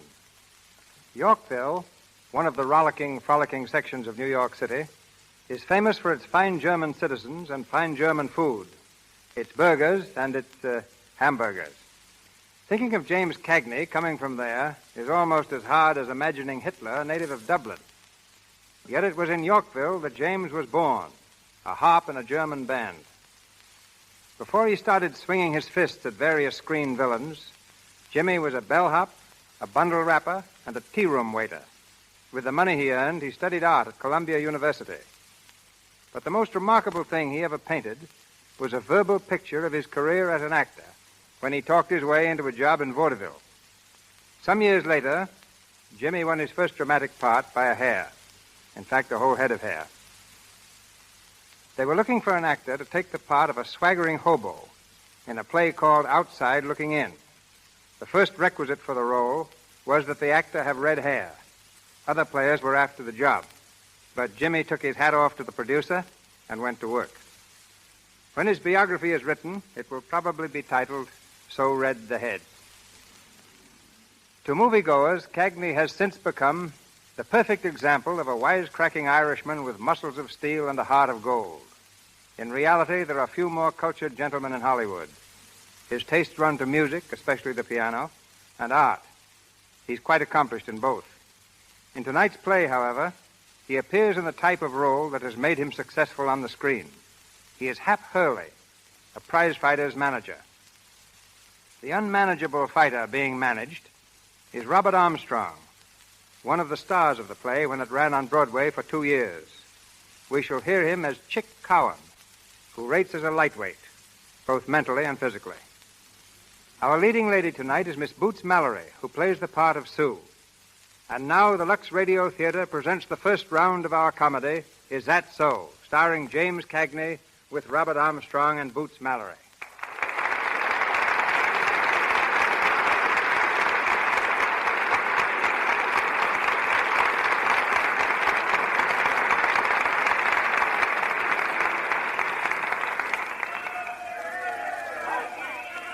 We're in the dimly lighted dressing room of the Bronxdale Fight Club in New York City, where we find Hap Hurley and his fighter, Eddie Chick Cowan, the pride of Brooklyn. Chick, ready for the next bout, has just had his hands bandaged, but there's a dreamy look in his eyes, which seems to cause Hap a great deal of concern. Hap paces the floor nervously, offering last-minute advice. Now, Chick, listen, just remember one thing, will you? Keep your mind on the fight. Don't think of nothing else. Just think about the fight. What? The fight, remember? You're fighting tonight. Hey, Hap, you think she'll be there? Oh, for crying out loud. Will you forget games for a minute? I'm talking to you about a fight. Now, this is important. If we don't win, we don't eat. Gee, Hap, she's got such pretty eyes. Oh, now, look, Chick, I'm going to tell you just once more. Every nickel we got, our whole end of the purse, everything's riding on that busted schnozzle of yours. Now, will you please, for my sake, for your mother's sake, will you please forget that dame for a while? Boy, has she got pretty teeth. Oh.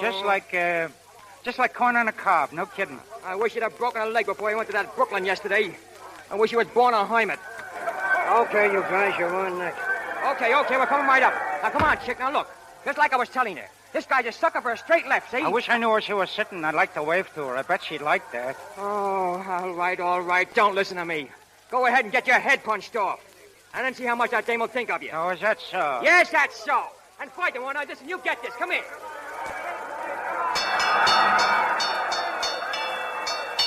All right, boys. You know the rules. Clean breaks and clean fight. All right, okay, Rep. My boy always fights clean. Take your hands now. Go back to your corners and come out fighting. Now, come on, chick. Come on. Now, sit down. Now, listen. Just remember what I said. When he comes out, Hey, what are you looking around for? Hap, ain't that her sitting over there? Will you stop thinking about that dame? Now, there's the bell. Now, go in there and finish him quick, will you? And don't forget that left, chick. Chick, get in there. Will you? Get in with that left. Get into it. Stop looking around, will you? Chick! Come on, chick. Get up, will you, kid? Oh, you're breaking me heart. Get on your feet, will you? Get on your feet, will you? Shake that noggin. Come on, get up and fight. Oh, chick.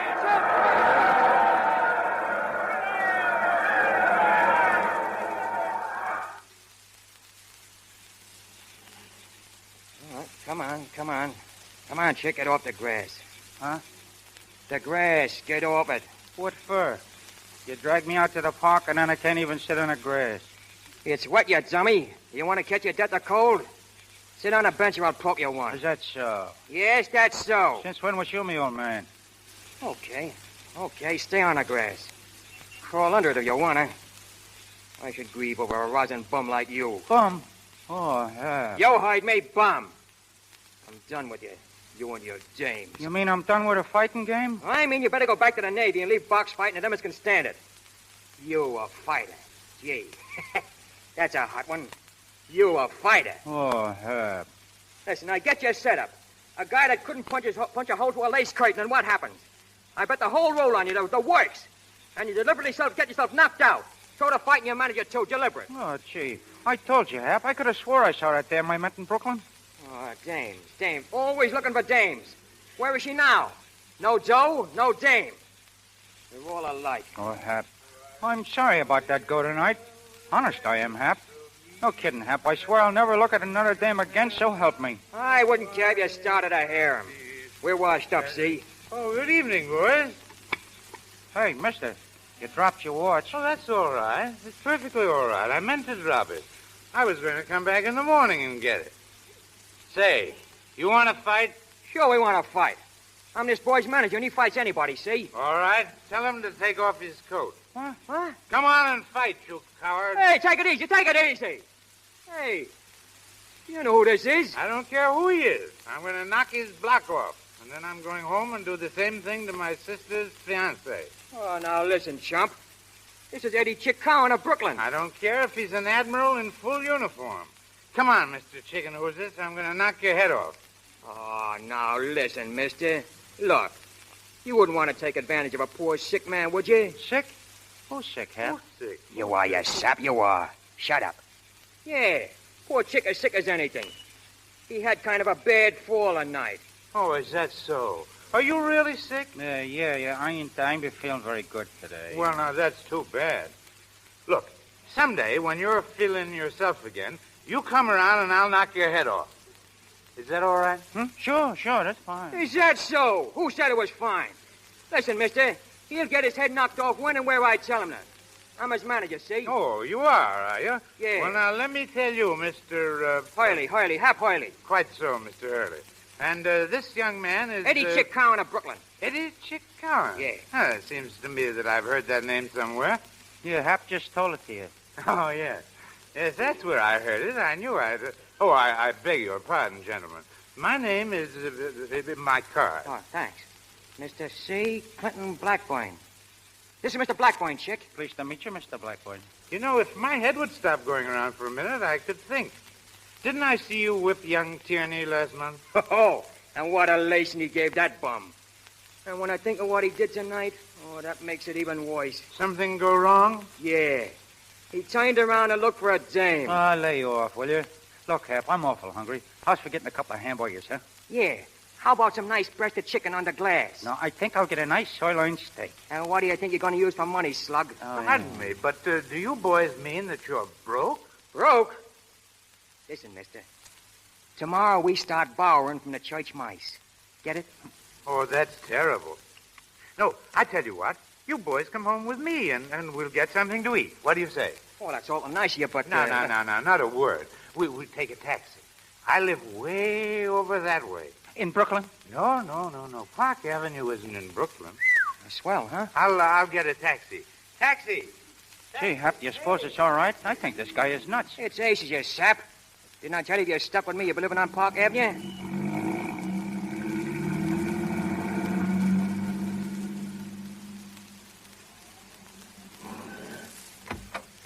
Come right in, boys. Thanks. Johnson. Oh, I've got an awful headache. Oh, you'll be okay in the morning. Johnson, where are you? Pretty swell joint, eh, Chick? It's the berries. I'm sorry, boys, but the servants seem to be out. You just drop your things over there. We'll see if we can find something in the kitchen. Hey, somebody's coming. Johnson. Oh, it's you, Parker, eh? Stayed in the town again, weren't you, Clint? I was beautifully. Mr. Hap Hurley, Mr. Eddie Chick Cowan of Brooklyn, my future brother-in-law, Mr. Robert Parker. Pleased to meet you. Hello. I wish you'd make a little less noise, Clint. And you needn't bother calling for Johnson or anyone else. The servants have left. Oh, they've left, have they? Well, I don't have to ask why. Where's my sister? She'll be home presently. Does she know the servants have left? What difference does that make? They left because I told them to leave.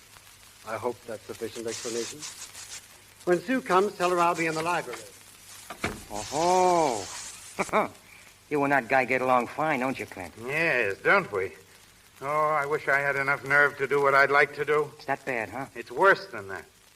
Say, I think you boys can do something for me, if you will. You want me to take a poke at that guy?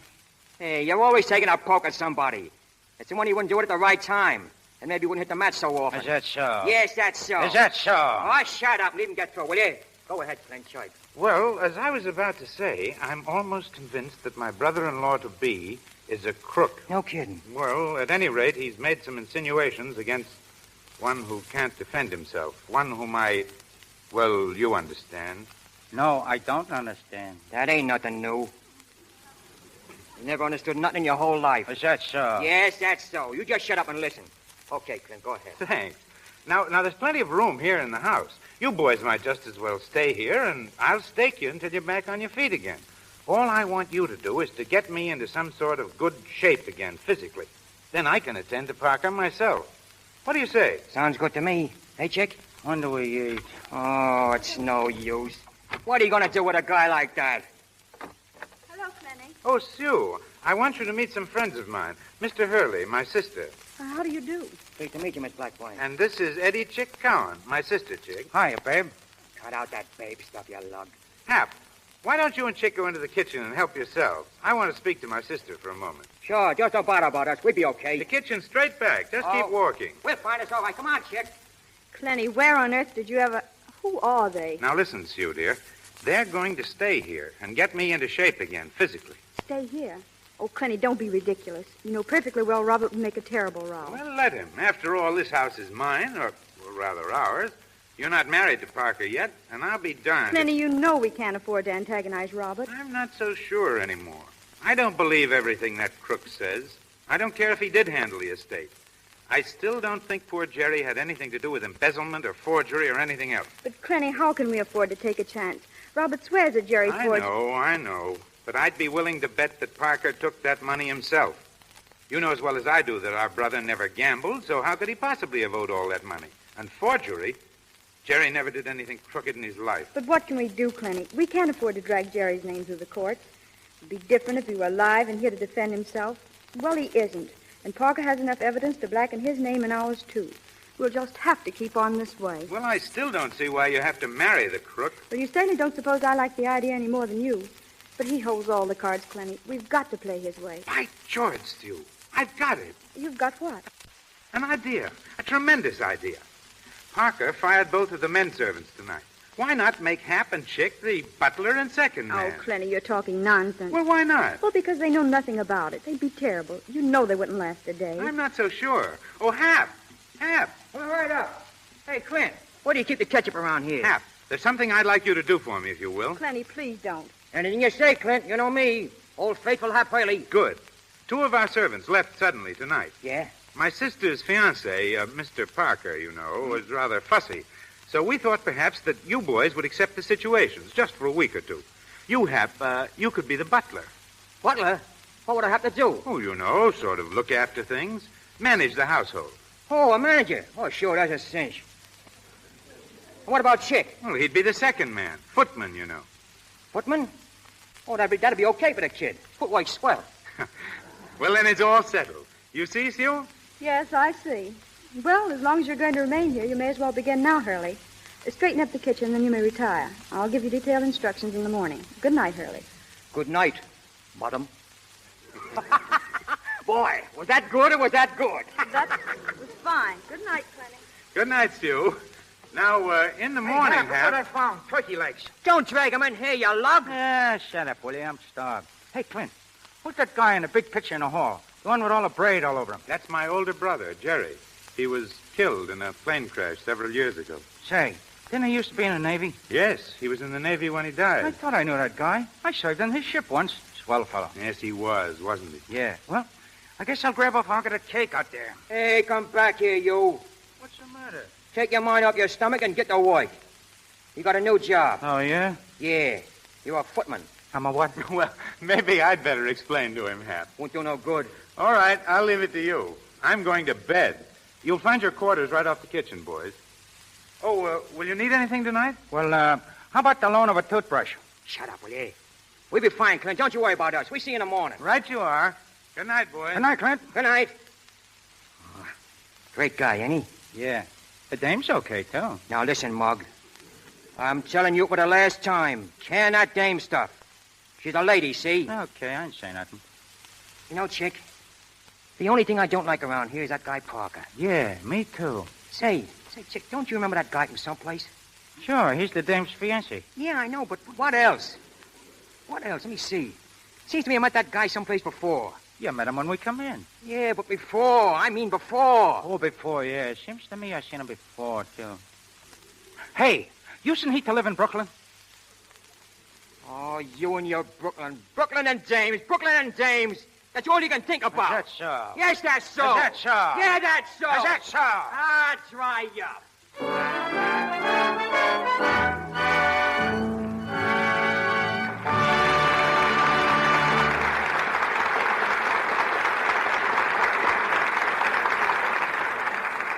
In just a minute, we'll continue our presentation of Is That So? But first, a little domestic drama between the scenes. We're in the modern apartment of Jim and Elsie. They are dressing to go out in the evening. Elsie is putting on her stockings and pop, another run. Just listen to Jim. What, again? Oh, say, I'll bet I could cut down on those stocking runs. Oh, yeah? Well, put your mammoth brain to work. Say, it never stops working. I'm full of dope on the question right now. Well, spill it, big boy, but make it snappy. Okay, here's the first tidbit. You know, I heard Sis spilling a mouthful about runs the other day. Oh, I bet she was crabbing. That's why you're balmy, baby. She's got the runs problem licked. Come on, Sis says, I tell a guy how you do it. Elsie's runs are driving me nuts. And she says nothing to it. Hardly a run have I had since I switched to Lux. Say, that's an idea. Well, I'll say so, Cupcake. And here's another. Another what? Another juicy bit. Heard my secretary spill this one on the phone. I suppose her stockings never pop a run. Right the first time. And you know why? She uses Lux. Lux. Well, I'm a smart girl, too. Here's where I switched to Lux. Clever women everywhere are learning how Lux cuts down on stocking runs. It saves elasticity, you see. Cake soap rubbing and soaps with harmful alkali weaken elasticity. Then, even a slight strain on your stockings may snap a thread and start a run. Try Lux. You'll be amazed at how much longer your stockings wear. And once again, Mr. DeMille. We present the second round of our comedy, Is That So?, starring Jimmy Cagney as Hap Hurley and featuring Robert Armstrong and Boots Mallory. It's 1 week later, and all is not well. Despite the fact that they've tried their best, Hap and Chick don't seem to be cut out for domestic service. We find them preparing a buffet breakfast for Sue and her fiancé, Robert Parker. Hap and Chick are standing at the buffet, clumsily juggling the hot plates, as Parker glares at them from the table. Hurley, will you please hurry that breakfast? Yeah, sure. Coming right up. Come on, step on it, will you, Chick? I'm doing the best I can, and I... What do I know about cooking eggs? Oh, what do you know about anything? Look out! Alan, what was that? I think I dropped the plate. Pick it up, you dope. Pick it up. What for? It's all busted anyhow. Oh, I ought to slug you. Give me that ham. If it's for Parker, season it with cyanide. Here's your breakfast, Miss Sue. Thank you, Hurley. Hey, Hap, I forget. Does that Parker guy get 2 3-minute eggs or 3 2-minute eggs? Cowan, will you please remember to place a Mr. before my name when you speak of me? Keep your shirt on. You ought to feel lucky I talk about you at all. Go on, Chick. Fix the eggs. Oh, wait a second, helpless. I'll show you. I've never heard of such impertinence, Sue. I don't see how you tolerate such servants. Oh, they're making such a change in Clenny. I think we can put up with them for a week or two. Here's your eggs. Mr. Parker. Must you do that? Oh, stop beefing, will you? If you don't like the way things are done around here, why don't you do it yourself? I'm sorry, Sue, but I refuse to tolerate such treatment. When you've taught your servants more respect, I shall return for my breakfast. Good morning. Hurley, I'm afraid I must insist that you be more careful of the manner in which you treat my guests. And after all, Mr. Parker is my guest. Yeah. But from what Clint tells me, that guy ain't exactly welcome around here. Please, Hurley, some fresh toast. Okay, I get it. Some more toast, Chick. Gee, Hap, I can't wake that toaster. No kidding, I blamed myself 3 times yesterday trying to wake it. Why can't they eat bread plain around here all the time? More toast, more toast, more toast. Okay, useless. Go on up to the gym and tell Clint he can come down for breakfast. I'll make the toast myself. Go on! I don't get no consideration around here at all. Always do this, do that. I'm getting sick of it. Say, Miss Sue, can I speak to you a minute? Why, yes, Hurley. Yeah, that's one of the things that's been bothering me. That there Hurley business. I don't understand. I mean, you've been teaching me all that etiquette stuff and how to talk and say the right thing and all that, but I've just been wondering, is it etiquette for a lady, to call a guy, a man, by his last name? To me, it just don't seem right. You mean it doesn't seem right, Hap? Yeah, it doesn't seem right. Sounds sort of cockeyed. Well, it's the custom, Hurley, to call servants by their last names. Yeah, but gee whiz, I ain't no servant, you know that. I'm a fight manager, and a good one. I'm only doing this to help Clint out. And you, too. I'll bet I couldn't have stuck it out this long if I hadn't been so keen about you. And Clint. We really appreciate it, Hurley, and I'm sure that... Oh, there you go with that Hurley stuff again. Can't you just call me Hap? Well, suppose we compromise. What's your Christian name? I'll call you by that. I'm sure Hap isn't what you were christened. Nah, that's only short for Happy. Well, I'll tell you what I'll do. I'll tell you my right name, and I'll make you a promise. My right name is Alfred, and my middle name is Bertram. And the promise is I'll sock anybody in the nose that calls me Bertram. All right, suppose we settle on Alfred. That's the idea. And I'll call you Sue. Oh, I'm afraid that wouldn't be, well, quite the thing to do. After all, someone might hear you. All right, then.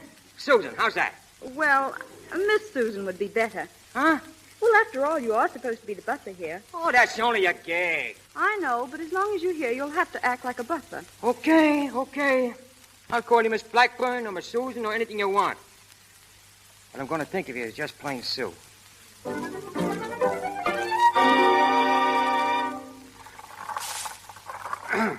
All right, Clint. 3 more. 1, 2, 3. Was that a workout? How do you feel? Great. Yeah. Lifting weights is good for you. I make Chick do it every day. Hand me that towel, will you? Here you are. You know, I didn't tell you. I like to arrange a bout for Chick. That is, if it's okay with you. A fight? Where? Right here in the house. Oh, I get it. You want him to bounce that Parker guy around, huh? No, I'll be able to bounce him around myself soon. No, I'd like to arrange a regular bout for you for a week from Wednesday against a regular fighter. Who is he? Ever hear of Johnny Duffy? Duffy? Yeah, I know him. Well, he's driving a car for Major Fitzstanley, a friend of mine. We got to talking. We thought it might be fun to have a bout right here at the house. Chick versus Duffy. At the house? Yes. We could ring up a ring out in the garden and have some friends over. I thought it would be good training for Chick. Yeah, it'd be kind of a workout for him. But a palooka like Johnny Duffy ain't no match for my boy. I'll have to tell him to take it easy. Chick's coming around all right, eh? Coming around? Right now, he could lick 9 gorillas. Well, of course, this is just sort of a friendly match with Duffy. But, Hap, do you think we could trust Chick with a real bout? What do you mean? Can we trust him? Say, I seen a guy offer him $2,000 to throw one of the Navy championship fights. And Chick nearly threw him off the boat. That isn't what I mean, Hap. I don't doubt his honesty. I'm talking about women. Is he likely to repeat that last fiasco? Oh, I don't know, Clint. But I'm pretty sure if we got a real important battle, he'd keep his mind on it. You really think he's ready to go? Oh, I just dropped my hat. All right. Hand me that phone. What are you going to do? I'll show you. Do you know Pat Kelly? Yeah, sure. He manages Soccer Goodman, light heavyweight champ. Yeah, I know he does. That's why I'm calling him. Hello. Mr. Kelly, please. This is Mr. Blackburn. Just tell him Clint Blackburn. He'll know. Hey, you mean to say you're going to... Hey, Chick! Hey! Chick, come up here! Hello, Pat. How are you? Well, that's fine. Say, Pat, do you know Eddie Chick Cowan?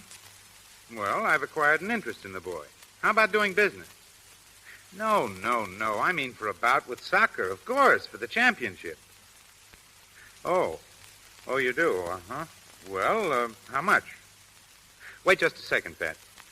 Say, Hap. Yeah? Is it the usual thing for a champion to demand a guarantee before agreeing to fight for his title? Yeah, that's right. Cash on the line. Oh, I see.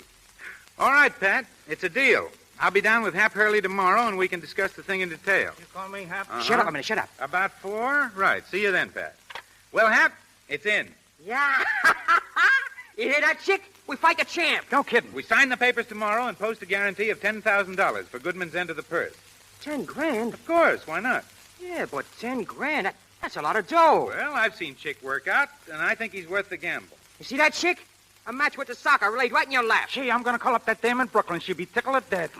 Listen now. You ain't calling no dames, you understand? Who ain't? You ain't. Who says so? I say so. Oh, yeah? Yeah. Is that so? Yes, that's so. Is that so? Yes, that's so.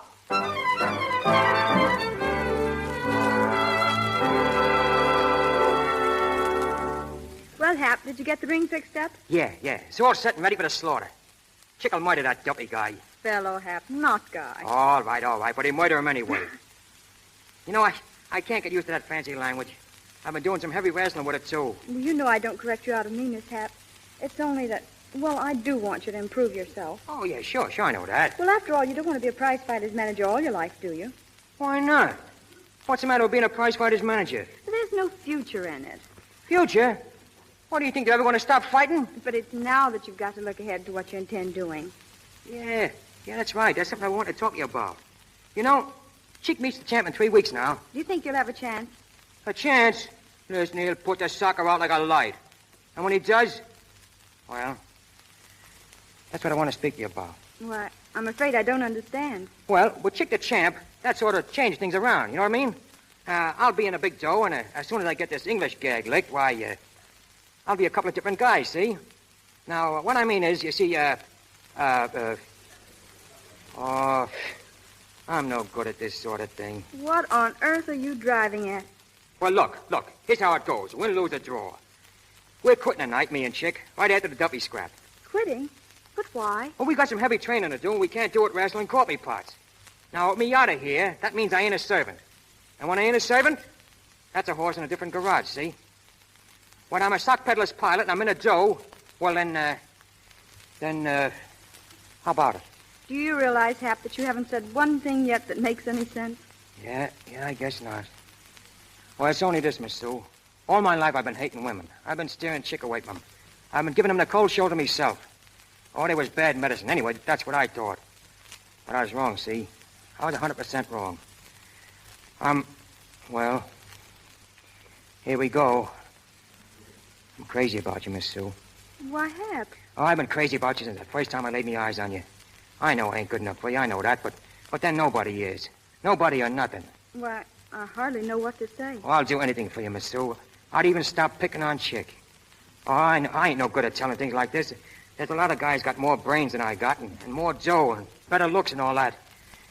But there ain't nobody in the world could think more of you than I do. I'm terribly sorry you feel that way, Hap. Why?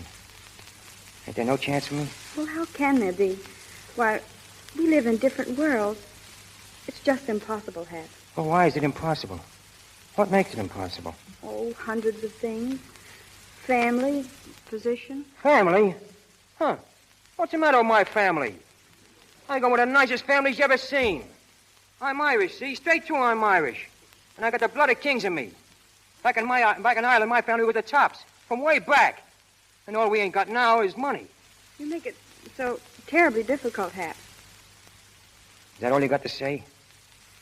Make it difficult? What can I say? Okay.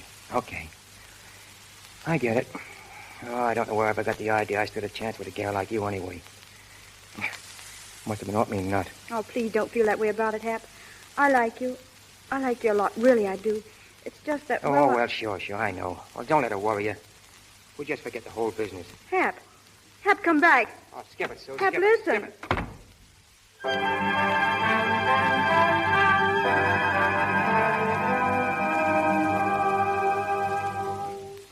Hey, Hap.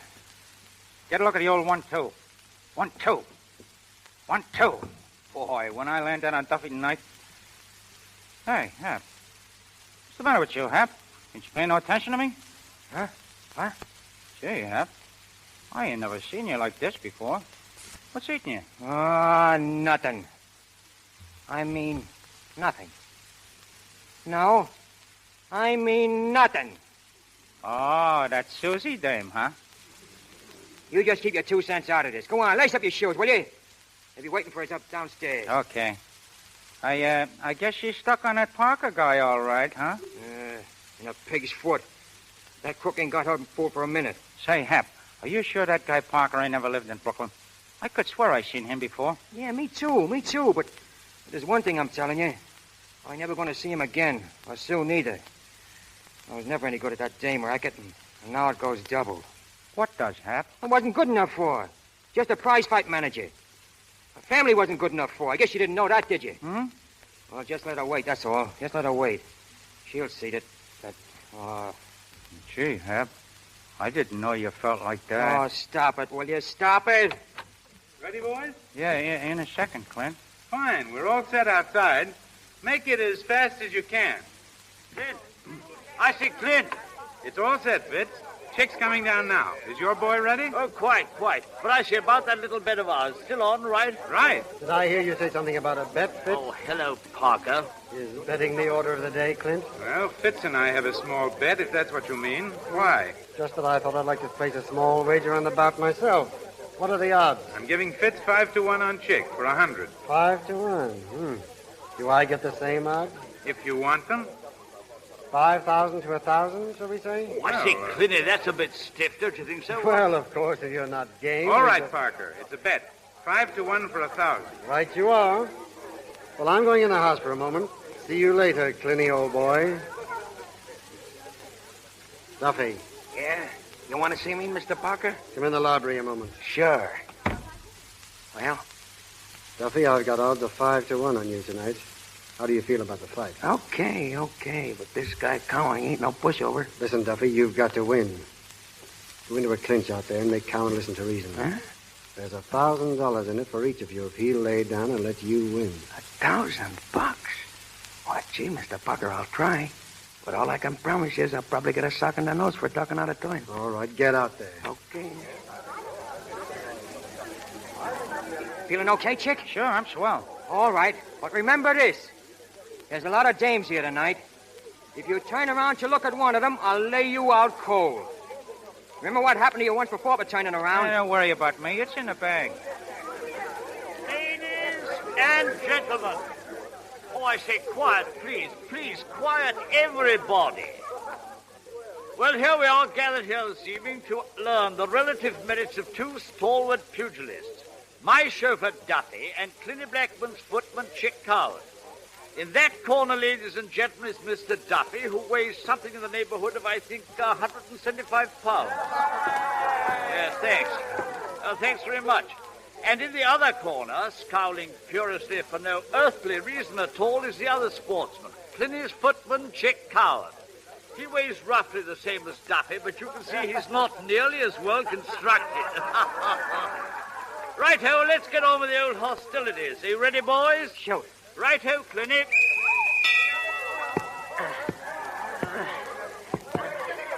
Say, Chick. Lay off the chatter and fight, Duffy. Now, listen. Listen a second, will you, Chick? Let me clinch a second, will you? Listen. I ain't gonna do no carrying, see? You're going out just as quick as I can put you out. Now, wait a minute, wise guy, will you? There's a grand in it for you if you let me win a decision, see? Oh, there is, huh? Hey, listen, Chick, you don't have to get sore about it, see? Oh, I don't, huh? Listen, I was only doing what Parker told me to do. See? Oh, Parker told you to tell me that, huh? Yeah, Parker. I got it. I got it. Hey, Hap! Don't turn around, you sap! This is marvelous. 1, 2, 3, 4, 5, 6, 7, 8, 9, 10, and out! The winner, Duffy! Splendid fella!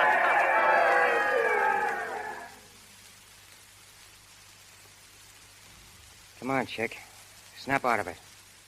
Come on, you dumb egg. Snap out of it so I can take a poke at you myself. What hit me?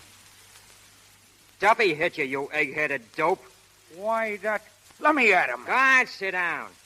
You always want to fight after it's all over. Well, what were you looking for this time? Christmas? Hey, Hap, I remember him. Oh. His nibs, Parker, I remember him now.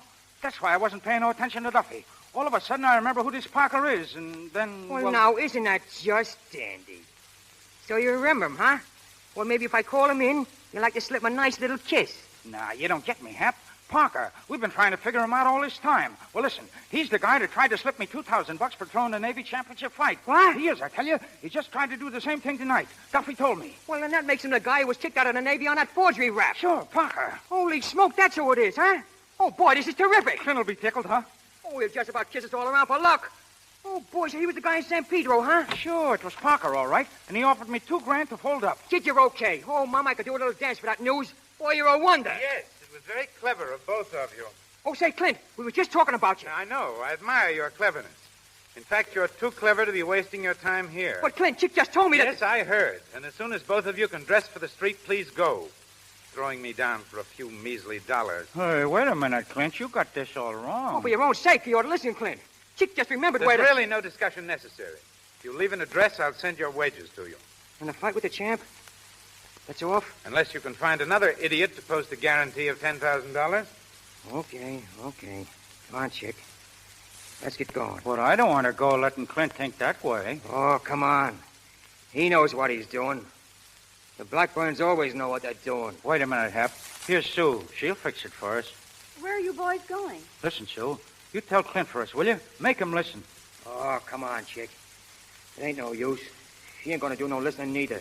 What is it, Clenny? What's wrong? Parker bribed Chick to throw the fight. I don't believe it. I can't doubt my own eyes and ears. I heard Chick telling Hap he was offered money to throw the fight. Then they danced around like a couple of lunatics. I saw them. I heard them. I still don't believe it, Clenny. I'm sure there's some mistake. Gee, Clint, if you'd only listen for a second. I didn't even talk to Parker about this fight. I was telling Hap I'll about... be inside if you want me, Sue. Well, I guess that's that. Come on, Chick. Hap, I'm awfully sorry about everything. Oh, that's all right, kid. But I do wish you'd tell Clint that we never done nothing crooked in our lives. Tell him that, will you? And if he wants it, we got some news that ought to interest him. Come on, Chick. We're going.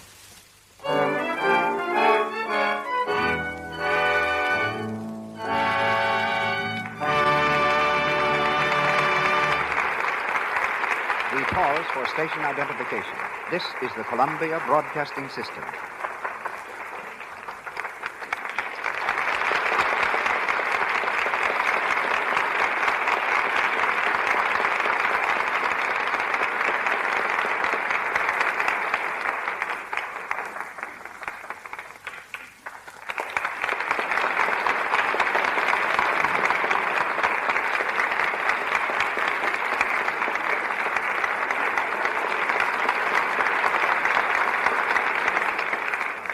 Hollywood is famous for its good-looking girls, but they're not all in the movies.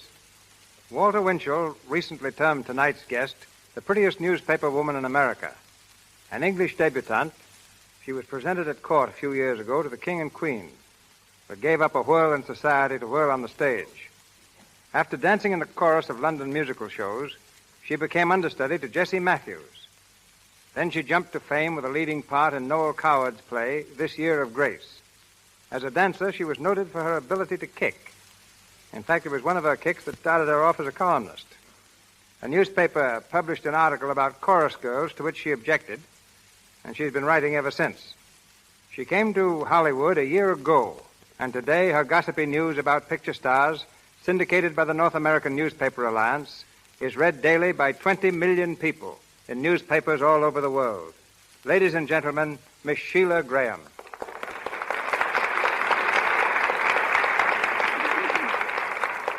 A very nice introduction, Mr. DeMille.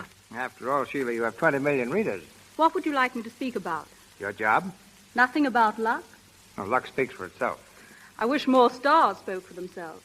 For example, Jean Arthur, star of your new picture, is extremely shy. She sincerely believes she has nothing of interest to tell a reporter. And silence is golden. But not on the radio. You'd be in a spot if I followed that advice right now. Then let's discuss talking stars. Or shooting stars, like Gary Cooper. I saw him on your set yesterday doing some fancy work with a six-shooter. Incidentally, he's the only star I've seen in Hollywood who's even better looking off the screen than on. Is that so? I've never regretted giving up acting and running my career into a newspaper column. To me, reporting is much more exciting. Still, I can't forget my chorus girl days abroad. In every studio I visit here, I bump into Lux Flakes in the wardrobe department, just as I found it backstage in England. In that respect, they're just as advanced as Hollywood. But that's not new, Sheila. Can't you give us some facts that aren't so well known? All right, here goes. One of the biggest money makers on the screen is the radio star, Bob Burns. But Bob still drives a $25 automobile. He's convinced his success is just a dream and that any minute he's going to wake up. Maybe that noise we've been hearing isn't a bazooka after all. Perhaps it's just his snoring. Perhaps. But the champion sleeper in Hollywood is Ned Sparks. Ned can take a nap any time and any place. Merle Oberon has a most considerate figure. She eats anything and never puts on an excess ounce. Eating is probably Louise Reiner's favorite habit. She loves to visit friends' iceboxes. So does Fred McMurray. Incidentally, Simone, the new French star, also has her weighty problem, but has shed 10 pounds since coming to Hollywood. Paul Muni tells me he's anxious to leave pictures and get back to the stage. Paul, by the way, has a curious habit of lying down on the floor when he's eating or being interviewed. Ronald Colman will do anything to prevent his picture being taken, but is the only male star who doesn't powder his nose for photographic purposes. Your star tonight, James Cagney, just told me that women can take a sock on the nose, in pictures, that is, much better than men. Claudette Colbert is the most superstitious star I know of. She always leaves a building by the same door she entered it, for good luck. Leslie Howard seldom looks at the person to whom he's talking. He prefers to play with his pipe or the heel of his shoe. And as for me, Mr. DeMille, I much prefer to play with a typewriter than a microphone. But before leaving, I'd like to ask one question. And that is? Is it true that the fan mail for this program is sometimes addressed to Cecil B. Deluxe? Is it true that you're going to publish a book of witticisms like that last one, known as Graham Crackers? Ouch. I think I've said enough. Good night. Good night.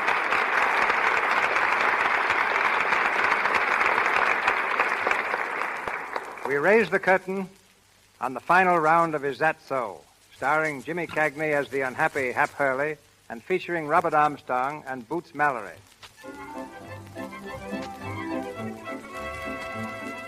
A month has passed, and Chick has won the championship.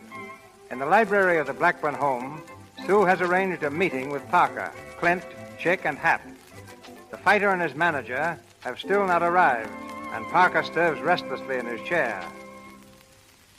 My dear Sue, might I ask exactly why I'm here? Please be patient, Robert. I'm afraid, Sue, my patience is rapidly being exhausted. Wouldn't it be just as well if we postponed this gathering of yours until some more practical time? Oh, I couldn't think of putting this off any longer, Robert. This is something I've dreamed of for years. Clenny, will you answer that? I suppose I'll have to. Hi, Clint, old boy, old sock, old pal, old boy. Hiya, Clint. Come in. Oh, thanks. Come on, stupid. Good evening, Hap. Hiya, Sue. Make the new world's champ. Congratulations, Chick. Ah, it was nothing at all. Hiya, Parker, old bean, how's tricks? Just what is the meaning of this, Sue? Sit down, Robert. I'll explain everything. Yeah, sure. Pull up a chair, Parky. Well, Sue? But first, Robert, I'd like to make a public apology. I've made it privately several times. But I think I'll feel a lot better if I make it again here. Oh, now, Sue, listen, you don't have to. Please, Hap, I want to. I want to apologize to Hap Hurley for having been such a pompous little snob. I'm sorry, Hap, really. There now, I do feel better. You didn't hold this little party for that, did you? Patience, Clenny. We now come to a second vital point. My engagement to Robert Parker is here and now brought definitely to an end. That's telling him, Toots. Shut up, you. Well, that's the first good news I've had in weeks. So the engagement is broken, is it? Definitely. No, that's too bad. I was hoping there'd be no necessity for something ugly. Are you quite sure, Sue? Quite sure. I imagine we shall have to go to the law about a little matter of embezzlement and forgery after all. And courts are such a bother. Oh, I don't think you'll be bothered with courts much. Stop beating about the bush, Sue. What have you got up your sleeve? Well, as a matter of fact, Clint, I don't think that Mr. Parker's going to remain in this country very long. Do you, Hap? Well, personally, I think he's going to find it kind of hot around here. Of course, if he wants to stay, that's up to him. But if he's wise, he'll scram, and scram quick. South America would be nice. Don't you think so, Chick? Yeah, it's all right. But a lot of guys like Canada better. Pardon me, Sue, but aren't you a little premature about my plans? You're forgetting about your brother. He was involved in a little difficulty, as I remember it. I think his memory should be considered. It's being considered, Robert, I assure you. Now comes the third vital point. Robert Parker, it gives me the greatest pleasure possible to inform you that we know you to be a liar and a thief. What? And a double-faced water rat in a bargain. Why, you... Sit down before I slap you to sleep. We got the goods on you, Parker. I took it on myself to do a little investigating for Sue here, and I found out plenty. The way I understand it, you showed Clint and Sue proof that some dough had been lifted out of their estate. Then you showed them notes their brother was supposed to have forged and some records of gambling losses. But you didn't hand over the notes, did you? No. You kept them to hold over their heads. Well, that's called blackmail. Don't be ridiculous. Yes, blackmail. Well, you've known all along that I've hated you, and that Clenny hated you. That you used our love for our brother Jerry just as a means of marrying a portion of the Blackburn money.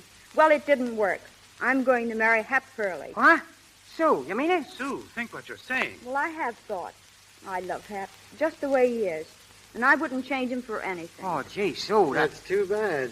Think of the shock when members of the social register read that Jerry Blackburn... Don't worry. There won't be nothing to read. We've been looking into your past, Parker, and we got you all lined up for a nice room and a bed in a state prison. Really? Yeah, really. You was in the Navy for a while, wasn't you? I in the Navy? Yeah. You were a quartermaster on a Texas, and that's where you met Sue's brother. What rot, Sue. I've never been on a battleship in my life. Oh, yes, you was. But you was using the name of Collins then. This is all preposterous. Really, Sue, I'm not going And you were dishonorably discharged from the Navy after it was found that you had forged the senior officer's name to some important receipts. That's correct, isn't it, Sue? Check. I think you've carried this far enough, Sue. I won't argue with you. The whole thing is too silly. But you've made a lot of ridiculous accusations that you can't possibly substantiate. Oh, can't I? Check, when was the first time you saw Mr. Parker? Well, I'm the favorite to win the Navy championship in the light heavy division, see? And this guy Parker, he was a quartermaster on our ship. He comes up to me and offers me $2,000 to take a dive. Wait a minute. Listen, Hap, is that what you and Chick were discussing the night of the fight with Duffy? Yeah, sure, Clint. Sure. That's what we tried to tell you. I was telling Hap that I recognized Parker. That was the reason I turned around. He told Duffy to offer me $1,000, and all of a sudden I put two and two together, and it spelled Parker. Well, I don't know what to say, boys. I've never been so ashamed in all my life. Oh, forget it. It just took you a little time to get on at things, that's all. But the fight, I've been wondering about that all night. Who provided the guarantee for Soccer Goodman? Well, it was Sue. Sue? You mean you put up $10,000? Yes, and it proved to be a very good investment. I now have a half interest in Chick and a full interest in Hap. Then you and Hap really... Oh, she was only kidding me about that, Clint. You got nothing to worry about. Did I say anything about being worried? And did I say anything about not being serious? Oh, now, wait a minute, Sue. I can take kidding just so long. Then it ain't kidding no more. But, Hap, I meant it. Of course, if you've changed your mind. Oh, gosh, no. I just... Dames, all the time, dames. They ain't no good, says him. Shut your trap, egghead. When I want any help from you, I'll ask you first. How is that so? Yes, that's so. Yes, that's While you boys settle your little difficulties, I'll see to it that Mr. Parker gets safely through the front door. Come, Mr. Parker, you're leaving. Say, Clint, just one poke at him first, huh? Oh, no. No, I'm going to show Mr. Parker out alone. Come, dear Mr. Parker. You all think you've been very clever, don't you? Go on, scram before I take a poke at you. Can you imagine that, Hap, letting that crook get off like that? Like what? Tell me, did you hear that, Sock? Well, I still wish I could have punched a couple of his teeth out. Listen, you do no more punching around here, you see? Only when I tell you to. I mean, I and Sue. Oh, Hap. Yeah, and you ain't going to be making so many trips to Brooklyn either. You got another fight coming up. Oh, but Hap. No, Chick, no argument. You do just as Hap tells you. Oh, is that so? Yes, that's so. Is that so? Yes, that's so. Is that so? Yes, that's so.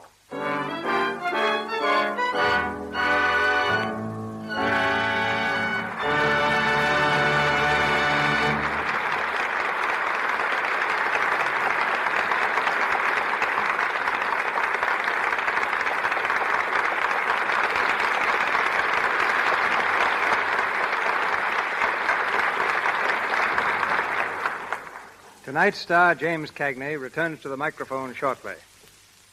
Though you have never seen him on the screen, though he is never credited with a single film, no man exercises more significant influence in Hollywood than Dr. A.H. Giannini, banker to the motion picture industry. Son of Italian immigrants and subject as a boy to all the struggles besetting people in straitened circumstances, this man who loans millions of dollars yearly to the picture studios began his professional life in medicine. As an intern, he once volunteered to treat a man dying of typhus. The victim lay in a pest house in San Francisco, confined with lepers. Dr. Giannini and a nurse went to his side, but it was too late. The patient died. 48 hours later, the nurse was dead. Dr. Giannini himself stricken. Another doctor came to treat him. That doctor died. But the young intern survived. During the Spanish-American War, he again volunteered to administer to 1,200 Negroes, desperately ill with smallpox. For this service, San Francisco publicly honored him. Dr. Giannini left his practice to follow his father and brother in a small banking business. Today, practically every major studio in Hollywood owes its start to him. He is now directly connected with films as president and chairman of United Artists Corporation and trustee of both Columbia Pictures Corporation and Universal Pictures Corporation. His presence is distinctly an honor to the Lux Radio Theater. Ladies and gentlemen, Dr. A.H. Giannini.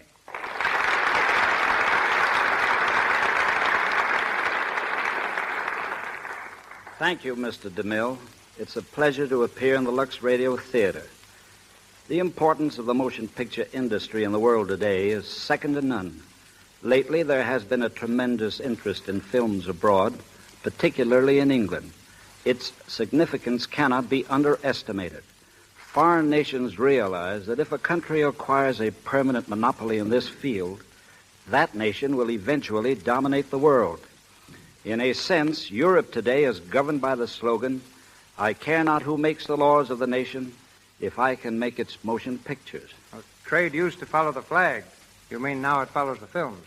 Exactly. Girls in foreign capitals constantly keep their eyes on Hollywood for new ways of dressing their hair and new styles and clothes. More and more American phrases are found in English publications. Our traditions, culture, language, and social values are gradually Americanizing the globe. The end result is that the profit element in pictures abroad has become a secondary consideration. Their prime consideration right now is to maintain their own tradition and history.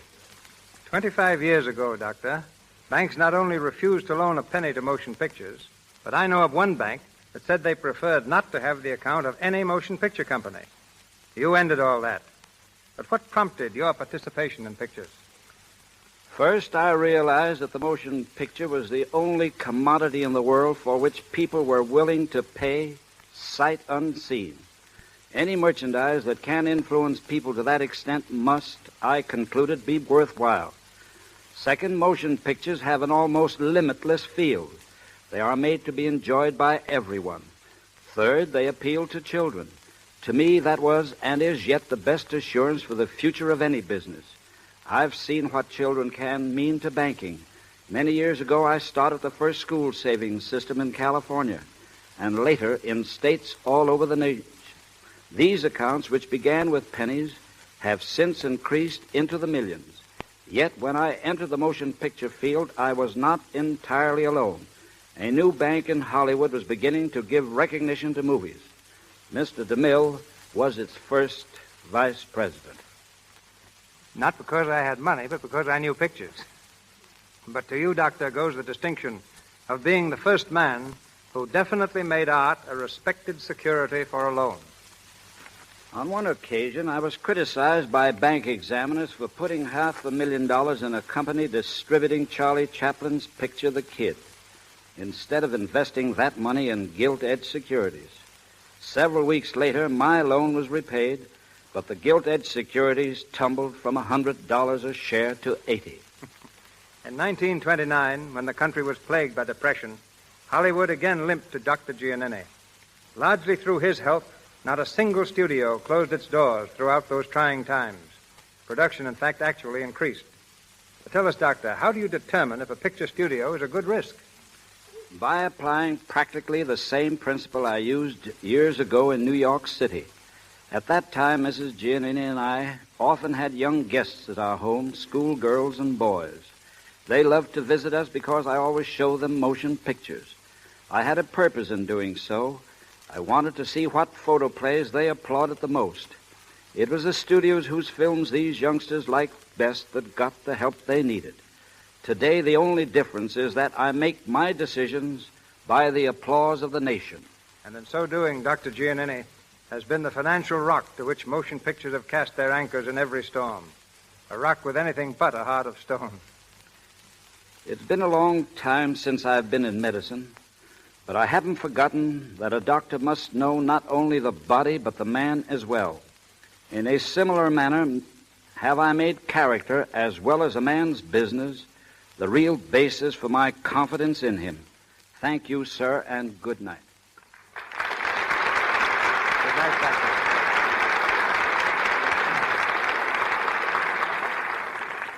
This fall, you will see James Cagney in a new film released by a new studio. The picture is titled Great Guy and is being produced now at Grand National Studios. As Jimmy comes to the microphone, I know you all join me in wishing him and Grand National all the success in the world.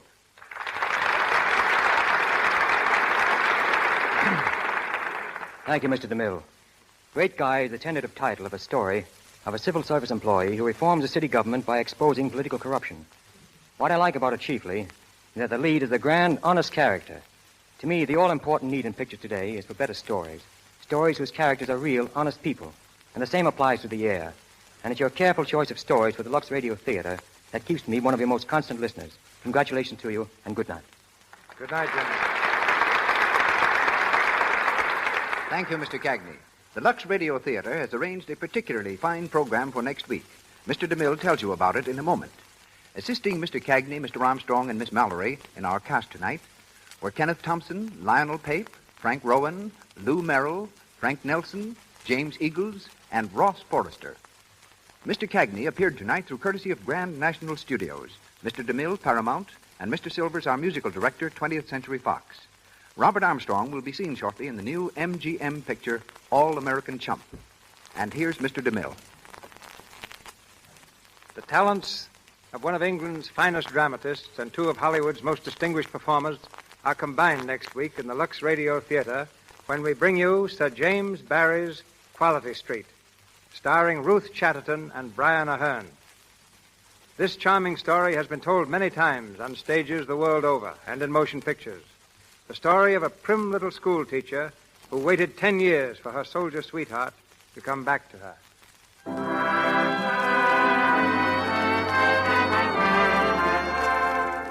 Our sponsors, the makers of Lux Flakes, together with Miss Chatterton and Mr. Aherne, join me in inviting you to be with us next Monday night in the Lux Radio Theater presentation of Quality Street. This is Cecil B. DeMille saying good night to you from Hollywood. Your announcer has been Melville Ruick. This is the Columbia Broadcasting System.